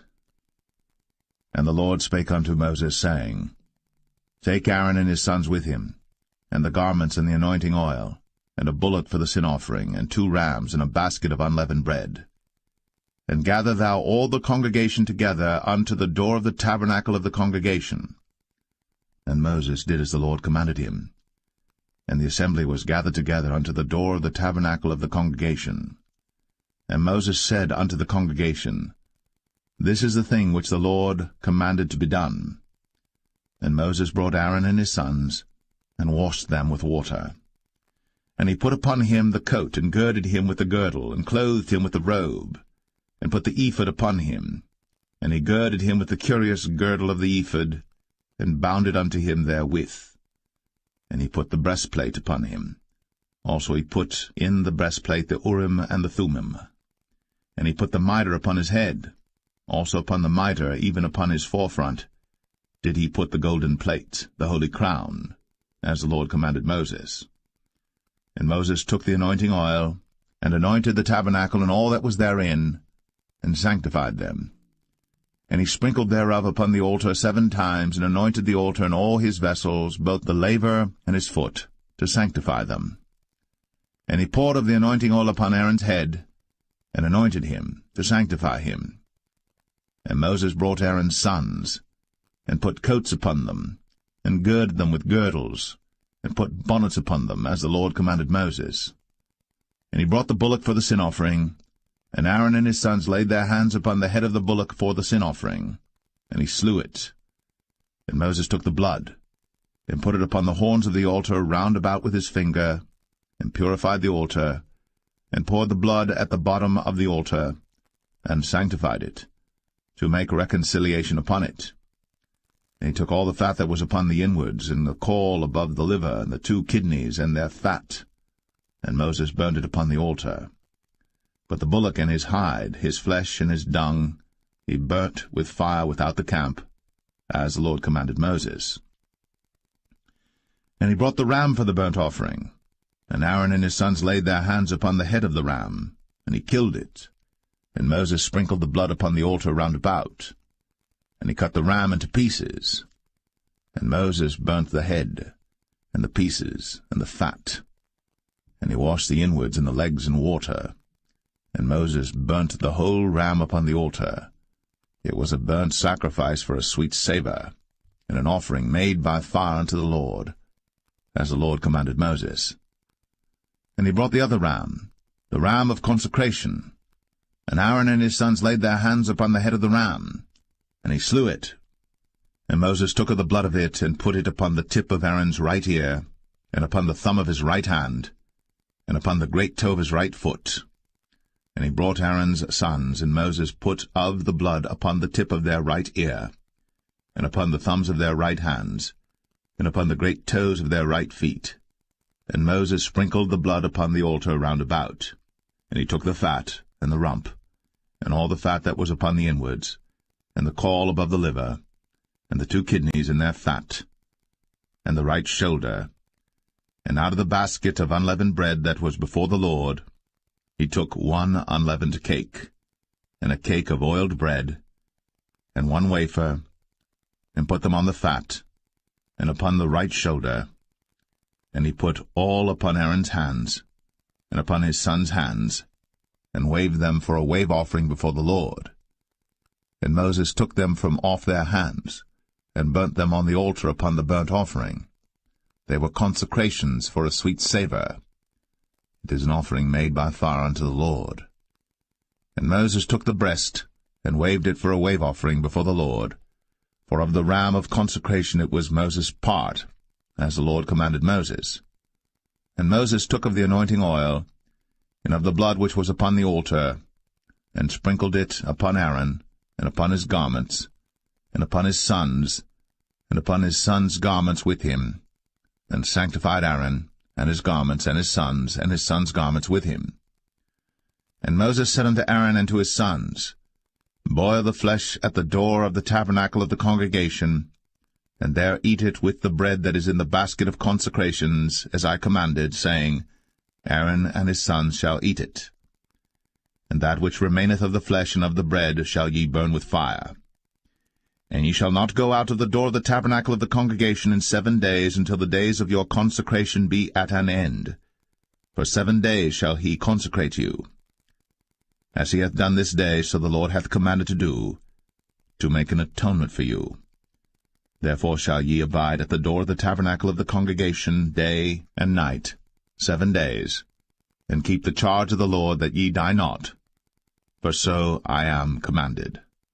So Aaron and his sons did all things which the Lord commanded by the hand of Moses.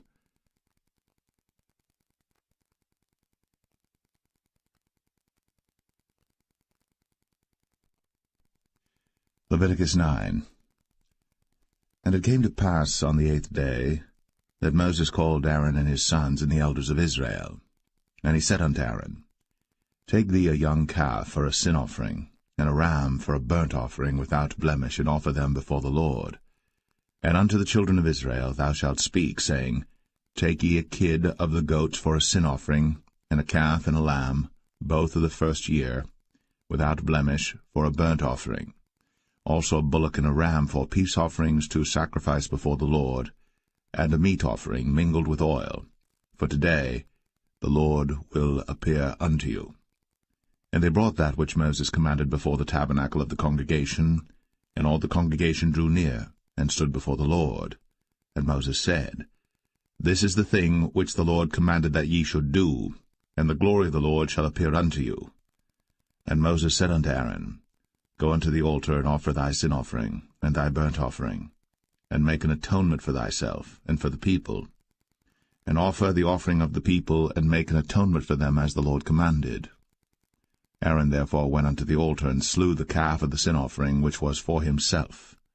And the sons of Aaron brought the blood unto him, and he dipped his finger in the blood, and put it upon the horns of the altar, and poured out the blood at the bottom of the altar. But the fat and the kidneys and the caul above the liver of the sin offering he burnt upon the altar, as the Lord commanded Moses. And the flesh and the hide he burnt with fire without the camp. And he slew the burnt offering. And Aaron's sons presented unto him the blood, which he sprinkled round about upon the altar. And they presented the burnt offering unto him, with the pieces thereof, and the head, and he burnt them upon the altar. And he did wash the inwards and the legs, and burnt them upon the burnt offering on the altar. And he brought the people's offering, and took the goat which was the sin offering for the people, and slew it, and offered it for sin as the first. And he brought the burnt offering, and offered it according to the manner. And he brought the meat offering, and took an handful thereof, and burnt it upon the altar, beside the burnt sacrifice of the morning. He slew also the bullock and the ram for a sacrifice of peace offerings, which was for the people. And Aaron's sons presented unto him the blood which he sprinkled upon the altar round about. And the fat of the bullock and of the ram, the rump, and that which covereth the inwards, and the kidneys, and the caul above the liver. And they put the fat upon the breasts, and he burnt the fat upon the altar. And the breasts and the right shoulder Aaron waved for a wave offering before the Lord, as Moses commanded. And Aaron lifted up his hand toward the people, and blessed them, and came down from offering of the sin offering, and the burnt offering, and peace offerings. And Moses and Aaron went into the tabernacle of the congregation, and came out, and blessed the people. And the glory of the Lord appeared unto all the people. And there came a fire out from before the Lord, and consumed upon the altar the burnt offering and the fat, which when all the people saw, they shouted, and fell on their faces.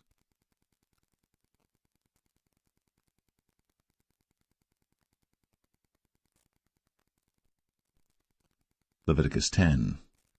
And Nadab and Abihu, the sons of Aaron, took either of them his censer, and put fire therein, and put incense thereon, and offered strange fire before the Lord, which he commanded them not. And there went out fire from the Lord, and devoured them, and they died before the Lord. Then Moses said unto Aaron, This is it that the Lord spake, saying, I will be sanctified in them that come nigh me, and before all the people I will be glorified. And Aaron held his peace. And Moses called Mishael and Elzaphan, the sons of Uzziel, the uncle of Aaron, and said unto them, Come near, carry your brethren from before the sanctuary out of the camp. So they went near, and carried them in their coats out of the camp, as Moses had said.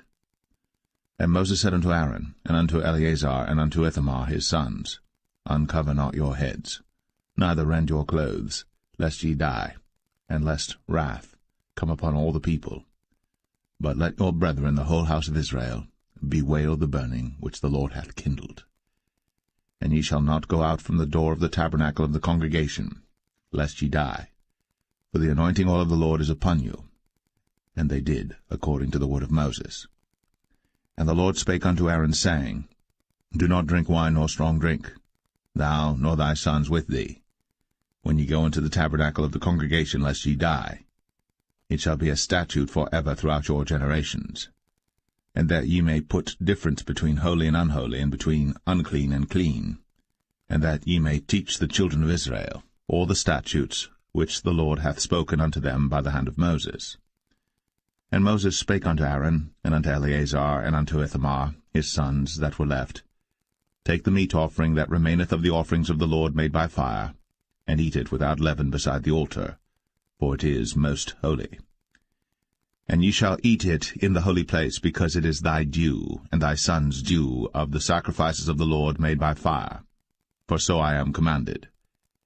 And the wave breast and heave shoulder shall ye eat in a clean place, thou and thy sons, and thy daughters with thee, for they be thy due, and thy son's due, which are given out of the sacrifices of peace offerings of the children of Israel.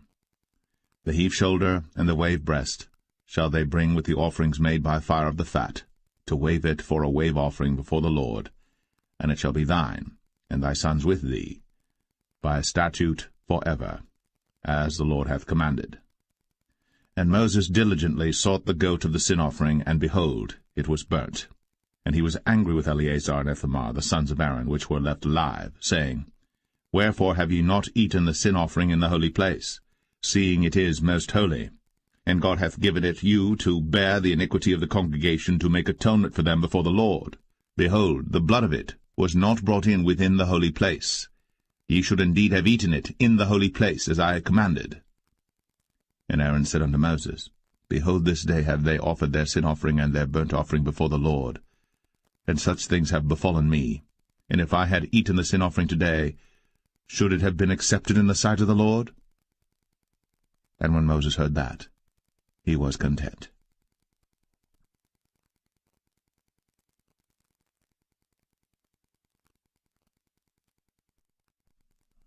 Leviticus 11.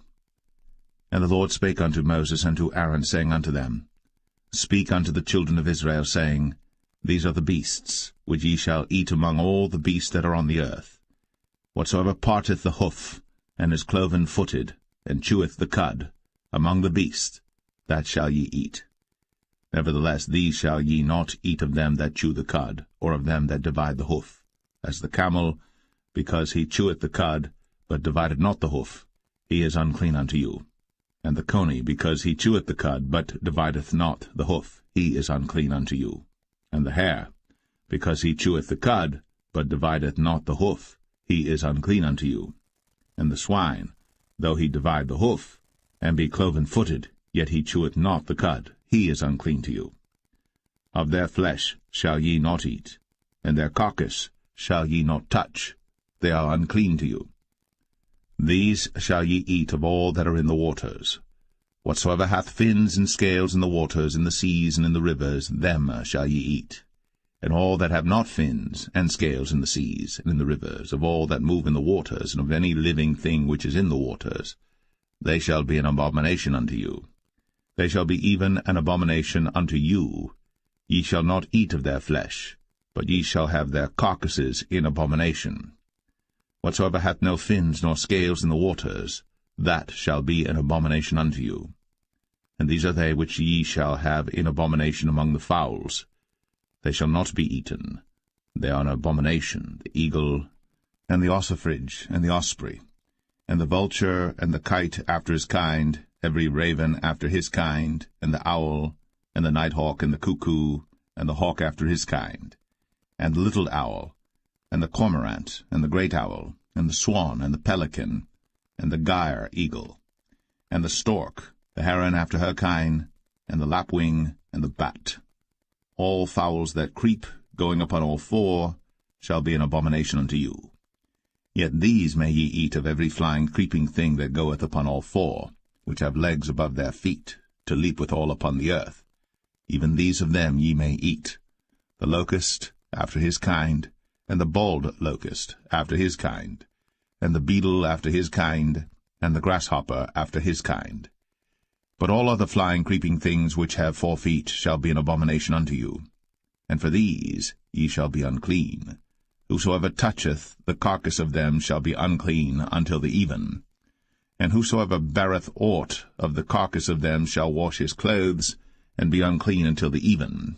The carcasses of every beast which divideth the hoof, and is not cloven-footed, nor cheweth the cud, are unclean unto you. Every one that toucheth them shall be unclean. And whatsoever goeth upon his paws among all manner of beasts that go on all four, those are unclean unto you. Whoso toucheth their carcass shall be unclean until the even. And he that beareth the carcass of them shall wash his clothes, and be unclean until the even. They are unclean unto you. These also shall be unclean unto you among the creeping things that creep upon the earth, the weasel, and the mouse, and the tortoise after his kind, and the ferret, and the chameleon, and the lizard, and the snail, and the mole. These are unclean to you among all that creep. Whosoever doth touch them, when they be dead, shall be unclean until the even.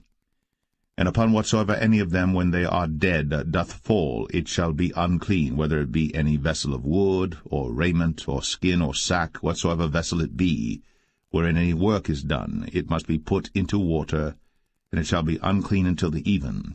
So it shall be cleansed. And every earthen vessel, whereinto any of them falleth, whatsoever is in it shall be unclean, and ye shall break it. Of all meat which may be eaten, that on which such water cometh shall be unclean, and all drink that may be drunk in every such vessel shall be unclean.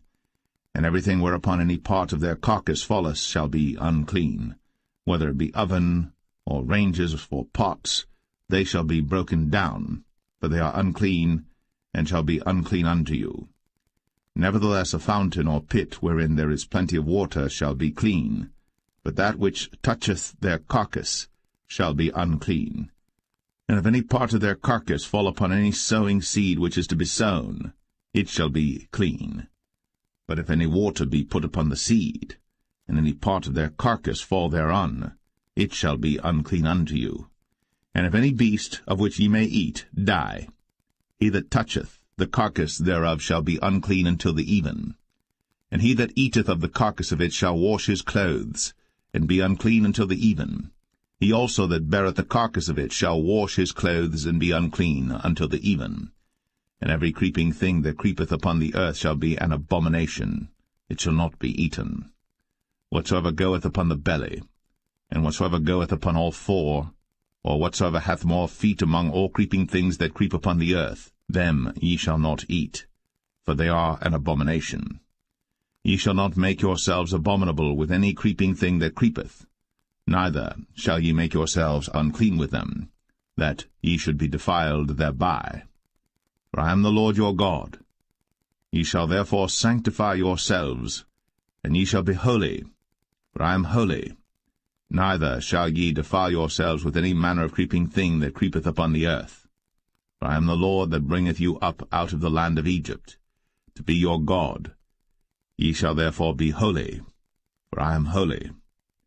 This is the law of the beasts, and of the fowl, and of every living creature that moveth in the waters, and of every creature that creepeth upon the earth, to make a difference between the unclean and the clean, and between the beast that may be eaten, and the beast that may not be eaten.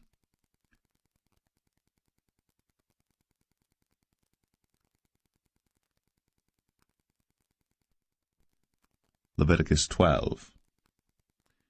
And the Lord spake unto Moses, saying, Speak unto the children of Israel, saying, If a woman have conceived seed, and born a man-child, then she shall be unclean 7 days, according to the days of the separation for her infirmity shall she be unclean.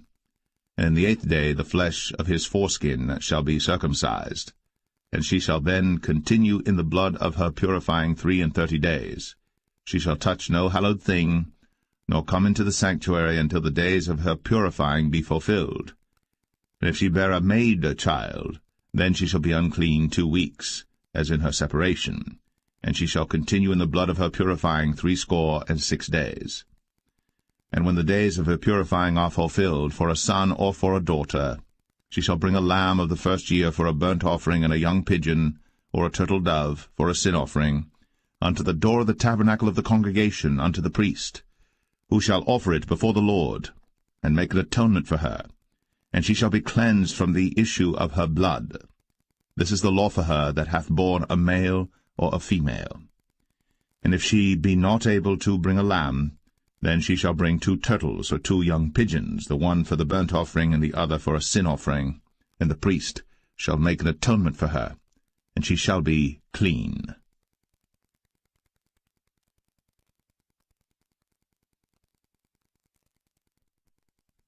Leviticus 13. And the Lord spake unto Moses and Aaron, saying, When a man shall have in the skin of his flesh a rising, a scab, or bright spot, and it be in the skin of his flesh like the plague of leprosy, then he shall be brought unto Aaron the priest, or unto one of his sons the priests. And the priest shall look on the plague in the skin of the flesh, and when the hair in the plague is turned white, and the plague in sight be deeper than the skin of his flesh, it is a plague of leprosy, and the priest shall look on him, and pronounce him unclean. If the bright spot be white in the skin of his flesh, and in sight be not deeper than the skin, and the hair thereof be not turned white, then the priest shall shut up him that hath the plague 7 days. And the priest shall look on him the 7th day, and behold, if the plague in his sight be at a stay, and the plague spread not in the skin, then the priest shall shut him up 7 days more. And the priest shall look on him again the 7th day, and behold, if the plague be somewhat dark, and the plague spread not in the skin, the priest shall pronounce him clean. It is but a scab, and he shall wash his clothes, and be clean.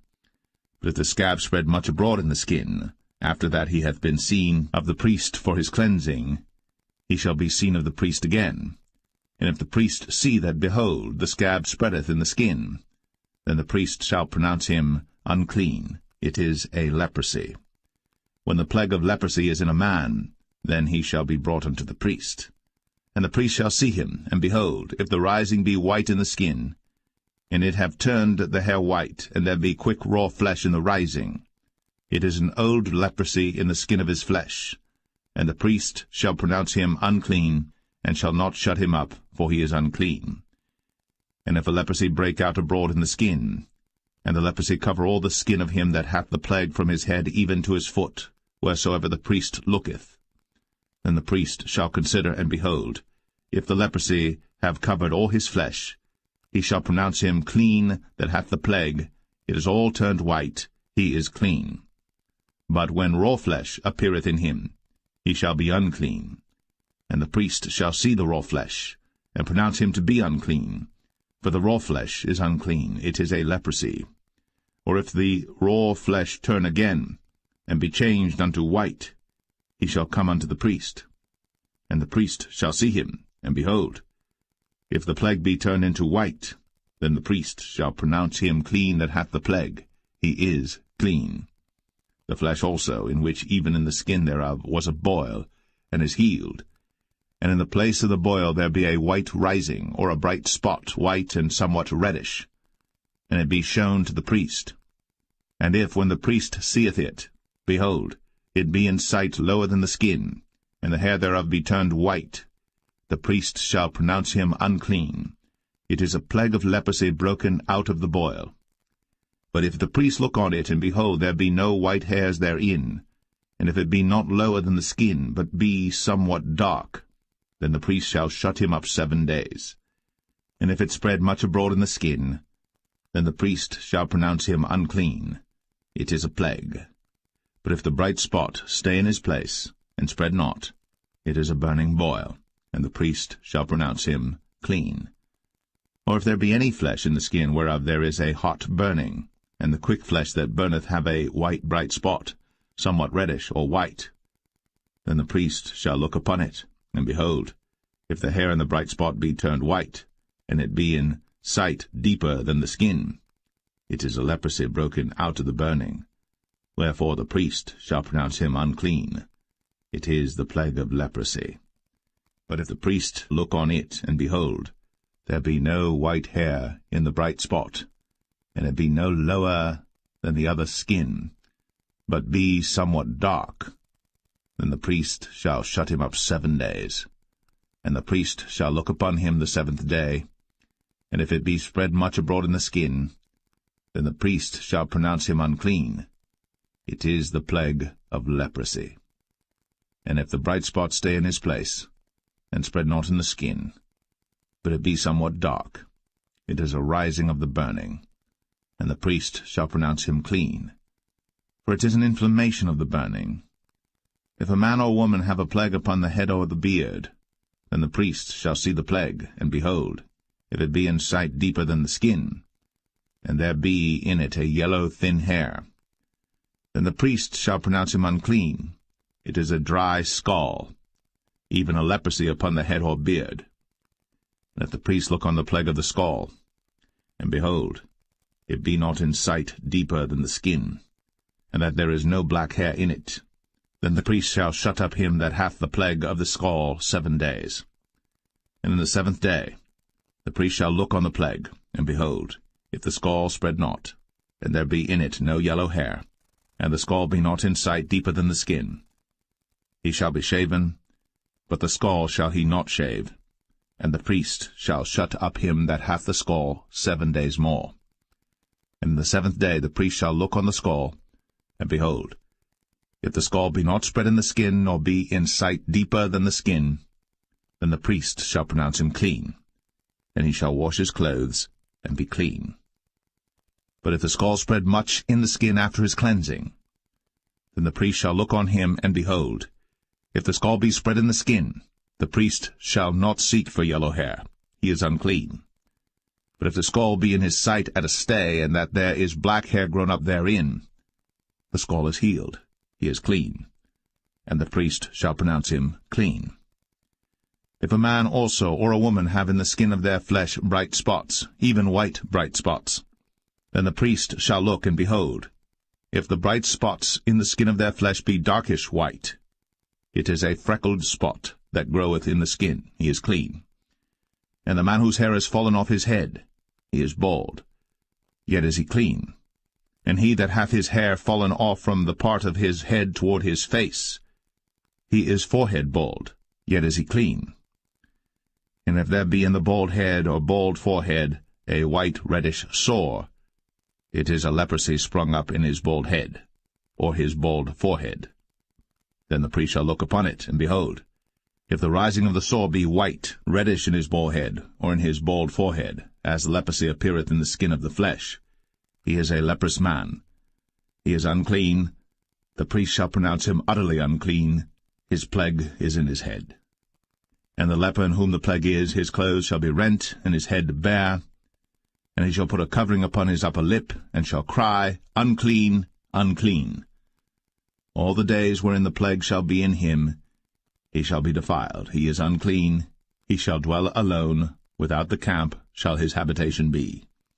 The garment also that the plague of leprosy is in, whether it be a woolen garment or a linen garment, whether it be in the warp or woof of linen or of woolen, whether in a skin or in anything made of skin, and if the plague be greenish or reddish in the garment or in the skin, either in the warp or in the woof or in anything of skin, it is a plague of leprosy, and shall be shown unto the priest.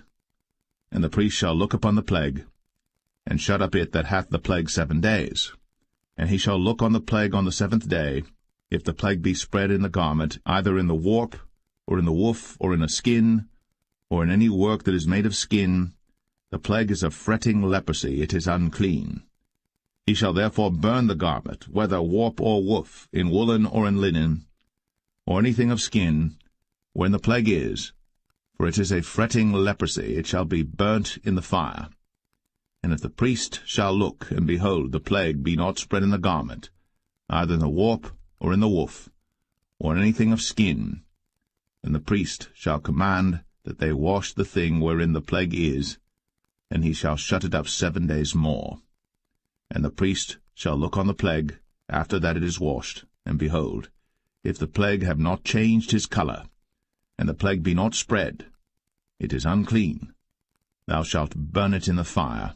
It is fret inward, whether it be bare within or without.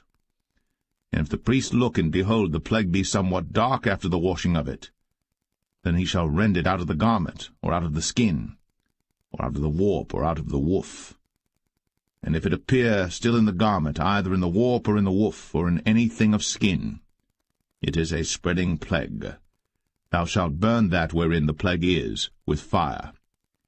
And the garment, either warp or woof, or whatsoever thing of skin it be, which thou shalt wash, if the plague be departed from them, then it shall be washed the second time, and shall be clean. This is the law of the plague of leprosy in a garment of woolen or linen, either in the warp or woof, or anything of skins, to pronounce it clean, or to pronounce it unclean.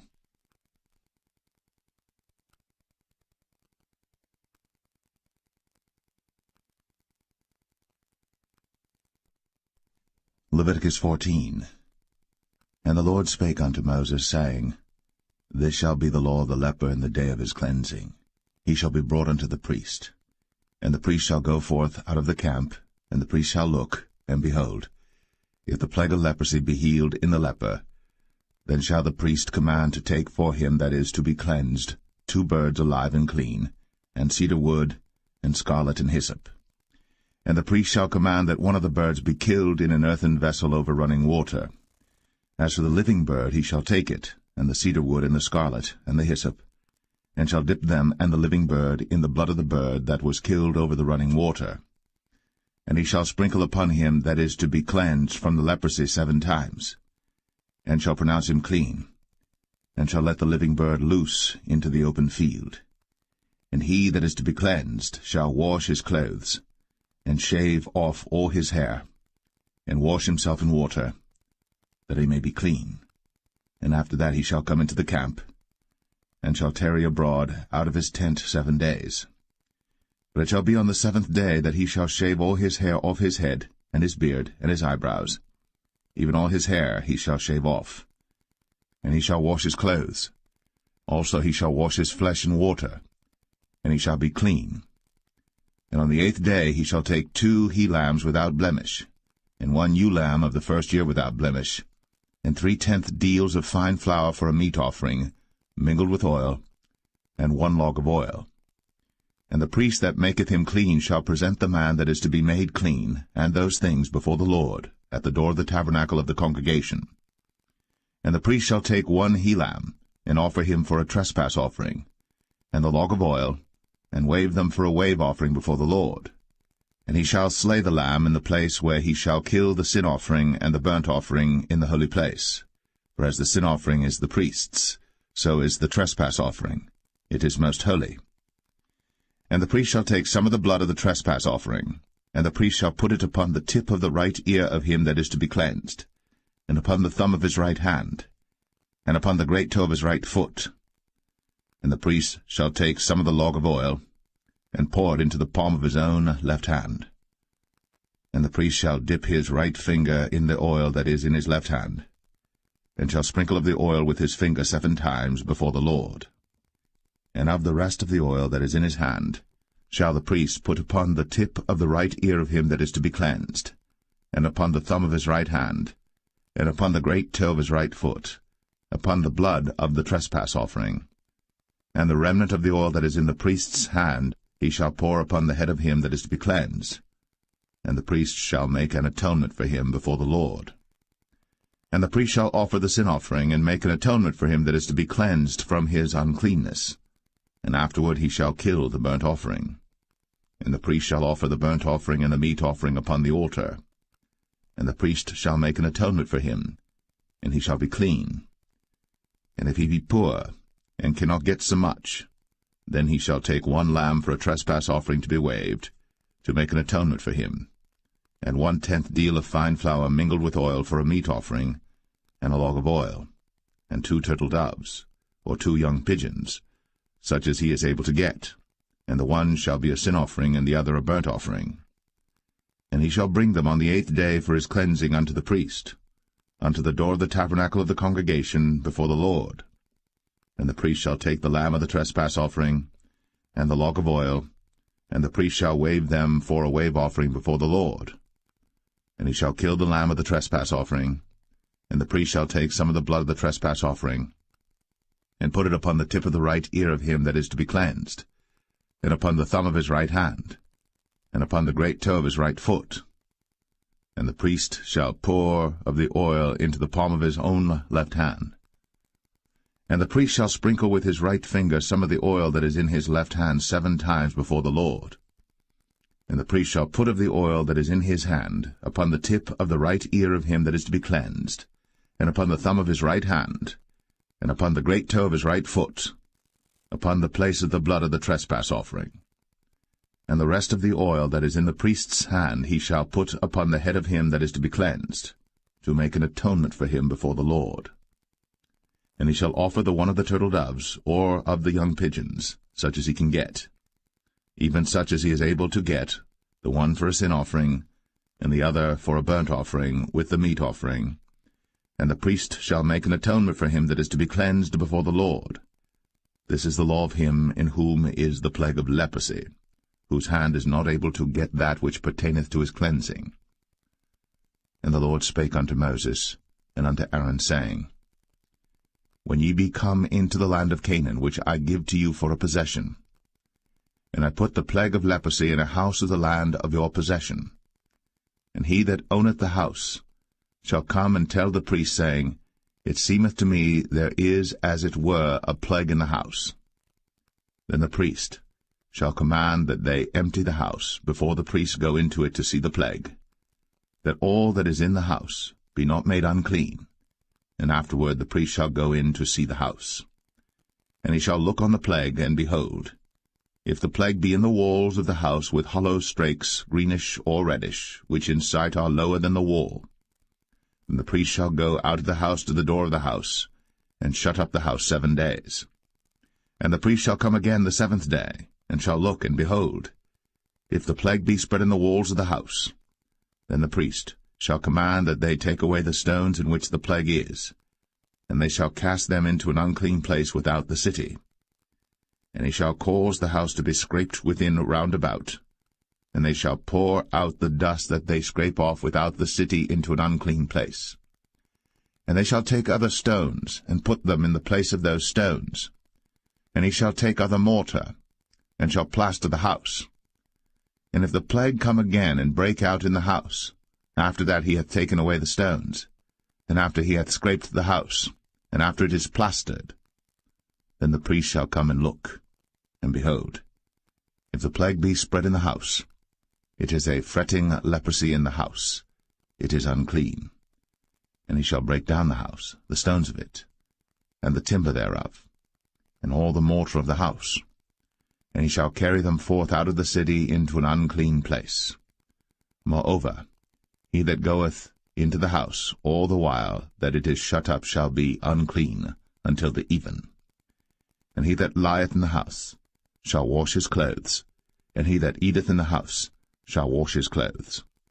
And if the priest shall come in and look upon it, and behold, the plague hath not spread in the house, after the house was plastered, then the priest shall pronounce the house clean, because the plague is healed. And he shall take to cleanse the house 2 birds, and cedar wood, and scarlet, and hyssop. And he shall kill the one of the birds in an earthen vessel over running water. And he shall take the cedar wood, and the hyssop, and the scarlet, and the living bird, and dip them in the blood of the slain bird, and in the running water, and sprinkle the house 7 times. And he shall cleanse the house with the blood of the bird, and with the running water, and with the living bird, and with the cedar wood, and with the hyssop, and with the scarlet. But he shall let go the living bird out of the city into the open fields, and make an atonement for the house, and it shall be clean. This is the law for all manner of plague of leprosy and scall, and for the leprosy of a garment and of a house, and for a rising, and for a scab, and for a bright spot, to teach when it is unclean, and when it is clean. This is the law of leprosy.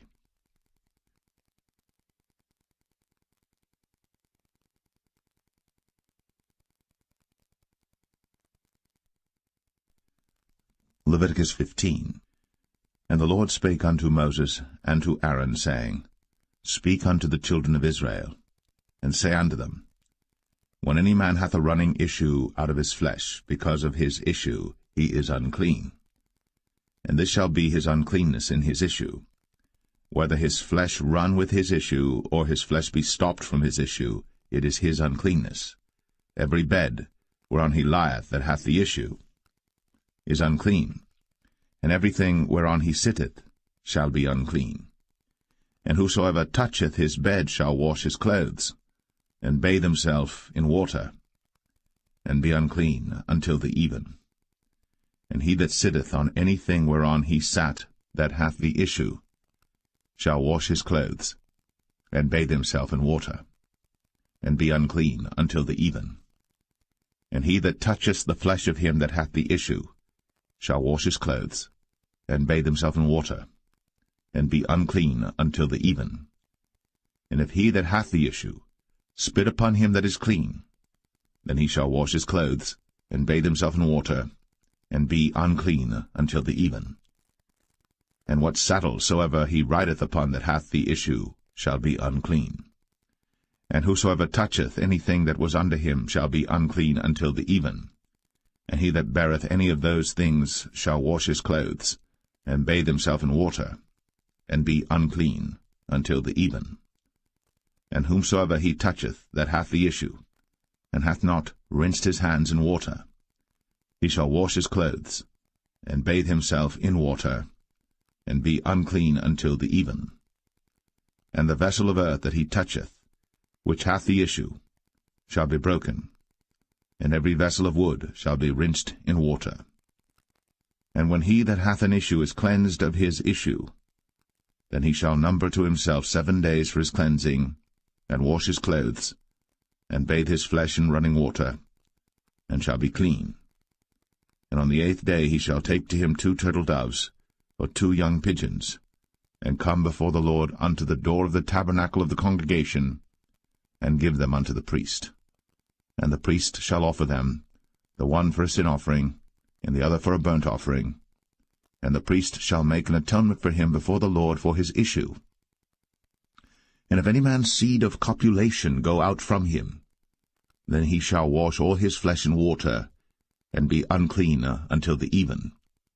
And every garment and every skin whereon is the seed of copulation shall be washed with water, and be unclean until the even. The woman also with whom man shall lie with seed of copulation, they shall both bathe themselves in water, and be unclean until the even. And if a woman have an issue, and her issue in her flesh be blood, she shall be put apart 7 days, and whosoever toucheth her shall be unclean until the even. And everything that she lieth upon in her separation shall be unclean. Everything also that she sitteth upon shall be unclean. And whosoever toucheth her bed shall wash his clothes, and bathe himself in water, and be unclean until the even. And whosoever toucheth anything that she sat upon shall wash his clothes, and bathe himself in water, and be unclean until the even. And if it be on her bed, or on any thing whereon she sitteth, when he toucheth it, he shall be unclean until the even. And if any man lie with her at all, and her flowers be upon him, he shall be unclean 7 days, and all the bed whereon he lieth shall be unclean. And if a woman have an issue of her blood many days out of the time of her separation, or if it run beyond the time of her separation, all the days of the issue of her uncleanness shall be as the days of her separation. She shall be unclean. Every bed whereon she lieth all the days of her issue, shall be unto her as the bed of her separation. And whatsoever she sitteth upon shall be unclean, as the uncleanness of her separation. And whosoever toucheth those things shall be unclean, and shall wash his clothes, and bathe himself in water, and be unclean until the even. But if she be cleansed of her issue, then she shall number to herself 7 days, and after that she shall be clean. And on the 8th day she shall take unto her 2 turtles, or 2 young pigeons, and bring them unto the priest, to the door of the tabernacle of the congregation. And the priest shall offer the one for a sin offering, and the other for a burnt offering, and the priest shall make an atonement for her before the Lord for the issue of her uncleanness. Thus shall ye separate the children of Israel from their uncleanness, that they die not in their uncleanness, when they defile my tabernacle that is among them. This is the law of him that hath an issue, and of him whose seed goeth from him, and is defiled therewith, and of her that is sick of her flowers, and of him that hath an issue, of the man, and of the woman, and of him that lieth with her, that is unclean.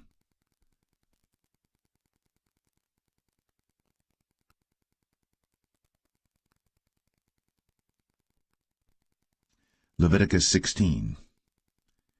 And the Lord spake unto Moses after the death of the 2 sons of Aaron, when they offered before the Lord and died.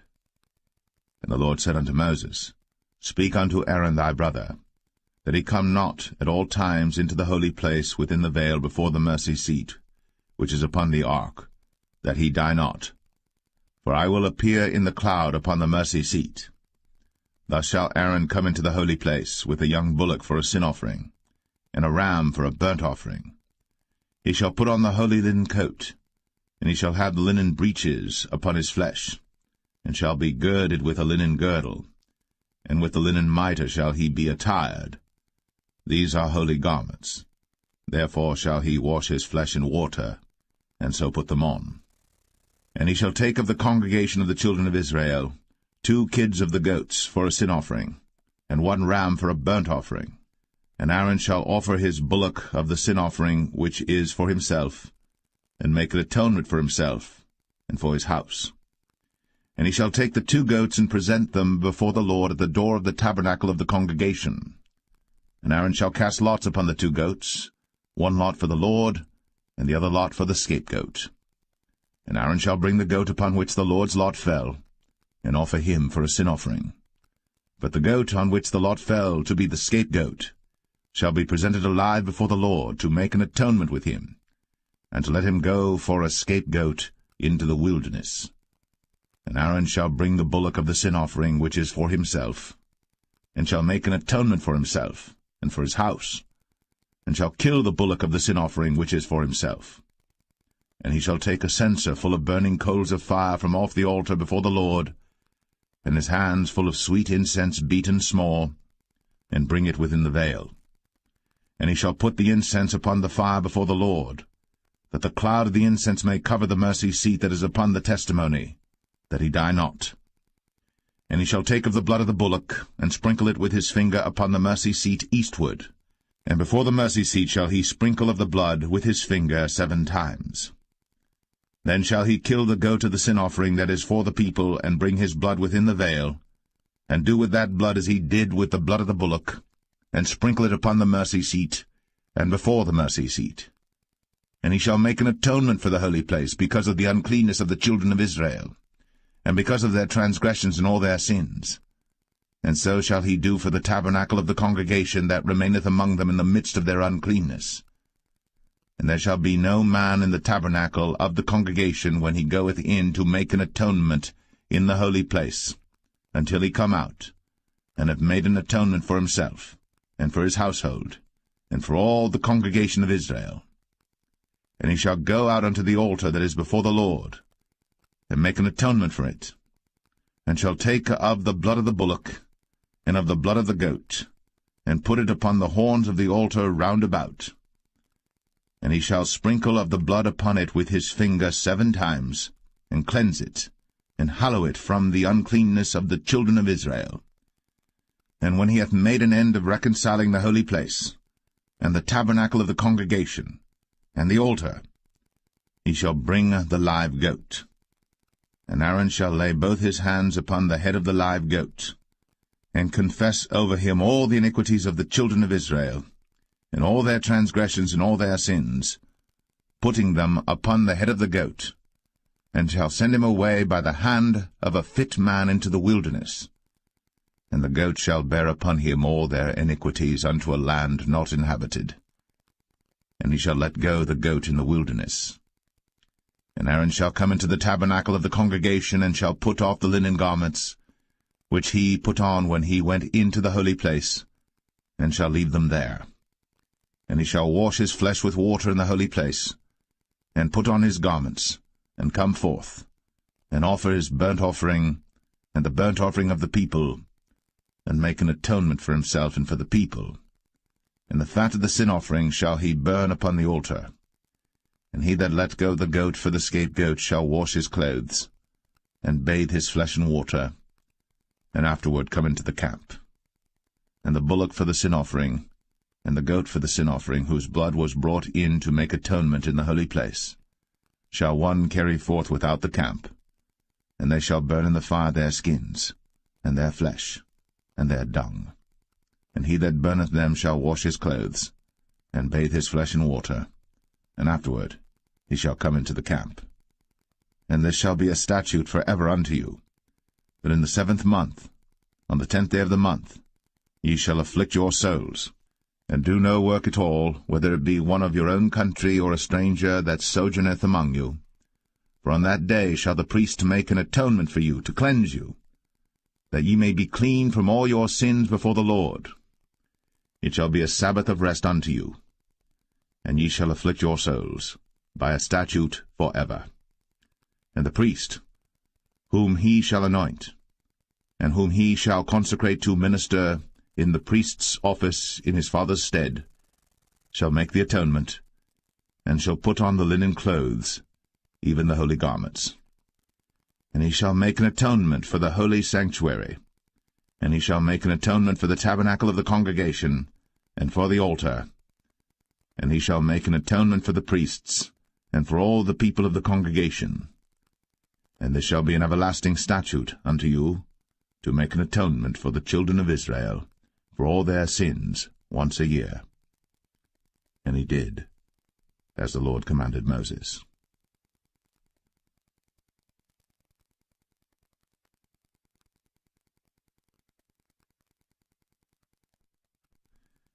Leviticus 17.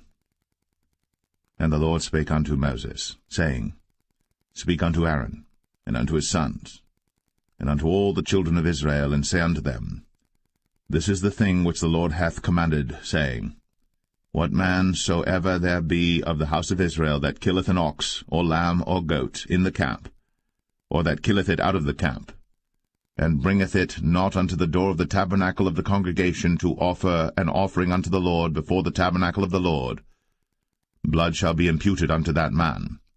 He hath shed blood, and that man shall be cut off from among his people. To the end that the children of Israel may bring their sacrifices which they offer in the open field, even that they may bring them unto the Lord, unto the door of the tabernacle of the congregation, unto the priest, and offer them for peace offerings unto the Lord. And the priest shall sprinkle the blood upon the altar of the Lord at the door of the tabernacle of the congregation, and burn the fat for a sweet savour unto the Lord. And they shall no more offer their sacrifices unto devils, after whom they have gone a-whoring. This shall be a statute for ever unto them throughout their generations. And thou shalt say unto them, Whatsoever man there be of the house of Israel, or of the strangers which sojourn among you, that offereth a burnt offering or sacrifice, and bringeth it not unto the door of the tabernacle of the congregation, to offer it unto the Lord, even that man shall be cut off from among his people. And whatsoever man there be of the house of Israel, or of the strangers that sojourn among you, that eateth any manner of blood, I will even set my face against that soul that eateth blood, and will cut him off from among his people. For the life of the flesh, is in the blood, and I have given it to you upon the altar to make an atonement for your souls. For it is the blood that maketh an atonement for the soul. Therefore I said unto the children of Israel, No soul of you shall eat blood, neither shall any stranger that sojourneth among you eat blood. And whatsoever man there be of the children of Israel, or of the strangers that sojourn among you, which hunteth and catcheth any beast or fowl that may be eaten, he shall even pour out the blood thereof, and cover it with dust. For it is the life of all flesh, the blood of it is for the life thereof. Therefore I said unto the children of Israel, Ye shall eat the blood of no manner of flesh, for the life of all flesh is the blood thereof. Whosoever eateth it shall be cut off. And every soul that eateth that which died of itself, or that which was torn with beasts, whether it be one of your own country or a stranger, he shall both wash his clothes, and bathe himself in water, and be unclean until the even. Then shall he be clean. But if he wash them not, nor bathe his flesh, then he shall bear his iniquity.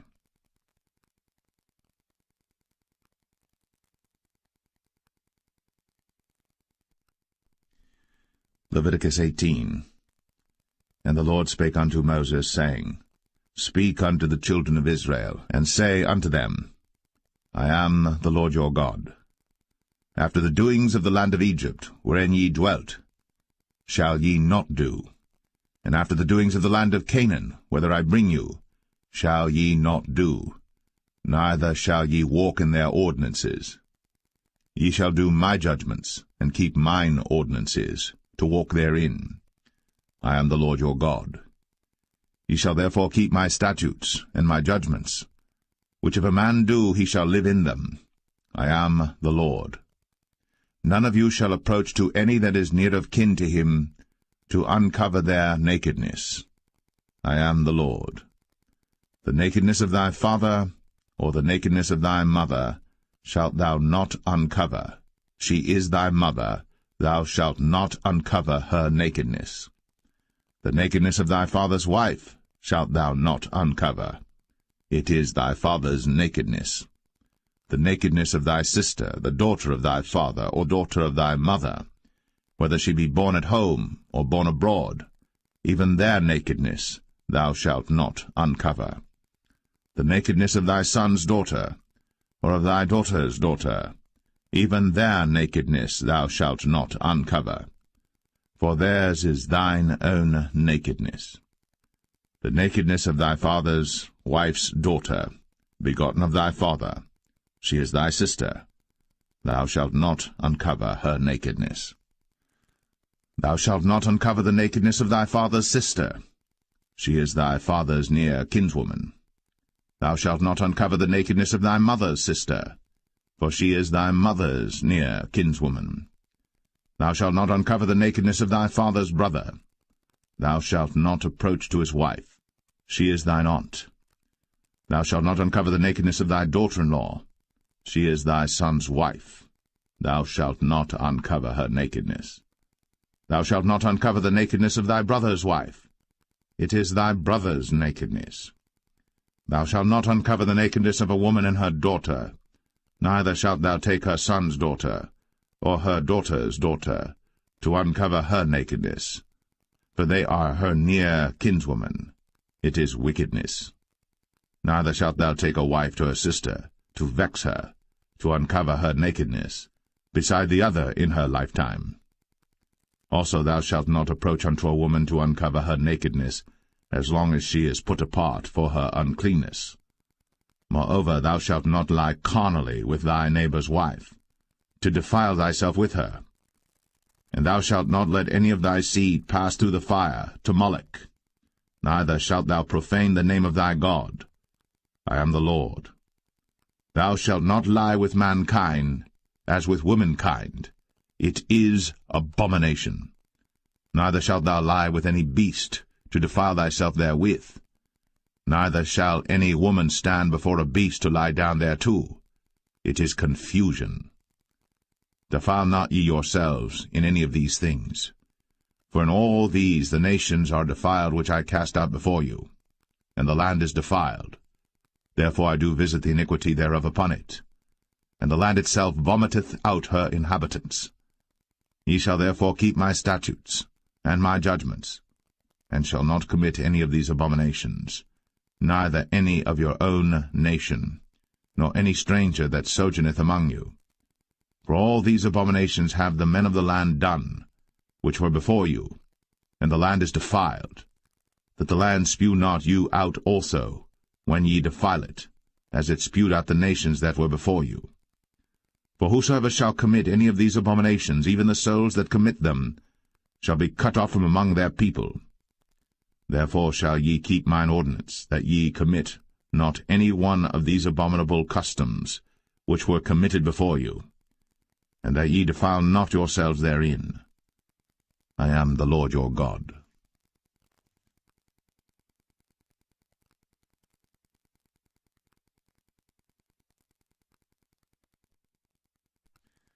Leviticus 19. And the Lord spake unto Moses, saying, Speak unto all the congregation of the children of Israel, and say unto them, Ye shall be holy, for I, the Lord your God, am holy. Ye shall fear every man his mother, and his father, and keep my Sabbaths. I am the Lord your God. Turn ye not unto idols, nor make to yourselves molten gods. I am the Lord your God. And if ye offer a sacrifice of peace offerings unto the Lord, ye shall offer it at your own will. It shall be eaten the same day ye offer it, and on the morrow, and if aught remain until the third day, it shall be burnt in the fire. And if it be eaten at all on the third day, it is abominable, it shall not be accepted. Therefore every one that eateth it shall bear his iniquity, because he hath profaned the hallowed thing of the Lord, and that so shall be cut off from among his people. And when ye reap the harvest of your land, thou shalt not wholly reap the corners of thy field, neither shalt thou gather the gleanings of thy harvest. And thou shalt not glean thy vineyard, neither shalt thou gather every grape of thy vineyard.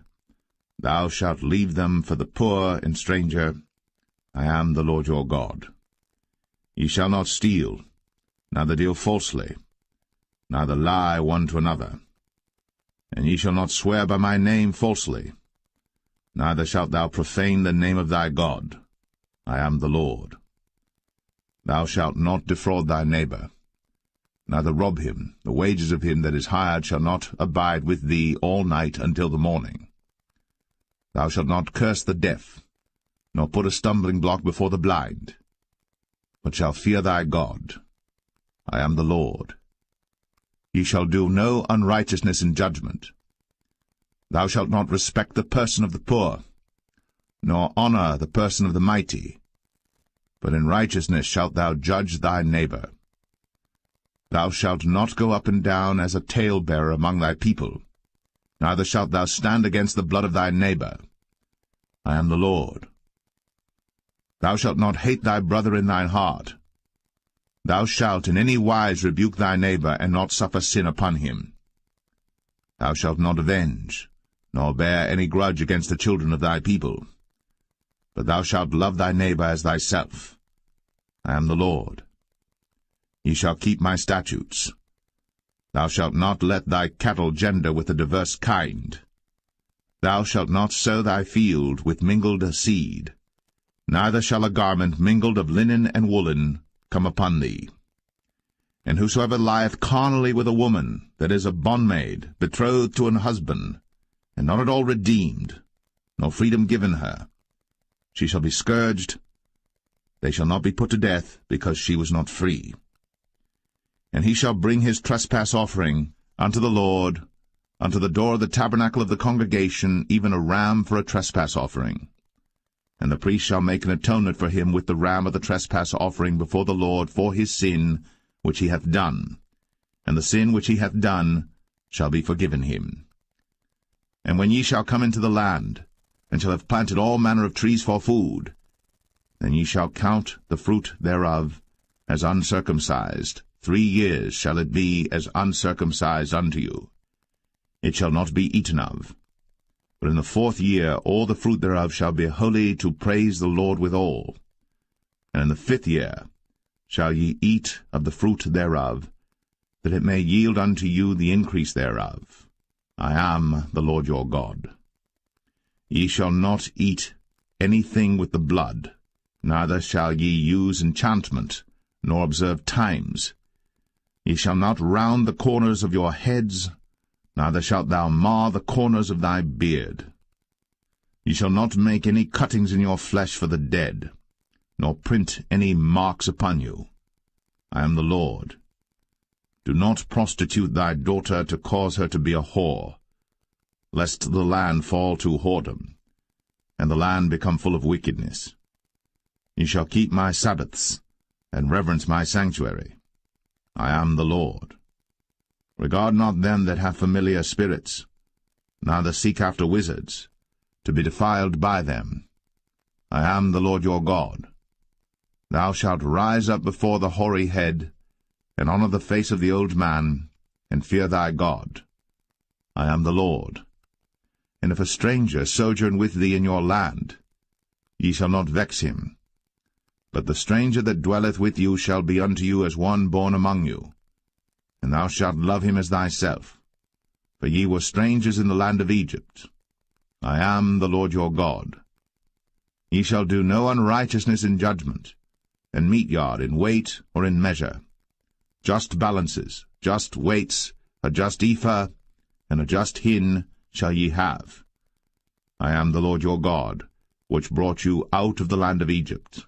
Therefore shall ye observe all my statutes, and all my judgments, and do them. I am the Lord.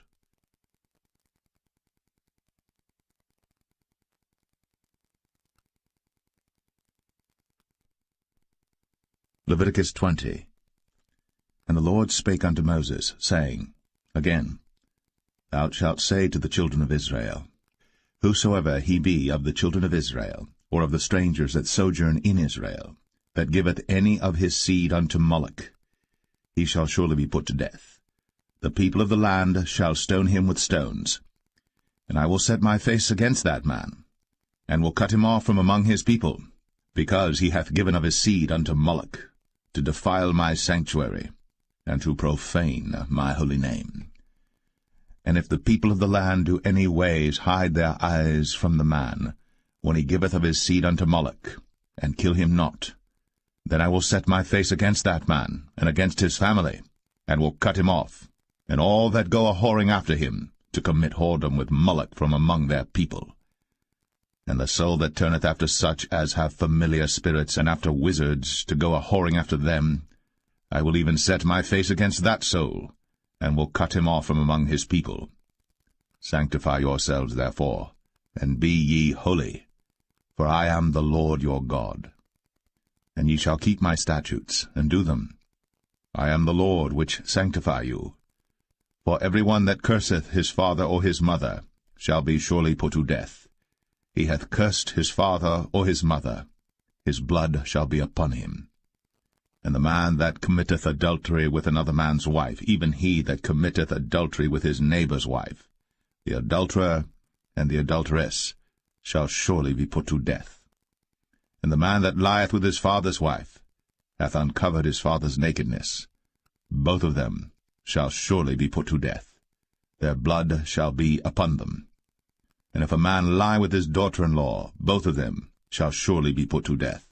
They have wrought confusion. Their blood shall be upon them. If a man also lie with mankind, as he lieth with a woman, both of them have committed an abomination. They shall surely be put to death. Their blood shall be upon them. And if a man take a wife and her mother, it is wickedness. They shall be burnt with fire, both he and they, that there be no wickedness among you. And if a man lie with a beast, he shall surely be put to death, and ye shall slay the beast. And if a woman approach unto any beast, and lie down thereto, thou shalt kill the woman and the beast. They shall surely be put to death. Their blood shall be upon them. And if a man shall take his sister, his father's daughter, or his mother's daughter, and see her nakedness, and she see his nakedness, it is a wicked thing, when they shall be cut off in the sight of their people. He hath uncovered his sister's nakedness, he shall bear his iniquity. And if a man shall lie with a woman having her sickness, and shall uncover her nakedness, he hath discovered her fountain, and she hath uncovered the fountain of her blood, and both of them shall be cut off from among their people. And thou shalt not uncover the nakedness of thy mother's sister, nor of thy father's sister, for he uncovereth his near kin, they shall bear their iniquity. And if a man shall lie with his uncle's wife, he hath uncovered his uncle's nakedness, they shall bear their sin, they shall die childless. And if a man shall take his brother's wife, it is an unclean thing. He hath uncovered his brother's nakedness, they shall be childless. Ye shall therefore keep all my statutes and all my judgments, and do them, that the land, whither I bring you to dwell therein, spew you not out. And ye shall not walk in the manners of the nation, which I cast out before you. For they committed all these things, and therefore I abhorred them. But I have said unto you, Ye shall inherit their land, and I will give it unto you to possess it, the land that floweth with milk and honey. I am the Lord your God, which have separated you from other people. Ye shall therefore put difference between clean beasts and unclean, and between unclean fowls and clean. And ye shall not make your souls abominable by beast, or by fowl, or by any manner of living thing that creepeth on the ground, which I have separated from you as unclean. And ye shall be holy unto me, for I the Lord am holy, and have severed you from other people, that ye should be mine. A man also, or woman that hath a familiar spirit, or that is a wizard, shall surely be put to death. They shall stone them with stones, their blood shall be upon them.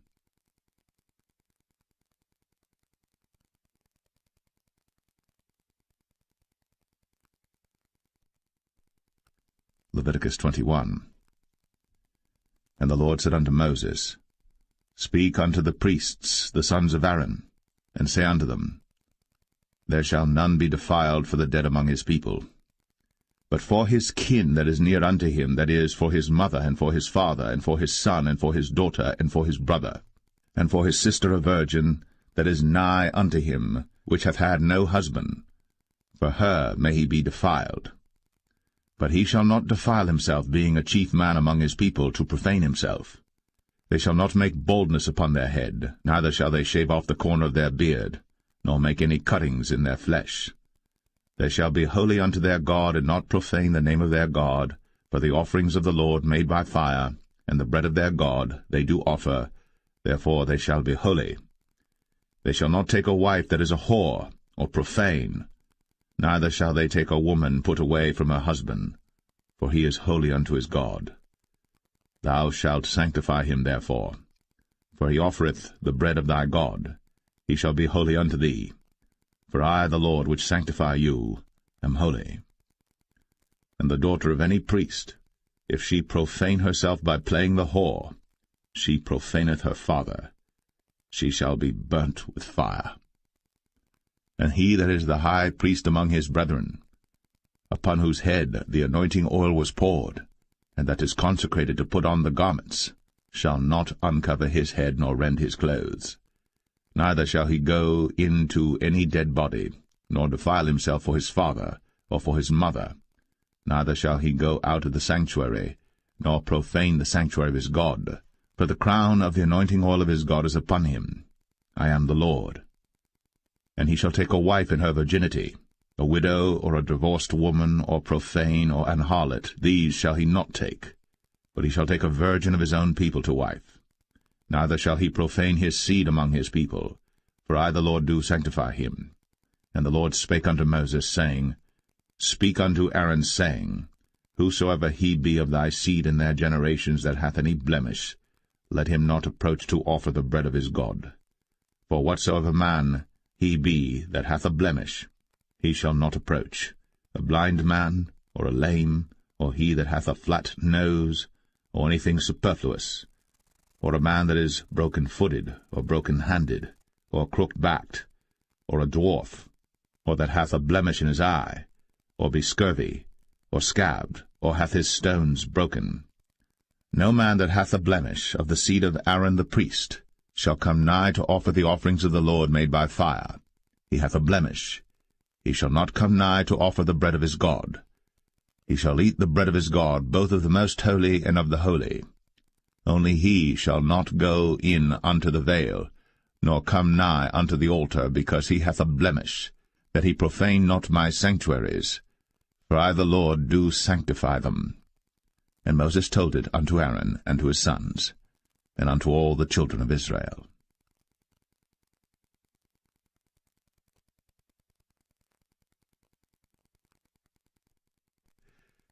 Leviticus 22.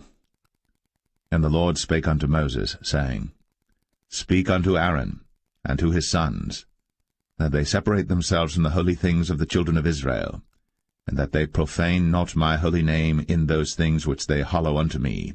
I am the Lord. Say unto them, Whosoever he be of all your seed among your generations, that goeth unto the holy things, which the children of Israel hallow unto the Lord, having his uncleanness upon him, that soul shall be cut off from my presence. I am the Lord. What man soever of the seed of Aaron is a leper, or hath a running issue, he shall not eat of the holy things until he be clean.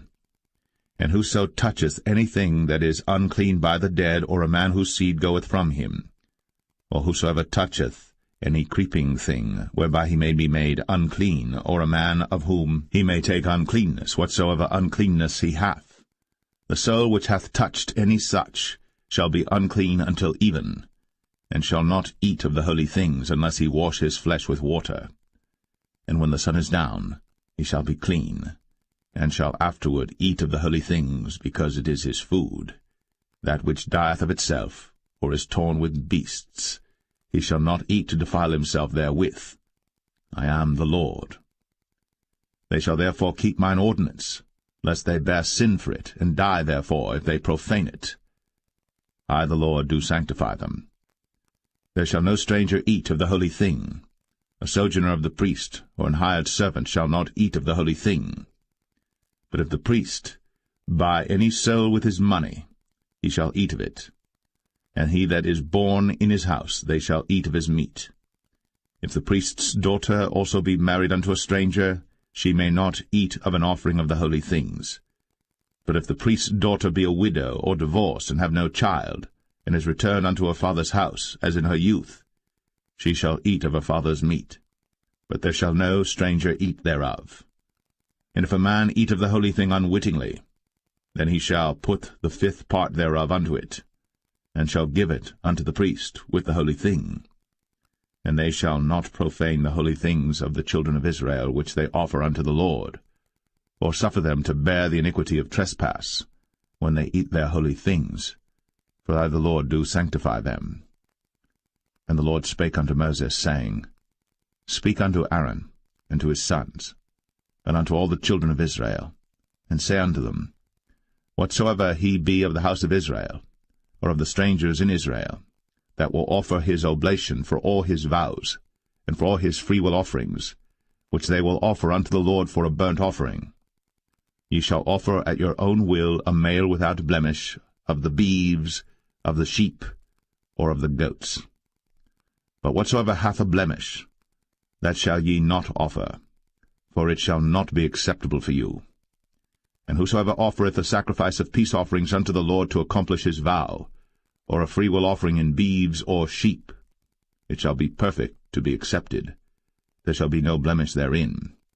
Blind, or broken, or maimed, or having a wen, or scurvy, or scabbed, ye shall not offer these unto the Lord, nor make an offering by fire of them upon the altar unto the Lord, either a bullock, or a lamb that hath anything superfluous or lacking in his parts, that mayest thou offer for a freewill offering, but for a vow it shall not be accepted.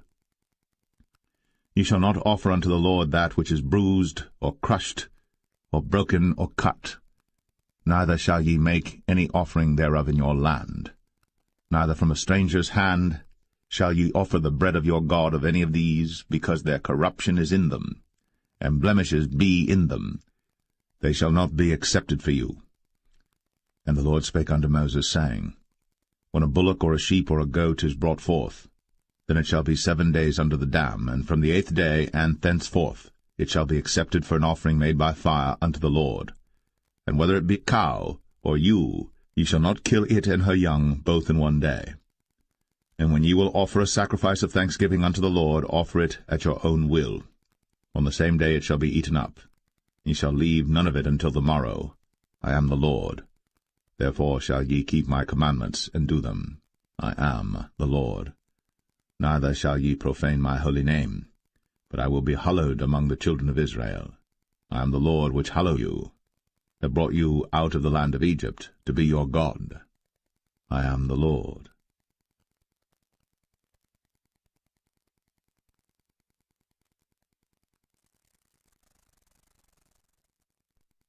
Leviticus 23. And the Lord spake unto Moses, saying, Speak unto the children of Israel, and say unto them, Concerning the feasts of the Lord, which ye shall proclaim to be holy convocations, even these are my feasts.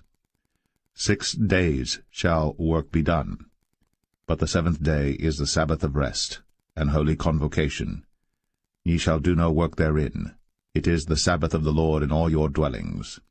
These are the feasts of the Lord, even holy convocations, which ye shall proclaim in their seasons. In the 14th day of the 1st month at even is the Lord's Passover, and on the 15th day of the same month is the feast of unleavened bread unto the Lord. 7 days ye must eat unleavened bread. In the 1st day ye shall have an holy convocation. Ye shall do no servile work therein. But ye shall offer an offering made by fire unto the Lord 7 days. In the 7th day is an holy convocation. Ye shall do no servile work therein.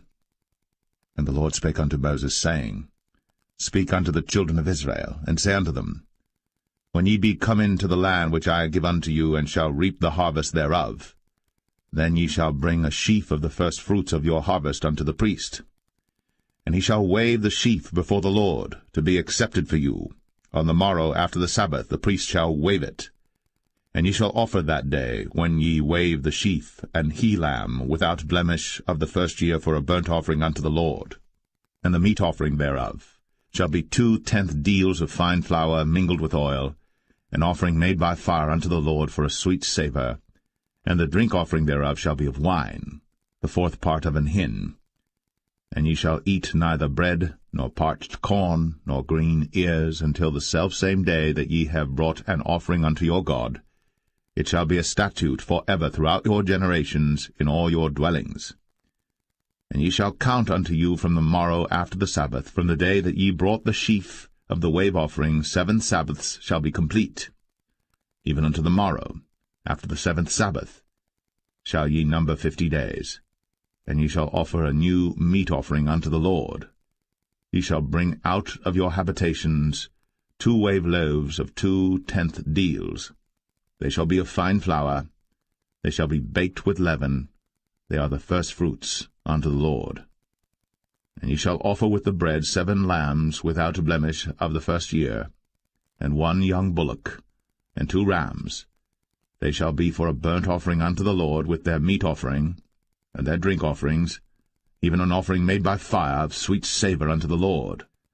Then ye shall sacrifice 1 kid of the goats for a sin offering, and 2 lambs of the 1st year for a sacrifice of peace offerings.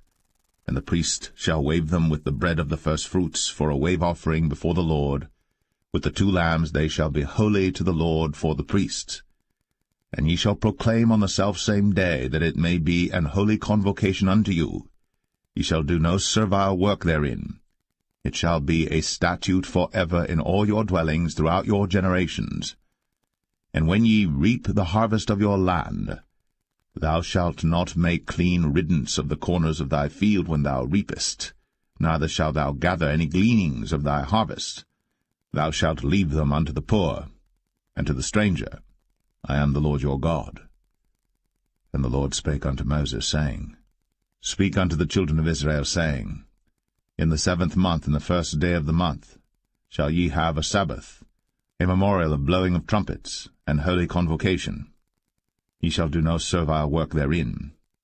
But ye shall offer an offering made by fire unto the Lord. And the Lord spake unto Moses, saying, Also on the 10th day of this 7th month there shall be a day of atonement. It shall be an holy convocation unto you. And ye shall afflict your souls, and offer an offering made by fire unto the Lord. And ye shall do no work in that same day. For it is a day of atonement, to make an atonement for you before the Lord your God. For whatsoever soul it be that shall not be afflicted in that same day, he shall be cut off from among his people. And whatsoever soul it be that doeth any work in that same day, the same soul will I destroy from among his people. Ye shall do no manner of work. It shall be a statute for ever throughout your generations in all your dwellings. It shall be unto you a Sabbath of rest, and ye shall afflict your souls. In the 9th day of the month at even, from even unto even shall ye celebrate your Sabbath. And the Lord spake unto Moses, saying, Speak unto the children of Israel, saying, The 15th day of this 7th month shall be the Feast of Tabernacles for 7 days unto the Lord. On the 1st day shall be an holy convocation. Ye shall do no servile work therein. 7 days ye shall offer an offering made by fire unto the Lord. On the 8th day shall be an holy convocation unto you. And ye shall offer an offering made by fire unto the Lord. It is a solemn assembly. And ye shall do no servile work therein.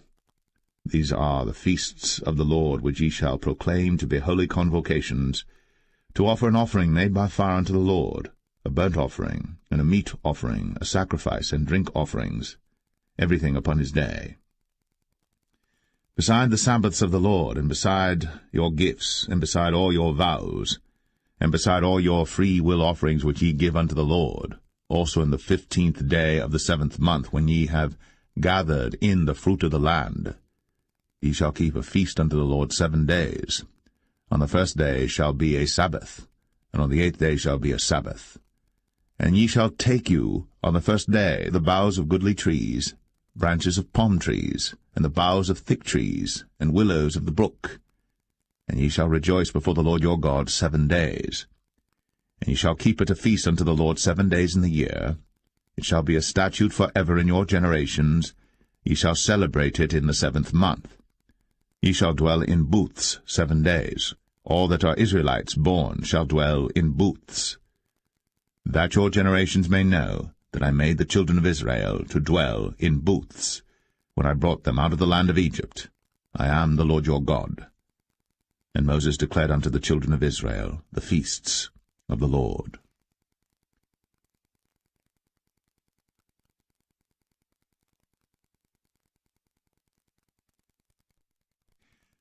Leviticus 24. And the Lord spake unto Moses, saying, Command the children of Israel, that they bring unto thee pure oil olive beaten for the light, to cause the lamps to burn continually. Without the veil of the testimony, in the tabernacle of the congregation, shall Aaron order it from the evening unto the morning before the Lord continually. It shall be a statute for ever in your generations. He shall order the lamps upon the pure candlestick before the Lord continually. And thou shalt take fine flour, and bake 12 cakes thereof. 2 tenth deals shall be in 1 cake. And thou shalt set them in 2 rows, 6 in a row, upon the pure table before the Lord. And thou shalt put pure frankincense upon each row, that it may be on the bread for a memorial, even an offering made by fire unto the Lord. Every Sabbath he shall set it in order before the Lord continually, being taken from the children of Israel by an everlasting covenant. And it shall be Aaron's and his sons, and they shall eat it in the holy place.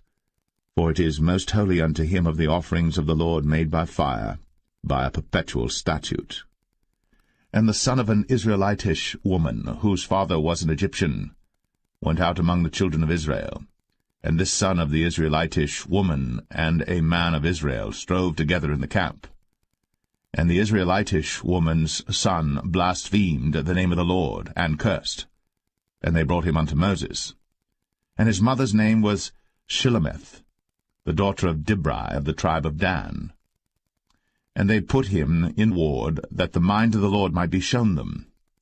And the Lord spake unto Moses, saying, Bring forth him that hath cursed without the camp, and let all that heard him lay their hands upon his head, and let all the congregation stone him.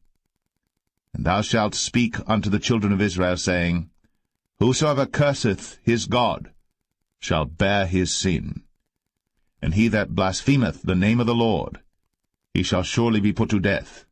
And all the congregation shall certainly stone him, as well the stranger, as he that is born in the land, when he blasphemeth the name of the Lord, shall be put to death. And he that killeth any man shall surely be put to death. And he that killeth a beast shall make it good, beast for beast. And if a man cause a blemish in his neighbor, as he hath done, so shall it be done to him. Breach for breach, eye for eye, tooth for tooth. As he hath caused a blemish in a man, so shall it be done to him again. And he that killeth a beast, he shall restore it. And he that killeth a man, he shall be put to death. Ye shall have one manner of law, as well for the stranger as for one of your own country. For I am the Lord your God.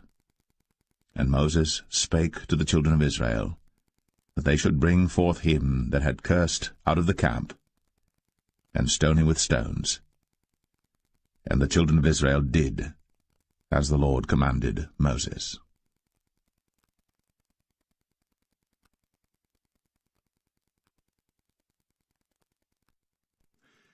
Leviticus 25. And the Lord spake unto Moses in Mount Sinai, saying, Speak unto the children of Israel, and say unto them, When ye come into the land which I give you, then shall the land keep a Sabbath unto the Lord. 6 years thou shalt sow thy field, and 6 years thou shalt prune thy vineyard, and gather in the fruit thereof. But in the 7th year shall be a Sabbath of rest unto the land, a Sabbath for the Lord. Thou shalt neither sow thy field, nor prune thy vineyard. That which groweth of its own accord of thy harvest thou shalt not reap, neither gather the grapes of thy vine undressed.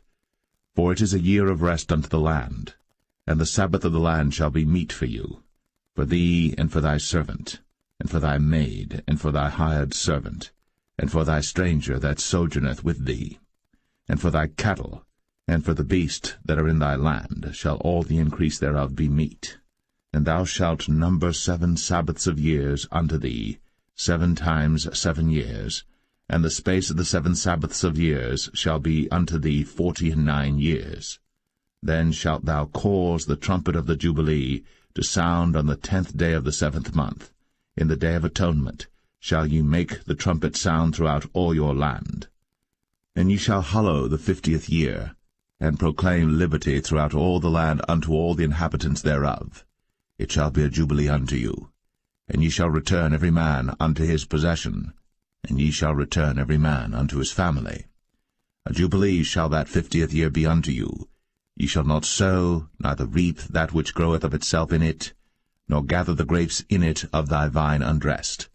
For it is the jubilee. It shall be holy unto you. Ye shall eat the increase thereof out of the field. In the year of this jubilee ye shall return every man unto his possession. And if thou sell aught unto thy neighbor, or buyest aught of thy neighbor's hand, ye shall not oppress one another. According to the number of years after the jubilee thou shalt buy of thy neighbor, and according unto the number of years of the fruits he shall sell unto thee. According to the multitude of years thou shalt increase the price thereof, and according to the fewness of years thou shalt diminish the price of it. For according to the number of the years of the fruits doth he sell unto thee. Ye shall not therefore oppress one another, but thou shalt fear thy God, for I am the Lord your God.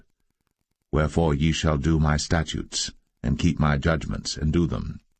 And ye shall dwell in the land in safety, and the land shall yield her fruit, and ye shall eat your fill, and dwell therein in safety. And if ye shall say, What shall we eat the 7th year? Behold, we shall not sow, nor gather in our increase. Then I will command my blessing upon you in the 6th year, and it shall bring forth fruit for 3 years. And ye shall sow the 8th year, and eat yet of old fruit until the 9th year. Until her fruits come in, ye shall eat of the old store. The land shall not be sold forever, for the land is mine. For ye are strangers and sojourners with me. And in all the land of your possession ye shall grant a redemption for the land. If thy brother be waxen poor, and hath sold away some of his possession, and if any of his kin come to redeem it, then shall he redeem that which his brother sold. And if the man have none to redeem it, and himself be able to redeem it, then let him count the years of the sale thereof, and restore the overplus unto the man to whom he sold it, that he may return unto his possession.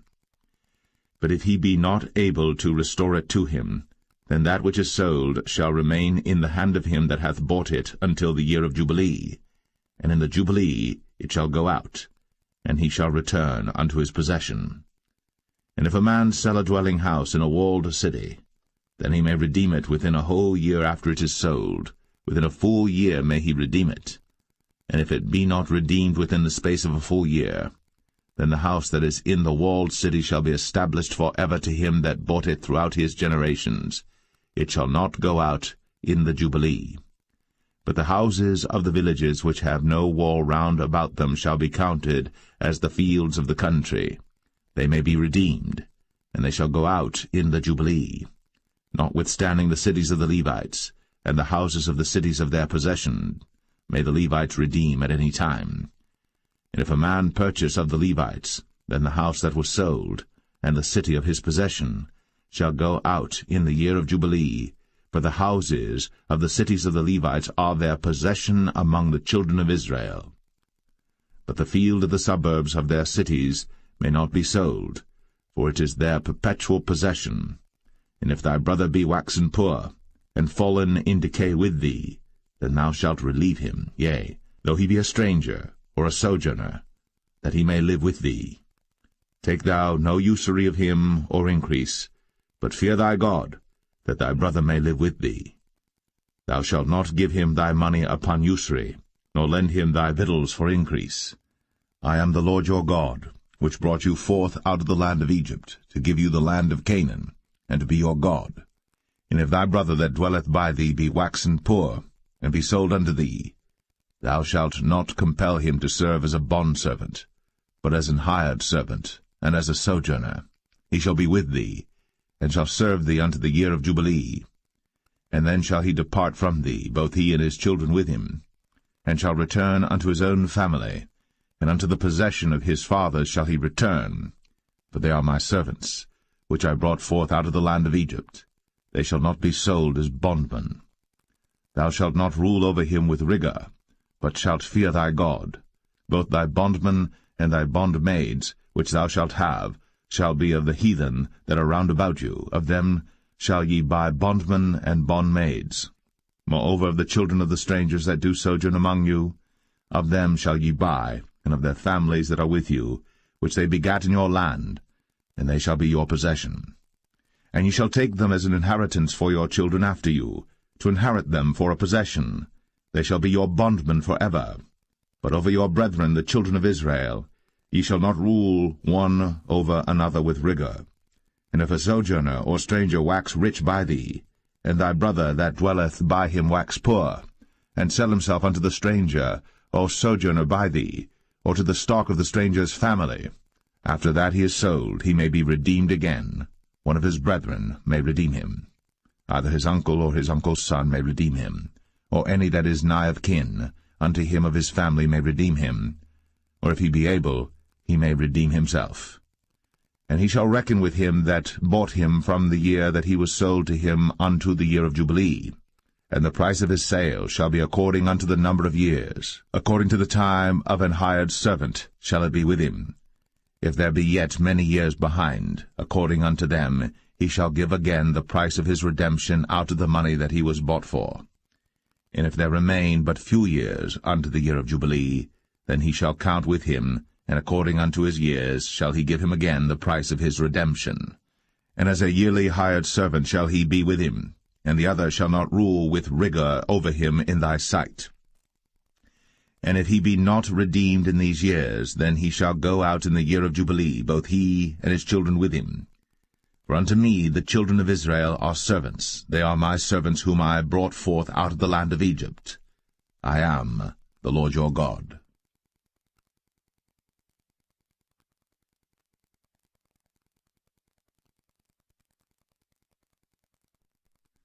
Leviticus 26.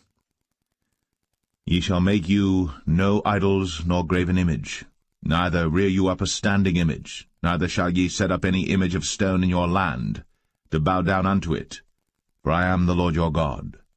Ye shall keep my Sabbaths, and reverence my sanctuary. I am the Lord.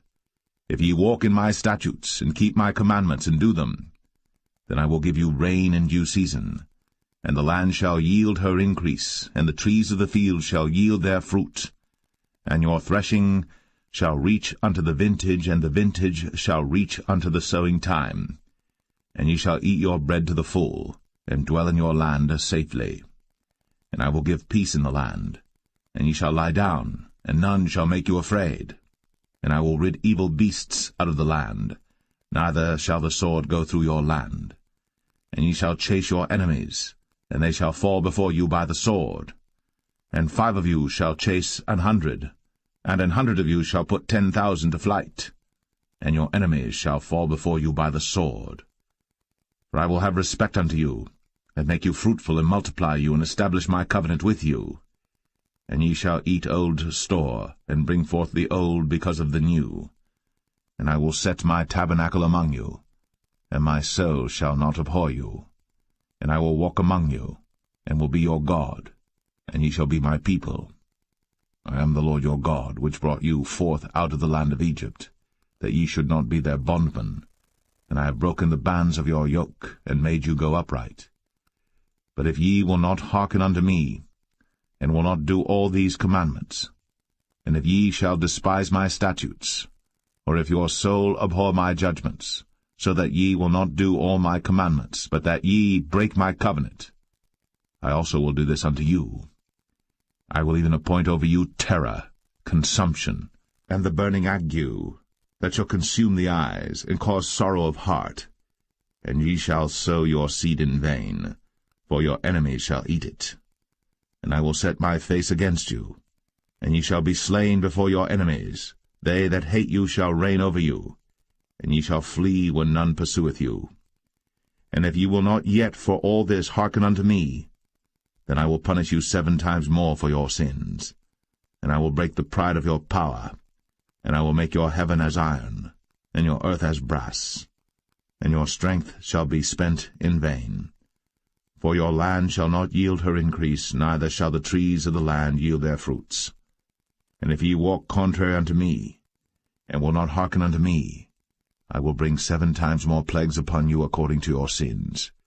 I will also send wild beasts among you, which shall rob you of your children, and destroy your cattle, and make you few in number, and your highways shall be desolate. And if ye will not be reformed by me by these things, but will walk contrary unto me, then will I also walk contrary unto you, and will punish you yet 7 times for your sins. And I will bring a sword upon you, that shall avenge the quarrel of my covenant. And when ye are gathered together within your cities, I will send the pestilence among you, and ye shall be delivered into the hand of the enemy. And when I have broken the staff of your bread, 10 women shall bake your bread in 1 oven, and they shall deliver you your bread again by weight, and ye shall eat and not be satisfied. And if ye will not for all this hearken unto me, but walk contrary unto me, then I will walk contrary unto you also in fury, and I, even I, will chastise you 7 times for your sins. And ye shall eat the flesh of your sons, and the flesh of your daughters shall ye eat. And I will destroy your high places, and cut down your images, and cast your carcasses upon the carcasses of your idols. And my soul shall abhor you. And I will make your cities waste, and bring your sanctuaries unto desolation, and I will not smell the savour of your sweet odours. And I will bring the land into desolation, and your enemies which dwell therein shall be astonished at it.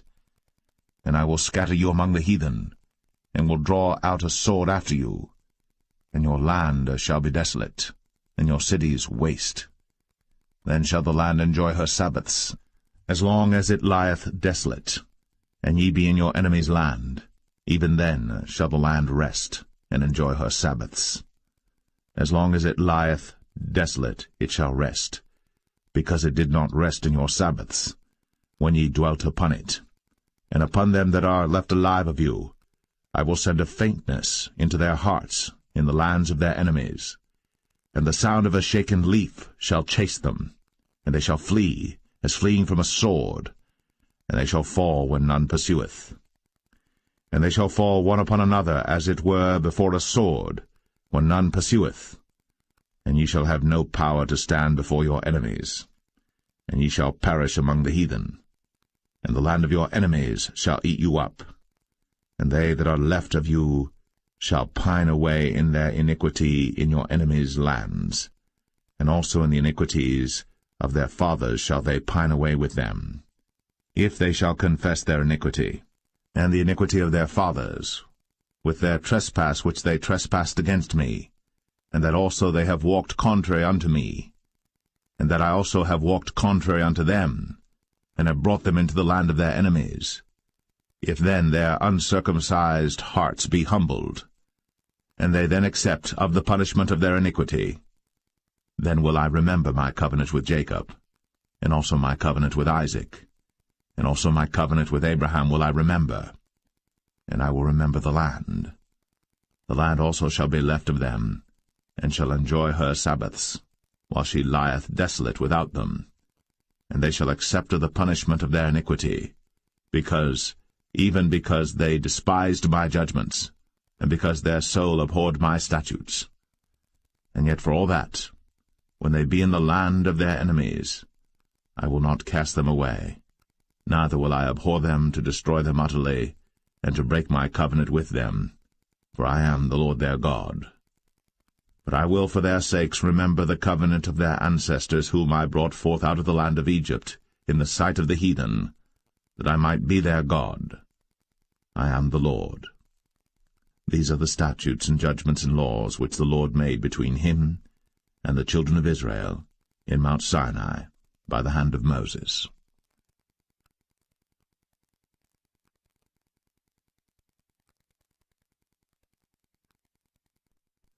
Leviticus 27.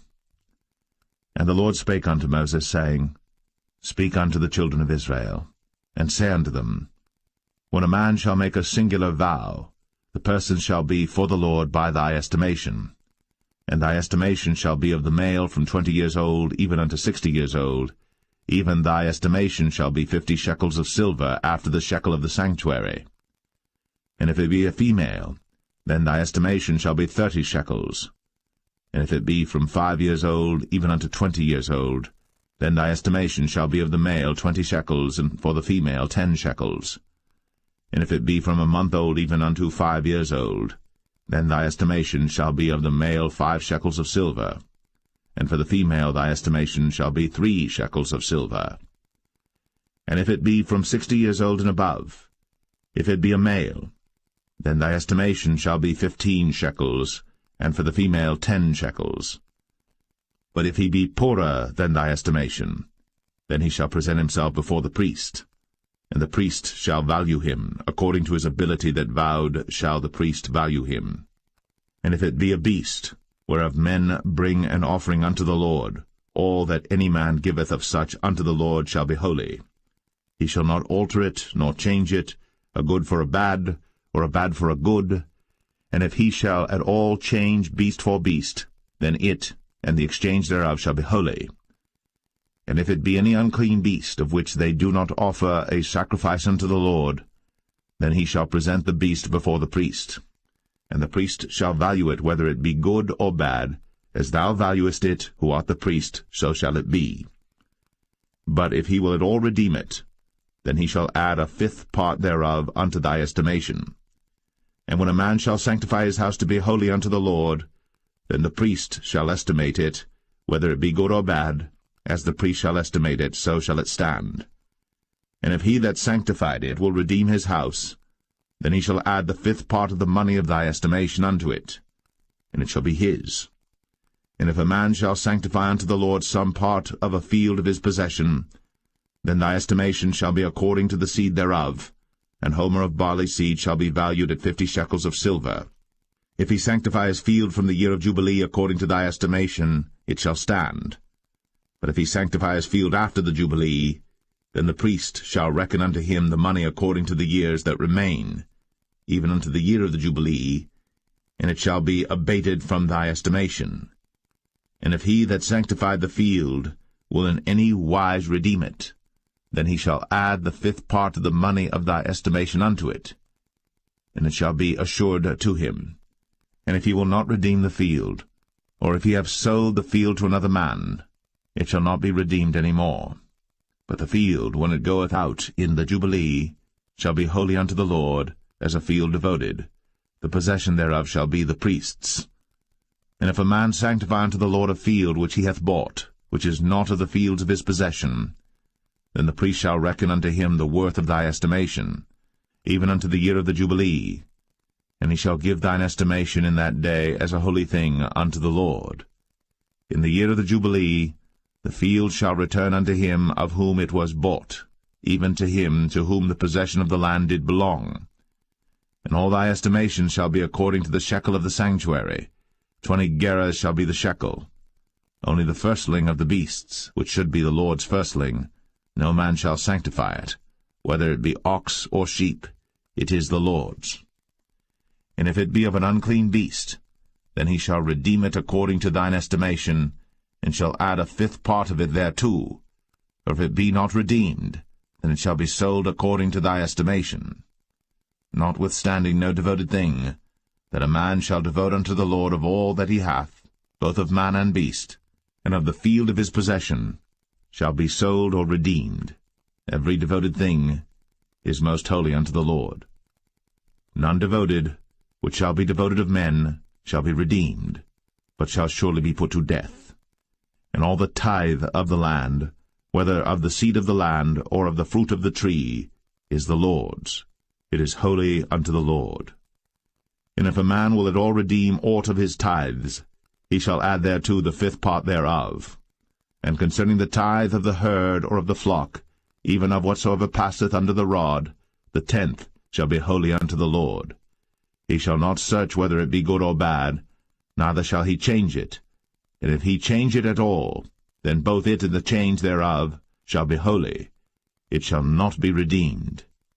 These are the commandments which the Lord commanded Moses for the children of Israel in Mount Sinai.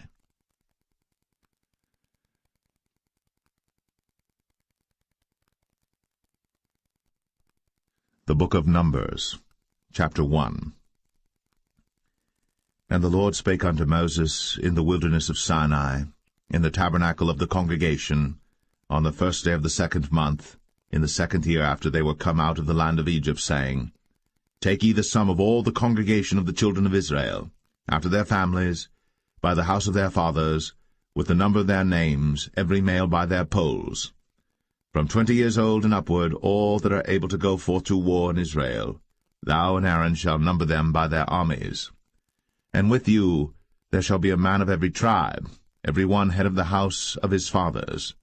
And these are the names of the men that shall stand with you. Of the tribe of Reuben, Elizur the son of Shadur; of Simeon, Shelumiel the son of Zurishaddai; of Judah, Nahshon the son of Amminadab; of Issachar, Nethanel the son of Zuar; of Zebulun, Eliab the son of Helon; of the children of Joseph; of Ephraim, Elishama the son of Ammihud; of Manasseh, Gamaliel the son of Pedazur; of Benjamin, Abidan the son of Gideoni; of Dan, Ahiezer the son of Ammishaddai; of Asher, Pagiel the son of Ochran; of Gad, Eliasaph the son of Duel; of Naphtali, Ahira the son of Enan.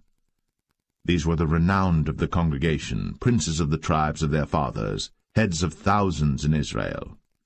And Moses and Aaron took these men, which are expressed by their names, and they assembled all the congregation together on the 1st day of the 2nd month, and they declared their pedigrees after their families, by the house of their fathers, according to the number of the names, from 20 years old and upward, by their polls, as the Lord commanded Moses, So he numbered them in the wilderness of Sinai.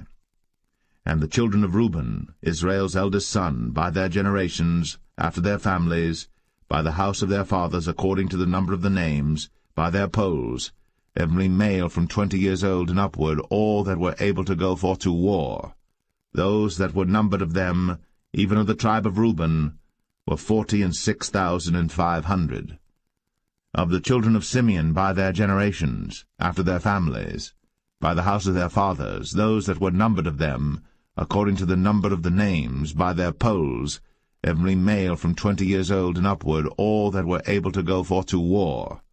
Those that were numbered of them, even of the tribe of Simeon, were 59,300. Of the children of Gad, by their generations, after their families, by the house of their fathers, according to the number of the names, from 20 years old and upward, all that were able to go forth to war.